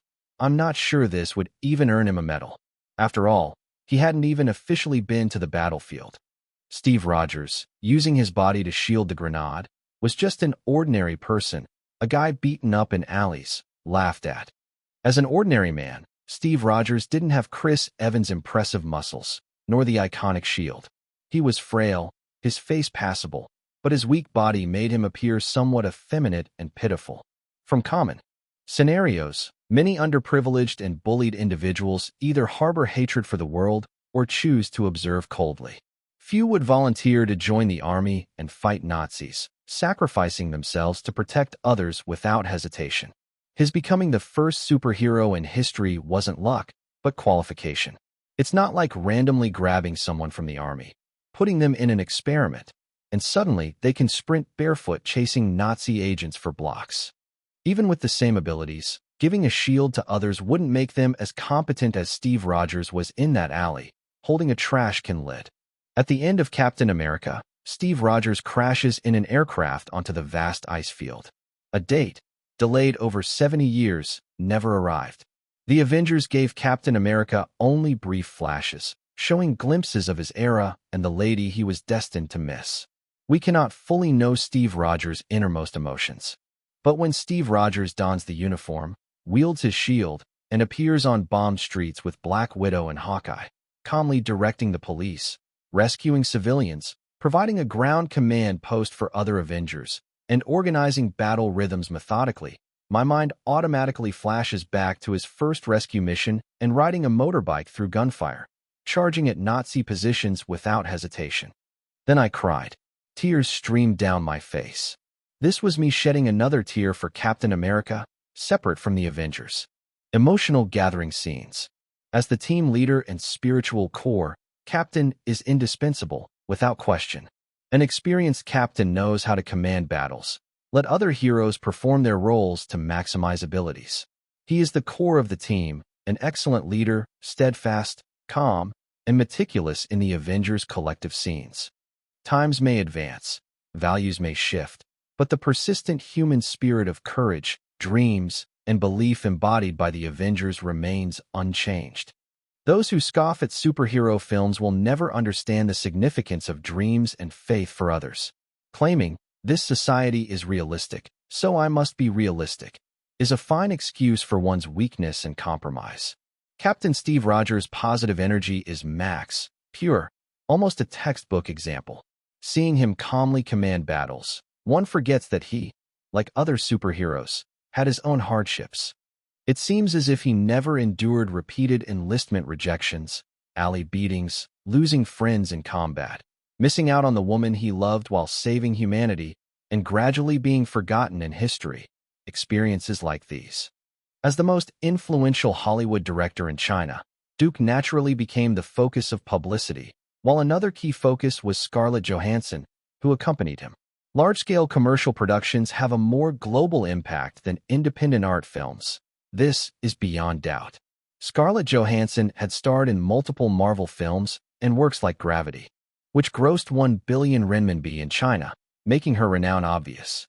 Thus, the interview about her spread widely across online platforms and traditional media. However, Duke could not help but feel amused and exasperated seeing articles being frantically shared across countless social media platforms here. She not only rewards audiences by showcasing her graceful curves, but also sincerely expresses her love for art and insights into the times, maintaining a clear self amidst Hollywood's intoxicating indulgence. Just like in The Avengers, she is far more than a pretty vase in the opponent's eyes. Enchanting like Monroe, with its Sundara art lover's heart. This is the dual-faced goddess Scarlett Johansson. The highly anticipated Marvel epic The Avengers premiered in mainland theaters on May 5th. Against a backdrop of handsome male stars, Scarlett Johansson, codenamed Black Widow, shines even brighter. Her portrayal of Agent Natasha Romanoff astonishes the audience from the moment she appears, with fiery red hair and a black tight suit. Even when bound to a chair, she remains formidable, effortlessly taking down 3 men with teasing yet commanding charm, her voluptuous figure fully on display. This mature Black Widow is compassionate, strategic, and brave. Even her toy figurine costs 500 renminbi, more than those of the male stars. Hawkeye, Jeremy Renner, commented in The Avengers that her sexy blonde hair and lips give her the aura of a Golden Age star, which is not only Renner's opinion. Her talent scout, Duke Rosenberg, and the rest of us all agree. She was long considered the perfect choice to portray Marilyn Monroe, because it's almost impossible to imagine anyone else. This modern Monroe embodies both spirit and form. As an Oscar-winning actress, she lacks Angelina Jolie's domineering aura and does not possess Amber Heard's seemingly PS-enhanced figure. She has a full figure, though her height slightly skews her proportions, and she never deliberately corrected her not-so-perfect teeth. Unlike Monroe, she didn't remove ribs to achieve a tiny waist. This allows nitpicking viewers to find balance internally and makes her feel authentic. She is not perfect, not above the clouds, but amidst the bustling mortal world. Chapter 833. Marriage should take its natural course. Chapter 833. Chapter 833. Marriage should take its natural course. Studios that had long valued the Chinese market were no longer just Duke and Warner Brothers. Universal Pictures and Skyfilm Studios had also set their sights on this market. The promotional campaigns for Fast and Furious 5 in China were similarly underway, and naturally, they leveraged Vin Diesel as their selling point. However, this card did not work very well in China. The Fast and Furious franchise had only reached its 5th installment, and of the previous 4 films, only Fast and Furious 4 had been released in China. Compared to his secondary status in Hollywood, Vin Diesel's reputation here was not particularly high, given that his other works were mediocre at best. The people on this land were kind, easily moved, and also had clear likes and dislikes. Duke was very clear on this. The previous world's Fast and Furious 7 had already demonstrated this. Compared to Vin Diesel now, Paul Walker back then was slightly inferior, yet his death had created one of the prerequisites for the film's explosive success. Therefore, even before Universal Pictures and Skyfilm Studios launched their promotional campaigns in China, rumors about Vin Diesel being abusive had already circulated widely online. Those 2 video clips were especially popular downloads on certain websites, and pre-existing impressions were strong. Before the nostalgia marketing of Vin Diesel's car accident death, his reputation online in this land, although not terrible, was far from stellar. Racing films certainly appealed to Chinese audiences, but under the frenzy of the Avengers promotion, Fast and Furious 5 received little attention. Moreover, compared to the relatively unfamiliar Vin Diesel, Scarlett Johansson, who frequently appeared in Chinese media, attracted much more interest. Before the new weekend arrived, thanks to operations by China Film Group and Warner Greater China, Scarlett appeared on a major national TV interview program. Now all of Hollywood was focused on entering the Chinese market. Many promotional matters were no longer as sensitive as in previous years. Like Duke, Scarlett was willing to present her best self when seeking attention. On the program, she appeared beautiful and elegant, sexy yet graceful. I want to be an actor with character. That's what I truly admire most. Regarding her identity as an actress, she described herself, "I am a strong, independent modern woman." Scarlett also spoke about the attention her figure received because of Black Widow. "In my view, Hollywood actresses are all too thin, and those supermodels' bodies are frightening. I enjoy my own body. The core of beauty is confidence, not weight." The topic inevitably turned to Duke. In this age of fast-flowing information, celebrities like them had almost no privacy. Speaking of Duke, Scarlett appeared candid and composed, neither deliberately avoiding the topic nor using it for hype. Duke is an incredibly intelligent person, but if you get to know him, you'll realize he is completely different from how his works portray him on screen. In films, you see his crazy side, not his quiet, steady side. In reality, He is a very calm person. Nowadays, even the questions posed by this TV station were inevitably tinged with gossip. When asked about marriage by the host, Scarlett replied naturally, "Many acquaintances think marriage seems very romantic, but I knew everything when my parents divorced. Marriage should follow its own course." Although China was no longer a situation where a single national TV station dominated, the broadcast still sparked a strong reaction among Chinese film fans. However, Hollywood companies establishing branches in China were not limited to Warner Bros. Universal Pictures also had a Chinese branch, and even David Ellison's Skydance Studios had set up an office here. With Chinese media smearing Vin Diesel and undermining Fast and Furious 5's nostalgia marketing, it naturally did not escape Universal Pictures China's attention. The Chinese market was a huge cake, and Universal and Skyfilm would not stand idly by. In the face of profit, capital always reveals its true nature. As Duke had said and done, Universal and Skyfilm did not need to find the behind-the-scenes manipulators. They only needed to identify the biggest beneficiary. One of the Avengers' promotional points in China was Scarlett Johansson, and Universal and Skyfilm targeted Scarlett herself. Some news was difficult to appear in China's traditional media because mainstream media here did not operate as a company, while online restrictions were somewhat looser. At some point, voices gradually emerged online claiming that Scarlett Johansson was politically active, not only participating in Obama's presidential campaigns, but also openly supporting Manhattan Borough President Scott Stringer's New York mayoral bid, portraying her as a de facto anti-China figure. Similarly, Warner Greater China could see this, and they mobilized personnel to heavily promote Scarlett's charitable work online. After all, she had participated in numerous charity events in recent years and even held a UN ambassador title. Like large multinational corporations, Hollywood forces had already shifted from North America to overseas in the battle for markets. In China, the scene was chaotic. As the Hollywood hub and primary market, North America saw the competition between the Avengers and Fast and Furious 5 intensify to a white-hot level. The North American premiere of Fast and Furious 5 was held at Hollywood's famous Chieftain Rock Theater. David Ellison had invested heavily in the film's production and promotion and prepared a grand premiere. When he arrived at the theater by car, his expression first brightened, then turned somewhat dark. The former was because he saw many fans holding up Vin Diesel's portraits, posters, and various memorial banners, all successes of the film's nostalgia marketing. The latter was because not far from them, groups equally numerous and vocal were protesting. These were several well-known women's protection and feminist organizations in the U.S., organizing large numbers of people to protest Vin Diesel's alleged abuse of his girlfriend and calling for women to boycott Fast and Furious 5. At the very front of these female-dominated groups, David Ellison even saw Vin Diesel's ex-girlfriend apparently being interviewed by media reporters. The nostalgia marketing of Fast and Furious 5 had indeed played a huge role. David Ellison was very certain of this, but he would not underestimate the influence of women's protection organizations and feminist groups across the U.S., especially among female audiences. The female turnout for this film was likely to be a major concern. Who cares? Walking down the red carpet, David Ellison cast a disdainful glance in that direction. In his fixed perception, male audiences were the backbone of the film market.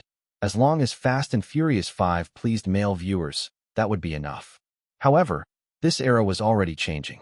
Not far from the Chieftain Rock Theater, the Hollywood China Grand Theater was preparing to show an early screening of Fast and Furious 5. Daniel Clyde stood at the ticket window, hesitating. He had already seen The Avengers, and according to his own preference, he would have chosen Fast and Furious 5 at this time. Next to him, his girlfriend glared at the bald man and ground her teeth, saying, "If you pick Fast and Furious 5, you'll sleep alone for the next month." Daniel Clyde immediately abandoned the idea of watching Fast and Furious 5 and bought 2 other movie tickets instead. Bill Morrison, an investigator from CinemaScore, was also in the lobby of the Hollywood China Grand Theater. He carefully observed and tallied relevant data, and suddenly noticed something very strange. The number of female ticket buyers for Fast and Furious 5 was extremely low, almost half of what it should have been. Thinking it over, he moved to a quiet corner, took out his phone, dialed a number, and after a brief greeting, asked the question he was most concerned with. "Patterson, are many female viewers buying tickets for Fast and Furious 5 over there?" "Very few," his colleague at the Santa Monica shopping plaza quickly replied. "Only about 1/3 of the normal proportion. It seems female audiences don't really like this film." He added, "I heard that near the Chieftain Rock Theater, multiple women's protection organizations across the U.S. are organizing protests." After hanging up, Bill Morrison picked up his own statistical report again. The early screenings and first-day pre-sales of Fast and Furious 5 were quite good. But seeing that women accounted for barely half of the audience waiting to buy tickets or enter the Hollywood China Grand Theater, in his mind, he already raised a big question mark over Fast and Furious 5's future performance. As a first-tier market investigator, he was fully aware of how important female audiences were to the overall film market. The Hunger Games, released by Duke Studio in early April, had achieved the best-ever April box office in North America precisely because of the overwhelming support of female viewers. Losing so much support from female audiences, the follow-up momentum of Fast and Furious 5 would definitely be a major problem. In front of the Chieftain Rock Theater, protests and memorials coexisted, forming a unique scene. In North America, many specialized organizations existed, such as environmental protection, animal protection, child protection, women's protection, and feminist movements. It might be very difficult to get these organizations to actually accomplish something, but interfering with something? That was what they were best at. Chapter 834. Huge success at the first day box office. Chapter 834. Chapter 834. Huge success at the first day box office. Why didn't he attend the premiere of Fast and Furious 5? Standing in the VIP lounge of the Chieftain Rock Theater, David Ellison demanded sharply of an agent, "Don't forget, you signed a contract with the production team. Attending the premiere is an obligation you must fulfill." Facing this rising star of Hollywood, the agent remained calm and composed. "Sorry, Mr. Ellison, Dwayne is ill and cannot attend the premiere. According to our agreement, if such an accident occurs, Dwayne is not considered in breach of contract." David Ellison narrowed his eyes slightly, his gaze as sharp as a blade. The agent stood upright in front of him, a faint smile still lingering on his calm face. When necessary, their group could bow to anyone. When unnecessary, they were equally defiant. In the eyes of this agent, David Ellison had already become unnecessary because he had learned from Nancy Josephson that Dwayne Johnson, in a private audition, had won the approval of Duke Rosenberg's assistant, Anna Prince. As long as no accidents occurred, his client would inevitably play an extremely important role in Duke Rosenberg's new film. Dwayne Johnson's excuse for refusing to attend the premiere was merely to avoid any accidents. Choosing between David Ellison and Duke Rosenberg had never been an issue for him or Dwayne Johnson. The wide release of Fast and Furious 5 impacted the Avengers' attendance in its second weekend. By the start of the new weekend, the Avengers' audience rate had dropped by more than half compared to the opening weekend, while Fast and Furious 5, relying on massive buzz and fans accumulated from the previous 4 films, experienced a huge surge on its first day. Vin Diesel still had a certain level of recognition in North America, and his death added a significant boost to the film. The 5th installment of Fast and Furious continued directly from the previous one. O'Connor and Dominic Toretto fled to Brazil. An adventurous mission angered the Rio de Janeiro gang boss and attracted the attention of the American police, played by Dwayne Johnson. A major highlight was Dominic Toretto forming his own team for the first time, whereas previous installments mostly focused on the protagonist alone. The final scenes of racing cars dragging crates at full speed were absolutely thrilling. On Friday, the North American box office showcased the vigor of a new release, Fast and Furious 5, overshadowing the one-week-old The Avengers and becoming the main focus of the market. By Saturday, a remarkably impressive North American box office report lay on David Ellison's desk. Seeing the data, David Ellison's mood improved greatly. Using all these methods, wasn't it just to surpass Duke Rosenberg? It seemed the first step had been achieved.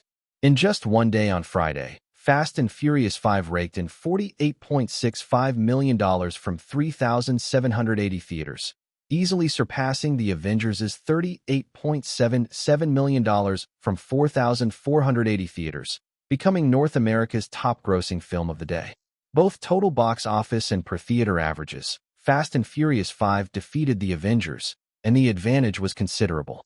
As for the fact that Fast and Furious 5 was in its opening weekend while The Avengers had entered its second weekend, David Ellison conveniently ignored it.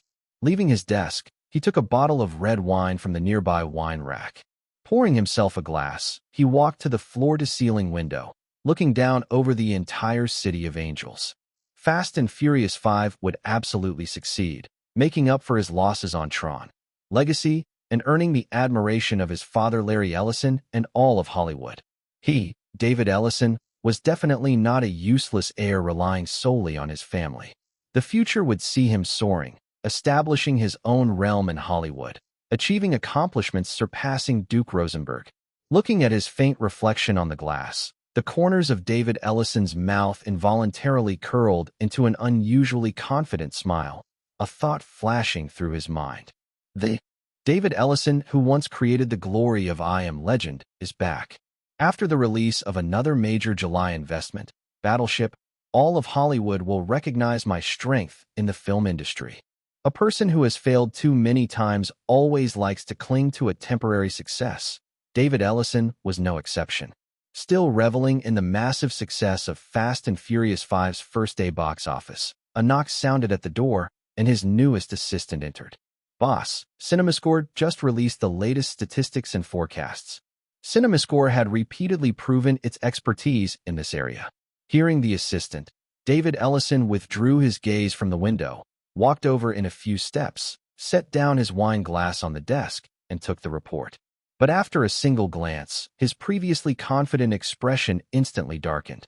He took a deep breath, returned to his desk, and carefully reviewed CinemaScore's briefing on Fast and Furious 5. The report showed that Fast and Furious 5's CinemaScore audience approval rating reached 82%, with an average rating of a. Among viewers, males accounted for the vast majority, over 80%. The statistics on audience reception were quite good, even ranking first class among summer blockbusters. What truly angered David Ellison was not the statistics, but the forecast. CinemaScore predicted that Fast and Furious 5 lacked staying power, and that the North American box office champion this weekend would still be The Avengers. David Ellison wanted to slam the table and ask CinemaScore's forecasting department if their heads had been hit by pigs.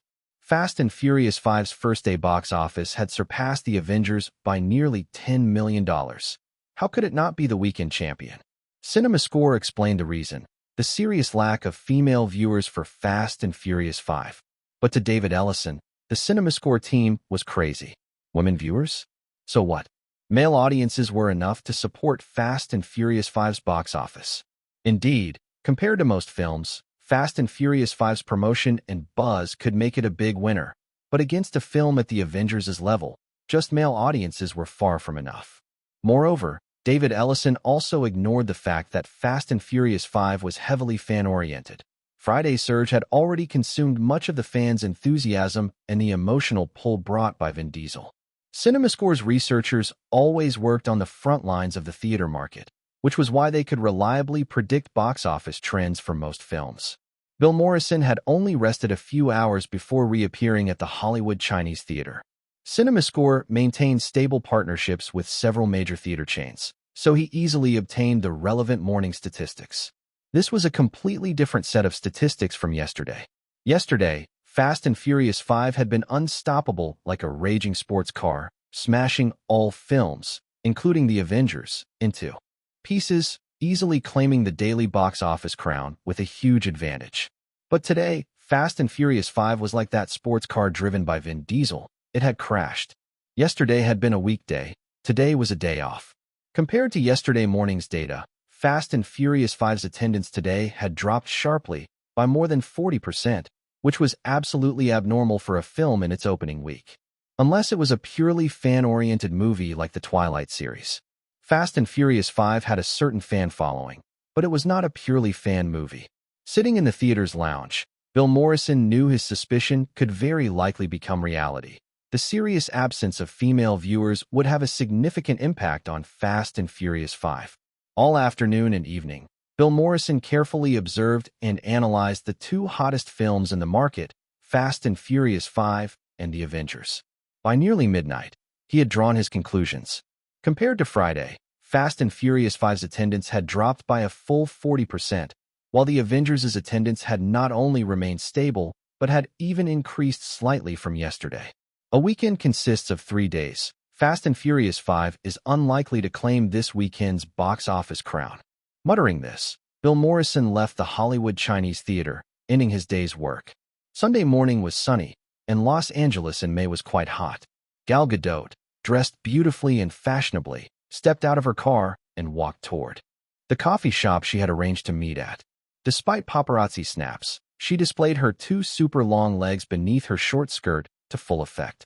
This was what she was most proud of, and it was precisely these legs that had won her an extremely important role, one that would soon change her destiny and make her a rising star in Hollywood.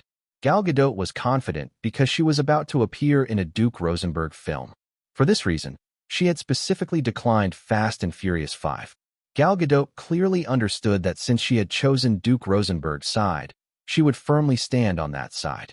Pushing open the CAF door, Gal Gadot waved to the approaching waiter and, carrying her handbag, walked directly to a booth in the corner. Using her height and long legs to her advantage, she had already spotted Natalie Portman, who had arrived for the meeting, sitting in the booth.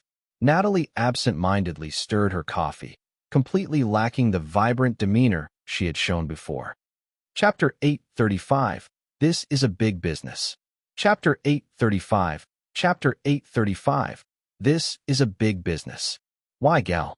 Putting down the coffee cup in her hand, Natalie Portman stared at Gal Gadot and asked, "Why did you do this?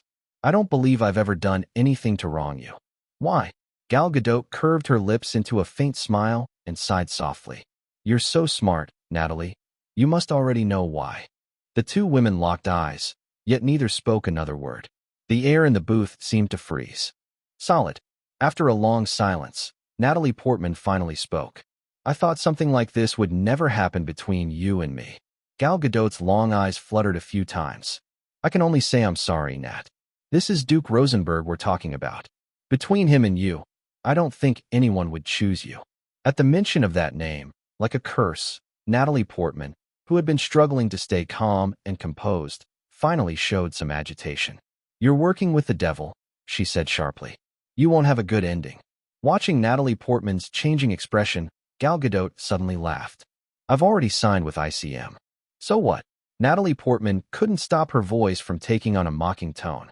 "I was once very close to Duke Rosenberg, and he made me promises too, but he never fulfilled them. Do you really think everything he says will come true?" Gal Gadot took a good, long look at Natalie Portman. She had never known that there was such an entanglement between her and Duke Rosenberg. But thinking about those absurd stories about Duke Rosenberg's youth that had circulated within the industry, she figured he had probably just treated Natalie Portman as a plaything back then. She had no interest in digging further, nor did she want to get involved in such personal grudges. "How unfortunate, Nat. But your words won't come true." Taking a step back, Gal Gadot folded her arms across her chest and looked down at Natalie Portman from above. "I've already been confirmed to star in Duke Rosenberg's next film. It's a $200 million blockbuster, and I'm the leading female role." Though her upbringing prevented Natalie Portman from doing anything too rude, she still said mockingly, "Not every Duke Rosenberg film is guaranteed to succeed." Gal Gadot only shrugged indifferently. Natalie Portman added, "His film already lost to Fast and Furious 5 this Friday. Nat, your information is outdated." With the same mocking tone, Gal Gadot replied, "That was Friday. It's Sunday now. I checked Saturday's box office stats before coming here. The Avengers made $39.16 million yesterday, while Fast and Furious 5 only made $29.27 million. After saying that, Gal Gadot stood up. "Haven't you heard the saying? Winning first doesn't mean winning in the end." With her long legs moving gracefully, she left the booth and walked out of the CAF, ending the relationship completely. Natalie Portman sat there, staring blankly in the direction Gal Gadot had gone. The depression that had lingered in her heart since that year's Oscars was still weighing her down. She wanted to scream, to go to Malibu and kill that devil herself. He was her nightmare. Natalie felt that if she kept suppressing it any longer, she would definitely fall into depression. Almost at the same time, Duke had finished his trip to China and was preparing to board his private jet to leave Shanghai. Due to the weather, their party couldn't take off immediately after arriving at the airport, so they had to wait patiently in the VIP lounge. By the time Duke returned to Los Angeles from Shanghai, the second weekend box office numbers for the Avengers had arrived in his hands. The first weekend box office for the Avengers had been so terrifyingly high that it was an unprecedented record in film history. There was no way the second weekend could maintain such a small decline, especially with a strong competitor like Fast and Furious 5 in theaters. Fast and Furious 5, due to the serious lack of female audience members, suffered a classic high-opening, low-hold performance. The film raked in $48.65 million on Friday, dropped to $29.27 million on Saturday, and fell again on Sunday, earning only $23.89 million. Over its first three-day weekend, Fast and Furious 5 grossed $101.81 million in North America. Although it only ranked second at last weekend's North American box office, such results were still quite impressive. Duke vaguely remembered that only the last two films in this series had an opening weekend of around $100 million in North America. Vin Diesel still played a major role. However, Vin Diesel hadn't exploded in popularity the way Heath Ledger had, and the Avengers' all-around dominance, from marketing to screenings, proved to be the key factor. During its second weekend, the Avengers didn't post another $40 million single-day gross, but it held steady. After earning $38.77 million on Friday and $39.16 million on Saturday, it took another $33.84 million on Sunday. Over the 3 days of its second weekend, the Avengers grossed $111.77 million in North America, setting a new record for the highest second weekend box office in North American film history.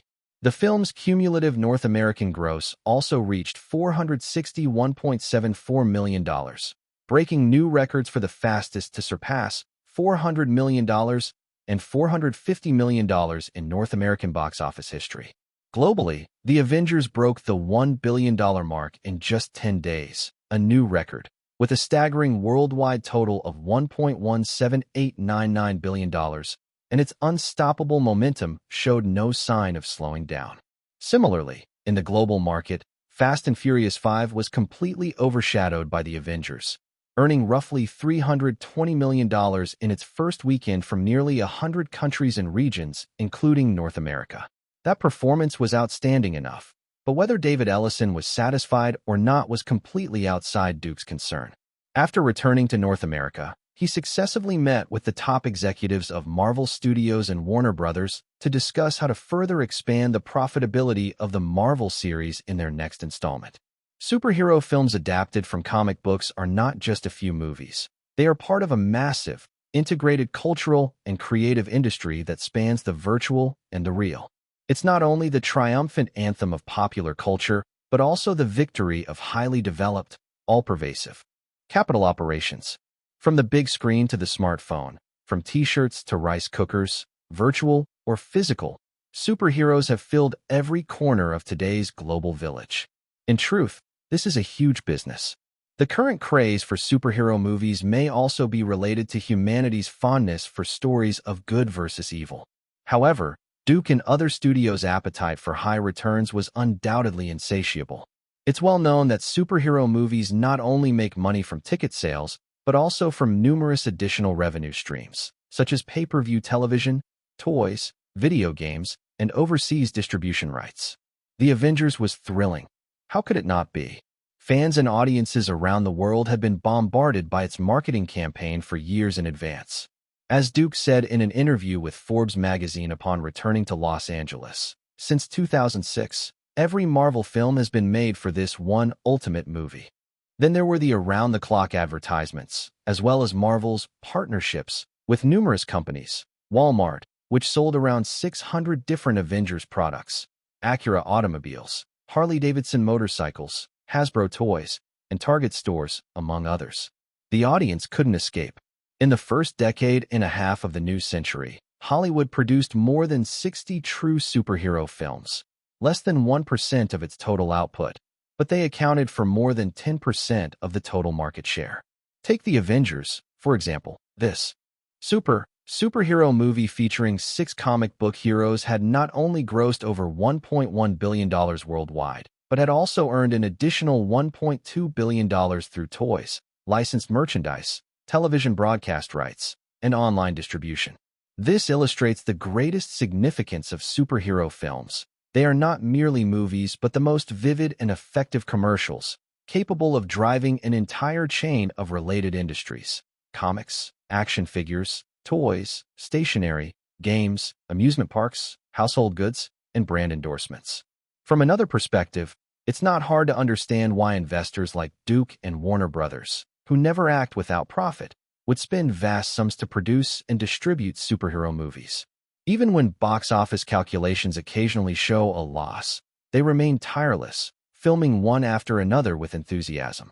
Through image licensing and special business development, enormous licensing fees naturally flow in without requiring much effort or resources from the producers and distributors. That's why, when George Lucas made the Star Wars prequel trilogy, he bluntly said, "I don't care about the box office." Only by integrating theatrical revenue, television broadcast rights, DVD and Blu-ray sales, soundtracks, video on demand, toys, games, and other licensed products and developments can one truly and fully reflect the real achievements of Hollywood commercial cinema. If one judges the value of Hollywood companies and their systems based solely on box office figures, it's nothing short of a joke. Chapter 836. The Jedi Knight becomes an Avenger. Chapter 836. Chapter 836. The Jedi Knight becomes an Avenger. Because his new film wouldn't begin preparations until July, Duke had relatively ample time after returning to Los Angeles from China. Although The Avengers was still showing in theaters, Marvel Studios and Warner Brothers couldn't wait to once again join forces and host a grand celebration party. Many well-known figures were invited to the party. In addition to Duke and the Avengers, who had rushed back from various places, the retired George Lucas and the recently resurfaced James Cameron also appeared in the banquet hall where the party was held. Duke. "Hello, George." After hugging George Lucas, Duke gestured to a nearby chair and said, "I heard you went on a world tour recently?"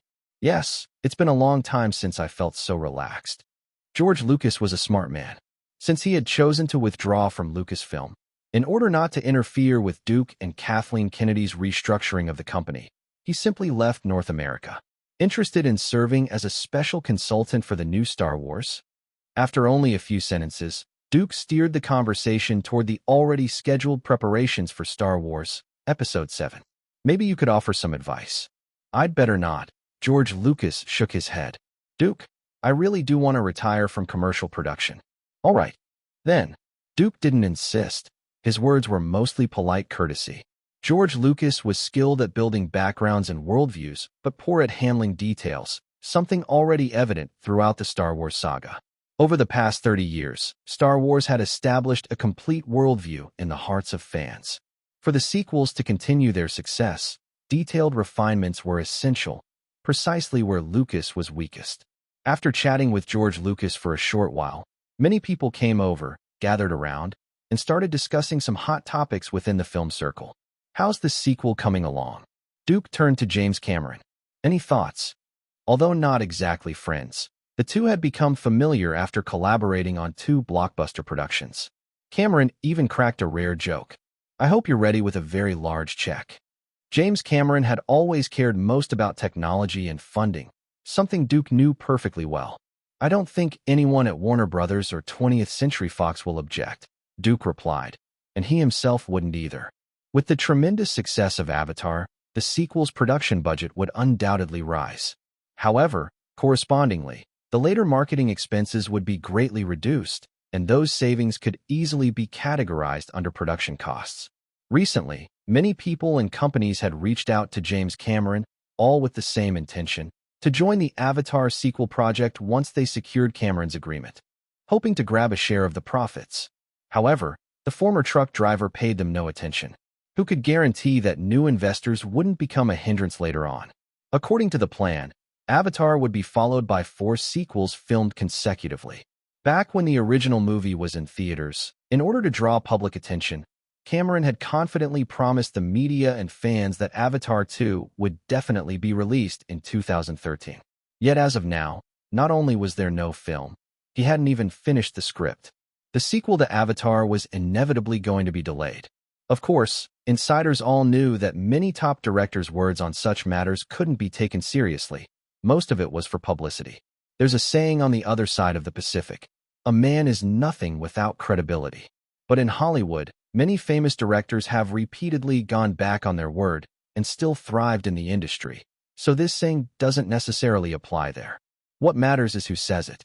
Michael Bay, for instance, declared before filming Transformers 3 that he would never direct another Transformers movie.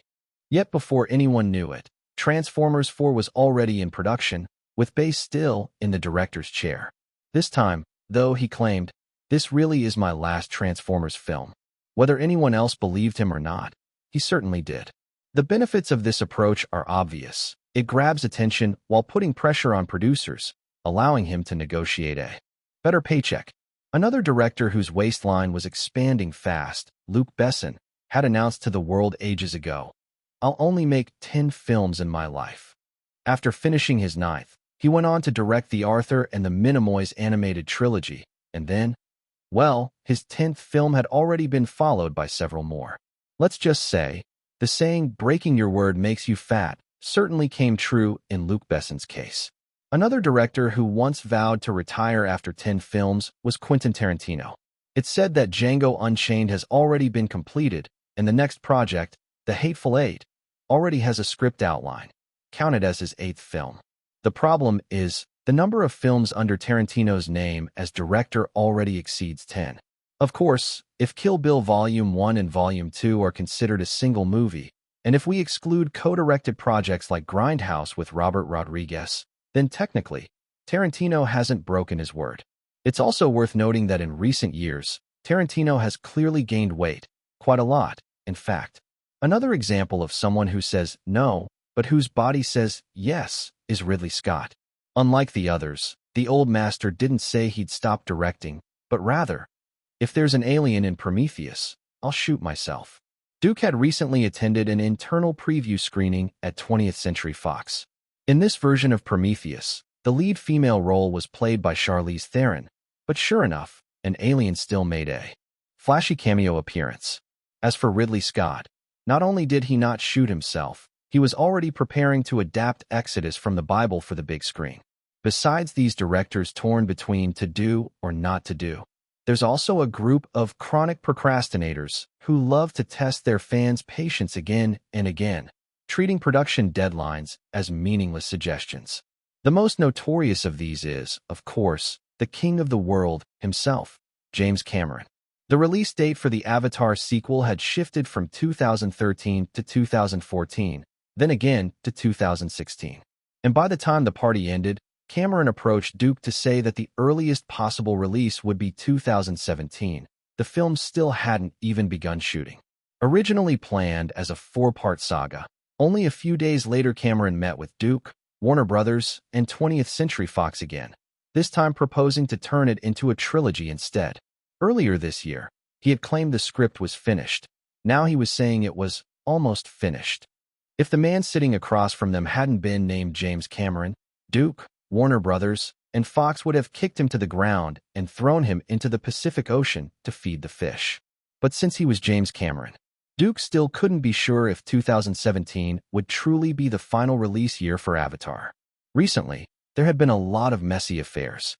Just after dealing with the king of postponements, James Cameron, Marvel Studios CEO Kevin Feige, and old Stan Lee jointly came to him with an utterly unbelievable proposal. Wait a second.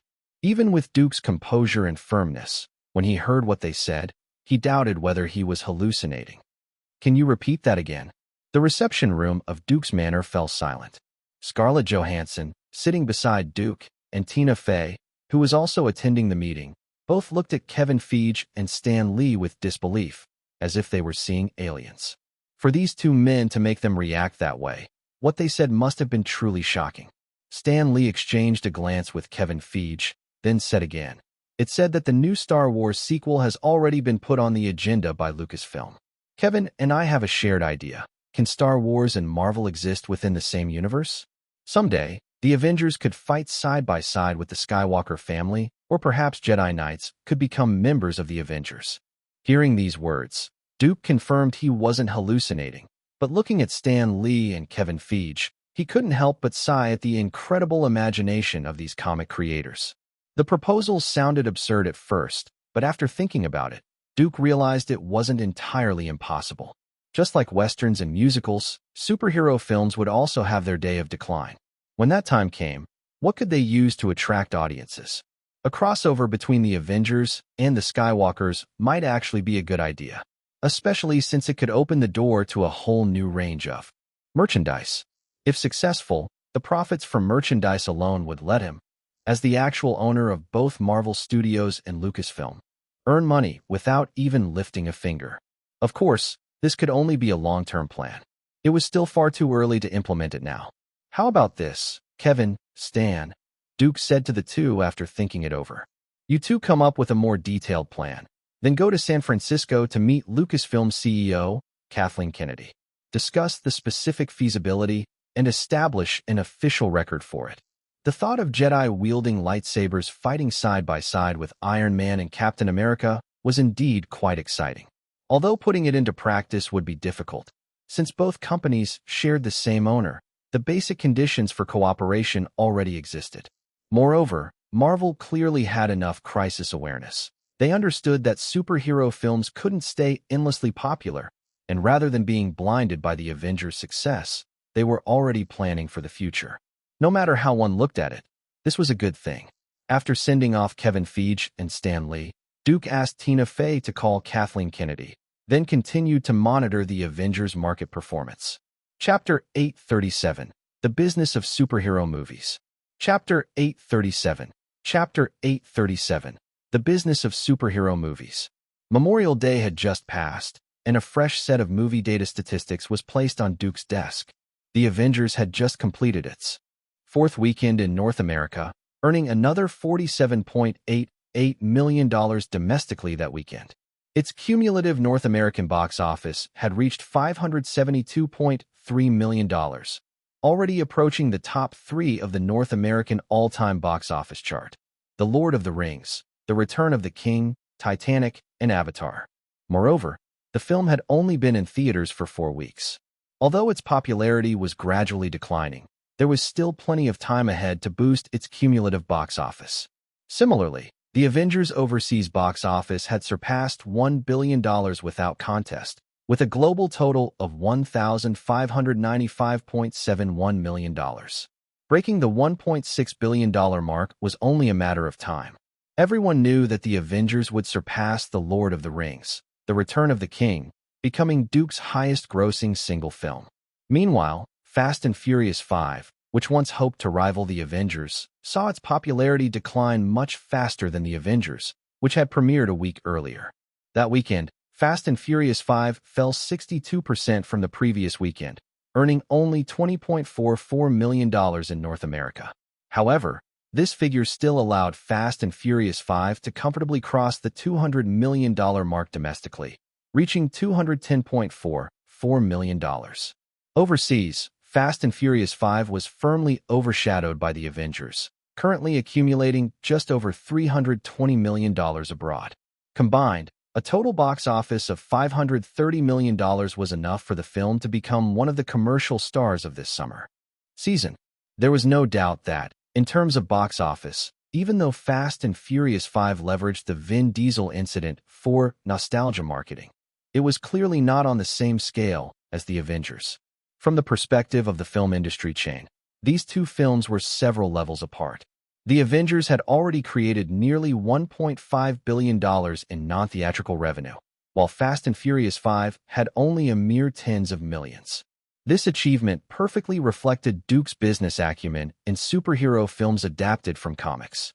Not every film adapted from a comic is a superhero film, nor are all superhero films adapted from comics. For example, Peter Berg's Hancock and M. Night Shyamalan's Unbreakable are both original content.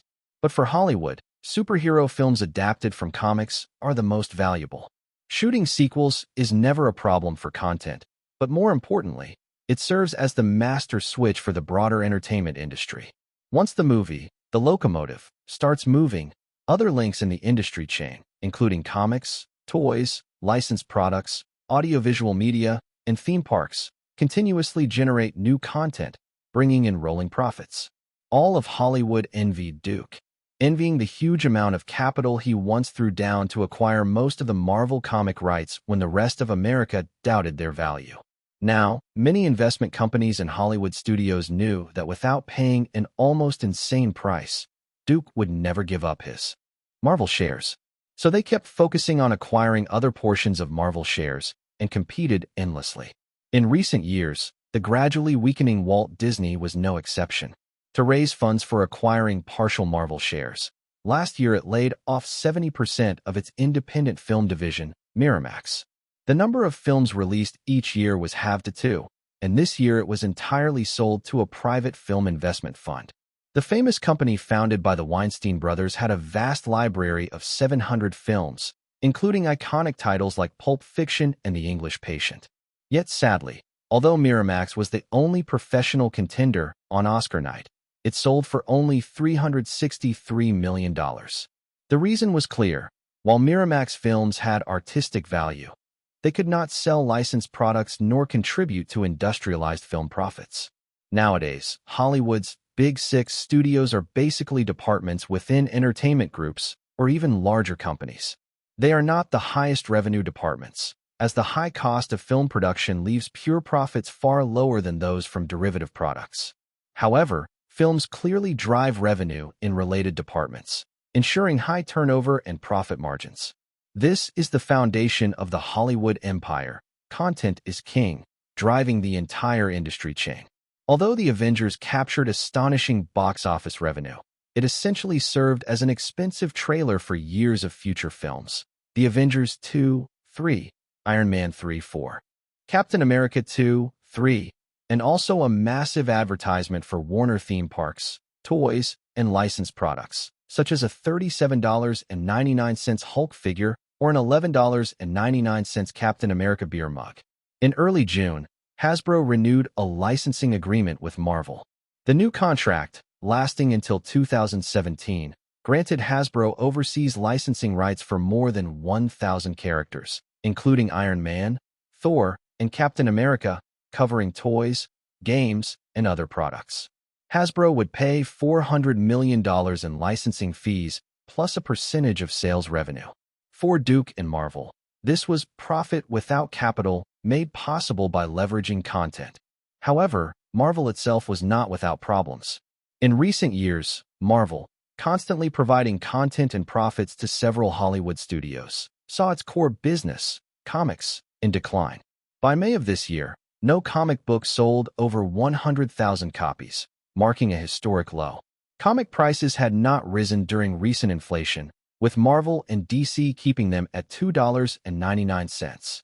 In fact, after the mid-1990s slump, the comic industry had clearly entered a downward trajectory, which was why Duke faced little competition when acquiring Marvel.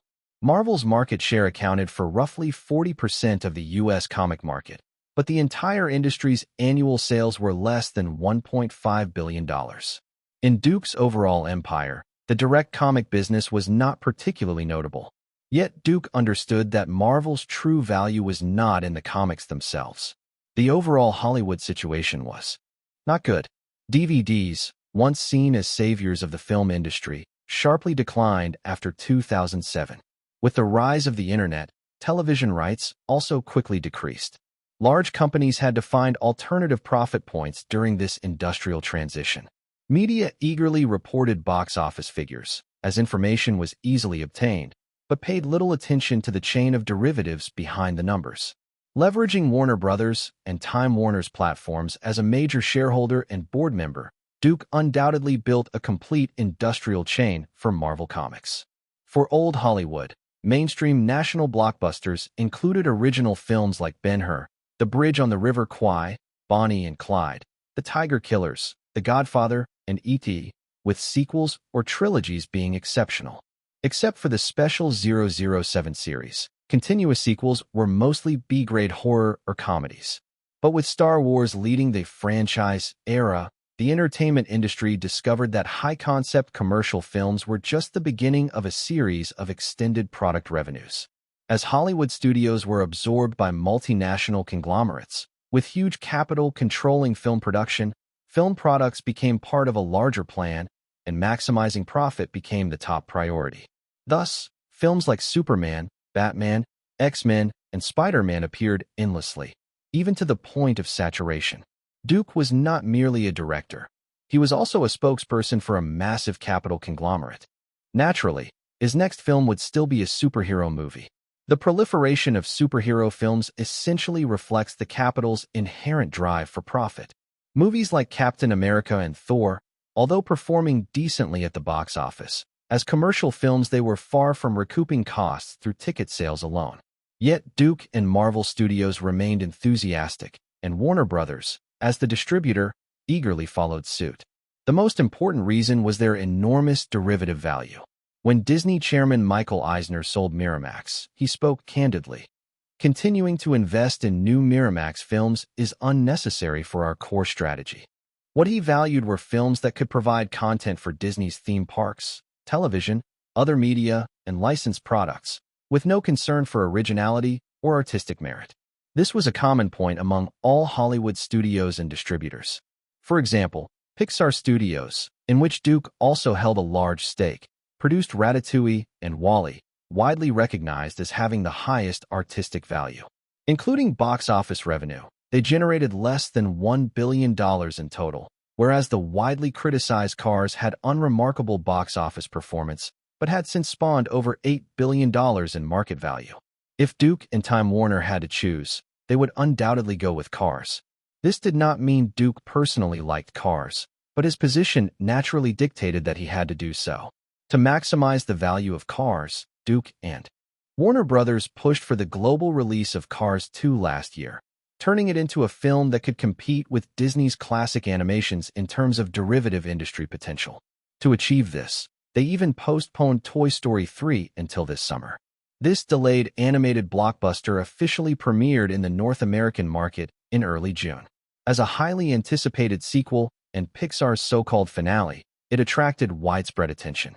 As long as the film succeeded, it could still generate enormous profits. Like many Hollywood directors, the so-called finale was often just a marketing term.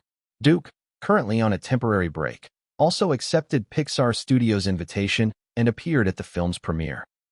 Chapter 838. Some Things Can Never Come Back. Chapter 838. Chapter 838. Some Things Can Never Come Back. Although sequels were likely to be produced in the future, Warner Brothers had early on promoted Toy Story as a trilogy finale, attracting a large audience of fans. It had been more than 17 years since the first computer-animated feature in film history. The original fans had long grown up, and the film meant the past's joy and memories to them. Therefore, aside from today's teenagers, older audiences were also part of the film's viewership. The movie was also marketed with a nostalgic appeal. So, when many people in their 30s or even older appeared at the premiere of Toy Story 3, it was hardly surprising. I don't know what to say. This series accompanied me through a carefree childhood. In the interview area, Scarlett, linking arms with Duke, spoke without hesitation in support of the film. It made me cry, made me laugh, touched me, and fascinated me. I spent all my pocket money collecting every toy in it. For me, Toy Story means so much. It will always be one of the most beautiful memories of my childhood. The reporter then asked Duke for his thoughts on the series. Toy Story has an indelible impact on film history. Duke emphasized Pixar Studios. It was Pixar's pioneering spirit itself that allowed the film not only to innovate technically, but also to open a new world in storytelling. Buzz Lightyear, Woody, and the other toys immediately won the love of audiences across age groups. Their popularity rivals that of classic characters from other films. Toy Story greatly expanded the audience for animated films and redefined the rules of filmmaking. It proved that making a film that satisfies all kinds of viewers is entirely feasible. In fact, Toy Story set a benchmark for all films that followed it, whether animated or live action. I remember when we released Toy Story, John Lasseter was also interviewed. Steve Jobs said it was our Snow White. At the time, We thought, hey, if Toy Story could really reach the heights of Snow White, becoming a classic everyone talks about, how cool would that be? Then Andrew Stanton took over. We wanted everyone watching Toy Story to feel it reflected a part of their own life, their childhood, their family life. That was our motivation when making Toy Story, and it remains the guiding principle for every film we create. As Pixar's key members gradually arrived at the interview area, Duke, holding Scarlett Johansson's arm, proactively left. The Pixar staff, like the toys about to return to the big screen, were the stars of the day. Time flies so fast. Walking toward the screening room, Scarlett said to Duke, "In the blink of an eye, 17 years have passed. You were such a tall little thing back then." Duke gestured at waist height. "Always noisy and almost unbearable. So that's why you tried to avoid me back then?" Entering the theater's lobby, Scarlett tightened her hold on Duke's arm. "I remember clearly. You were always avoiding me." "All right, dear." Duke didn't want to continue the topic and pointed toward the screening room.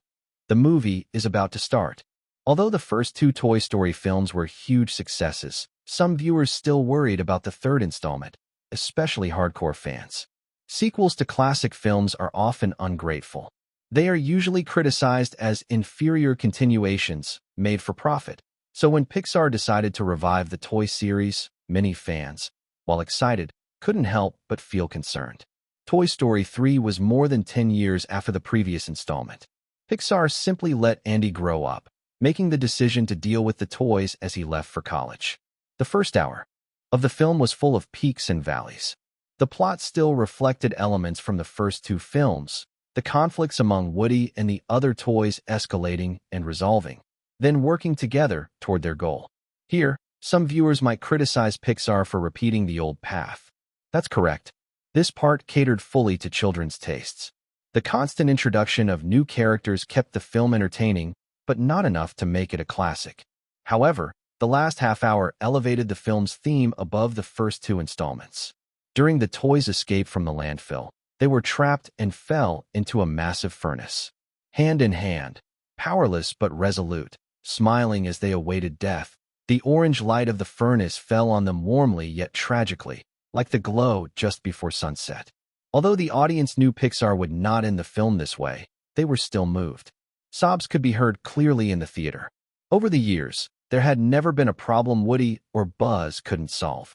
Yet when all the toys' efforts seemed in vain and the heroes reached their end, the viewers, having grown up with the series, felt melancholy. Andy growing up, toys being abandoned. Everything changes. This law applied even in the film. Time brought not only the toys' fate of neglect, but also took away much of childhood nostalgia. By this point, the film, beneath its humorous and light-hearted tone, subtly evoked a bittersweet sense of reminiscence. Of course, if the film had ended tragically, many would remember it forever, but it would also have destroyed the box office. Neither Duke nor Warner Brothers would allow that, and a reinvigorated Pixar also prevented a tragedy. Thus, after a small furnace adventure trial, the toys returned safely to Andy. A typical film might end there without losing appeal, but Andy's next choice was the biggest highlight of the film. Guided by Woody, Andy, who initially intended to store the toys in the attic, decided to give them to a little girl, Bonnie, who also loved toys, carrying a large box in his arms. As Andy introduced each toy, one could clearly feel his deep love for them. The more evident this affection, the harder it was to part. Finally, when he unexpectedly took out Woody from the bottom of the box, deep sighs filled the theater. Duke even saw a girl in the front row quietly wiping her eyes. Over 17 years, the series had created so many devoted fans. Though reluctant, this was likely the best ending for the toys. Andy said, "They mean so much to me. I hope you'll take good care of them." His eyes full of sighs and a hint of relief. Andy spent a long time playing with the toys alongside Bonnie. One of the most memorable shots, Andy placing Woody on his shoulder and running laughing into the wind, had appeared in Toy Story 1, creating a full-circle moment. Here, it carried even more of a sense of farewell, yet it truly was a perfect goodbye. Pixar, using the audience's childhood innocence as a guide, in the last half hour of the film, directly struck at the things that had once been most important in their lives. When many viewers thought they had grasped something after watching the film, in reality, some things were gone forever. Toys played an irreplaceable role in our childhood. We invested our emotions into them, giving each toy life and ability. They were the shapers of our imagination, enriching our childhood. Probably no one ever imagined saying goodbye to their toys. As Duke exited the theater, he happened to overhear a girl being interviewed by a reporter. Honestly, I never expected Toy Story 3 would make me cry in the cinema. The heartfelt farewell between Andy and the toys made me involuntarily recall those beautiful moments in life we had to say goodbye to one by one. Whenever a classic film ends, it always evokes various feelings in viewers. Toy Story 3, in terms of visuals and story structure, surpasses the first two films. Even technically, Pixar Studios achieved new breakthroughs. For example, the bear, Lotso, has a total of 3,473,271 hairs, yet Pixar rendered him lifelike. As an industry benchmark, Pixar Studios' strength in animated films is indisputable. For many, Toy Story 3 felt like a farewell to childhood, so unforgettable, so emotionally direct, bringing immense joy while also moving viewers to tears. I was tricked at first. I thought they were really going to the furnace, and I started crying. Later, when Andy introduced them to Bonnie, my tears flowed nonstop, even smudging my glasses. I truly believe that even if the toys weren't like in the movie, they would still have thoughts, a soul. This is a deeply touching work with universal resonance. Who didn't have cherished toys as a child? I cried twice. Once when they were about to be melted, hand in hand, and again when Andy gave them to the little girl. But in the final moment, I realized some things are gone forever. I feel like this movie was Pixar's gift to our generation. As a kid, I always thought I would be with them forever. I never imagined life would be so short. A quarter of my life has already passed, and I had completely forgotten them. When I go home, I must dig out those childhood memories and maybe relive some of the scenes from when I was little. The first half had several moments when I felt like crying. I thought I might escape it this time, but the last few minutes were so touching I almost died crying. This isn't a kid's animation. It's a fairy tale for adults. Chapter 839, the fastest to break $600 million. Chapter 839, Chapter 839, the fastest to break $600 million. The earnings of this series were closely tied to Duke. Leaving the premiere theater and returning to his Malibu home, Duke immediately updated his instant share and official website message, steadfastly promoting the film that could benefit him. Pixar Studios' Toy Story 3 comes 17 years after the first film and more than 10 years after the second. For an animated feature, such a time span means that the earliest fans who fell in love with Woody and Buzz Lightyear have already entered adulthood. In fact, this presents a rather unfavorable situation for a sequel to a children's film. But Pixar excels at appealing to all ages. The first hour of the film is a treat for new friends, and the last half hour is a reward for old friends. Andy grows from an innocent little boy to a young man about to enter college. His various experiences easily allow the audience to empathize. Because of this, the entire film, though lighthearted and humorous, consistently conveys a subtle sense of compassion and melancholy. It is truly a gathering for farewell. Like other Hollywood film companies, Pixar Studios does not exist in isolation. With the support of a giant platform like Time Warner, their promotional efforts undoubtedly attract more media attention. Nostalgia is a marketing weapon in North America. Toy Story 3, heavily playing the nostalgia card, earned widespread praise in the media. The film has a clear main storyline with well-defined motivations and an endless stream of unexpected events cleverly resolved, keeping the audience engaged in a process that, though the overall setting may feel slightly forced, is full of charm. The creators' interpretations of the characters are bold. Each character shines and has a distinctive personality. Even antagonists like Lotso have rich character layers, particularly in the escape scenes, where each utilizes their strengths to cooperate creatively. The Washington Post. Toy Story 3 is far superior to Wall-E and Up. In its 103-minute runtime, it never neglects the audience's interest. It contains action, thrilling elements, and vivid characters, with a continuously advancing story. In short, it has everything a movie should: humor, emotion, excitement, and cleverness. Los Angeles Times. A sincerely joyful summer film, full of action, humor, and nostalgia. It truly directs immense cultural influence while maintaining an engaging story atmosphere. Yahoo Entertainment. Toy Story 3 ignited an unprecedented wave of praise for animated films. The next day, the media's composite score reached 96, with Rotten Tomatoes freshness at 97%. Among 161 media outlets, only 3 gave low ratings. Arizona Republic, Box Office Journal, Christian Science Monitor, Entertainment Weekly, Hollywood Reporter, New York Daily News, MovieWeb, New Orleans Times, New York Magazine, Los Angeles Times, The Oregonian, Time, San Francisco Chronicle, USA Today, Wall Street Journal, as well as Yahoo Entertainment and Salon, all generously awarded scores of 10 or 9.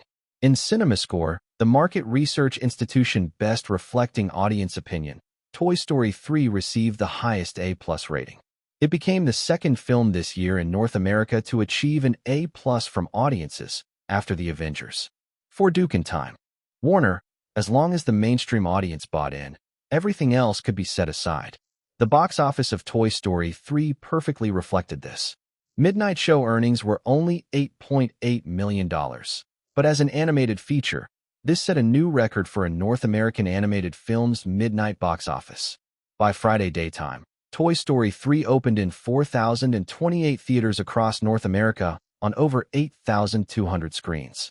Though the film had already premiered overseas, it did not dampen enthusiasm in the U.S., and the strong word-of-mouth amplified the box office even further.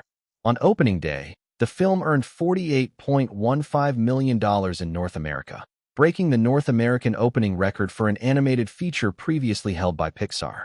Even globally, this was a nearly unattainable achievement for an animated film in a single market. At the same time, Jonah Hex, opening alongside Toy Story 3, became a tragedy. Sony Columbia's blockbuster earned only about $2 million in North America on Friday, a nightmare for the studio's producers. The D audience rating, combined with poor reviews, even prompted famed Hollywood producer Josh Brolin, known for working on quality films, to abandon hope. In contrast, Toy Story 3 received overwhelming praise. Fans shared their thoughts on Twitter and Instant Share. As the conclusion of the Toy Story trilogy, the film arranged a stirring ending for Andy and the toys. Toys for children represent not just fun and emotional dependence, but an indelible life landmark.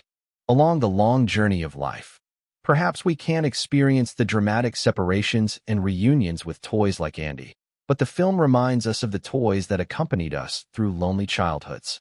For most, we may never have a chance like Andy did. Whether their unknown fate resonates with your heart through Toy Story 3 tests your childhood innocence and sentimentality. The dialogue between Andy and little Bonnie actually symbolizes the passing and continuation of childhood.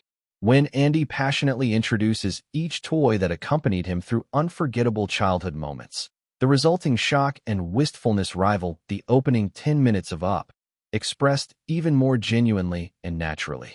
Just the last 20 minutes of Toy Story 3 are enough to make the film immortal. This is the true value of Pixar animation. For those who watched the first Toy Story, this film carries as much significance as the live-action Transformers films do for die-hard fans. I watched Toy Story in 3rd grade and Toy Story 3 after graduating college. I want to say this is a gift from Pixar Studios to our generation. Farewell, my childhood. Thank you, Woody. Thank you, Buzz Lightyear. Thank you, Pixar Studios. The touching part of Toy Story 3 is that it gives us old-timers a formal chance to say goodbye to childhood. When college-bound Andy lifts Woody again, 17 years pass gently and amicably, fading into the sunset beyond the wooden fence house. Finally, when Andy counts his toys, it makes me realize I have grown up and can never return to the past with my toys. Toy Story has left an imprint on me since childhood, making me feel that toys are little sentient beings with emotions in dimensions unknown to us. Compared to real life, toys bring less pressure. They don't die, as long as they aren't abandoned. So never abandon them. Amidst overwhelming acclaim, Toy Story 3 successfully completed its first weekend. Friday brought in $41.14 million. Saturday dipped slightly, yet still earned $37.09 million. By Sunday, the decline widened further, but $32.06 million was still an impressive result. In just the first 3 days, Toy Story 3's North American box office reached $110.3 million. As an animated feature with a relatively long theatrical shelf life, such a first weekend performance almost guaranteed that Toy Story 3 would be a blockbuster hit.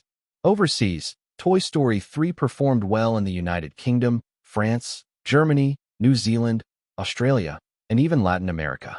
However, in the Far East, due to character designs and its typically Western themes, among other factors, it experienced a certain degree of lukewarm reception. Particularly in China, where the Avengers had already grossed over 1.598 billion renminbi, Toy Story 3 received a tepid response. During the first 3 days, it earned less than 40 million renminbi. Of course, this was not solely due to Toy Story 3 itself. China's animated film market had not yet fully developed, and films that performed well there were not all-ages animated features, but rather films specifically made for children around 10 years old or younger. Nevertheless, even with a lukewarm reception in the Far East, Toy Story 3's first weekend overseas box office still exceeded $200 million, bringing its global total to $328.99 million. This was already a result worthy of a celebration for Duke, Time Warner, and Pixar Studios. As the box office for The Avengers, a fast-consumption theatrical product, began to plateau, Toy Story 3 once again propelled Warner's box office revenue surge. As July slowly approached, Toy Story 3's North American cumulative box office reached over $297 million, with the $300 million mark in North America nearly within reach. Meanwhile, the global box office hit $624.71 million. At this point, no one doubted that Toy Story 3's North American box office could surpass $400 million, or that its global box office could exceed $1 billion. The finale of the Toy Story series was destined to create an animated feature legend. At the same time, the heat surrounding The Avengers was continuously declining. By now, although the number of theaters still exceeded 4,000, its screen share had dropped below 30%, and daily box office earnings had fallen to the million-dollar level. However, by the end of June, The Avengers had set the record for the fastest North American film to reach $600 million. Chapter 840, The Avengers are just a bunch of brats. Chapter 840, The Avengers are just a bunch of brats. Looking over the entire history of Hollywood and even global cinema, there has never been a director with as massive a fan base as Duke, nor one dubbed a Duke stan. From this title alone, it's clear just how fervent this group's admiration and support for Duke truly is. Previously, 5 superhero films had paved the way for the Avengers, coupled with the almost fanatical promotional marketing of Warner Brothers and Marvel Studios. Added to Duke's own influence, this directly led to the film surpassing the $600 million mark in North America during its 8th week of release, making it the 4th film in North American box office history to cross $600 million, following Titanic, The Lord of the Rings, The Return of the King, and Avatar. Moreover, The Avengers surpassed The Lord of the Rings, The Return of the King's $604.45 million, becoming the 3rd highest grossing film in North American history. Throughout North America, standing atop both the box office and commercial cinema, there were only Duke and James Cameron. The only difference was that James Cameron secured the first 2 spots with Titanic and Avatar, while Duke's The Lord of the Rings, The Return of the King, and The Avengers ranked 3rd and 4th. By the end of June, this situation was reversed. The Avengers reached a cumulative North American gross of $665.24 million, surpassing Titanic's $658.72 million, becoming the 2nd highest grossing film in North American history. At the same time, The Avengers' global box office totaled $1.9 billion, steadily approaching Titanic's worldwide gross. Securing the 2nd spot in global box office rankings was only a matter of time. This achievement was enough to elate anyone, but Duke remained calm and did not slow his pace. From late June onward, he frequently entered and exited Warner Brothers, preparing for his next project. On another front, Duke traveled to San Francisco for several meetings with Kathleen Kennedy, discussing the feasibility of unifying the Jedi and Avengers universes, as well as future promotion plans for Star Wars. Particularly in the Chinese market, while the Western world, Japan, and South Korea all followed Star Wars storylines, Chinese audiences were not among them. At Duke's request, Kathleen Kennedy, along with representatives from Warner Brothers and 20th Century Fox, flew to China. Over the next 2 years, they planned to open up the Chinese Star Wars market through various activities. Although a new film was about to be greenlit and the Avengers had achieved strong results, Marvel Studios and Warner Brothers never stopped their promotional efforts, much like Capital's relentless pursuit of profit. The Avengers' North American daily box office had indeed fallen to just over $1 million, yet merchandise sales were booming. At this point, promotion was not just for box office returns, but for the entire industry chain. Consequently, Duke and the Avengers simultaneously graced the cover of Time magazine, which also featured an exclusive interview with him. In the interview, as director, Duke Rosenberg shared more interesting behind-the-scenes anecdotes. Whether true or embellished was irrelevant. The interview, presented in a documentary style, appeared on the front pages of Time magazine. Time magazine.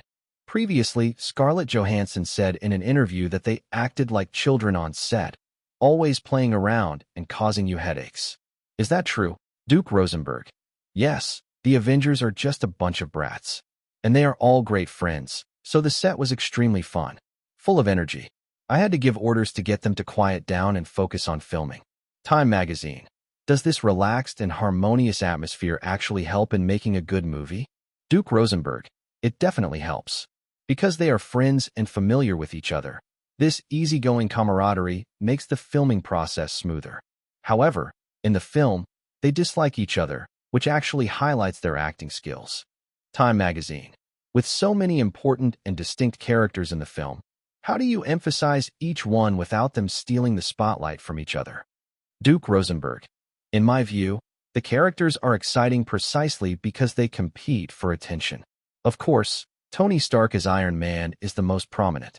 The most interesting part is watching each character gradually vie for narration or screen time. Because of the presence of others, the playful debates, support, and opposition, each character becomes richer, more interesting, and cooler. Time magazine. During the initial script and story creation, was there any character you wanted to focus on or highlight more? Duke Rosenberg. I genuinely hope every character can shine, but characters like Thor, Hulk, and Hawkeye are more challenging. Especially Hawkeye. He appeared less in the first film, so I feel I owe something to him.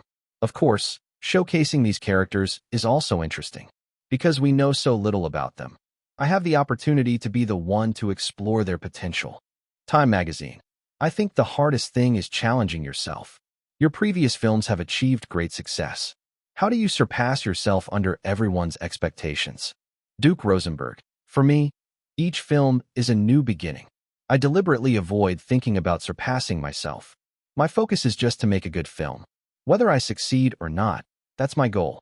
This goal isn't about bigger budgets or earning more money. Of course, I want to earn more, but I cannot control that. What I can control is whether I tell fresh stories, whether the content is exciting, memorable, or justified creatively. That's the real source of my pressure, not scale or quality. Of course, this film is indeed larger in scale. Time magazine. We are currently in the golden age of superhero films.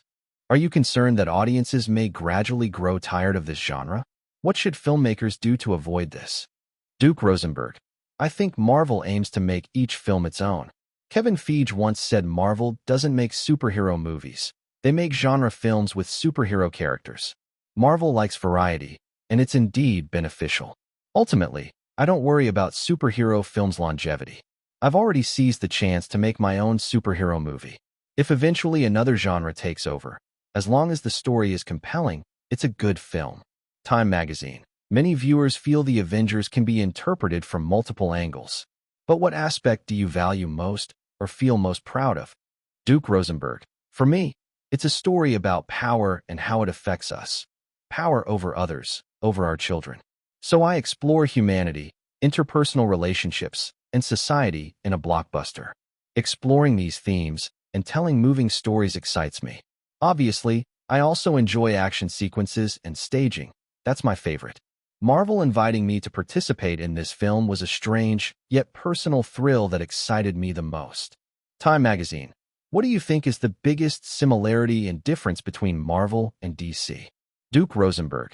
Besides both being about superheroes, they are worlds apart. People tend to view them as competitors, but in fact, they are completely different. DC's roster of superheroes has a long history, mostly consisting of towering, iconic figures. While Marvel's characters are mostly a bunch of goofballs. DC films are more mysterious and continuous, whereas Marvel films are everywhere and feel somewhat juvenile. Actually, I like both of them. They each have a place in the market, and there's no need for one to step on the other to advance. Time magazine. In your view, what is the core appeal of superhero films? Why do they attract so many fans? Duke Rosenberg. Actually, they come from us. Superheroes represent humans at their best, broad vision, physiques larger than ordinary people, especially Chris Hemsworth. They are indeed taller than humans. So, superheroes are humanity at its most perfect. At the same time, they also possess the most foolish and terrible human traits. They combine both, face all kinds of dangers, and people don't just watch. They immerse themselves and imagine being there. That's the joy superheroes bring me. Time magazine. Many people believe Star Wars is, in a sense, also a superhero film. Do you agree? Duke Rosenberg. In some respects, that's not wrong. Time magazine. As is well known, you've acquired Lucasfilm. Will Star Wars be rebooted? Duke Rosenberg. Actually, a new Star Wars series is already in planning. We will reboot the series and continue telling the story of the Jedi. As Duke mentioned in the interview, the new Star Wars entered the schedule once Lucasfilm was optimized, although the entire series hasn't even established the basic script framework yet. Promotional plans, like Kathleen Kennedy's trip to China, have already begun. After this interview was published, many fans refocused their attention on the Avengers, and the film's box office saw a small rebound. Merchandise, as always, remained extremely popular with no sign of cooling. On July 1st, Duke and Warner Brothers officially announced through instant shares and the official website that his new film had been greenlit. Chapter 841. Whoever wins the family market wins the world. Chapter 841. Chapter 841. Whoever wins the family market wins the world. Just as July began, the Warner Brothers studio, which had been quiet for a while, became bustling with activity again. Anna Prince, Hannah Selina, Mike Dawson, Jimmy Carter, and John Schwartzman all ended their vacations and regrouped at Warner Brothers, ready to prepare the latest project with Duke.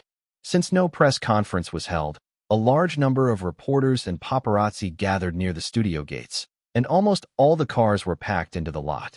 However, like Duke, they were already accustomed to such scenes. Also present on set were many star actors, including Christian Bale, Gary Oldman, Michael Caine, and Lawrence Fishburne. Indeed, Duke's new project was Batman. Under constant urging from Warner Brothers, the new Batman crew was officially formed. This installment, also without the Batman title, was named The Dark Knight Rises. It would serve as the conclusion to the new Batman trilogy. As a sequel, the high salaries of the actors were unavoidable. Christian Bale alone earned $20 million, and the estimated production cost of the entire film reached $250 million, the highest investment for a single film in Duke's career. Beyond these veteran actors, Duke had also confirmed some new cast members, such as the tall and leggy Gal Gadot as Selina Kyle and James Franco as John Blake. As for the main villain Bane, Duke had no interest in Tom Hardy, who had been active in the indie and art film circles. He preferred someone truly bulky to play the role. In fact, Duke was well aware that no matter what, Bane could never surpass the Joker. The Joker became iconic due to its character design and the actor's performance, but an equally important factor was Heath Ledger's death. Without Heath Ledger's passing, the Joker could never have reached its current legendary status. There is no doubt about this. Duke certainly would not allow the actor playing Bane to die. He wasn't that insane. In Duke's conception, this destructive Bane would primarily demonstrate formidable combat ability, incitement skills, and anarchistic madness, without delving deeply into psychological layers. The Dark Knight Rises would conclude the trilogy with an epic finale. Near the end of The Dark Knight, Batman is the true hero who saved Gotham City, yet he has become redundant, abandoned like trash. This is a conclusion full of conspiracy, yet seemingly destined, ultimately turning Batman into an outright murderer, responsible for Harvey Dent's tragic death, though no one knows that Harvey didn't die and became a vengeful Two-Face. As a relentless reformist crusader against evil, he paid a huge price for the city's peace. Built on lies, Gotham City implemented strict, harsh new laws, locking all criminals in prison or expelling them entirely from the city. The new story begins 8 years later. Batman and Jim Gordon seem to have achieved their goals, and the city has entered an orderly state, seemingly no longer needing the Dark Knight. Perhaps the audience would think that Bruce Wayne, the true Batman, has won this battle. However, he is deeply tormented by all that has happened and has completely lost himself. He no longer knows how to present himself as Batman. So in the third film, Duke essentially needs to address the consequences of previous events, including Batman himself and other characters. As the finale of the Batman trilogy, Duke decided to tell a story that would no longer have any extensions. These details were already submitted to Warner Bros. In 2005 when he produced Batman Begins, including the script outline and character designs. The scale of this film would be smaller than The Dark Knight. As a $250 million blockbuster, it would naturally be rated PG-13. In essence, the Batman trilogy never strayed from the PG-13 family-friendly category. It is precisely the PG-13 rating that ensures the films can achieve massive box office success. In Hollywood, to gain sufficient market returns, films must be comprehensible and acceptable across different demographics and media platforms. On the diverse family entertainment platforms, cinemas, TV, home theater, games, toys, or other derivative forms, PG and PG-13 films are most easily accepted and commercially successful. Such films are designed to reach audiences under 17 across all media platforms, crossing population and cultural barriers to attract a broader audience. Almost all superhero films fall into this category. They build stories and characters through accessibility, spectacle, emotional arcs, and positive values, and under commercial profit requirements. They aim to please as many viewers as possible while offending as few artsy viewers as possible. This is the defining feature of such films. Although family-friendly films in Hollywood can be traced back to the early sound era, their current market dominance began only in the late 1980s. The central position of family-friendly films in post-Hollywood times is often seriously overlooked. Many define family films as movies for children and their parents, but this definition is already outdated. Since the mid-1980s, such films have not only been for parents and children's leisure, but have also targeted the global media market, aiming to cross regions and cultures to reach more audiences. Family films are no longer just a single cinematic format. Most are collections of multiple media intellectual properties, often based on existing brands. For example, Warner Bros., Harry Potter, The Lord of the Rings, Superman, and Batman series. The core brand images of these films have already been accepted by audiences with an established mass base and can be presented across multiple media, films, TV, computer games, comics, toys, allowing Hollywood family films to transcend cinema and reach a broader sky. In Hollywood, including Duke, industry professionals share a consensus. Whoever wins the family market wins the world.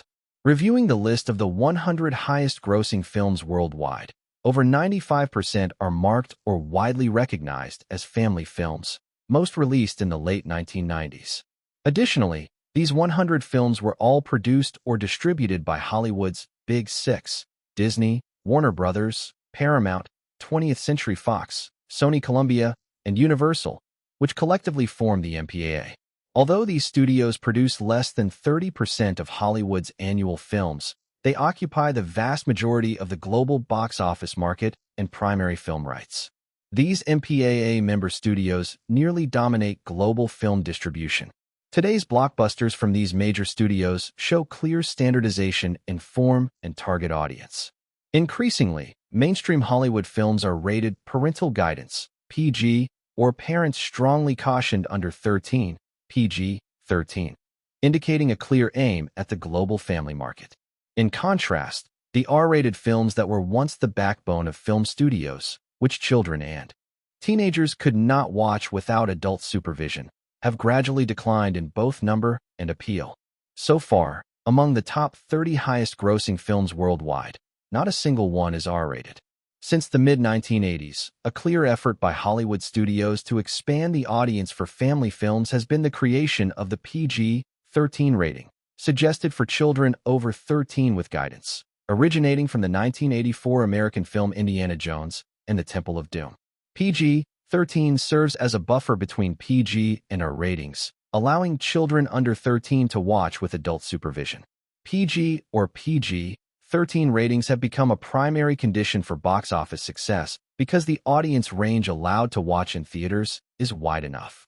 Although family films have evolved into various forms today, the most popular genres remain fantasy and science fiction, with superhero films being the most typical example.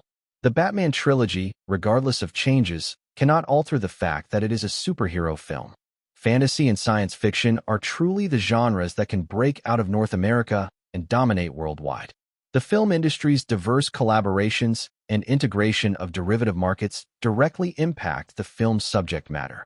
Most obviously, there has been a surge in sequels and fantasy-themed films. After the millennium, such themes became a major component of family blockbusters. There are reasons why these films became Hollywood's mainstream. First, fantasy genres have a highly visualized form, satisfying international consumers' demand for visual impact. Second, because these genres generally operate outside Earth's reality, they avoid alienating non-Western audiences due to social or cultural factors. Third, and most importantly, a rich fictional world provides unlimited opportunities for developing movie merchandise and other commercial tie-ins. For instance, Warner Bros., through the Batman, Harry Potter, and Lord of the Rings series, transforms an already well-known narrative world with a deeply rooted fan base into reality. The series of films, spin-off products, and cinematic style built on this foundation have made Warner a leader in world-building after the millennium. Audiences actively describe films through word of mouth, social networks, and fan clubs, and purchase related products. This significantly extends a work's lifespan. Such cross-media interactions sustain the development of post-Hollywood cinema and provide a basis for industrial decision-making. Undoubtedly, The Dark Knight Rises must follow these principles. Chapter 842, Bell's Outburst. Chapter 842. Chapter 842, Bell's Outburst.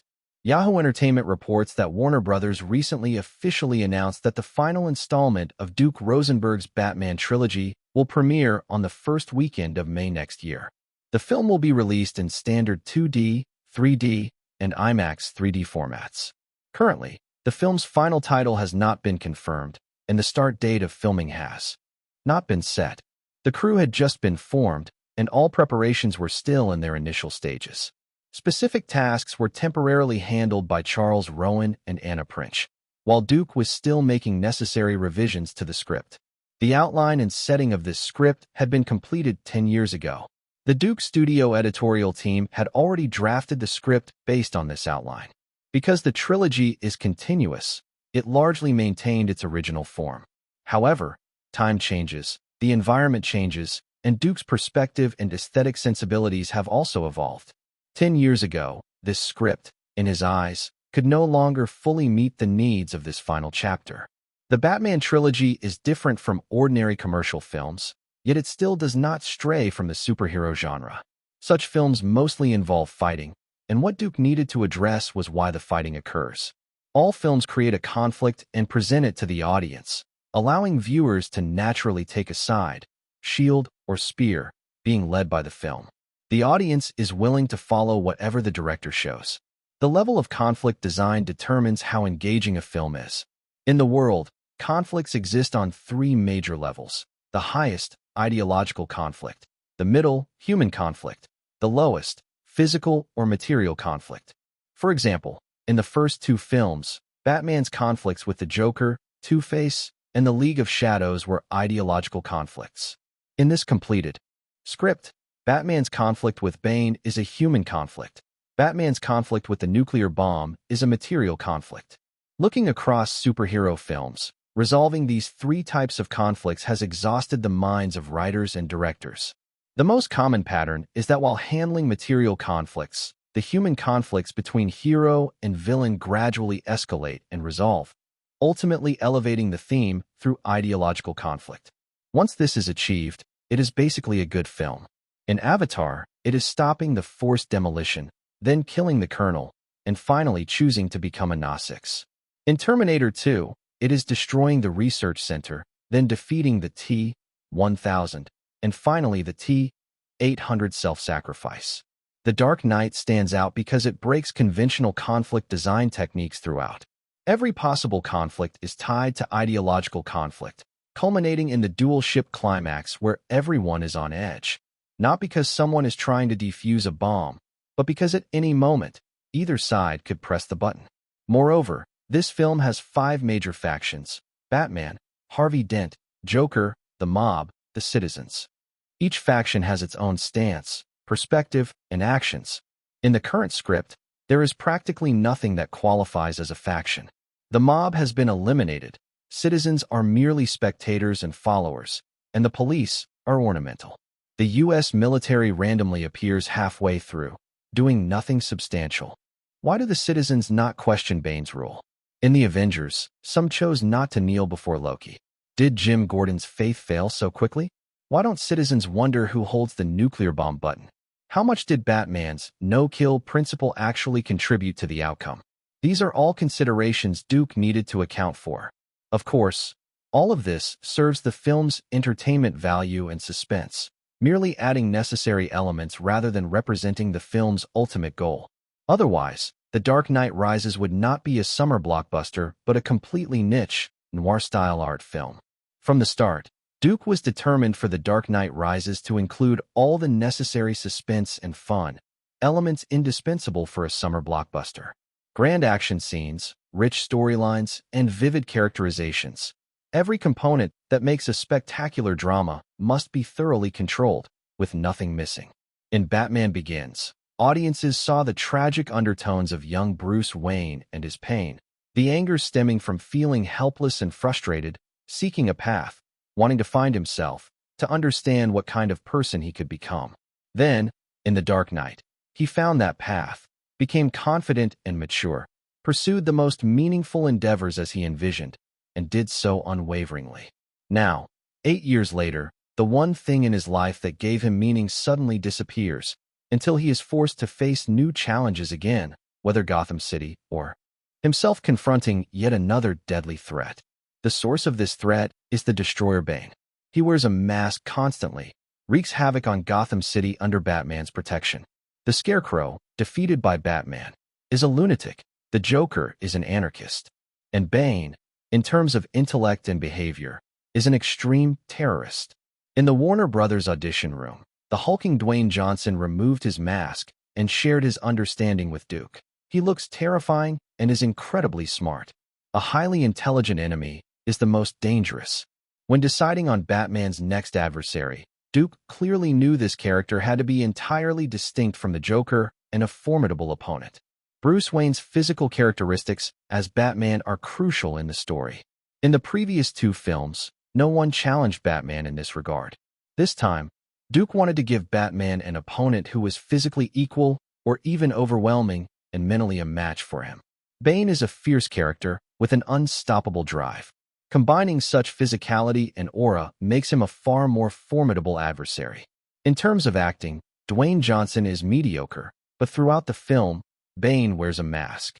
Even if the actor's performance were superb, there would be little room to showcase it. In contrast, the visual impact of Dwayne Johnson is obvious. When he stands before Christian Bale, even a fool could see he is more formidable than Batman. Moreover, as a champion in professional wrestling, using body movements to create tension and emotion would not be an issue. As for lines and voice, that is even easier to handle. Duke has never been a director rigidly insisting on live recording. Plenty of post-production techniques can resolve Bane's voice, and even if Dwayne Johnson falls short in this regard, someone else can dub the role. What Duke needed was a powerful destroyer, not a psychologically twisted character. In this film, Batman will, for the first time, clearly fail to hold the upper hand in both physique and skill. Bruce Wayne has been retired for years, returning to action. His technique is stiff and his state is suboptimal. Bane, besides being physically strong, is also ruthless, combative, and ideologically fanatical, making him unstoppable, with the aura of sweeping armies. In this regard, Dwayne Johnson is extremely suitable. Without spending much time, Duke decided to cast Dwayne Johnson as the Destroyer Bane. With Gal Gadot and James Franco already confirmed as Catwoman and John Blake, the main cast was basically complete, leaving only the role of Miranda Tate. Similarly, Duke had no interest in a French actress who had little market appeal despite working in art films and commanding a high salary. He planned to hold a wide-ranging audition for this role. Originally, Scarlett wanted a cameo, but Duke refused. Having Black Widow appear in a Batman film would have been a disaster. Additionally, Duke spoke with Christian Bale several times, paying close attention to his mood and psychological state. Before playing Batman, calling Christian Bale a second-tier actor would have been generous. The two Batman films brought him unprecedented glory, and especially after The Dark Knight, he was a bona fide Hollywood A-list superstar. Like most Hollywood stars, as Bale's fame and status rose, so did his volatile temper. Most widely known is the Christian Bale profanity incident. After The Dark Knight concluded, during the filming of Terminator 4, cinematographer Sean Herbert accidentally intruded into a set prop, distracting Bale. Bale immediately exploded, attacking Sean Herbert with various profanities, shocking everyone on set with his intensity. In under 4 minutes, Christian Bale uttered "fuck" 37 times. Whether this set a record, no one knows. According to people on set at the time, surviving that barrage of "fuck" was incredibly resilient. Although such mistakes on set are not frequent, interruptions during filming are inevitable. Sean Herbert subsequently apologized formally to Bale. If Bale's anger at having his performance disrupted was understandable, what followed revealed the domineering and unreasonable side of a Hollywood superstar. Bale issued an ultimatum to the crew. If cinematographer Sean Herbert was not fired, he would quit. Even director Joseph McGinty-Nicol personally tried to intervene, to no avail. In the end, it was Charles Rowan, also a producer on Terminator 4, who came to the set and calmed the situation, persuading Bale to change his mind so that filming could proceed smoothly. Incidents like this are not the first in Hollywood, nor will they be the last. Christian Bale is merely one of the many Hollywood superstars who behave in this manner. Chapter 843, Duke's Quotes. Chapter 843, Chapter 843, Duke's Quotes. On the set of The Dark Knight Rises, Christian Bale was no longer as humble as during the filming of Batman Begins, but he was not reckless either. Having collaborated with Duke on 2 films, he clearly understood what kind of director he was dealing with, and his position on this set might not be as influential as those longtime assistants. In fact, Christian Bale's thoughts were not wrong. If an incident like that on the Terminator 4 set occurred, Duke would never have removed his cinematographer or any other team member. Only Christian Bale could be replaced, even if it required casting another actor. Overall, communication between Duke and Christian Bale was very smooth. Compared to Joseph McGinty-Nicol, the director of Terminator 4, the difference was at least 3 levels apart. Since losing his love, Rachel, Bruce Wayne has felt isolated. Harvey Dent's death and the subsequent uncontrolled events plunged Bruce Wayne into confusion. He constantly blames himself, wondering if becoming Batman caused all this misfortune. Holding the script, Christian Bale discussed his role with Duke. His faith begins to waver, leaving him mentally and physically strained. But how long can he endure this pain? Will these events truly affect him for life? Over time, could they lead him towards self-destruction? Duke's understanding was that after years of retirement and abandoning the role of Batman, Bruce Wayne had sacrificed the 2 identities he once possessed. This time, returning to Batman, we are portraying a man who has lost his purpose, no mission, no steadfast goal he once pursued. Sitting behind his desk, Duke looked at Christian Bale and said, "My approach to shaping Batman has always been based on the idea that aside from his wealth, he is a superhero without superpowers. His uniqueness ultimately comes from extraordinary motivation and absolute dedication. These two elements make him great. One defining trait of this character, often overlooked, is his immense wealth. Closing the script, Christian Bale continued Duke's thought. The resources available to a wealthy person are rarely fully understood. The rest, from an emotional perspective, is easier to comprehend. He thought for a moment and added, I will gradually grasp the emotional scope of the character, naturally expressing his different states at each stage. For his true feelings, I will devote myself to exploring and studying them. Bruce Wayne is no longer young. Many doubts still trouble him. This performance requires meticulous subtlety. Duke nodded in agreement. Although his temper had increased, Christian Bale's dedication was unquestionable. Since receiving Duke's notice earlier in the year, he had been gaining weight, training muscles, and undergoing necessary combat training with Jimmy Carter. Shortly after Christian Bale left, Duke summoned Gal Gadot, who was training in hand-to-hand combat. Physically, Gal Gadot was very suitable for Selina Kyle, though acting was her weak point. Sit, Gal. Thank you, Director Rosenberg. Once the Israeli actress sat down, Duke went straight to the point, discussing her character. I need to find a balance between this classic character image and a credible personality that can easily win audience favor. You must combine the different sides of this character naturally and organically, without a sense of split, coexisting but not conflicting. This will create a complementary effect between Catwoman and Batman. Gal Gadot nodded eagerly. The true influence on Bruce Wayne does not come from Selina Kyle herself, but from years of loneliness. After a moment's thought, Duke continued to Gal Gadot. He unexpectedly meets an intriguing and charming woman in his own home. He suddenly realizes that he has been searching all along, even if unconsciously. He has lost everything once full of color in his life and needs contact with normal people. Duke asked her, Has Anna given you the character script? Have you read it? Any thoughts?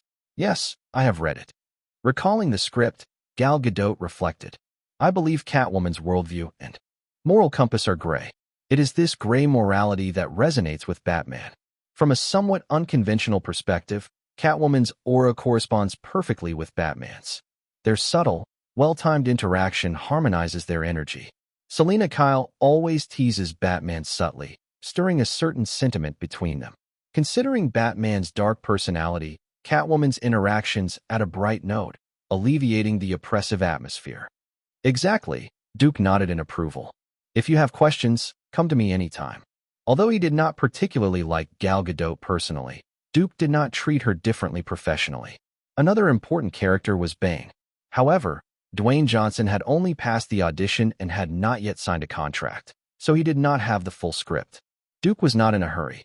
Although Bane was not as well known as Catwoman, his atrocious actions against Batman made him infamous among all comic Batman fans. Physically and psychologically, he would pose the greatest possible threat to Batman. This character also had a striking feature, the enormous contrast in voice and physique. In Duke's words, Bane is articulate, yet possesses a gorilla-like body. So beyond displaying his eloquence, his entire presence is imposing and magnificent. Then there was the old butler, Alfred. He would reveal a cruel truth in the film. Gotham now offers Bruce Wayne nothing but pain and disaster. In some ways, Alfred's viewpoint is accurate. To the audience, Alfred represents the viewer's perspective, a spokesperson for the audience. Unlike some who remain unyielding, his reaction is what any normal person would have under such circumstances. While Duke prepared the film, as usual, Warner Brothers' marketing and publicity were already ahead.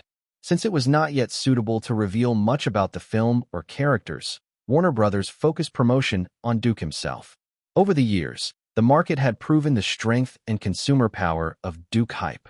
Under a joint campaign by Warner Brothers and Panny Callis, some of Duke's past statements were compiled as Duke Rosenberg quotes and shared online, especially on instant sharing platforms, becoming widely reposted. These Duke quotes indeed reflected some of Duke's genuine thoughts. I would rather make a film that 1,000 people eagerly want to see than a film that only 10 consider highbrow. Most comics nowadays are like softcore erotic magazines. I still miss the traditional storytelling methods. Do you know what else I miss? Superpowers. Why can everyone now manipulate their body's molecules, as if a lightning strike turns everyone into Doctor Strange. The girls in comics also wear less and less, looking like they all had breast implants. I know I sound like a stubborn old man, but it's true. I make movies for the side of myself that is a fanatical fan. I make movies to give myself strength. I make movies to experience the lives of characters. I make movies to explore things that would normally scare me. I make movies to do all the things that moviegoers fantasize about when they see a story. I love fantasy films, action films, and sci-fi films. I am fascinated by things that cannot happen in real life because they are an interpretation of real life. But ultimately, what interests me most is the adventure and thrill that movies can bring. Every time I kill someone on screen, I feel refreshed, lighthearted, and happy. Don't call me a character killer. Shakespeare did this far more than I ever did. I originally thought I came to this earth solely to make movies. But in the same year, I saw Star Wars, and then I realized, oh, what I was meant to do, George Lucas has already done. So my existence on Earth seemed meaningless. I might as well wait to die. It wasn't until many years later that I finally mustered the courage to truly step into the film industry. This era is chaotic and disorderly. Everything I create is meant to show the audience how humans struggle and fight to live a dignified, noble life in such times. It is a very difficult process. We often fail, but we never give up. For me, this is the most important message I will always strive to convey. The past 2 years, I have endured tremendous pressure. It's like I was originally a sketch artist, but now I am forced to paint in oils, and every decision carries hundreds of millions of dollars. Sometimes I just want to forget it all. No matter what people say about the benefits of leaving suspense, in my movies, I want everything to be a complete experience. If I dig a hole and then leave it, K me. Chapter 844, New Characters, New Roles. Chapter 844. Chapter 844, New Characters, New Roles. Besides promoting Duke and drawing the audience's attention to his latest activities, Warner Brothers once again launched viral marketing. This marketing approach is not suitable for every film. For example, The Avengers barely used it. Viral marketing requires the right vehicle, and The Dark Knight Rises is undoubtedly a perfect fit. Although The Dark Knight Rises was still in the preparation stage, viral marketing precisely needed time to ferment. At the end of July, Warner Brothers released the first official still, and its impact immediately cut through the previous dull silence of the production, making the third installment of Duke's Batman trilogy once again a hot topic. At the same time, Warner Brothers launched the official website for The Dark Knight Rises. Earlier, when someone opened the homepage, they would find the entire page pitch black, with only a strange background sound resembling a mysterious incantation. Some dedicated fans managed to view the audio file's visual spectrum and discovered that it was an instant share hashtag. It was like the poster made up of thousands of photos in The Truman Show, a small image acting as a pixel, densely assembled to form a picture. And that picture was of Dwayne Johnson as the Destroyer Bane, Batman's strongest and most formidable enemy in The Dark Knight Rises. When fans completed the image, a strange letter appeared on the website. It was a confidential letter from Lucius Fox to Bruce Wayne. Of course, the letter was actually written by Duke, allowing just enough The Dark Knight Rises information to tease fans without revealing too much. Bruce, I hope you can read this letter. While I also look forward to speaking with you in person, Alfred told me it would be best to write to you when you are not seeing visitors. As such, I will outline my speculations regarding the company's internal situation in this letter. Obviously, given the current economic climate, our investors are paying more attention to their investments. For this reason, our own profitability is now being personally analyzed and judged by the board. In the past, we gave them no reason to worry because our revenues and expenditures were balanced. This gave us the autonomy to invest in the Wayne Foundation and the company's technological R&D. But over the past 5 quarters, our income has steadily declined, while our R&D spending has grown astronomically, leaving the company's revenues bleak. In this situation, I must answer the board's questions, especially regarding the projects you are passionate about. No one denies that innovation is the key to our growth and success. As one of our business projects, this is why the board has begun reviewing our R&D budget and is encouraging you to direct your business machinery toward projects that are more justifiable investments.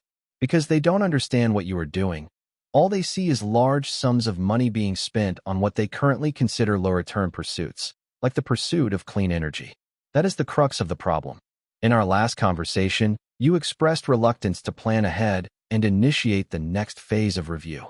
I understand your reasoning. However, if you wish to continue pursuing your devoted projects within the company, I believe this is the time to give the board more of what they want.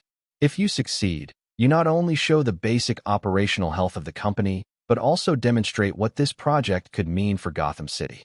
Personally, I also want them to know that, with age, you, Bruce Wayne, have decided to inherit your father's work and mission, utilizing Wayne Enterprises and its resources to support our city reliably and enthusiastically. That is not a bad thing, Bruce. But if you choose not to address the current issues, I don't know how long we can hold in front of the Bay Board. Your absence makes the situation even more difficult. I am sure you have your reasons, as it is not my responsibility. But I worry that if you ignore or remain absent for too long, we risk violating another regulation. I can foresee board members manipulating company influence around the conference table.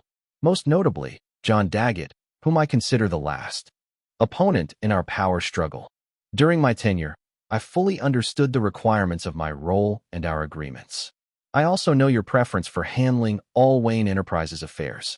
However, I must tell you that if we do not address the board's issues, we will quickly find ourselves in a position of forced change. In most cases, change is not necessarily bad, but I am concerned now. I am sure you may think my forecast is pessimistic, which is merely another aspect of my personal charm. Perhaps that is the case, but let us trust that you have not hired me for my personal charm alone. I look forward to your reply.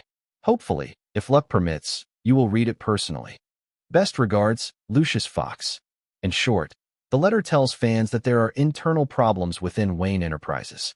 Some people are dissatisfied with a new energy project that Bruce Wayne has invested heavily in and are trying to seize power. Lucius Fox hopes Bruce Wayne can personally intervene to resolve these issues. Fans reacted enthusiastically. The letter was widely shared online, with some posting comments. From the tone at the beginning, you can tell it's Fox writing.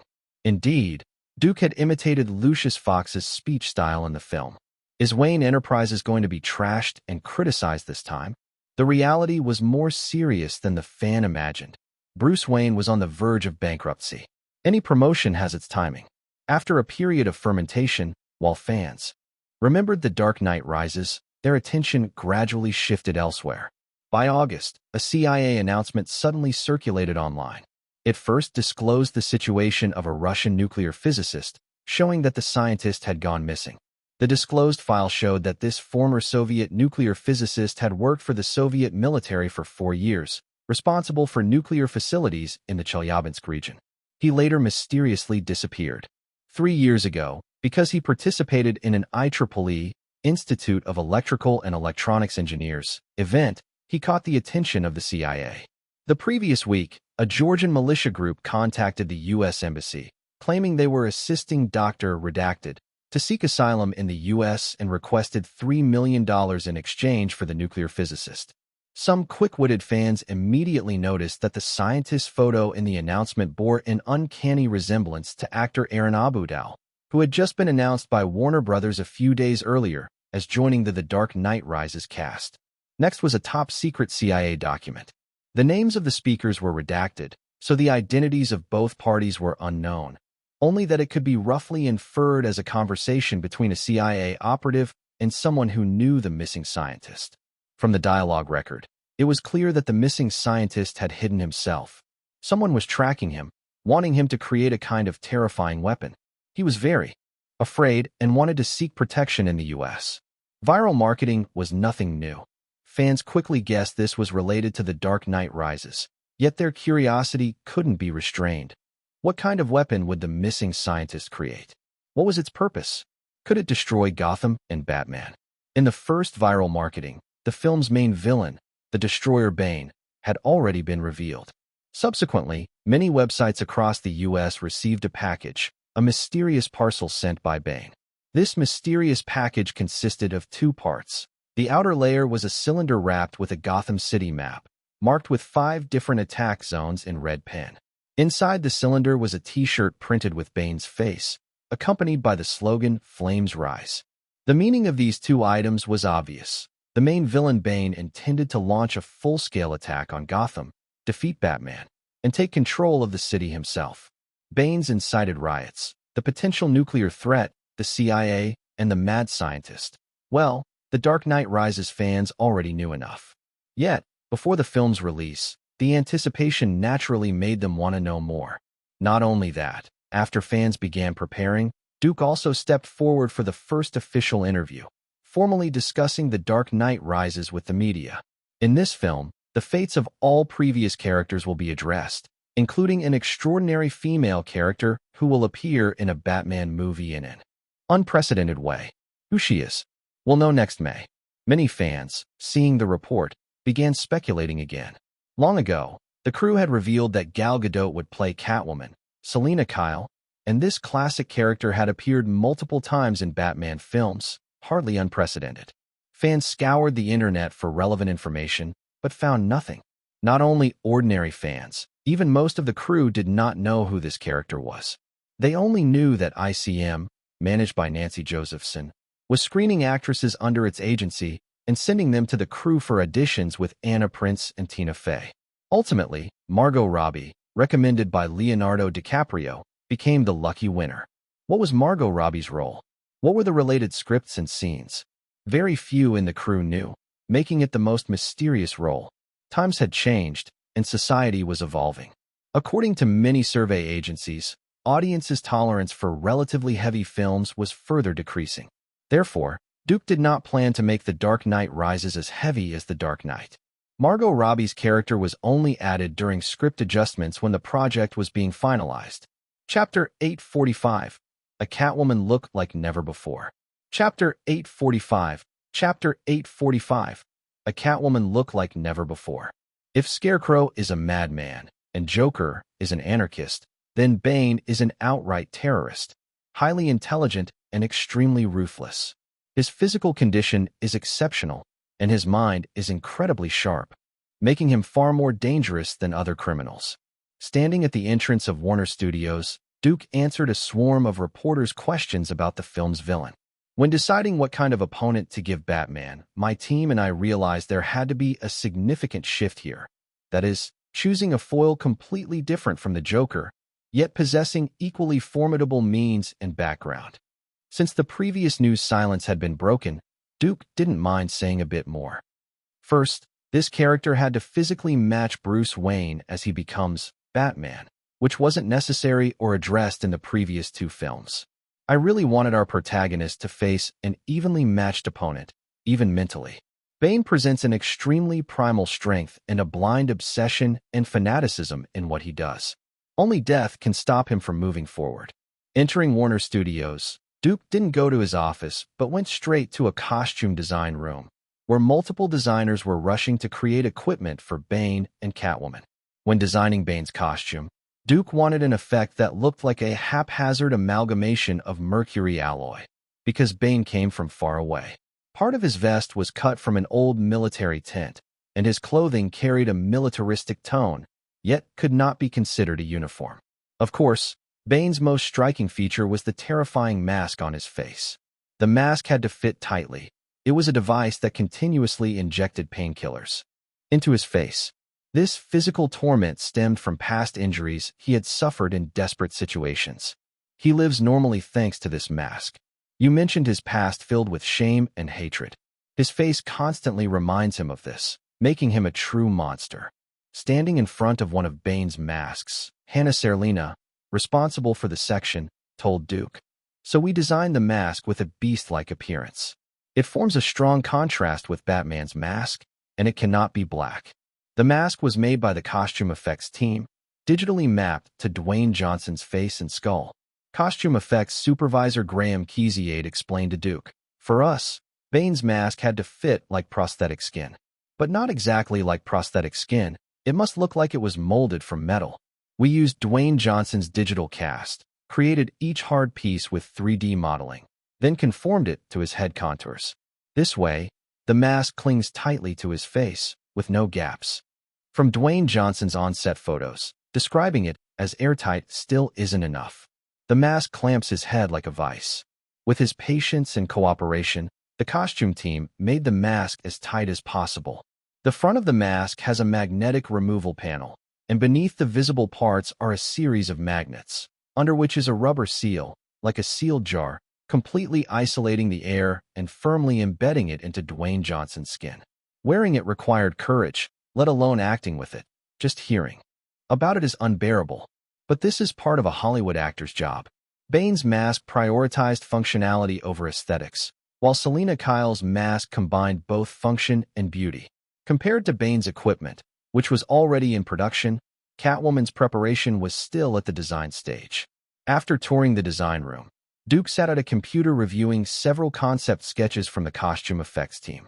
He wasn't very satisfied, especially with the pointed ears. They overly emphasized feline traits.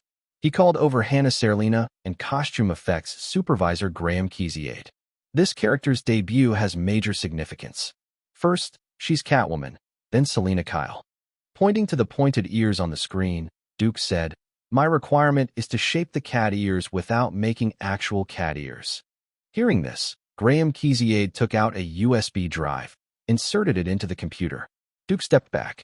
Keziade sat down, opened the drive, revealing multiple design sketches, all Catwoman equipment concepts. Flipping through them, he told Duke and Hannah Serlina, "This is a backup version. Inspired by night vision goggles, it flips onto her head, forming a cat ear silhouette, seeming almost invisible." After careful inspection, Duke nodded approvingly. "This is more suitable than the previous designs. I'll make further modifications," Keziade added. "Once the concept is mature, the manufacturing team can beautifully materialize it and send it to you." Duke added, "Every tiny detail in the character's portrait must have an extremely logical necessity." Besides the night vision design, there were sketches of Catwoman's costume. "I think her catsuit is practical too, allowing her to disappear into darkness instantly, always ready to strike," Keziade added. When Selina Kyle isn't in the catsuit, she still tends to wear black clothing, prepared for any occasion. "I think she has a classic chameleon-like personality." Indeed, in the script, Selina Kyle isn't a superpowered character but a thief ready to escape any scene, always prepared to conceal her identity or multiple identities.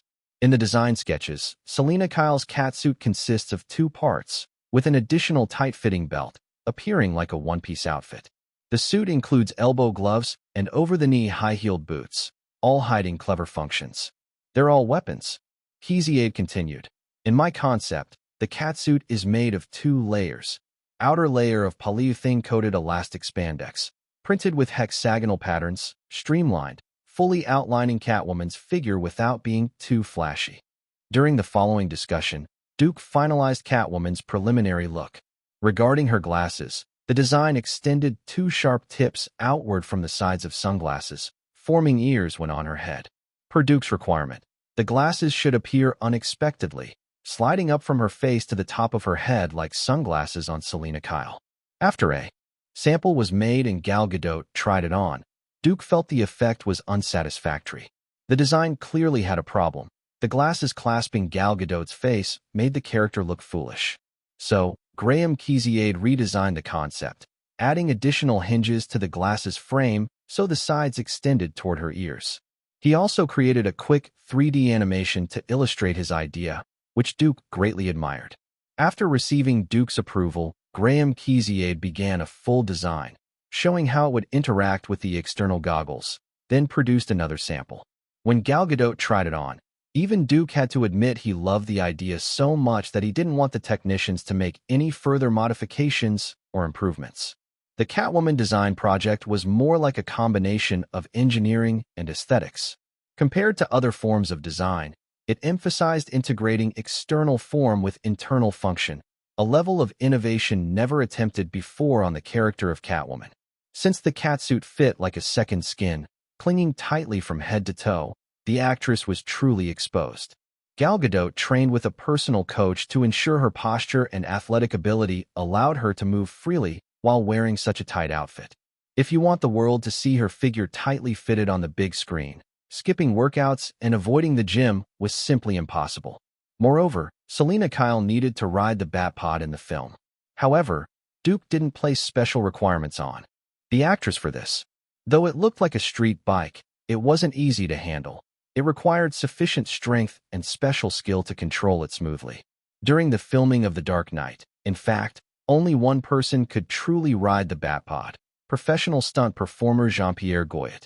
He was again invited by Duke to serve as the Batpod rider, also acting as the driving stunt double for both Gal Gadot and Christian Bale.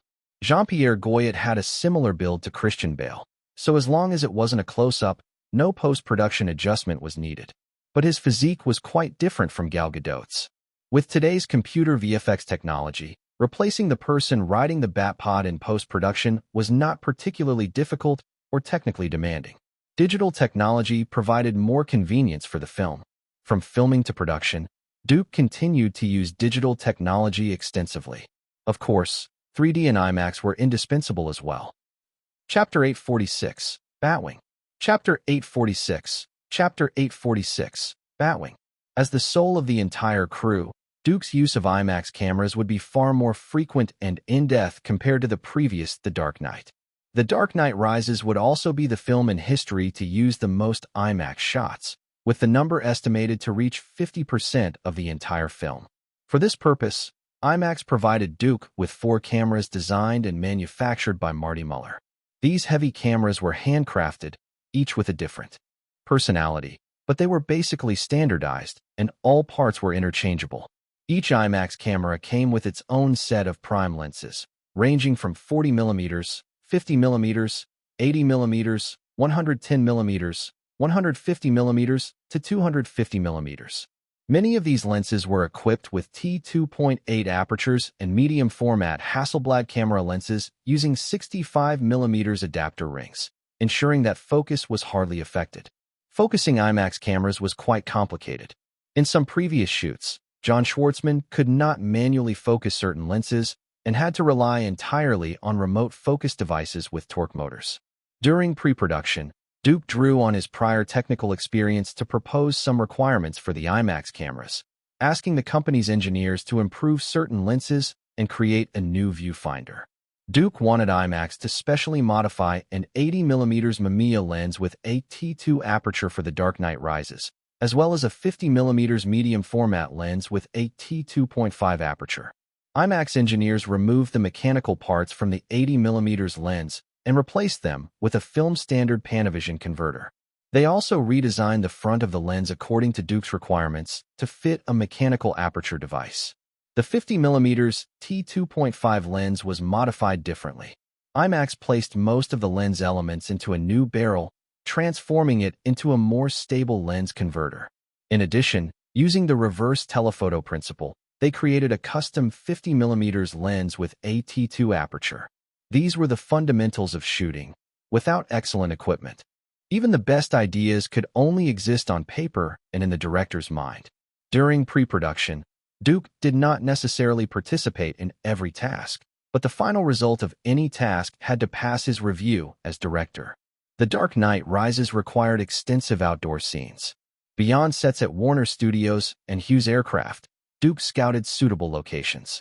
Since the project's inception, not only was the original Chicago considered for shooting, but cities like New York, Pittsburgh, and Detroit also extended invitations to Duke. He and Charles Roven toured these cities and initially decided to primarily shoot in New York and Chicago. Meanwhile, many studio sets at Warner were approaching completion. Wayne Manor, the original Batcave, had been burned down by the Ninja Master in Batman Begins. So in The Dark Knight, Bruce Wayne had temporarily moved his base to the Bat Warehouse. In this installment, Duke would rebuild Wayne Manor, including the Batcave. The Batcave would again use Hughes Aircraft's massive soundstage, continuing the flooded Batcave concept. Everything was submerged. When first entering, one would see an ordinary Batcave, but after finding a key button, many perfectly rendered blocks containing equipment, from batsuits to high-end computers, would appear. Hughes Aircraft's soundstage had a huge water tank, capable of holding over 720,000 gallons, easily meeting Duke's Batcave requirements. The Gotham City underground sewage system, serving as Bane's base, was recreated in another hangar at Hughes Aircraft. The hangar's cavernous design naturally fit the crew's needs for constructing tunnels with concrete and corrugated steel structures, several stories high. To light the set, Duke planned to use ultra-high-sensitivity lighting to turn the place into something resembling an arena. Super bright point lights would create a stark, unsettling environment. The Hughes hangar also provided a platform for a more complex, spectacular multi-layered set, a terrifying underground prison. Unlike Bane's hidden underground lair, this prison appeared as a pile of jagged rocks in an endless abyss, maze-like everywhere. The barred doors had no locks since escaping was impossible. The only exit was a nearly unclimbable pillar leading to the surface. To build this set, the crew constructed 2 pillars in the hangar, the taller one nearly 250 feet high. Exterior shots of the prison's ground would be filmed in Jodhpur, northwest India. Tina Fey had scouted the location and brought back video footage. The rugged terrain added a desolate atmosphere to the story. In contrast to these remote areas, Wayne Manor's exterior was grand, and Duke chose Nottingham, UK, for the location. He had previously called Eileen Lauder, arranging to continue using her cousin's historic mansion for filming. Interior shots of the manor were built on Warner's studio sets. Though Bruce Wayne faithfully restored Wayne Manor brick by brick, the interiors appeared plain and lifeless, more like a house than a lived-in home. In the previous 2 films of the trilogy, Chicago served as Gotham City's backdrop. Both Batman films elevated the city's profile, especially boosting tourism. Batman Gotham tours had even become a regular event in Chicago. To secure Duke's crew, Pittsburgh offered extremely favorable conditions, including huge tax incentives and unrestricted municipal support for street closures during filming. These tangible benefits impressed Duke, and ultimately 3 cities were selected as Gotham's stand-ins: Pittsburgh, Chicago, and New York. In storyboard sketches prepared by Anna and her team, more than one cityscape appeared as the narrative progressed, starting in one city and, almost imperceptibly, ending in another. To achieve seamless continuity, filming would take place in different cities, seasons, and times of day. Thus, the cinematography team had to carefully plan to match daylight and lighting, ensuring no inconsistencies were visible. John Schwartzman worked with Duke and location managers to precisely schedule shooting times and street locations, providing future post-production support. Meanwhile, Charles Roven concluded another negotiation, securing the film's music team. Hans Zimmer and his team would once again compose the score, having handled the Dark Knight trilogy's music entirely. After signing the contract, as a commercial music master, Zimmer understood the importance of promotion and gave a media interview. Scoring the Batman trilogy and collaborating with a brilliant director like Duke Rosenberg is an immense pleasure and honor. He's the kind of wise director who listens to others' opinions and welcomes all perspectives. As producer, Charles Roven added, "We all want to be shocked, surprised, but resonating strongly with the audience is also what we pursue." No matter how grand the production scenes are, Duke's primary focus is still the story itself and the intricate causal connections across the trilogy. Anyone familiar with his previous 2 films can appreciate his meticulous care and intention. Meanwhile, an important prop in the film, the new vehicle for Batman, was completed. With technology advancing rapidly, Batman, a hero who relies on gadgets, naturally needed to keep up with the times. His vehicles evolved from the tank in Batman Begins to the dual-drive motorcycle in The Dark Knight. In The Dark Knight Rises, the old Batmobile could no longer captivate the audience, so the Batwing was born. This large high-tech machine, capable of high-speed driving and aerial flight, looked like a fusion of Autobots and Decepticons.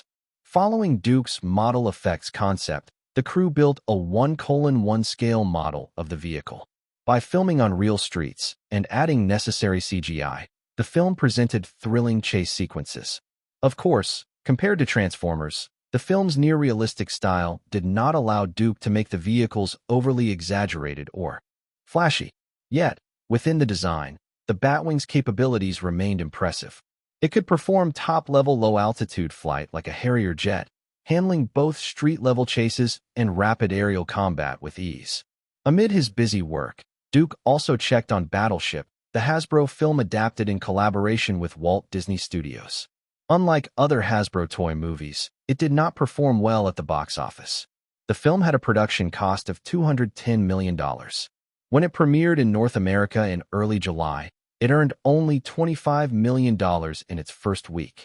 After just 11 weeks in theaters, it was forcibly pulled from screens, grossing less than $60 million in North America, and worldwide box office had not yet exceeded $200 million. The best-selling items were toys, but the success of Transformers had already given Hasbro sufficient confidence. Sky Film Studios and Walt Disney could only share a minimal portion of toy sales, making it impossible to recover the huge investment. At the end of August, Dwayne Johnson officially joined the crew, but Duke was not entirely satisfied with his physique. Chapter 847, Deflategate. Chapter 847. Chapter 847, Deflategate. After leaving Warner Studios, Dwayne Johnson received a very important task. Before filming began, Duke required him to become even more muscular, to appear terrifying like a monster. Although he and most others already considered him to have a perfect physique, Dwayne Johnson went home immediately and enlisted a nutritionist and personal trainer to create a strict and scientific regimen for himself. To perform in this movie, from the day he received the notification, Dwayne Johnson began adjusting his diet and training his body. For the next 2 months, he would not only continue but also put in even greater effort. According to the plan set by his nutritionist and trainer, Dwayne Johnson had to eat the equivalent of 12 people's meals each day, spread across 7 meals to supply the large amount of protein his body required. The diet's highlight was sturgeon. In Hawaii, there is a term called mana, which refers to spirit. During a media interview, Dwayne Johnson specifically spoke about his dedication. Warrior mana is my foundation. My tattoo depicts the core symbol of this story. My mana is my DNA. It gives me a muscular body and keeps me hungry.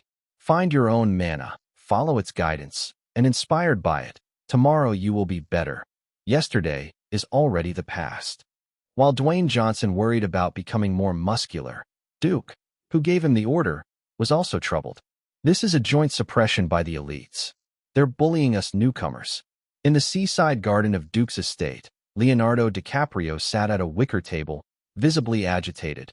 The Raiders won back-to-back Super Bowls, making those old-timers feel threatened. They don't want to see a new dynasty emerge. That's why they're using these methods.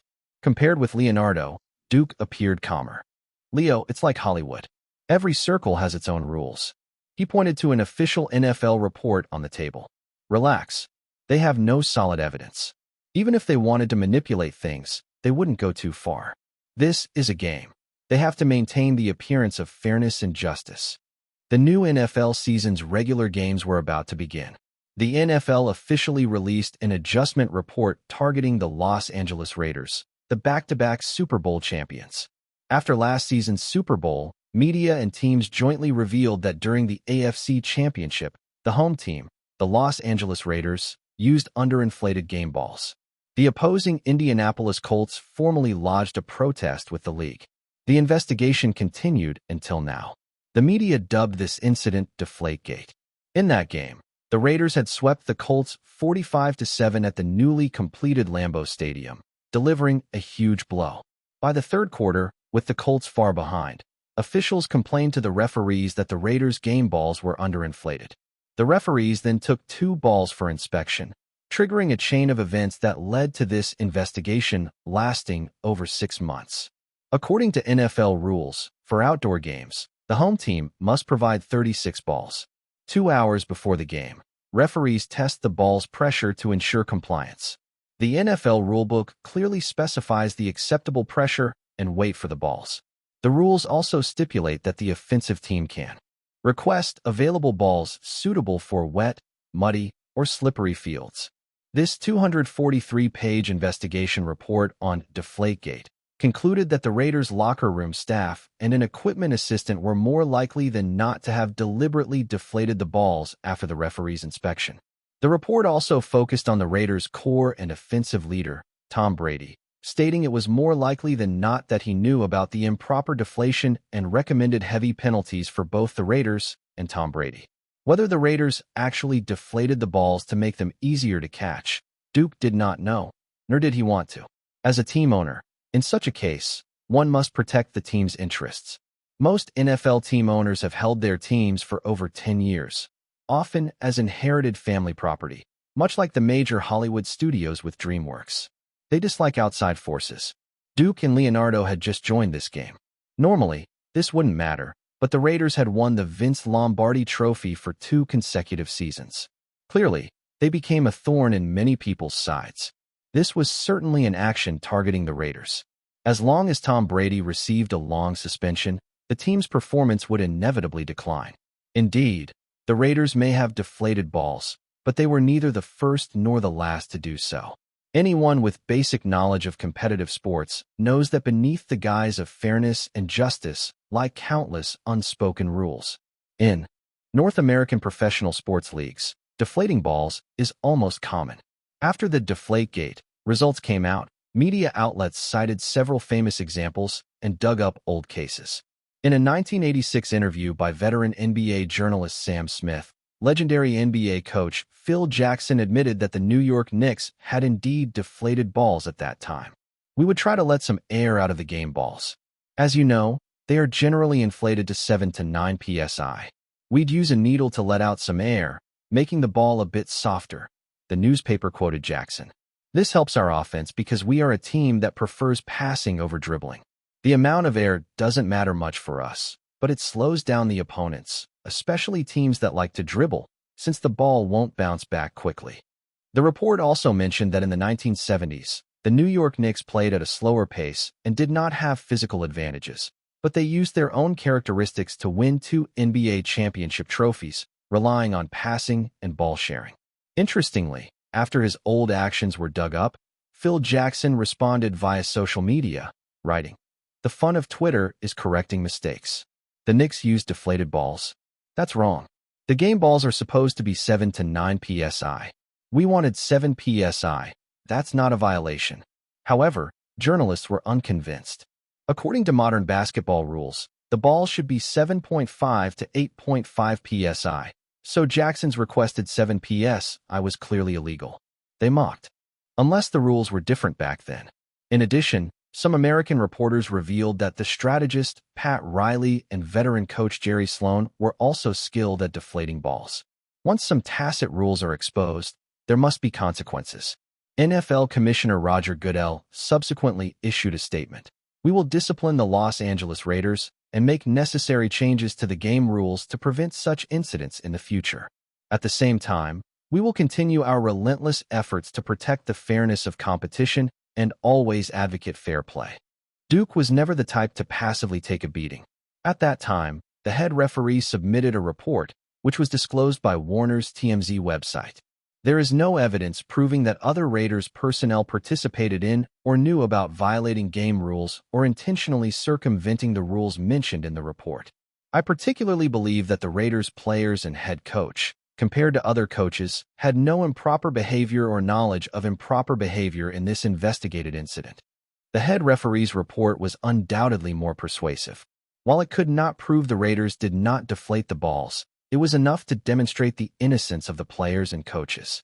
Having struggled and fought in Hollywood until now, Duke knew that compromise was not necessarily weakness.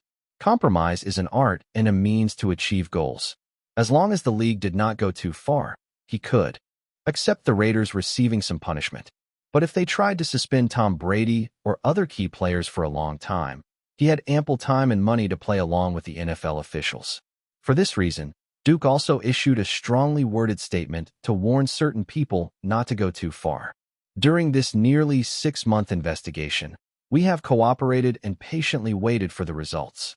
Disappointment and anger cannot express our response to a report that contains no irrefutable or strong evidence proving we deliberately deflated balls in the AFC Championship. America is a country with a sound legal system. You are innocent until proven guilty. Immediately afterward, Duke's spokesperson Panny Callis announced that they had commissioned a legal team, known as the NFL's official nemesis, to serve as the Raiders' attorneys, showing their determination to fight a prolonged federal lawsuit against the NFL.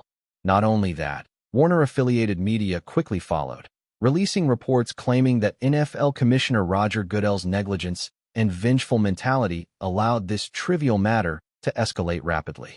Many media outlets dramatized that even if Deflategate were true, it was merely that, before an AFC championship, a minor Raiders staffer brought game balls into the locker room and used a needle to let some air out. In reality, it was just a ridiculous little trick that slightly violated game rules. If proven, this behavior was indeed wrong and deserved punishment, but there was no need to spend nearly half a year and millions of dollars investigating, nor to exaggerate, be indignant, or follow rigid legal procedures. The Los Angeles Times even directly criticized Roger Goodell.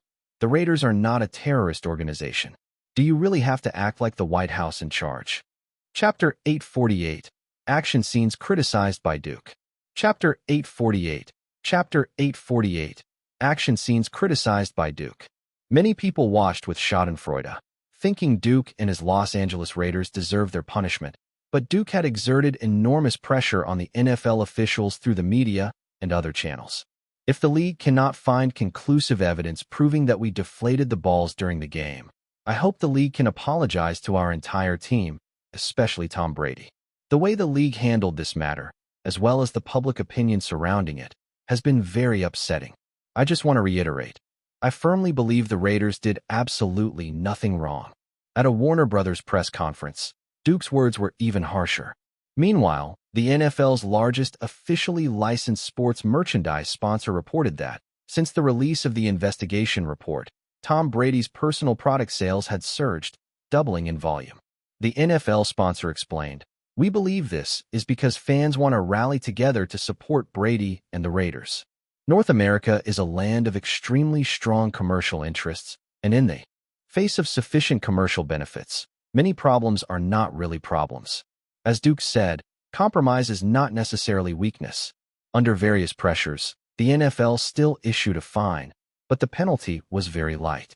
The Los Angeles Raiders were fined $500,000, and Tom Brady was fined $250,000 personally. And then that was it. This enraged many who were waiting to watch the spectacle, including the famously meddlesome Dallas Cowboys owner Mark Cuban. Perhaps this is the so-called cover-up is a bigger crime than the crime itself. You can ruin a phone, you can break game rules, but as long as you fool the commissioner, you get away with it. But you cannot argue whether this fine is enough for messing with the NFL commissioner. The NFL cannot let players, agents, and lawyers think that when you do something wrong, as long as you destroy the evidence, it's fine. This undermines the integrity of the league. If this happened in the NBA, I believe at least a quarter-season suspension would be issued. So even though I understand that Raiders fans would not agree with me, I still think that for attempting to destroy evidence, a fine is far too light. Duke did not even bother responding. They were not on the same level. The NFL has enormous influence in North America. Naturally, Deflategate became a hot topic. Even O'Hanlon joked at a routine White House press briefing that White House policies would not be like those in deflated football games. Before the NFL season began, Deflategate had basically reached a conclusion. Duke had essentially obtained the result he wanted, and the Raiders would not worry about this small fine. Last season, the NFL's total revenue reached $9.5 billion, while the Los Angeles Raiders' revenue exceeded $500 million, with a net profit over $100 million. This was not only far above the league average for 32 teams, but also the highest-earning team in the world. Perhaps this money was insignificant to Duke, but for 10% shareholder Leonardo DiCaprio, it was a huge surprise. After all, tens of millions in dividends are by no means trivial for him. This also indirectly demonstrates the terrifying influence of the NFL. By any standard, the NFL is the most successful sports league in history. In fact, when mentioning North America's Big Four professional sports leagues, professional football is usually mentioned first. Undoubtedly, over the years, the most popular television program in North America has been the annual Super Bowl. The NFL leaves a deep impression on the public. Just the annual playoff TV coverage achieves much higher ratings than the NBA or MLB championship series. Even the NFL's spring announcements for the new season can become news highlights. And even the most popular Premier League matches generate only half the revenue of the NFL. However, the NFL's success was not always so pronounced. From the 1960s to the 1990s, the NFL was popular, but not to this level. In the 1990s and the new century, the NFL adopted aggressive marketing strategies, producing phenomena like casual fans turning into fans, ordinary fans becoming loyal, and diehard fans turning into fervent fans. During the football season, the most watched television programs are the Sunday NFL games. NFL stadiums attract an average of 70,000 fans per game, making the NFL the sports league with the highest live attendance in the world outside of motorsports. However, for an NFL team, ticket revenue is only a small fraction of the income statement. The dominant factor is television broadcasting, with over 90% of NFL fans never attending a live game. But high sales do not always equal high revenue. Compared with competitors, the NFL itself is a league. Compared with other commercial capital, the NFL is only a medium-sized enterprise, roughly the size of a regional tool and mold manufacturer. Last season, the NFL's total revenue was about $9.5 billion. Walmart earns more in 5 hours than an NFL team does in a year. In fact, in the Los Angeles area, the revenue of a single Walmart store is comparable to that of the Los Angeles Raiders. Yet the NFL and its teams can exert enormous influence, especially in North America. This was a primary reason Duke purchased the Los Angeles Raiders. The NFL prohibits corporations from holding the majority of team shares. This means team owners are a group of prominent billionaire individuals like Duke, who know how to cater to public preferences. As Duke said, more than half of team owners inherited their teams, while a few others, having operated teams for a short time, cannot pass them to the next generation. NFL Commissioner Roger Goodell, who Duke put in the spotlight, is often criticized by media and the public. In reality, these criticisms do not overshadow his two outstanding achievements. 1. Greatly increasing NFL revenue. 2. Keeping 17 major owners satisfied. By these standards, he easily qualifies as the best commissioner in sports. Before Goodell took office in 2005, the NFL's annual revenue was only $6.5 billion. Why has the NFL's revenue skyrocketed in recent years? After Duke bought the Raiders, he analyzed the situation and found it was mainly due to rising television broadcast fees. 2/3 of NFL revenue comes from TV broadcasts, and every few years, the NFL renegotiates its broadcasting agreements. Thus, NBC, CBS, Fox, and ABC's ESPN began a fierce bidding war. Whoever pays more gets the broadcasting rights. From the NFL's brilliant history, this is undoubtedly a successful sports marketing case. This year's Super Bowl drew 114 million TV viewers across the United States, once again breaking the previous year's record and continuing to claim the title of the most-watched television program in history. Compared with the capacity of the Land Stadium, most of the Los Angeles Raiders fans watch from their living rooms. So Duke's operational goal for the team was simple: create the most consumer-friendly product.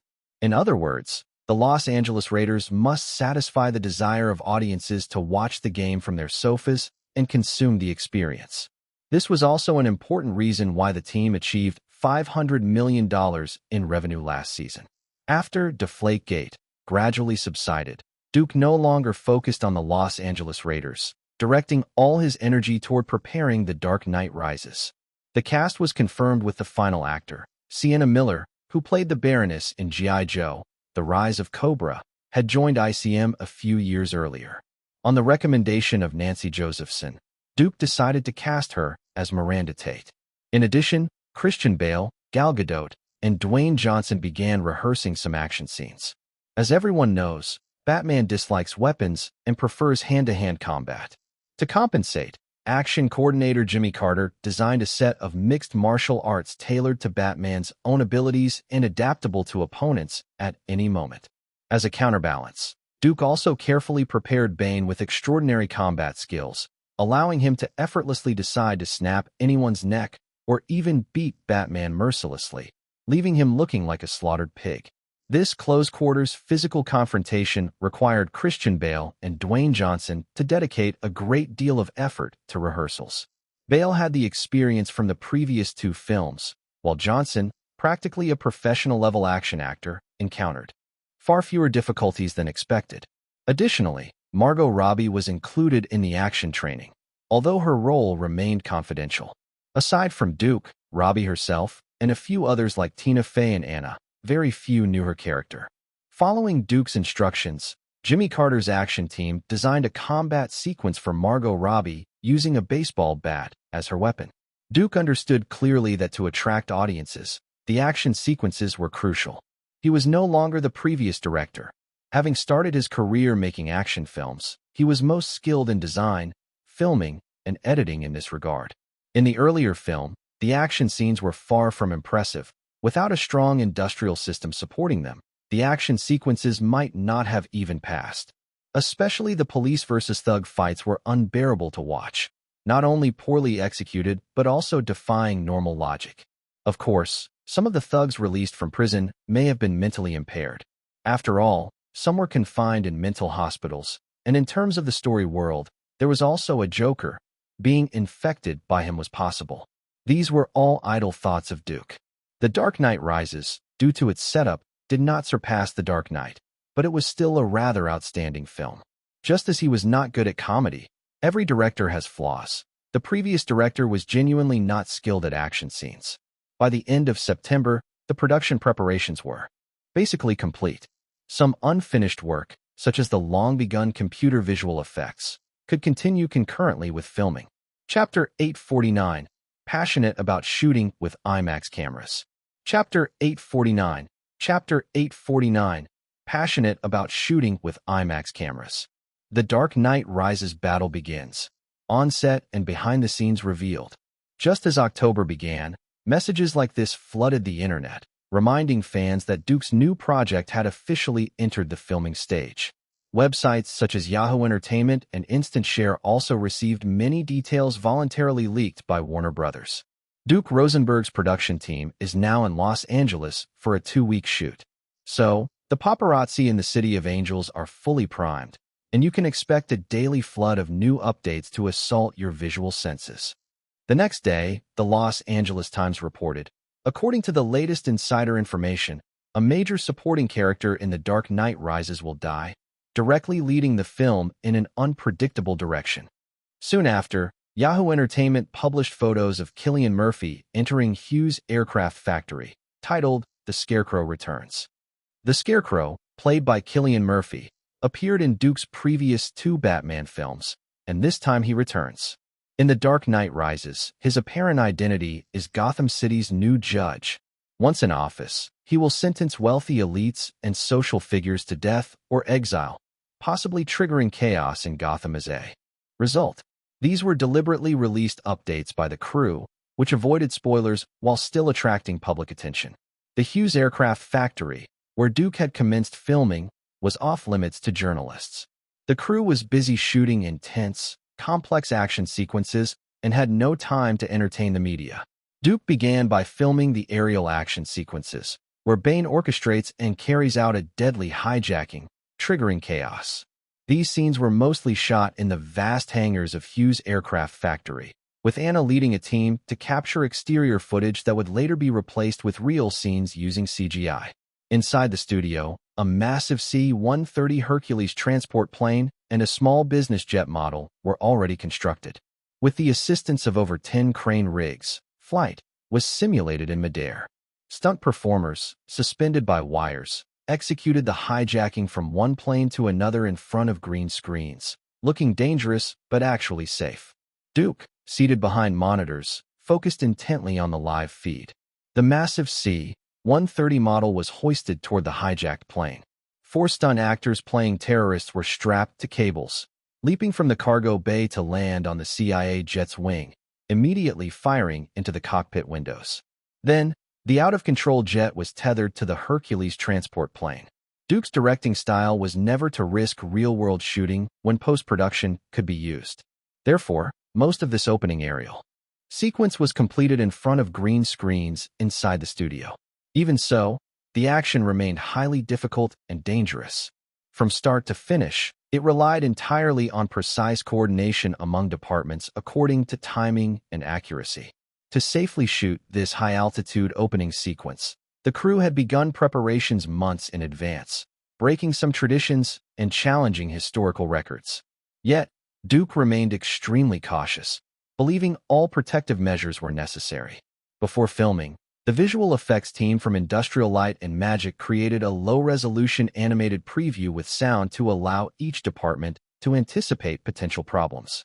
Through this preview, the stunt, special effects, and visual effects teams could clearly understand which parts of the live-action shoot they would be responsible for, greatly aiding their performance.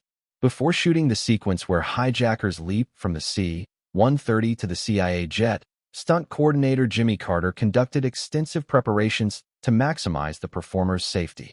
Although it involved just 4 people each holding a rope and leaping from one plane to another, coordinating with filming was not easy, especially regarding safety, which the crew had to prioritize. Before using real actors, Duke had Jimmy Carter perform countless simulations with dummies and equipment, implementing emergency measures such as quick-release ropes and double safety wires. Fortunately, to this point, these measures had not been needed. Because the CIA jet is scripted to eventually crash, ground preparations could not be sloppy. The entire studio was thoroughly cleared before filming. Even a model plane falling from above could not be underestimated. Once everything was ready, Duke and cinematographer John Schwartzman used an open lift to capture all the shots from the air. Extensive preparation and extreme professionalism ensured efficiency and precision. The aerial sequence, originally scheduled for 9 days, was completed in just 2. For the deadly fight inside the cabin, Duke moved the shoot to Hughes Aircraft Factory's airship hangar. Hannah Serlina and her team built a balance rig that could invert and tilt freely, thoroughly testing the balance of everyone on set. I don't know why, on Duke's sets, actors always have to tumble or else be turned completely upside down. Cinematographer John Schwartzman recalled, clearly remembering filming Gravity. It's very laborious and difficult, but the result on the big screen is spectacular. His comment offered some comfort to Dwayne Johnson and others while being flipped around chaotically. The opening action sequences were entirely shot using IMAX cameras. Throughout production, IMAX cameras would remain the centerpiece, capturing most of the action sequences. Regarding the collaboration with IMAX, Duke told the media during visits to Hughes Aircraft Factory, "I am particularly passionate about shooting with IMAX cameras." Duke emphasized to the reporters' recorders, because they can expand and broaden the frame, maximizing scale and proportion. In the previous The Dark Knight and other films, I have already experienced their extraordinary capabilities. Through continuous study and research, our techniques have become increasingly mature. Exposure indices and other aspects now better serve the film. Constant technological updates have continuously elevated our filming standards. Nowadays, extensive use of IMAX cameras in a film has become a selling point, and Duke's remarks also served promotional purposes. John Schwartzman, interviewed alongside Duke, fully agreed. In terms of image and sound quality, IMAX provides an immersive viewing experience. The format and clarity of the picture create a vast, in-the-moment sensation for the audience.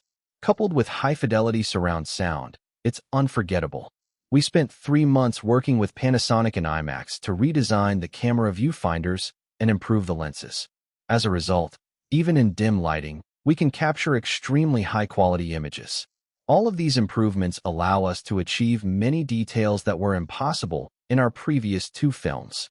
However, during filming, the bulky cameras caused significant trouble for John Schwartzman and his cinematography team. Simply mounting these heavy units onto the lifts used for filming was challenging. The crew had to recut and weld the lifts to secure these massive cameras more firmly. For ground scenes, the crew placed thick aluminum plates on miniature tracks to create a horizontal working platform for the cameras.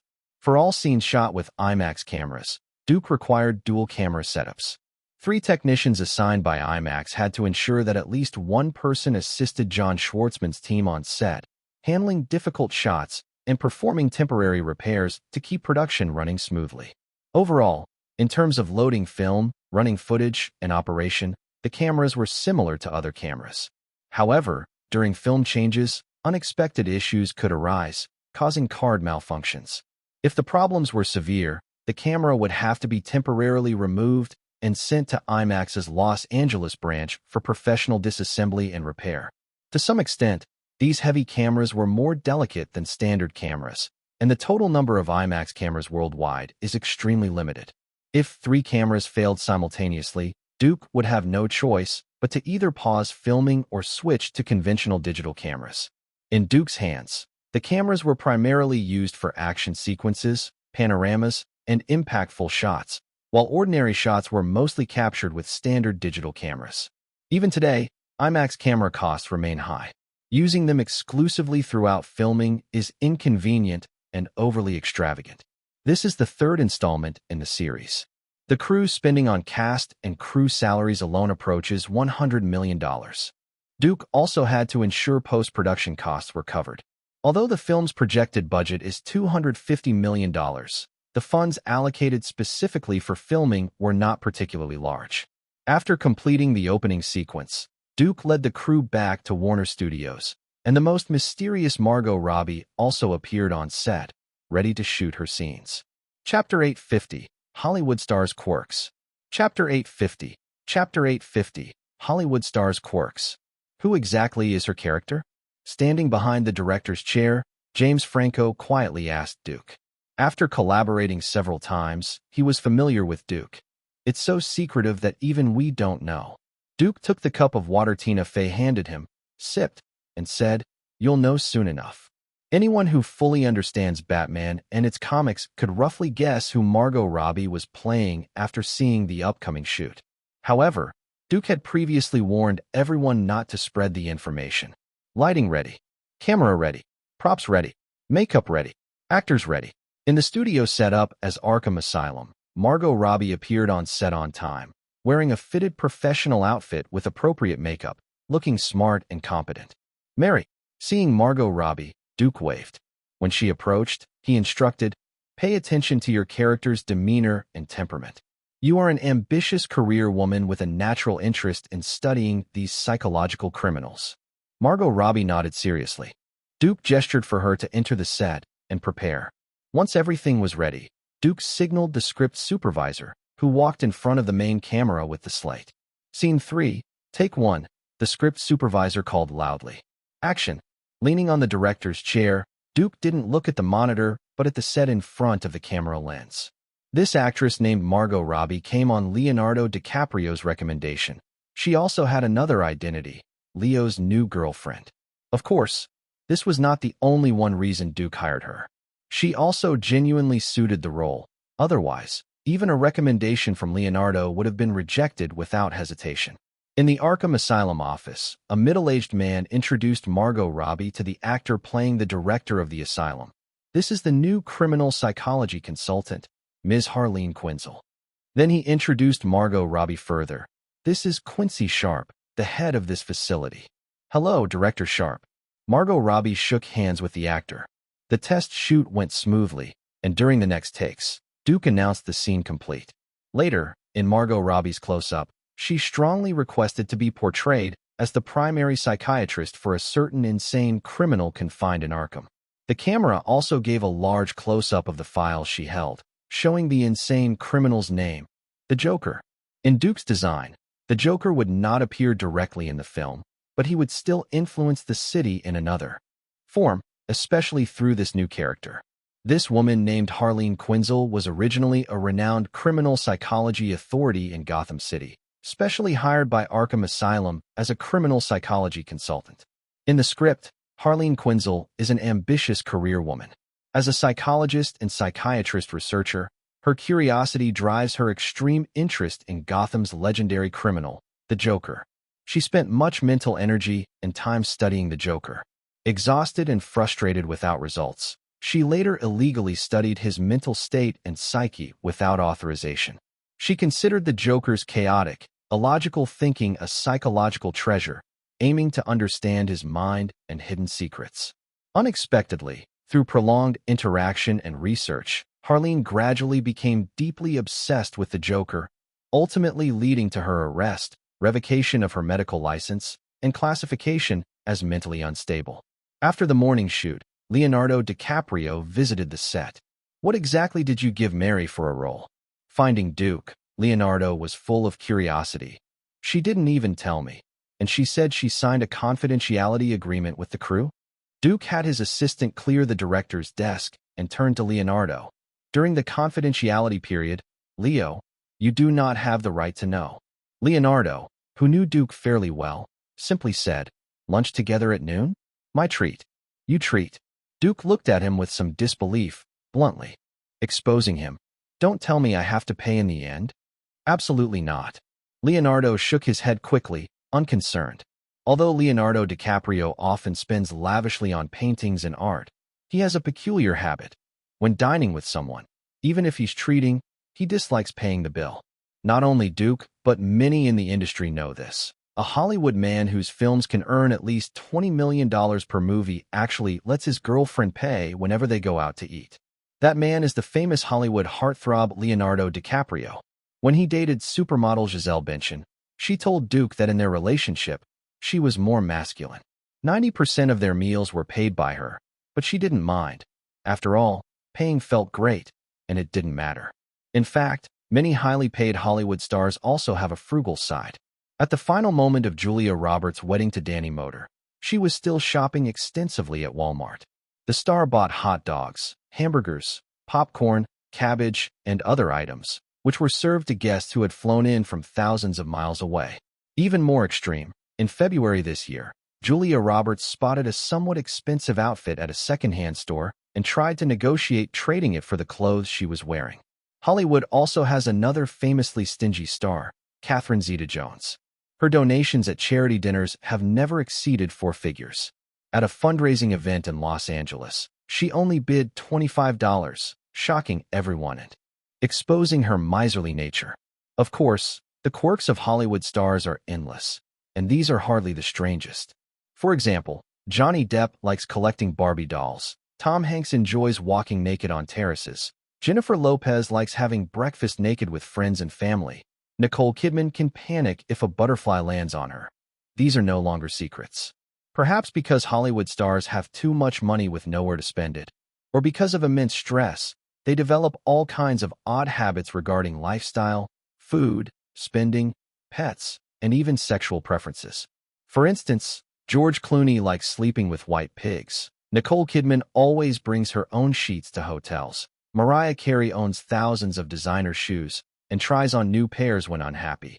Madonna loves eating popcorn and can be naked in theaters as long as she is popcorn. Godfather Robert De Niro cannot work without salads and cold dishes. Then there's Liv Tyler, who, after losing love, abandoned vegetarianism to binge on meat. Wealthy figures like Bruce Willis and Spielberg have absurd excesses. Willis builds palatial villas. Spielberg installs traffic lights in his home. Lonely stars live with exotic pets from insect-eating spiders to African apes. And party-obsessed stars have shocking sexual habits. In the early stages of filming, Margot Robbie's scenes were limited. Duke completed all of Harleen Quinzel's scenes in Los Angeles within 3 days and moved on to other shots. Due to Michael Caine's age and other commitments, his scenes were slightly advanced.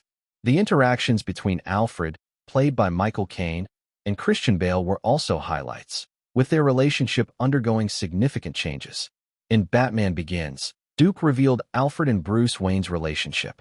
Alfred supported Bruce's extreme actions to create the iconic Batman, knowing that eventually all necessary measures would lead to a satisfying conclusion. Batman acted as a catalyst, transforming Gotham into a city evolving day by day with fewer criminals, allowing Bruce Wayne to finally pursue his extraordinary life. In The Dark Knight Rises, Alfred's worry intensifies because he notices Bruce Wayne has not freed himself from Batman's responsibilities, but has become increasingly entangled. Although Bruce no longer patrols the streets nightly in the Batsuit, he clearly hasn't fully moved on. Alfred feels responsible for helping him escape this deeply troubling chapter. This mindset causes a significant shift in their relationship. In fact, Alfred's perspective isn't entirely wrong. The Gotham Bruce Wayne strives to protect seems to have offered him little beyond pain and disaster. Filming in Los Angeles lasted 2 full weeks. Action scenes were primarily shot in the Hughes aircraft hangar, while drama scenes were filmed at Warner Studios. Despite encountering an unexpected pause due to 3 IMAX cameras simultaneously malfunctioning, Duke and the crew completed filming on schedule. Next, Duke planned to lead the crew on location shoots across 3 continents: the UK, India, and North America. During preparations for exterior filming, a company that had opposed him for years quietly declared bankruptcy. Chapter 851, Shocking the World. Chapter 851. Chapter 851, Shocking the World. In mid-October, the artist management company headquartered on Wilshire Boulevard in Beverly Hills officially announced its bankruptcy and would merge with Nancy Josephson's ICM. The aging Michael Ovitz and Martin Bob also fully retired. However, this news barely attracted Hollywood's attention. Even Duke merely glanced at it before moving on. From the day ICM, CAA, and William Morris reached an agreement to poach clients from the artist management company, such an outcome had already been destined. In reality, Michael Ovitz and Martin Bob had effectively exited the Hollywood stage 3 years ago. The so-called Hollywood emperors had long become irrelevant. Most of the company's main clients and potential clients had already been scooped up by the other 3 agencies, leaving only an empty shell long ago. Such a weakened competitor could not capture Duke's attention. Michael Ovitz and Martin Bob left Hollywood in a fallen state, which was merely part of the inevitable old-to-new transition within the industry. Although they had competed with him for years, knowing Duke's personality, he had no interest in mocking the 2 old men. This was not a life-or-death duel. He had already been the victor many years ago and naturally did not concern himself with them. Every myth eventually shatters. The false halo promoted by the media also fades with time. Not just in this lifetime. Even in another of Duke's lifetimes, countless real events prove that anyone claiming Michael Ovitz could control Hollywood had serious issues. Compared to the silent end of Michael Ovitz and the artist management company, another piece of news was sensationalized by the media, sending Hollywood stars into panic. After a lengthy investigation, the British government announced an official inquiry and hearing into News Corporation. The phone hacking scandal could no longer be concealed. News Corporation and Rupert Murdoch became universal targets of public outrage. The media revealed that the residences and phones of multiple Hollywood stars, including megastars like Tom Cruise, had been hacked.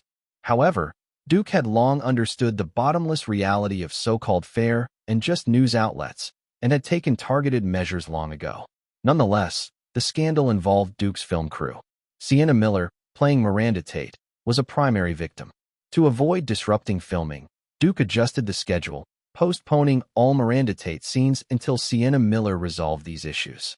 Although not enough to topple him, Rupert Murdoch's empire trembled in the storm.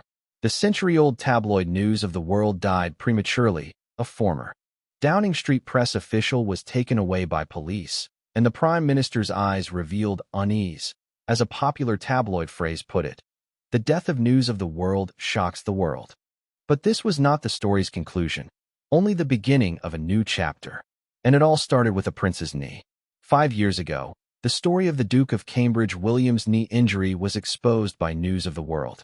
Only a few insiders knew of it. Where did the tabloid get its information? Thus, the phone hacking scandal touched the royal family. The British royal family had indeed declined, yet no one could underestimate the power of the Windsors. Those who did, like Diana or Murdoch, paid the price. From the UK to North America, media not affiliated with News Corporation almost universally attacked the fallen giant. Such an opportunity to crush a competitor was far too rare. Time Warner was no exception. Without communicating with other North American media groups, it tacitly joined the effort, applying pressure both publicly and practically on News Corporation. Even though these 2 media companies had collaborated before, when opportunity came, capital chose whatever benefited itself most. Previously, Rupert Murdoch and News Corporation had tried to acquire Time Warner but failed, as the federal DOJ's antitrust restrictions formed an insurmountable barrier. The outbreak of the phone hacking scandal forced Murdoch's acquisition plans to remain only on paper. Moreover, other media groups pressured the federal government to split News Corporation into 2 entities, a media group and 20th Century Fox. Even though both would remain under Murdoch family control, they could no longer allow Rupert Murdoch the same absolute authority. Capital competition never takes sides, only interests. Like Walt Disney, whose internal relations were always difficult, an overly powerful news corporation simply did not serve Duke's interests. He naturally wanted to see it split and was one of the Time Warner board members advocating suppression of News Corporation. Rupert Murdoch originated in Australia, with News Corporation's headquarters spanning the UK and US. North America's major media groups had no inclination to help him. Instead, they actively struck down the fallen giant more aggressively than anyone else. In late October, the FBI's Los Angeles Division and the LA County Police jointly arrested the famous Hollywood eye, Anthony Pellicano. With search warrants, they raided Pellicano's homes in Burbank, West Hollywood, and Orange County, seizing over $2 million in cash, some weapons, and thousands of hours of wiretap recordings. Notably, during an investigation of Pellicano's emails, police found numerous correspondences with the New York Post, involving extensive wiretapping and scandalous incidents. Subsequently, police held a press conference, presenting part of Pellicano's wiretap evidence. While specific celebrities were not disclosed, Hollywood instantly went on high alert. The released evidence directly implicated the New York Post under News Corporation. This North American media-exposed scandal quickly spread worldwide. Considering the phone hacking scandal in the UK, it was easy for the public to imagine that hacking was nearly standard practice within News Corporation. Just one day later, the FBI announced it would take over the Pellicano case. His emails with the New York Post involved not only Hollywood public figures, but also some members of Congress and relatives of 9/11 victims. 9/11 remains an everlasting wound in North American public memory. With clear evidence implicating News Corporation, public outrage was predictable. Many families of 9/11 victims demanded federal investigation through major media outlets, prompting Congress to hold a special session. Affected by this, News Corporation's stock plummeted. Market participants shorted its shares, and in just over a week, nearly 10% of its market value evaporated. Evidently, several media groups, in alliance with Wall Street opportunists, ruthlessly suppressed News Corporation's stock. The once glorious News Corporation had completely fallen into turmoil. As the investigation deepened, more and more UK and US celebrities appeared on News Corporation's wiretap list. The UK's Scotland Yard and the US FBI subsequently released a list totaling 6,000 people who had been wiretapped. Among them were UK royal family members Princess Eugenie and Princess Beatrice of York, Princes William and Harry, actress Sienna Miller, UK Secretary of State for Culture, Media and Sport Tessa Jewell, and her husband, football stars Ryan Giggs and Paul Scholes, and so on. In the US, victims included well-known actors Brad Pitt and Angelina Jolie, the famous band Linkin Park, families of fallen US soldiers, as well as several unnamed members of Congress and state senators. The UK Parliament also held its first hearing on the phone hacking scandal. Murdoch and Wendy Ding appeared in person to face questioning. Just as the interrogation was nearing its conclusion, an unexpected incident occurred. Live on television, a man wearing a plaid shirt, sitting in the last row of the gallery, suddenly stood up and quickly walked to the witness stand, holding a paper plate filled with shaving foam, which he hurled at Murdoch. Everyone froze. No one realized they should stop the attacker, or perhaps no one truly wanted to. Murdoch seemed frozen in his seat, and the police did not immediately react. At that moment, Wendy Ding leapt from her chair like lightning, flying forward, her right arm drawing an arc in the air, and her right palm struck the attacker hard in the face. Thus, on live television, this old husband-young wife pair staged a display of affection in front of the entire Western audience. Following the unexpected incident at the hearing, numerous media outlets quickly reported on Wendy Ding's heroic act. Some said she displayed extraordinary courage and deserved the title Wife of the Year. Others remarked, Wendy Ding's speed made the sluggish courtroom police look incompetent. Even The Guardian, under News Corporation, claimed she demonstrated the meaning of a model couple at the hearing. Through television, the footage of Murdoch being attacked was broadcast to the public, effectively alleviating some of the government's and public's anger over the wiretapping scandal. The situation facing Murdoch and News Corporation improved to some extent. Some well-known PR professionals even suggested that hiring a famous American PR firm to improve the company's image was far less effective than Wendy Dang's single slap. This was undoubtedly a brilliant example of crisis public relations. However, North America's major media groups would never let go of such an opportunity to suppress a competitor. A weakened News Corporation served their interests best. 2 days later, the latest issue of Vanity Fair magazine published an anonymously mailed diary of Wendy Dang, revealing without reservation her affection for Blair. Chapter 852. Jokes in the Internet Carnival. Chapter 852. Chapter 852. Jokes in the Internet Carnival. Looking back, Wendy Dang and Rupert Murdoch's marriage was never widely expected to last. Many believed it would inevitably be a short-lived union, and anyone who knew even a little about Wendy Dang could see that her life story was essentially a guide on how to use her body to climb upward through men.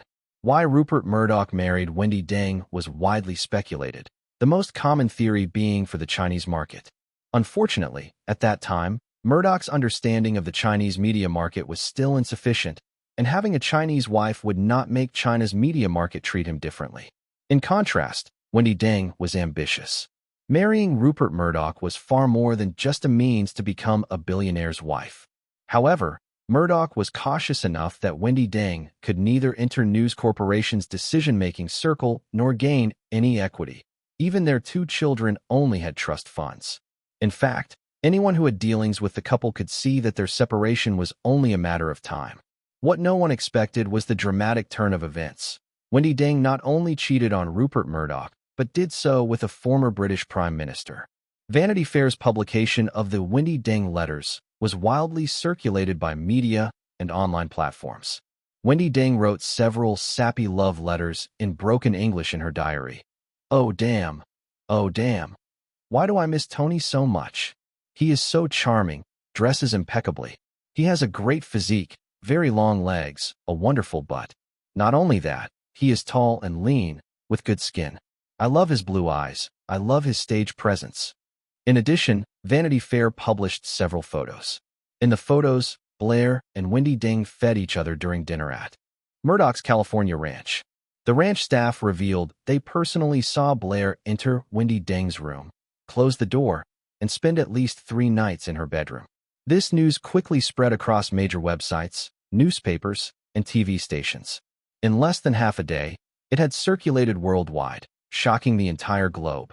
Soon, newspapers suggested that Wendy Dang and Murdoch's show of affection had been nothing more than a performance, claiming the earlier attack incident was purely a News Corporation PR stunt, deceiving the entire world. Whereas people might once have doubted such claims, after numerous exposures of lies from News Corporation, the public no longer trusted its media at all.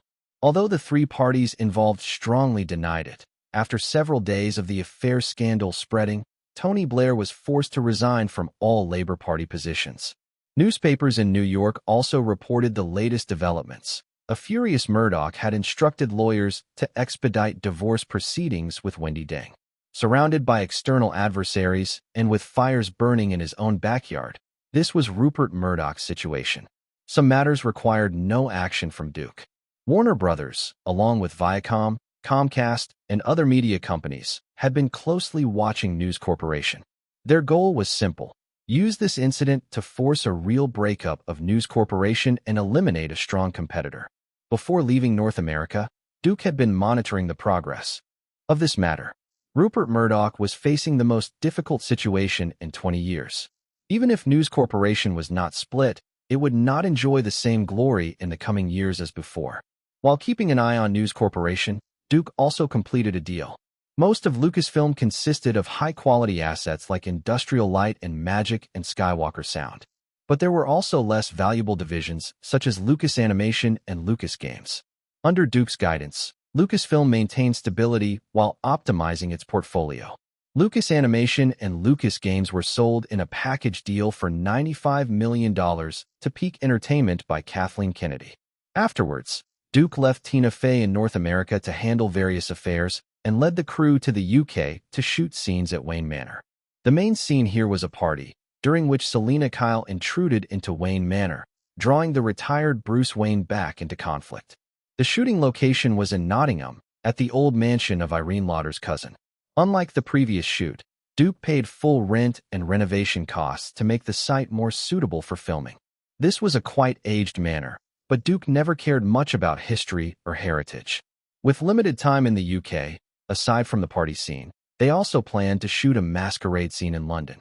Charles Rowan and Anna Prince, who had arrived earlier, were fully prepared and had gathered enough extras.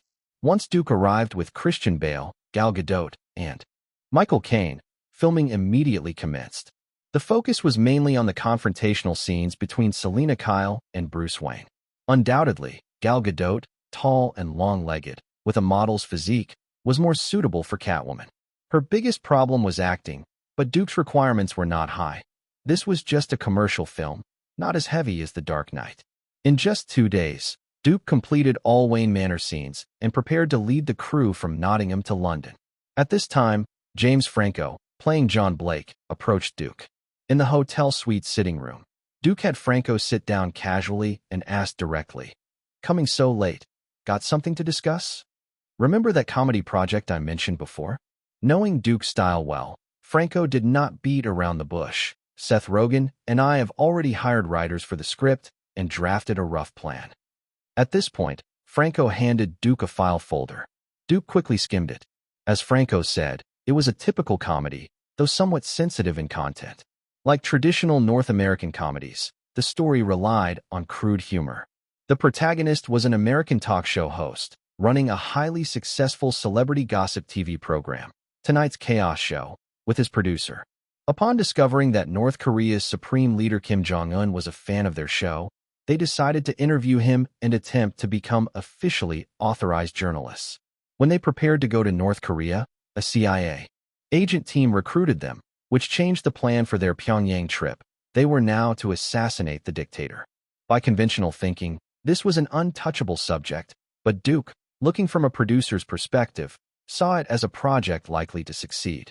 For the North American market, the story's premise itself was extremely funny, because to the American public, Kim Jong-un was more of a punchline in an internet carnival than a real political figure. While this was unlikely to become a politically satirical masterpiece of the era, it was undeniably a clever, unrestrained, and laugh-out-loud film adaptation. Indeed, even if the film was successfully produced, at most it would be a second- or third-tier movie, but it would certainly become a hot topic. Sufficient buzz guaranteed that the film would not lack an audience. Of course, in Duke's view, the film's success would still depend on marketing. After a few seconds of thought, Duke returned the file folder to James Franco and said, "After you return to North America, you can go to Warner Brothers. I'll call Doug Walter." The project he recommended was certain to pass the Warner Brothers review committee. 3 days later, the crew began shooting at the Hilton Hotel in London. Unlike the preliminary shoots in the Los Angeles studio, only standard digital cameras were used here. For action sequences and wide exterior shots, Duke used IMAX cameras. For closer, smaller-scale scenes, regular cameras were used. However, for the panoramic masquerade ball scene, Duke also used IMAX cameras. Shooting large-scale IMAX interior scenes was also a challenge for the lighting crew. The high resolution made it difficult to conceal the lights. Duke chose the Hilton in London because the banquet hall ceiling had square recesses designed to hide lighting fixtures. The lighting crew installed 8 750-watt ellipsoidal lights on the ceiling above the dance floor, using barn doors to shape the beams to match the ceiling's inset lights. Reflections off the ceiling created the effect of natural lighting. For the scene with Christian Bale and Gal Gadot dancing together, Duke was dissatisfied with the eye close-ups. He had the lighting crew replace them with long-nose softbox LEDs for eye highlights, and used 5K tungsten lights to outline soft-edge lighting, making the actors' eyes appear brighter and more expressive. Standing in the banquet hall, Duke loudly reminded the lighting crew, "If the camera passes Bale's right shoulder, position the lights on his left shoulder." During filming, Duke requested multiple 360-degree rotating shots between Bale and Gadot. He also had the lighting crew use controllable lantern-style spherical lights mounted above and behind the actors on camera dollies to create continuous soft edge lighting. After less than a week in London, the crew chartered a plane to India. Duke only shot there for 2 days before returning the crew to North America to film. Exterior scenes in New York, Chicago, and Pittsburgh. Chapter 853. The ending must feel right. Chapter 853. Chapter 853. The ending must feel right. In Hollywood-style superhero films, large-scale action sequences are no longer merely a hallmark of commercial blockbusters. They also serve the specific function of providing an upgraded violent aesthetic experience. Panoramic scene depiction, exquisitely detailed action choreography, the texture of IMAX footage, and fully immersive viewing experiences are all essential pursuits for Duke during filming and production. To achieve a realistic viewing experience, Duke did not rely solely on post-production effects for all large-scale sequences. Many action scenes were filmed practically. Except for effects-heavy scenes, Duke generally did not create storyboards for each shot. However, for action and visual effects sequences, every shot had a storyboard and pre-visualization animation. Regarding effects, Duke never shunned CGI technology, nor did he insist on the notion that physical execution could surpass everything. Yet he knew that capturing as much live-action footage as possible was always beneficial, even if CGI would later be used for compositing and enhancement, achieving superior results. Back in Los Angeles, Duke led the crew to move into the Raiders' Land-A Stadium and recruited nearly 20,000 fans as extras. This shoot required a large cast, a full stunt team, and an on-site explosives crew. The scene, filmed, was set inside an American football stadium. At that time, the Gotham Rogues were playing, and Bane-activated bombs planted across Gotham City, some beneath the stadium. When the explosives detonated, the stadium and several players were engulfed in massive voids. IMAX cameras were naturally used for filming, but the explosion scale was extremely limited. The stadium would not collapse, and most explosion effects relied on post-production. Industrial light and magic visual effects artists created foreground elements for the collapsed stadium using CGI. After Duke completed filming, he enhanced Joss Whedon's pyrotechnics and increased the panicked crowd from nearly 20,000 to over 80,000. While Duke was busy filming, Warner Brothers continued promoting The Dark Knight Rises. Harvey Dent may have died in The Dark Knight, but unlike the Joker, his name will continue to appear in The Dark Knight Rises. Internet and media channels continuously disseminated news related to The Dark Knight Rises. Fans monitoring the internet soon discovered new information on the official The Dark Knight Rises website and other popular sites. A press release from Gotham City Mayor Anthony Garcia. This morning, Mayor Anthony Garcia signed the Dent Act, unanimously passed by the City Council, legislating measures to improve the city's crackdown on organized crime. One primary purpose of this act is to more strictly punish criminals, including denying parole to offenders playing significant roles in large criminal organizations. This fills previous legal loopholes, ensuring the city will not be plagued by organized crime as before. The release also included a statement from Mayor Garcia. The name Harvey Dent represents a true hero. He confronted streets controlled by criminal empires with courage and saved our city. We should honor his sacrifice. 15 minutes ago, I signed an act, named the Dent Act, to compensate for Harvey Dent's absence. This legislation empowers Police Commissioner Jim Gordon with the necessary means to decisively combat crime and corruption still active in our city. To those claiming this act creates a police state, my response is simple.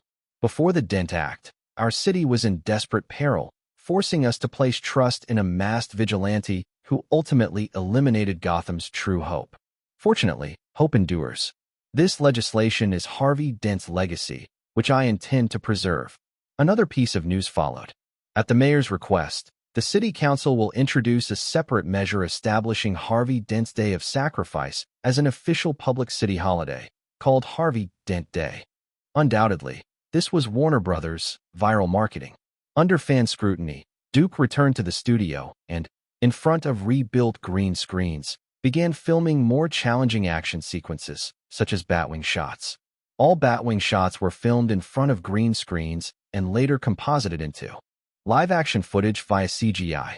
Batwing footage was primarily divided into ground and aerial segments. For ground sequences, Duke mounted the Batwing on a vehicle equipped with a gimbal head. For aerial stunts, several heavy-duty crane arms were used. To capture every high-dynamic range action of the Batwing on set, Duke had Industrial Light and Magic develop a panoramic stunt photography system. This system used 4 DSLR cameras with 8mm lenses to create overlapping perspectives, producing panoramic images that could be stitched together digitally. According to Duke's collaboration routine with John Schwartzman, Schwartzman served as the only principal cinematographer. However, in many scenes, secondary cameras and Steadicam operator Ben Scott played key roles, with auxiliary footage extensively utilized. Beyond complex filming, Duke also decided to place more sequences in daylight, unlike The Dark Knight, which was almost entirely set at night.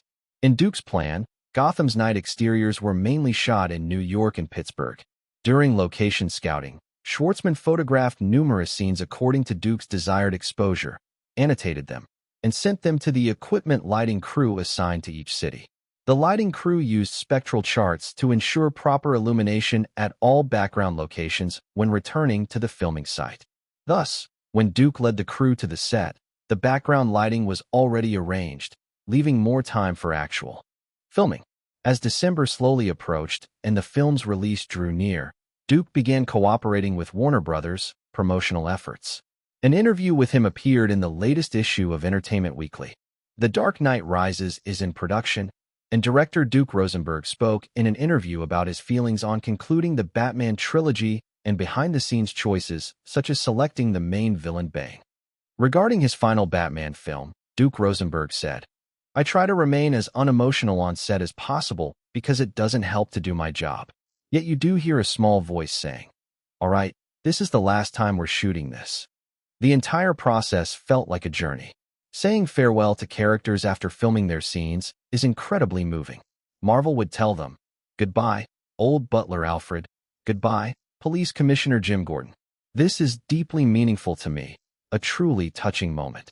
When asked by reporters how, after Heath Ledger portrayed such an outstanding villainous Joker, he came up with the idea of making Bane the main antagonist in this film, Duke replied, "Originally, I didn't know much about Bane. The editorial team at Duke Studios gave me a pile of materials on him, and we studied him together. I wasn't very familiar with his backstory, but he's a very cool character. For Bane, his developed physique is his defining feature. You need a prototype to create a good villain. You know, you need an extreme version of a certain type of antagonist. The Joker is obviously a very unique prototype, demonic, anarchistic, with a kind of wicked humor. This time, I wanted Bane to represent a completely different type. Bane is primarily a muscular villain, in some ways a classic cinematic monster, but with a very intelligent mind. I think audiences will really enjoy the way we've shaped Bane. Finding an actor like Dwayne Johnson to play Bane ensures you'll see something special. Like any great actor, Dwayne integrates the character's traits into every movement, every expression. He's an actor who can express so much physically. At every moment, Dwayne fully immerses himself in the role. He not only dares to match the character's external image, but also deeply explores the character's inner world. He has both a profound grasp of the character's psychology and a very clear understanding of how to use body and expression to convey it. Of course, Bale is also an actor with tremendous feel for the role. Talking about the film's ending, Duke Rosenberg said, "At the end of The Dark Knight, both Batman and Police Commissioner Jim Gordon made significant sacrifices and compromises. By the end of this film, such sacrifices must have value. Gotham City should, in some sense, become better. They must accomplish something at the end, so I wanted the ending to feel absolutely right. Not only in North America, but in other key markets, Warner Brothers was actively promoting The Dark Knight Rises." Duke's previous film, The Avengers, although it did not receive a delayed release key in the Chinese market, still earned 1.856 billion renminbi at the box office over 1 month. This further emphasized the importance of the Chinese market in the eyes of Hollywood companies. Limited by strict censorship rules, Warner Brothers Greater China could not conduct extensive early promotion, but still formulated some targeted strategies.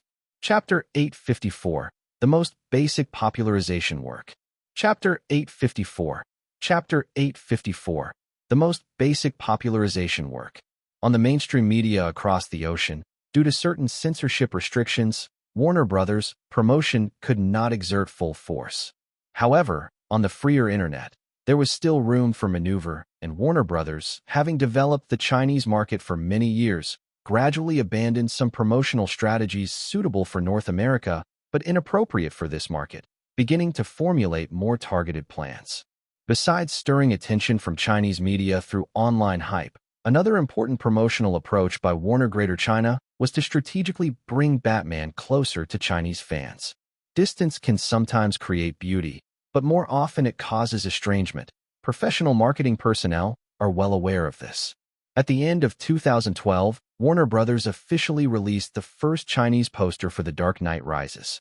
On the poster, Batman and Bane appeared poised, as if ready to clash at any moment.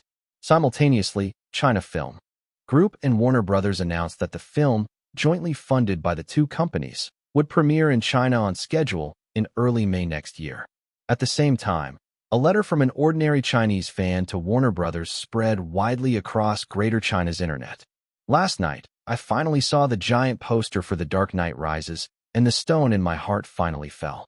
After all, countless films have been canceled before release, which left our viewing experience lagging 10 years behind.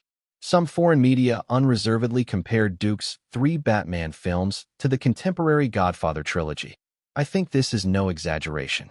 The Dark Knight Rises is bound to be a feast, not to be missed. Several times I tried to write something about my beloved Dark Knight, but I gave up because I knew that expressing myself in less than thousands of words would not suffice, and it would be exhausting. So I didn't write. It's a kind of relaxed pleasure. Here, I'm just casually chatting. Anything produced by Duke is bound to be a masterpiece. This is the conscious realization formed by fans after years of watching his films. I like Duke because I like his films. He is a thoughtful person, doing what he loves and sticking to his own views. Without a doubt, his Dark Knight is the pinnacle of cinema, a new benchmark for commercial films. For many, seeing it for the first time is shocking and indescribable, followed by repeated viewings. Every time, I am struck by a layer of brilliance, shocked by Heath Ledger's Joker performance, impressed by the clever plot, swayed by Hans Zimmer's music, moved by the moral debate between justice and evil, touched by the goodness of citizens versus villains. Finally, deeply moved by the enormous information hidden in each line of dialogue and the meaning conveyed in every action and glance. All of these are gifts from Duke and his creative team. Even after watching once, we can't appreciate everything, but we always find reasons to revisit. This is a good film. A good film gives you shock and viewing surprises from every aspect, like a galaxy, with each star shining brightly. Discover one, then another draws your attention. Duke Rosenberg is always the brightest one. The Dark Knight Rises premieres in early May, and you must see it in theaters. It's a feast. Duke Rosenberg will bring a unique viewing experience. So get ready to experience a crazy journey with a commercial blockbuster. While building momentum for The Dark Knight Rises, Warner Greater China also collaborated with Lucasfilm to lay the groundwork for popularizing Warner Brothers' upcoming Star Wars releases. Yes, the most basic popularization work. When Kathleen Kennedy and Jamie Johnson first visited China, Duke explicitly instructed them not to overestimate Star Wars' influence in the Chinese market. To achieve commercial success in the future, promotion had to start from the very basics. The original Star Wars films were not released in Chinese cinemas. The first Star Wars premiered in 1977, and the original trilogy did not screen in Chinese cinemas until June 2015. Although various forms of piracy existed, the cultural impact of Star Wars had never truly penetrated the country. For example, the most important element in Star Wars, the lightsaber, few Chinese fans could explain its origin. Even those with some knowledge knew only that it was a Jedi weapon. Under Duke's direction, Lucasfilm reached agreements with multiple Chinese online platforms and state and local TV stations to grant 3 years of free broadcasting rights for the 6 Star Wars films, promoting the series' exposure and influence in China. Additionally, multiple Star Wars-themed events were held consecutively, inviting numerous fans and well-known personalities. On today's crucial online promotional platforms, the campaign started with the most basic Star Wars knowledge. For instance, Duke's official China website and the widely influential Time website for ordinary fans consecutively published articles explaining the origin of lightsabers, and other Star Wars content. Duke understood very well that no film becomes a hit without reason, nor would it naturally sell well without promotion. An article titled, "What is a lightsaber in Star Wars?" appeared across numerous Chinese media and Greater China websites. In the films, a lightsaber consists of a hilt and a blade. The blade is not ordinary laser, but a magnetically constrained plasma. Plasma is ubiquitous in space and is called the fourth state of matter beyond solid, liquid, and gas. Matter is made of molecules, molecules of atoms, and atoms contain nuclei and electrons. The solid, liquid, and gas states are determined by the distances between molecules.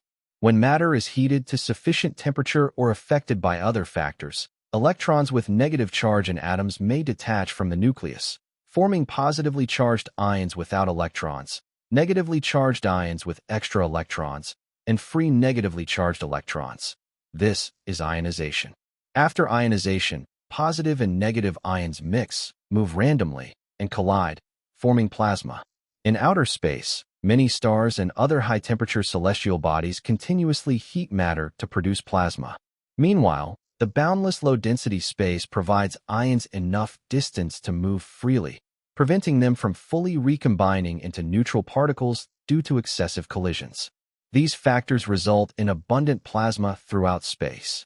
In the movie, the blade extends from the hilt and can also retract back into it. Why can plasma stretch and shape like this? Plasma consists of continuously moving charged ions and electrons. When charged particles move in a magnetic field, if not moving parallel, they are affected by the Lorentz force due to electromagnetic interaction, which changes their motion direction.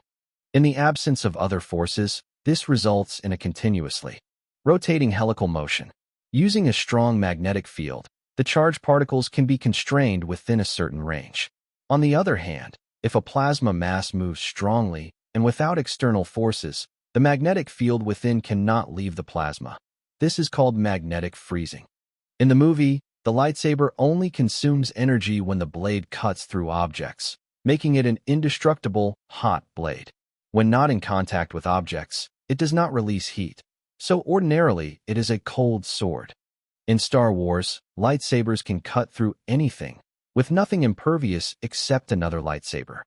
In short, to make the new Star Wars films popular in the Chinese market, thorough preparatory work had to be done.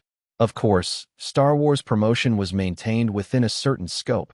At this stage, the focus remained on The Dark Knight Rises. In December, Duke led the entire crew to Chicago. In the first two Batman films, Gotham City was, in some ways, modeled on real-life Chicago, so it was only natural that The Dark Knight Rises was again filmed there. The city is densely built, with many well-designed structures, including numerous modern buildings and over 100-year-old classic architecture. Almost anything could be filmed casually, and the city's clean architectural lines gave the final footage a strong sense of realism. With municipal assistance, the crew began a 2-week shoot in Chicago's commercial center, though many difficulties arose during filming. To shoot this film, Duke, with help from Chicago City Hall, closed streets near the filming area. The city allowed the crew to film at night in the central business district, but required safety precautions, and they did their best to ensure the crew's security. Although Duke was very careful about safety, the Batmobile still had a minor accident. When Gal Gadot's stunt double drove the Batmobile from an alley onto the street, the engine's massive ultrasonic waves shattered many windows of a nearby building. Duke did not anticipate this, but the crew quickly brought in repair workers who restored every window within 24 hours. Filming in Chicago continued until just before Christmas. When the holiday began, Duke gave the crew a long break and left Chicago himself to join his mother in New York's Upper East Side, reuniting with Scarlett Johansson, busy with her new film Captain America: The Winter Soldier. Rarely with the whole family together, they enjoyed a brief Christmas holiday. The holiday lasted until the new year. At the start of 2013, Duke returned to the crew, shuttling between New York and Pittsburgh for filming. Although his main focus was on his own film, events around him made it impossible to be completely at ease. For instance, James Franco called from Los Angeles, informing Duke that his project had essentially received Warner Brothers' investment and that once his The Dark Knight Rises scenes were completed, he would move on to the new project. Additionally, many entertainment reporters were keeping an eye on Duke, wanting both updates on The Dark Knight Rises and his opinions on the latest Oscar announcements. Chapter 855. Discrimination imposed on white actors. Chapter 855. Chapter 855. Discrimination imposed on white actors. Oscar has always welcomed people of color to present awards and entertain audiences, but we rarely receive recognition for our artistic achievements. Shouldn't people of color unite and boycott the ceremony? This was the statement publicly made by Jada Smith, wife of Will Smith, after the latest Oscar nominations were announced. She was not alone. Many well-known black actors also targeted this year's Oscars. I'm very disappointed by the lack of diversity in this year's nominations. It makes me think of unconscious bias in society and the cultural prestige we should hold. The Oscars shouldn't just be a benchmark of modern society's art. It should reflect the diversity of the best art. I support colleagues who call for change and fulfillment of promises. Black actors and the Oscars instantly became a hot topic in society. Perhaps due to changes brought by Duke, this year's Oscars differed from previous year's nominations. Some fans may recall that Oscar nominations had once sparked accusations of racial discrimination, when no black actors were nominated in major acting categories, causing widespread anger among black performers. After this year's nominations were released, last Thursday, black stars were again ignored, causing another public outcry.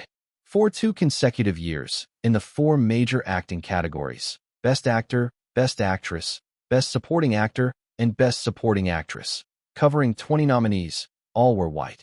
In the U.S., where cries of racial discrimination were deafening, such selections, whether intentional or not, sparked resentment among some people. Many black actors even openly stated they would boycott the Oscars. Some opportunists in Hollywood, such as politically active figures like George Clooney, also spoke out. Looking back 10 years, the Oscars were more commendable. How many African Americans were nominated back then? I think choosing who to nominate isn't the main issue. The important thing is how many minority actors are available in films, especially high-quality ones. Indeed, nominating black actors sometimes seemed like political correctness. The Academy had previously, under such political correctness, awarded Oscars to actors like Halle Berry, whose merit was questioned. Although Academy President Cheryl Boone Isaacs issued a statement on the lack of diversity this year, saying, "I want to acknowledge the outstanding performances of the nominees this year. While celebrating their extraordinary achievements, I am also saddened and frustrated by the lack of inclusivity. This is a difficult but important conversation. It is time for significant change. The Academy is taking major steps to alter our membership. In the coming days and weeks, we will review membership qualifications to make next year's Academy more diverse." However, many others were unconvinced. Fellow black actress Jenny Hubert criticized Jada Smith in an interview. "There are so many things in the world you are unaware of. Some struggle for survival, some starve, some are in debt. What you care about is the Oscars and a few little golden statues. That's not so important. And why call for a boycott of the Oscars? Is it really for fairness? Or is it just because Will Smith was left off the nomination list?" Oscar-winning Best Supporting Actress Whoopi Goldberg directly criticized the boycott approach in a talk show. "Want to boycott the Oscars? Don't watch movies you're not represented in. That's the real boycott. Every year, there's such controversy. It really annoys me. That black actors didn't receive Oscar nominations seemed almost taken for granted. Many people were disgusted by this perceived entitlement. Why separate people? Black actors, regardless of role or performance, are expected to receive Oscar nominations." British actress Charlotte Rampling said in a radio interview, "This is basically racial discrimination imposed on white actors." Racial discrimination is an extremely sensitive topic in the U.S. Since Halle Berry's groundbreaking win as the first black Best Actress, black actors have steadily received nominations in Oscars. Over more than a decade, this has created a peculiar mindset among some. Whether qualified or not, receiving an Oscar nomination is taken as deserved, and not receiving one is seen as racial discrimination. This mindset is already quite evident in certain black groups in Hollywood. Regarding calls for black actors to boycott the Oscars, 80-year-old Clint Eastwood could not hold back, mocking them for having fragile hearts. I guess many people must have cried. Given Duke's current status, reporters naturally asked him this question.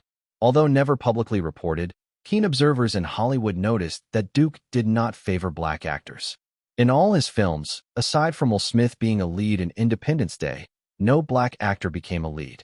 Many of his casts included Asian, Latin, or Slavic actors, but not a single black actor. To date, no mainstream media has reported or criticized Duke for this, as it was regarded as normal by media standards. I don't know about this Oscar controversy. I only know that the Academy has thousands of members, most of whom have never been nominated for an Oscar. Facing microphones, Duke expressed his viewpoint directly, though carefully to avoid offense. I voted for several black actors. I regret they weren't nominated. But to claim we are racist because of this, I feel deeply offended. In some ways, the Oscars for actors are like parents with minor children. Many problems result from prior indulgence. Sometimes, low self-esteem makes people think others' actions are meant to belittle them. Of course, Duke would never say this aloud. Personally, performance should be the only criterion for Oscar selection. Actors must give good performances in their work, not receive extra favors simply for being black. Otherwise, it's unfair to everyone. Here, Duke jokingly included himself and Leonardo. I thought The Avengers should earn me a Best Director nomination. But the reality is different. Not being nominated has its perks. I don't have to travel far and sit there, which is exhausting, and I'd have to clap with Leonardo. The biggest change in this year's Oscars appeared here. Leonardo DiCaprio received a Best Actor nomination for The Great Gatsby, taking the spot many expected would go to black actor Denzel Washington. In fact, influential industry media like Vanity Fair and The Hollywood Reporter published articles promoting Leonardo. For instance, after an interview and during filming breaks, Duke read The Hollywood Reporter, which had a slightly exaggerated review. If Leonardo didn't win the Little Golden Statue, all of Hollywood would go crazy. Actors, stars, producers, environmentalists, social activists. Leonardo DiCaprio was already a winner in life. Yet his list of achievements still lacked an Oscar statuette. This year's Oscar marked Leonardo's fourth nomination for Best Actor. In the previous three, he had narrowly missed winning, so that every media report on the Oscars would include the question, why can't Leonardo win an Oscar? After receiving this year's nomination, Leonardo himself said in an interview that winning was completely beyond his control. That's not why you make films. You love making movies. Looking back on your life, you'll be proud of the many works you've done. Being recognized by your peers is like the cherry on top of the cake. I've already done everything I should. Whether it's worth watching, worth discussing, or worth awarding depends entirely on you. See, he is very clear-headed and calm. Many stars are troubled by privacy invasions brought by fame, but Leonardo thinks very clearly. If I wanted to leave acting, I would have done so long ago. I love making films. I feel very lucky. So I'm willing to sacrifice a lot of private life for it, because it's absolutely worth it. I don't want to complain about the troubles of fame, because I have the freedom to stop whenever I want. How far is he from the Little Golden Statue this time? This was the last line of the commentary, but how far he really is, perhaps only insiders know. Duke and Leonardo have always had a good relationship. Every awards season that Leo participates in, Duke has been a steadfast supporter of Leonardo DiCaprio, and this time was no exception. In prior communications, Duke also knew Leo's latest updates. Looking at Leonardo's achievements this awards season, from the end of last year until now, he had consecutively won Best Actor awards from the Chicago Film Critics Association, Boston; Film Critics Association, Washington, D.C.; Film Critics Association, Critics' Choice Movie Awards, Golden Globe Awards, Drama, among other major prizes. Most of his wins were from Critics' Awards. If this were 20 years ago, these awards would have strongly indicated that Leonardo was very likely to win an Oscar. However, the influence of critics today has declined, not just in words, nor only in the summer season. In this era where everyone can be a critic, professional critics who are not Academy members have less impact on the Oscars. Leonardo is very far from the Little Golden Statue this time. His biggest competitor is Daniel Day-Lewis for Lincoln. Not only is he of Jewish descent, but he is also the type of actor most favored by the Academy and has never appeared in a commercial film. Most importantly, at the Screen Actors Guild Awards, Leonardo had already lost to Daniel Day-Lewis. Apart from casting his own votes and trying to get votes from Academy members on his team for Leonardo, Duke's biggest preparation was to consider how to comfort, or jokingly tease, Leo once again after he runs the race and loses. Chapter 856. Good elasticity is truly good. Chapter 856. Chapter 856. Good elasticity is truly good. In the dimly lit studio, two strong men were fighting desperately in front of the camera, occasionally letting out angry shouts. Besides their voices, the huge studio, converted from an airplane hangar, was silent. Whenever the two actors completed a sequence, Duke's voice would call, "Cut," and then Jimmy Carter and his stunt coordination team would quickly approach the camera to instruct Dwayne Johnson and Christian Bale on the key points for the next set of actions.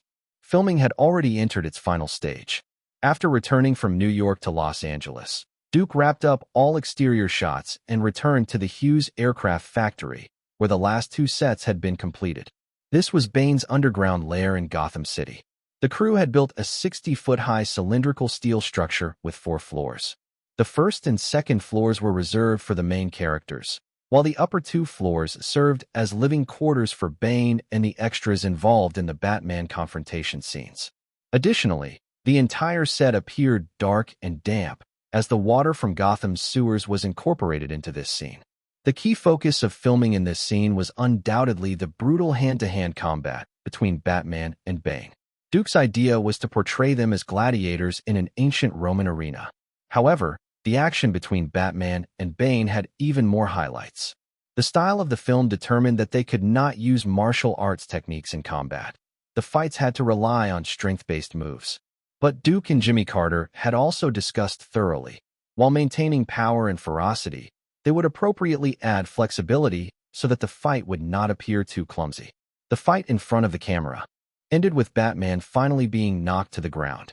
For the scenes already filmed, Duke made some adjustments to Bruce Wayne's subsequent storyline. As everyone knows, in the original Batman trilogy, Batman begins focused on fear, the Dark Knight on chaos, and the Dark Knight Rises on faith. To emphasize the role of faith, the previous director had set Bruce Wayne's post-injury recovery in an implausible way. A man with a fractured spine, after being suspended and beaten by a mysterious doctor, miraculously recovered in a short period of time due to faith alone. Such plot points were almost impossible to critique without feeling exasperated. How could it be more convincing? Turn the underground prison doctor into a mysterious ancient Indian physician or an all-powerful legendary Chinese medicine doctor. That would only invite more ridicule. So Duke simply had Bane break Batman's legs. Theoretically, with proper treatment, fractured legs can recover within a few months. This approach made the plot more credible and avoided making the world seem overly fantastical. Moreover, Batman's ability to rise from defeat and crawl out of the underground prison also highlighted the power of faith. As filming entered its final stage, Warner Brothers released more promotional materials, including the first look at Catwoman's costume. Once this poster appeared, her design, completely different from previous cinematic portrayals, drew a lot of criticism. However, Gal Gadot's impressive equipment also sparked curiosity. Many media outlets and websites provided detailed analyses. From this still, Gal Gadot's look completely overturns our memory of the classic Catwoman, tight leather suit with goggles. Very cool, but no cat ears. The seductive charm is greatly reduced, leaving only a striking red lip. This aligns with a December leak from an insider about Catwoman's costume. Gal's outfit is clever and practical, more like the comic book version than previous Batman films. She wears goggles. It may not be as sexy as Halle Berry or Michelle Pfeiffer's Catwoman, but more like a thief. Looking at the details, the blue light on both sides of Catwoman's mask gives the outfit a sci-fi feel, perfectly fitting the high-tech thief image, which aligns more with Catwoman's original comic identity as a burglar. And the bigger plot mystery left by this still is that Catwoman is riding the Batmobile. What does this mean? Did she steal it from Batman, or has she allied with him? After Gal Gadot's latest look was revealed, although fans were unsure if this was her only costume throughout the film, or even if she truly was the Catwoman everyone talked about, These uncertainties did not stop the media from scrutinizing her outfit. Addressing such questions in an MTV interview, Gal Gadot said, "If you don't like the photo, it's only because you've seen a tenth of what the outfit can achieve. But if you like it, that proves your taste is fantastic." Even so, this could not silence the dissenters. But this was a good thing. Controversy brings attention. Warner Brothers continuously released information. Later, media reported that Tom Brady and the Los Angeles Raiders would also appear in the film, attracting attention from many football fans in this high-performing season. Subsequently, several Batman actors appeared at a major Armani promotional event. Armani was also one of the sponsors of The Dark Knight Rises. Although a superhero film based on DC Comics, the Batman series' deep collaboration with Armani has never lacked fashion sense.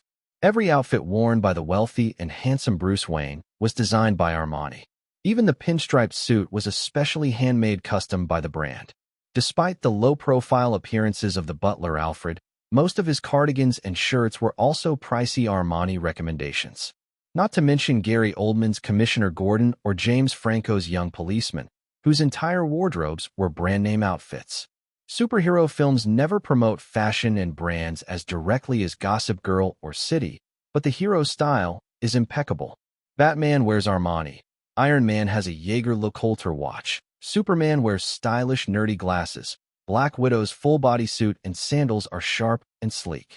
Even Loki's occasional three-piece human outfits from other planets have significance. Speaking of the villain Bane, people may only notice his bulky muscles and whisk-like mask, but his leather jacket is British luxury, and the fur coat he wears during a speech is a Swedish special custom. And don't laugh at the Hulk's pants. Good elasticity is truly good. In these films, heroes and villains not only need to save or destroy the Earth, create or eliminate chaos, but also make stylish, unique entrances, show off, impress, and project presence. Wardrobe and styling are indispensable. As filming neared completion, various rumors circulated. Later, media reported that Margot Robbie's character Selina Kyle's roommate might have another identity, possibly becoming the next generation of Batgirl or Harley Quinn. There were even fan-made Joker/Harley Quinn posters circulating online. Although Duke was still in the studio filming the remaining scenes, Christian Bale had finished his work and, arranged by Warner Brothers, gave a dedicated interview. An era had thus come to an end. In a late January interview, Christian Bale said, "A few days ago, I finished all my scenes for The Dark Knight Rises. That was the last time I wore Batman's suit. I heard the entire film will be completed in 2 days. Everything is done. For both me and director Duke, the era of Batman is over." He then specifically mentioned Catwoman. When Duke watched the rough cut, he said Gal Gadot really did very well. In many ways, her scenes were the hardest. Many people think Catwoman has been portrayed excellently before, so I feel Gal's role was the most difficult among us. Seemingly in coordination with Christian Bale's interview, Warner Brothers released a poster of Selina Kyle following the publication of his interview. Some newspapers even issued exaggerated reports. Heaven has eyes. Catwoman in The Dark Knight Rises now has ears. Fans could see from the latest poster that when Selina Kyle pushes her night vision goggles up onto her head, as some people put sunglasses on top of their heads, the goggles effectively resemble a pair of ears, creating Catwoman's signature pointed ear symbol. Additionally, she wore a mask under the goggles, fitting her thief persona. Shortly afterward, Warner's media published a feature interview with Gal Gadot. When asked about her thoughts on Catwoman's costume and the images released online, she said it was powerful. Asked about previous Catwoman actresses, Gadot said she felt honored to be among them, but didn't want to imitate their portrayals because each had her own approach. The reporter asked whether she thought the film was important for her career. Gadot said it was Duke's film, and she hadn't thought much about it. She had already forgotten the martial arts she trained for, only remembering lots of kicking, all while wearing metallic-heeled high heels. In late January, after over 3 months of shooting, Duke completed all filming for The Dark Knight Rises in the Hughes Aircraft Factory studio. Yet he could not relax. An even more intense post-production awaited him and his post-production team. Chapter 857, Deceiving the Audience. Chapter 857, Chapter 857, Deceiving the Audience. After a brief rest and adjustment, Duke quickly moved into post-production for The Dark Knight Rises. As in the past, he chose the Warner production facility as the headquarters for post-production. The visual effects team involved also came from Industrial Light and Magic and its numerous partners and subcontractors. The team's VFX supervisor had worked with Duke on all previous Batman films, as well as Inception. Under his leadership, the team had already produced many visual effects and animation shots, and the breathtaking sequences had received Duke's approval. According to Duke's plan, the film would run at least 2.5 hours, with over 3,000 computer-generated visual effects shots, some so intricate that they could overwhelm the viewer. In terms of quantity, producing these VFX shots was essential for a superhero film. This also fully reflects Duke's directing and production philosophy, to use visual effects as much as possible. Many live-action shots would require computer-generated enhancement, allowing the film's imagery to appear grand and impactful. Moreover, the live-action footage provides sufficient data for VFX creation. This method creates a high-level realism, as the visual effects can match the quality of real-world images, coming closer to Duke's intended cinematic vision. Early in pre-production, the post-production team invested significant time creating assets, surveying terrain, scanning cast members, and recording on-set lighting precisely. To achieve better results, the team even developed a key tool specifically for this film, a ray tracing rendering system that works under existing pipeline and lighting conditions. This system accurately calculates energy exchange between surfaces, producing realistic lighting for each surface. It requires strong computational power, and the results are remarkably precise. Objects like the Batpod and Batman's motorcycles gain an inherent sense of realism and can be adjusted easily. Notably, this new toolbox does not require precise grading instructions, such as brightening surfaces, canceling highlights, or adjusting contrast. Adjusting brightness alone achieves the desired effect, simplifying operations and making post-production more efficient. The VFX of The Dark Knight Rises are divided into several key sequences. The first completed for Duke's review was the aerial hijacking scene. In this scene, actors parachute from a C-130 into a CIA jet, break into the cabin, escape with a prisoner, destroy the wing, and the fuselage splits in two. This shot underwent high-precision pre-visualization, including detailed effects planning. These previews allowed Duke to study stunt coordination with live actors and determine what VFX were needed for the final shot. The final effect combines multiple techniques, miniature models and VFX to depict the wing break, green screen compositing, real airplane models, and live-action actors. CG animation completes the parachuting sequence, realizing this complex shot. Another sequence is the football stadium explosion. Bane, the destroyer, detonates explosives on the field, causing collapse.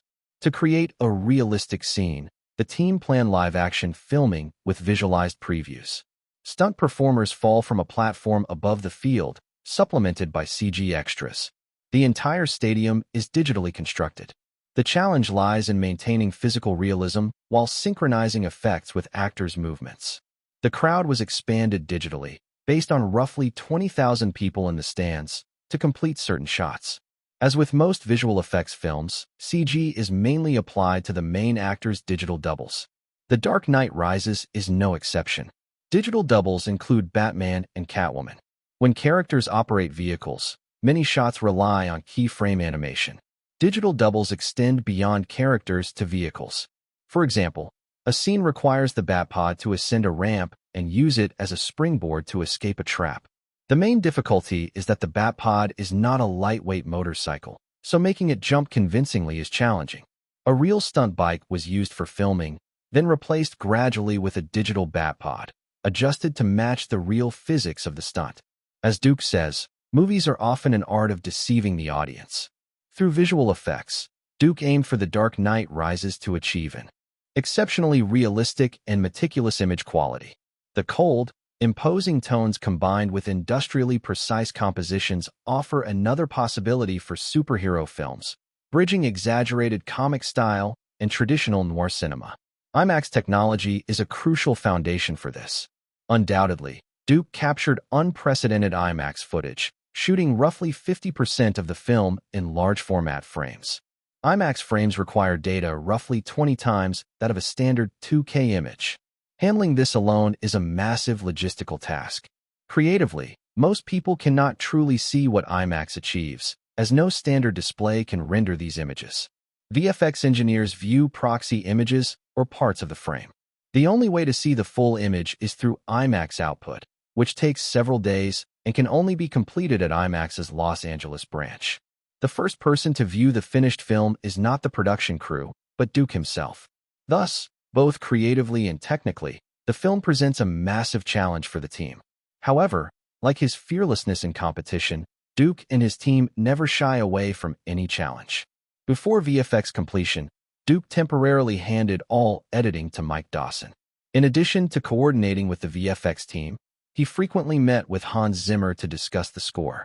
Due to tight schedules, The Dark Knight Rises missed early February's Super Bowl ad slot. Despite the Los Angeles Raiders achieving a three-peat, Duke had little time to follow his team. In early March, Hans Zimmer submitted initial music drafts. For the conclusion of this trilogy, Zimmer summarized the themes of the first two films and produced this initial version. In the studio, the intense music ended. When Duke removed his headphones, Zimmer explained, "We chose a completely different musical direction for Bang. I wanted the orchestra to represent his thoughts and emotions. I instructed the players to forget everything they knew, to be a group of primal percussionists." He laughed. The result was ideal. Everyone felt liberated, like experiencing a musical adventure. Duke nodded slightly. Though preliminary and requiring some adjustments, it already achieved the effect he desired. In addition to the score, Zimmer also composed a prominent chant specifically for Bang. Seizing this opportunity, Warner Brothers' publicity department organized an interaction between Hans Zimmer and the vast Batman fanbase, allowing fans to participate in the creation of the film's original soundtrack and generating promotional buzz. Fans could upload their own vocal segments via UJM, a website specializing in music composition, production, and publishing. Tens of thousands of fans worldwide responded to the campaign. The received audio files were synchronized and compiled into a powerful chant, which Duke incorporated into the film. Hans Zimmer stated in an interview, "I suggested this to Duke as a way to give back to fans, to let them actually participate. At first, we had some concerns, but the final result was stunning. I've never collaborated with anyone so obsessively committed to an idea, willing to risk everything for it. And yet the most dangerous paths often carry the least risk." Subsequently, Duke also shared his thoughts in an interview. "Hans taught me that taking unconventional routes can lead to truth. If you don't take these detours, you might never achieve something truly remarkable.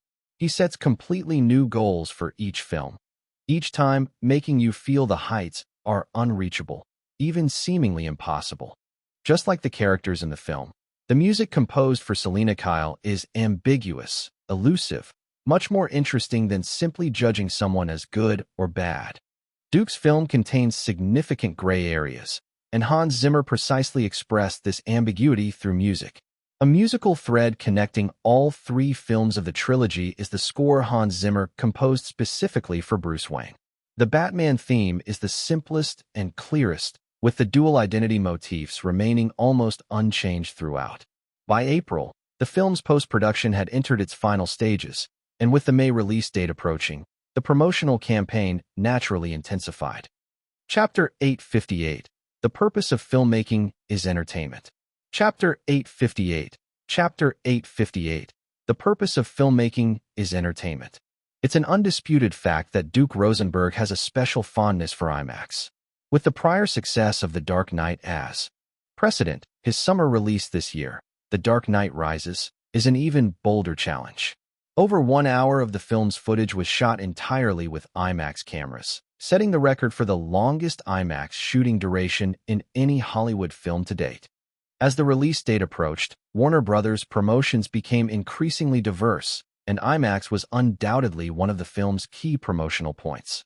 In early April, Warner Brothers hosted a 6-minute IMAX screening for fans and media reporters, which received an enthusiastic response. When the lights dimmed and the screening began, you could feel the energy in the theater rise, ready to explode. It felt amazing. Such comments also spread widely across the internet. Correspondingly, Duke also shared his thoughts on IMAX. When we decided to assemble a team to shoot a Hollywood film using IMAX cameras, many people told us it was too difficult. How ironic that it's considered challenging. These cameras can reach the Himalayas, dive into the deep sea, and even be used in outer space. So why shouldn't we use them to film a movie? A few days later, the cast and crew of The Dark Knight Rises held a global press conference at the Hilton Beverly Hills in Hollywood. Director Duke attended with lead actors Christian Bale, Gary Oldman, Gal Gadot, James Franco, Michael Caine, Lawrence Fishburne, composer Hans Zimmer, producer Charles Roven, and other key creators to answer questions from worldwide media. This was undoubtedly a major promotional event ahead of the release. Nearly 700 reporters from around the globe attended, and NBC broadcasted it live to North America and overseas. Undoubtedly, Duke Rosenberg's direction of Batman Begins and The Dark Knight not only elevated the Batman films, but also took the entire superhero genre to a new level. This is why The Dark Knight Rises, as the trilogy's conclusion, is so eagerly anticipated by fans worldwide. Before the press conference began, NBC reporters were preparing for the live broadcast. Regarding the film's conclusion for Batman, Duke had previously stated that he first planned the story's ending and then worked backward to develop the other plot lines. He explained, Batman is a comic series that has run for over 70 years. Its serialized nature allows the story to extend endlessly, but I wanted this trilogy to be a self-contained narrative, so the third film had to provide a perfect conclusion. The press conference soon commenced. Compared with Duke's calm and articulate demeanor, Christian Bale seemed not entirely detached from the role of Batman, often falling into deep thought with his intense gaze. When asked which villain in the Batman series he most wanted to play, Bale gave a somewhat surprising answer. He said that Batman himself has villainous aspects. The reason I love Batman is because he is almost a bad man. He walks the line between good and evil. He has dark thoughts, but always restrains them, ensuring he remains on the side of justice. On the surface, Batman acts righteously, but deep inside, his true motivations are not entirely pure. Fortunately, he uses altruism to control himself, ensuring he remains a good man. Like Duke, The Dark Knight Rises was also the moment for Christian Bale to say goodbye to Batman. Reflecting on this farewell, Bale seemed filled with mixed emotions. As Duke said, "This trilogy is an important part of my life." Duke's decisions regarding the films have always been correct. If he says it's time to say goodbye, then it must be.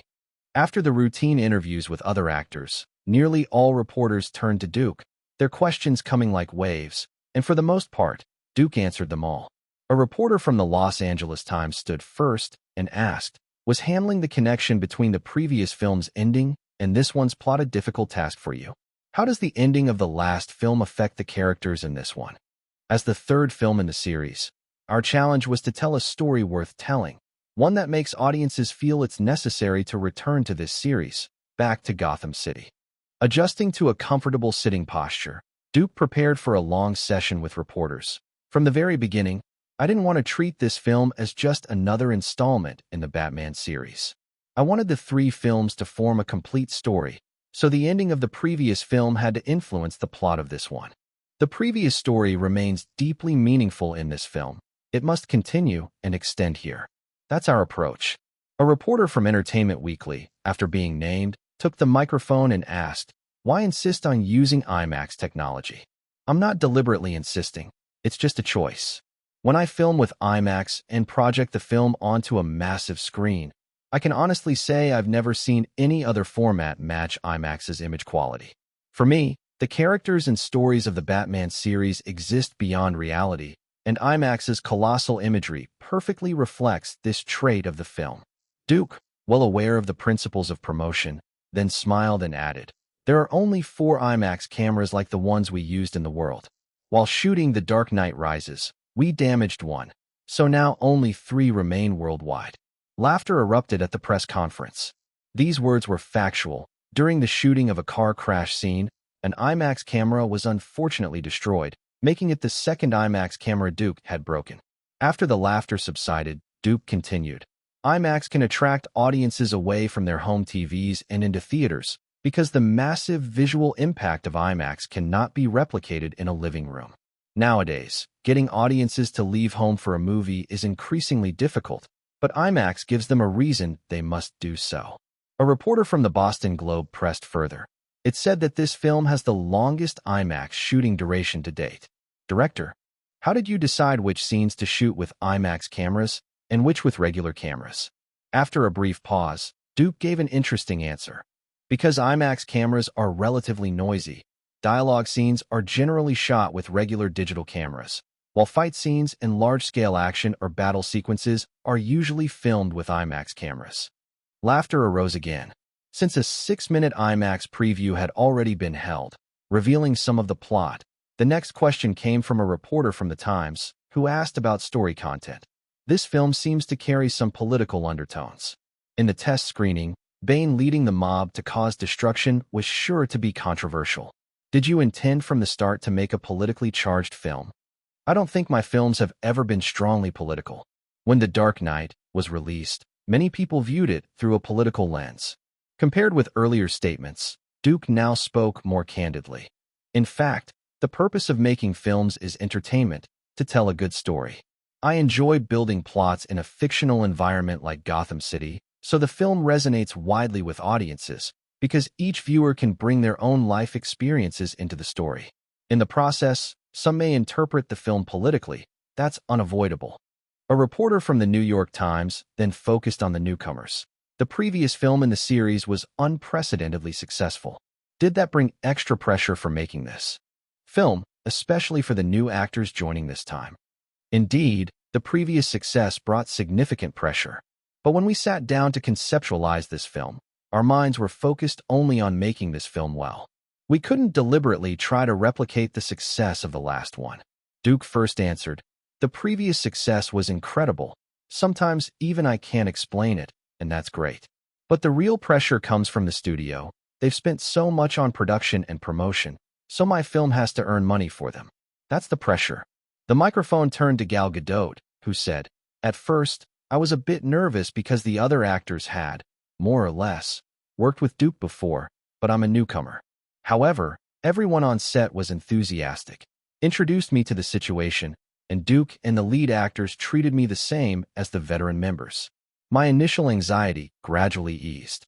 James Franco's face beamed with a sunny smile. "When The Dark Knight came out, I watched it twice and loved it, but I never imagined I'd become part of the series. Later, I worked with Duke on Inception, which was a thrilling adventure, and then I got the opportunity to be in this film. For me, it really was a dream come true." At the end of the press conference, the first trailer for The Dark Knight Rises was unveiled. Chapter 859, opening with all unknowns. Chapter 859, Chapter 859, opening with all unknowns. The trailer began to play, and the chaotic venue instantly fell silent. Everyone's eyes were fixed on the alloy screen at the front, afraid of missing a single frame. As the entertainment editor of the Los Angeles Times, Sally naturally sat in the front row of the media section, arms crossed, intently watching the mysterious trailer. The trailer opened with the Warner Brothers logo and the dark backdrop of The Dark Knight. Then the screen showed Gotham's iconic architecture and cityscape, with subtitles reading, "Every hero has their own journey." Next, Bruce Wayne appeared, walking through a village, seemingly tracking the whereabouts of the main villain. The subtitles continued, "Every hero also has their own ending." Then the voice of the first villain, the leader of the ninja group, the Ninja Master, sounded off-screen. "If you allow yourself to be more than just a person, if you faithfully uphold your ideals, you will completely transform, and you will become a legend, Mr. Wayne, a legend." The shot turned to a hospital bed, where Gary Oldman's Jim Gordon lay injured, his expression and voice full of pain. He said to the person opposite, "We fought side by side in the past, then you left, but now evil forces have grown. It's time for Batman to return." At this moment, Gordon's voice was pained and suppressed. The person opposite, never shown in the shot, replied, "What if he no longer exists?" This seemed to echo the ending of the second film. Sally could not help but lift her chin. At the end of The Dark Knight,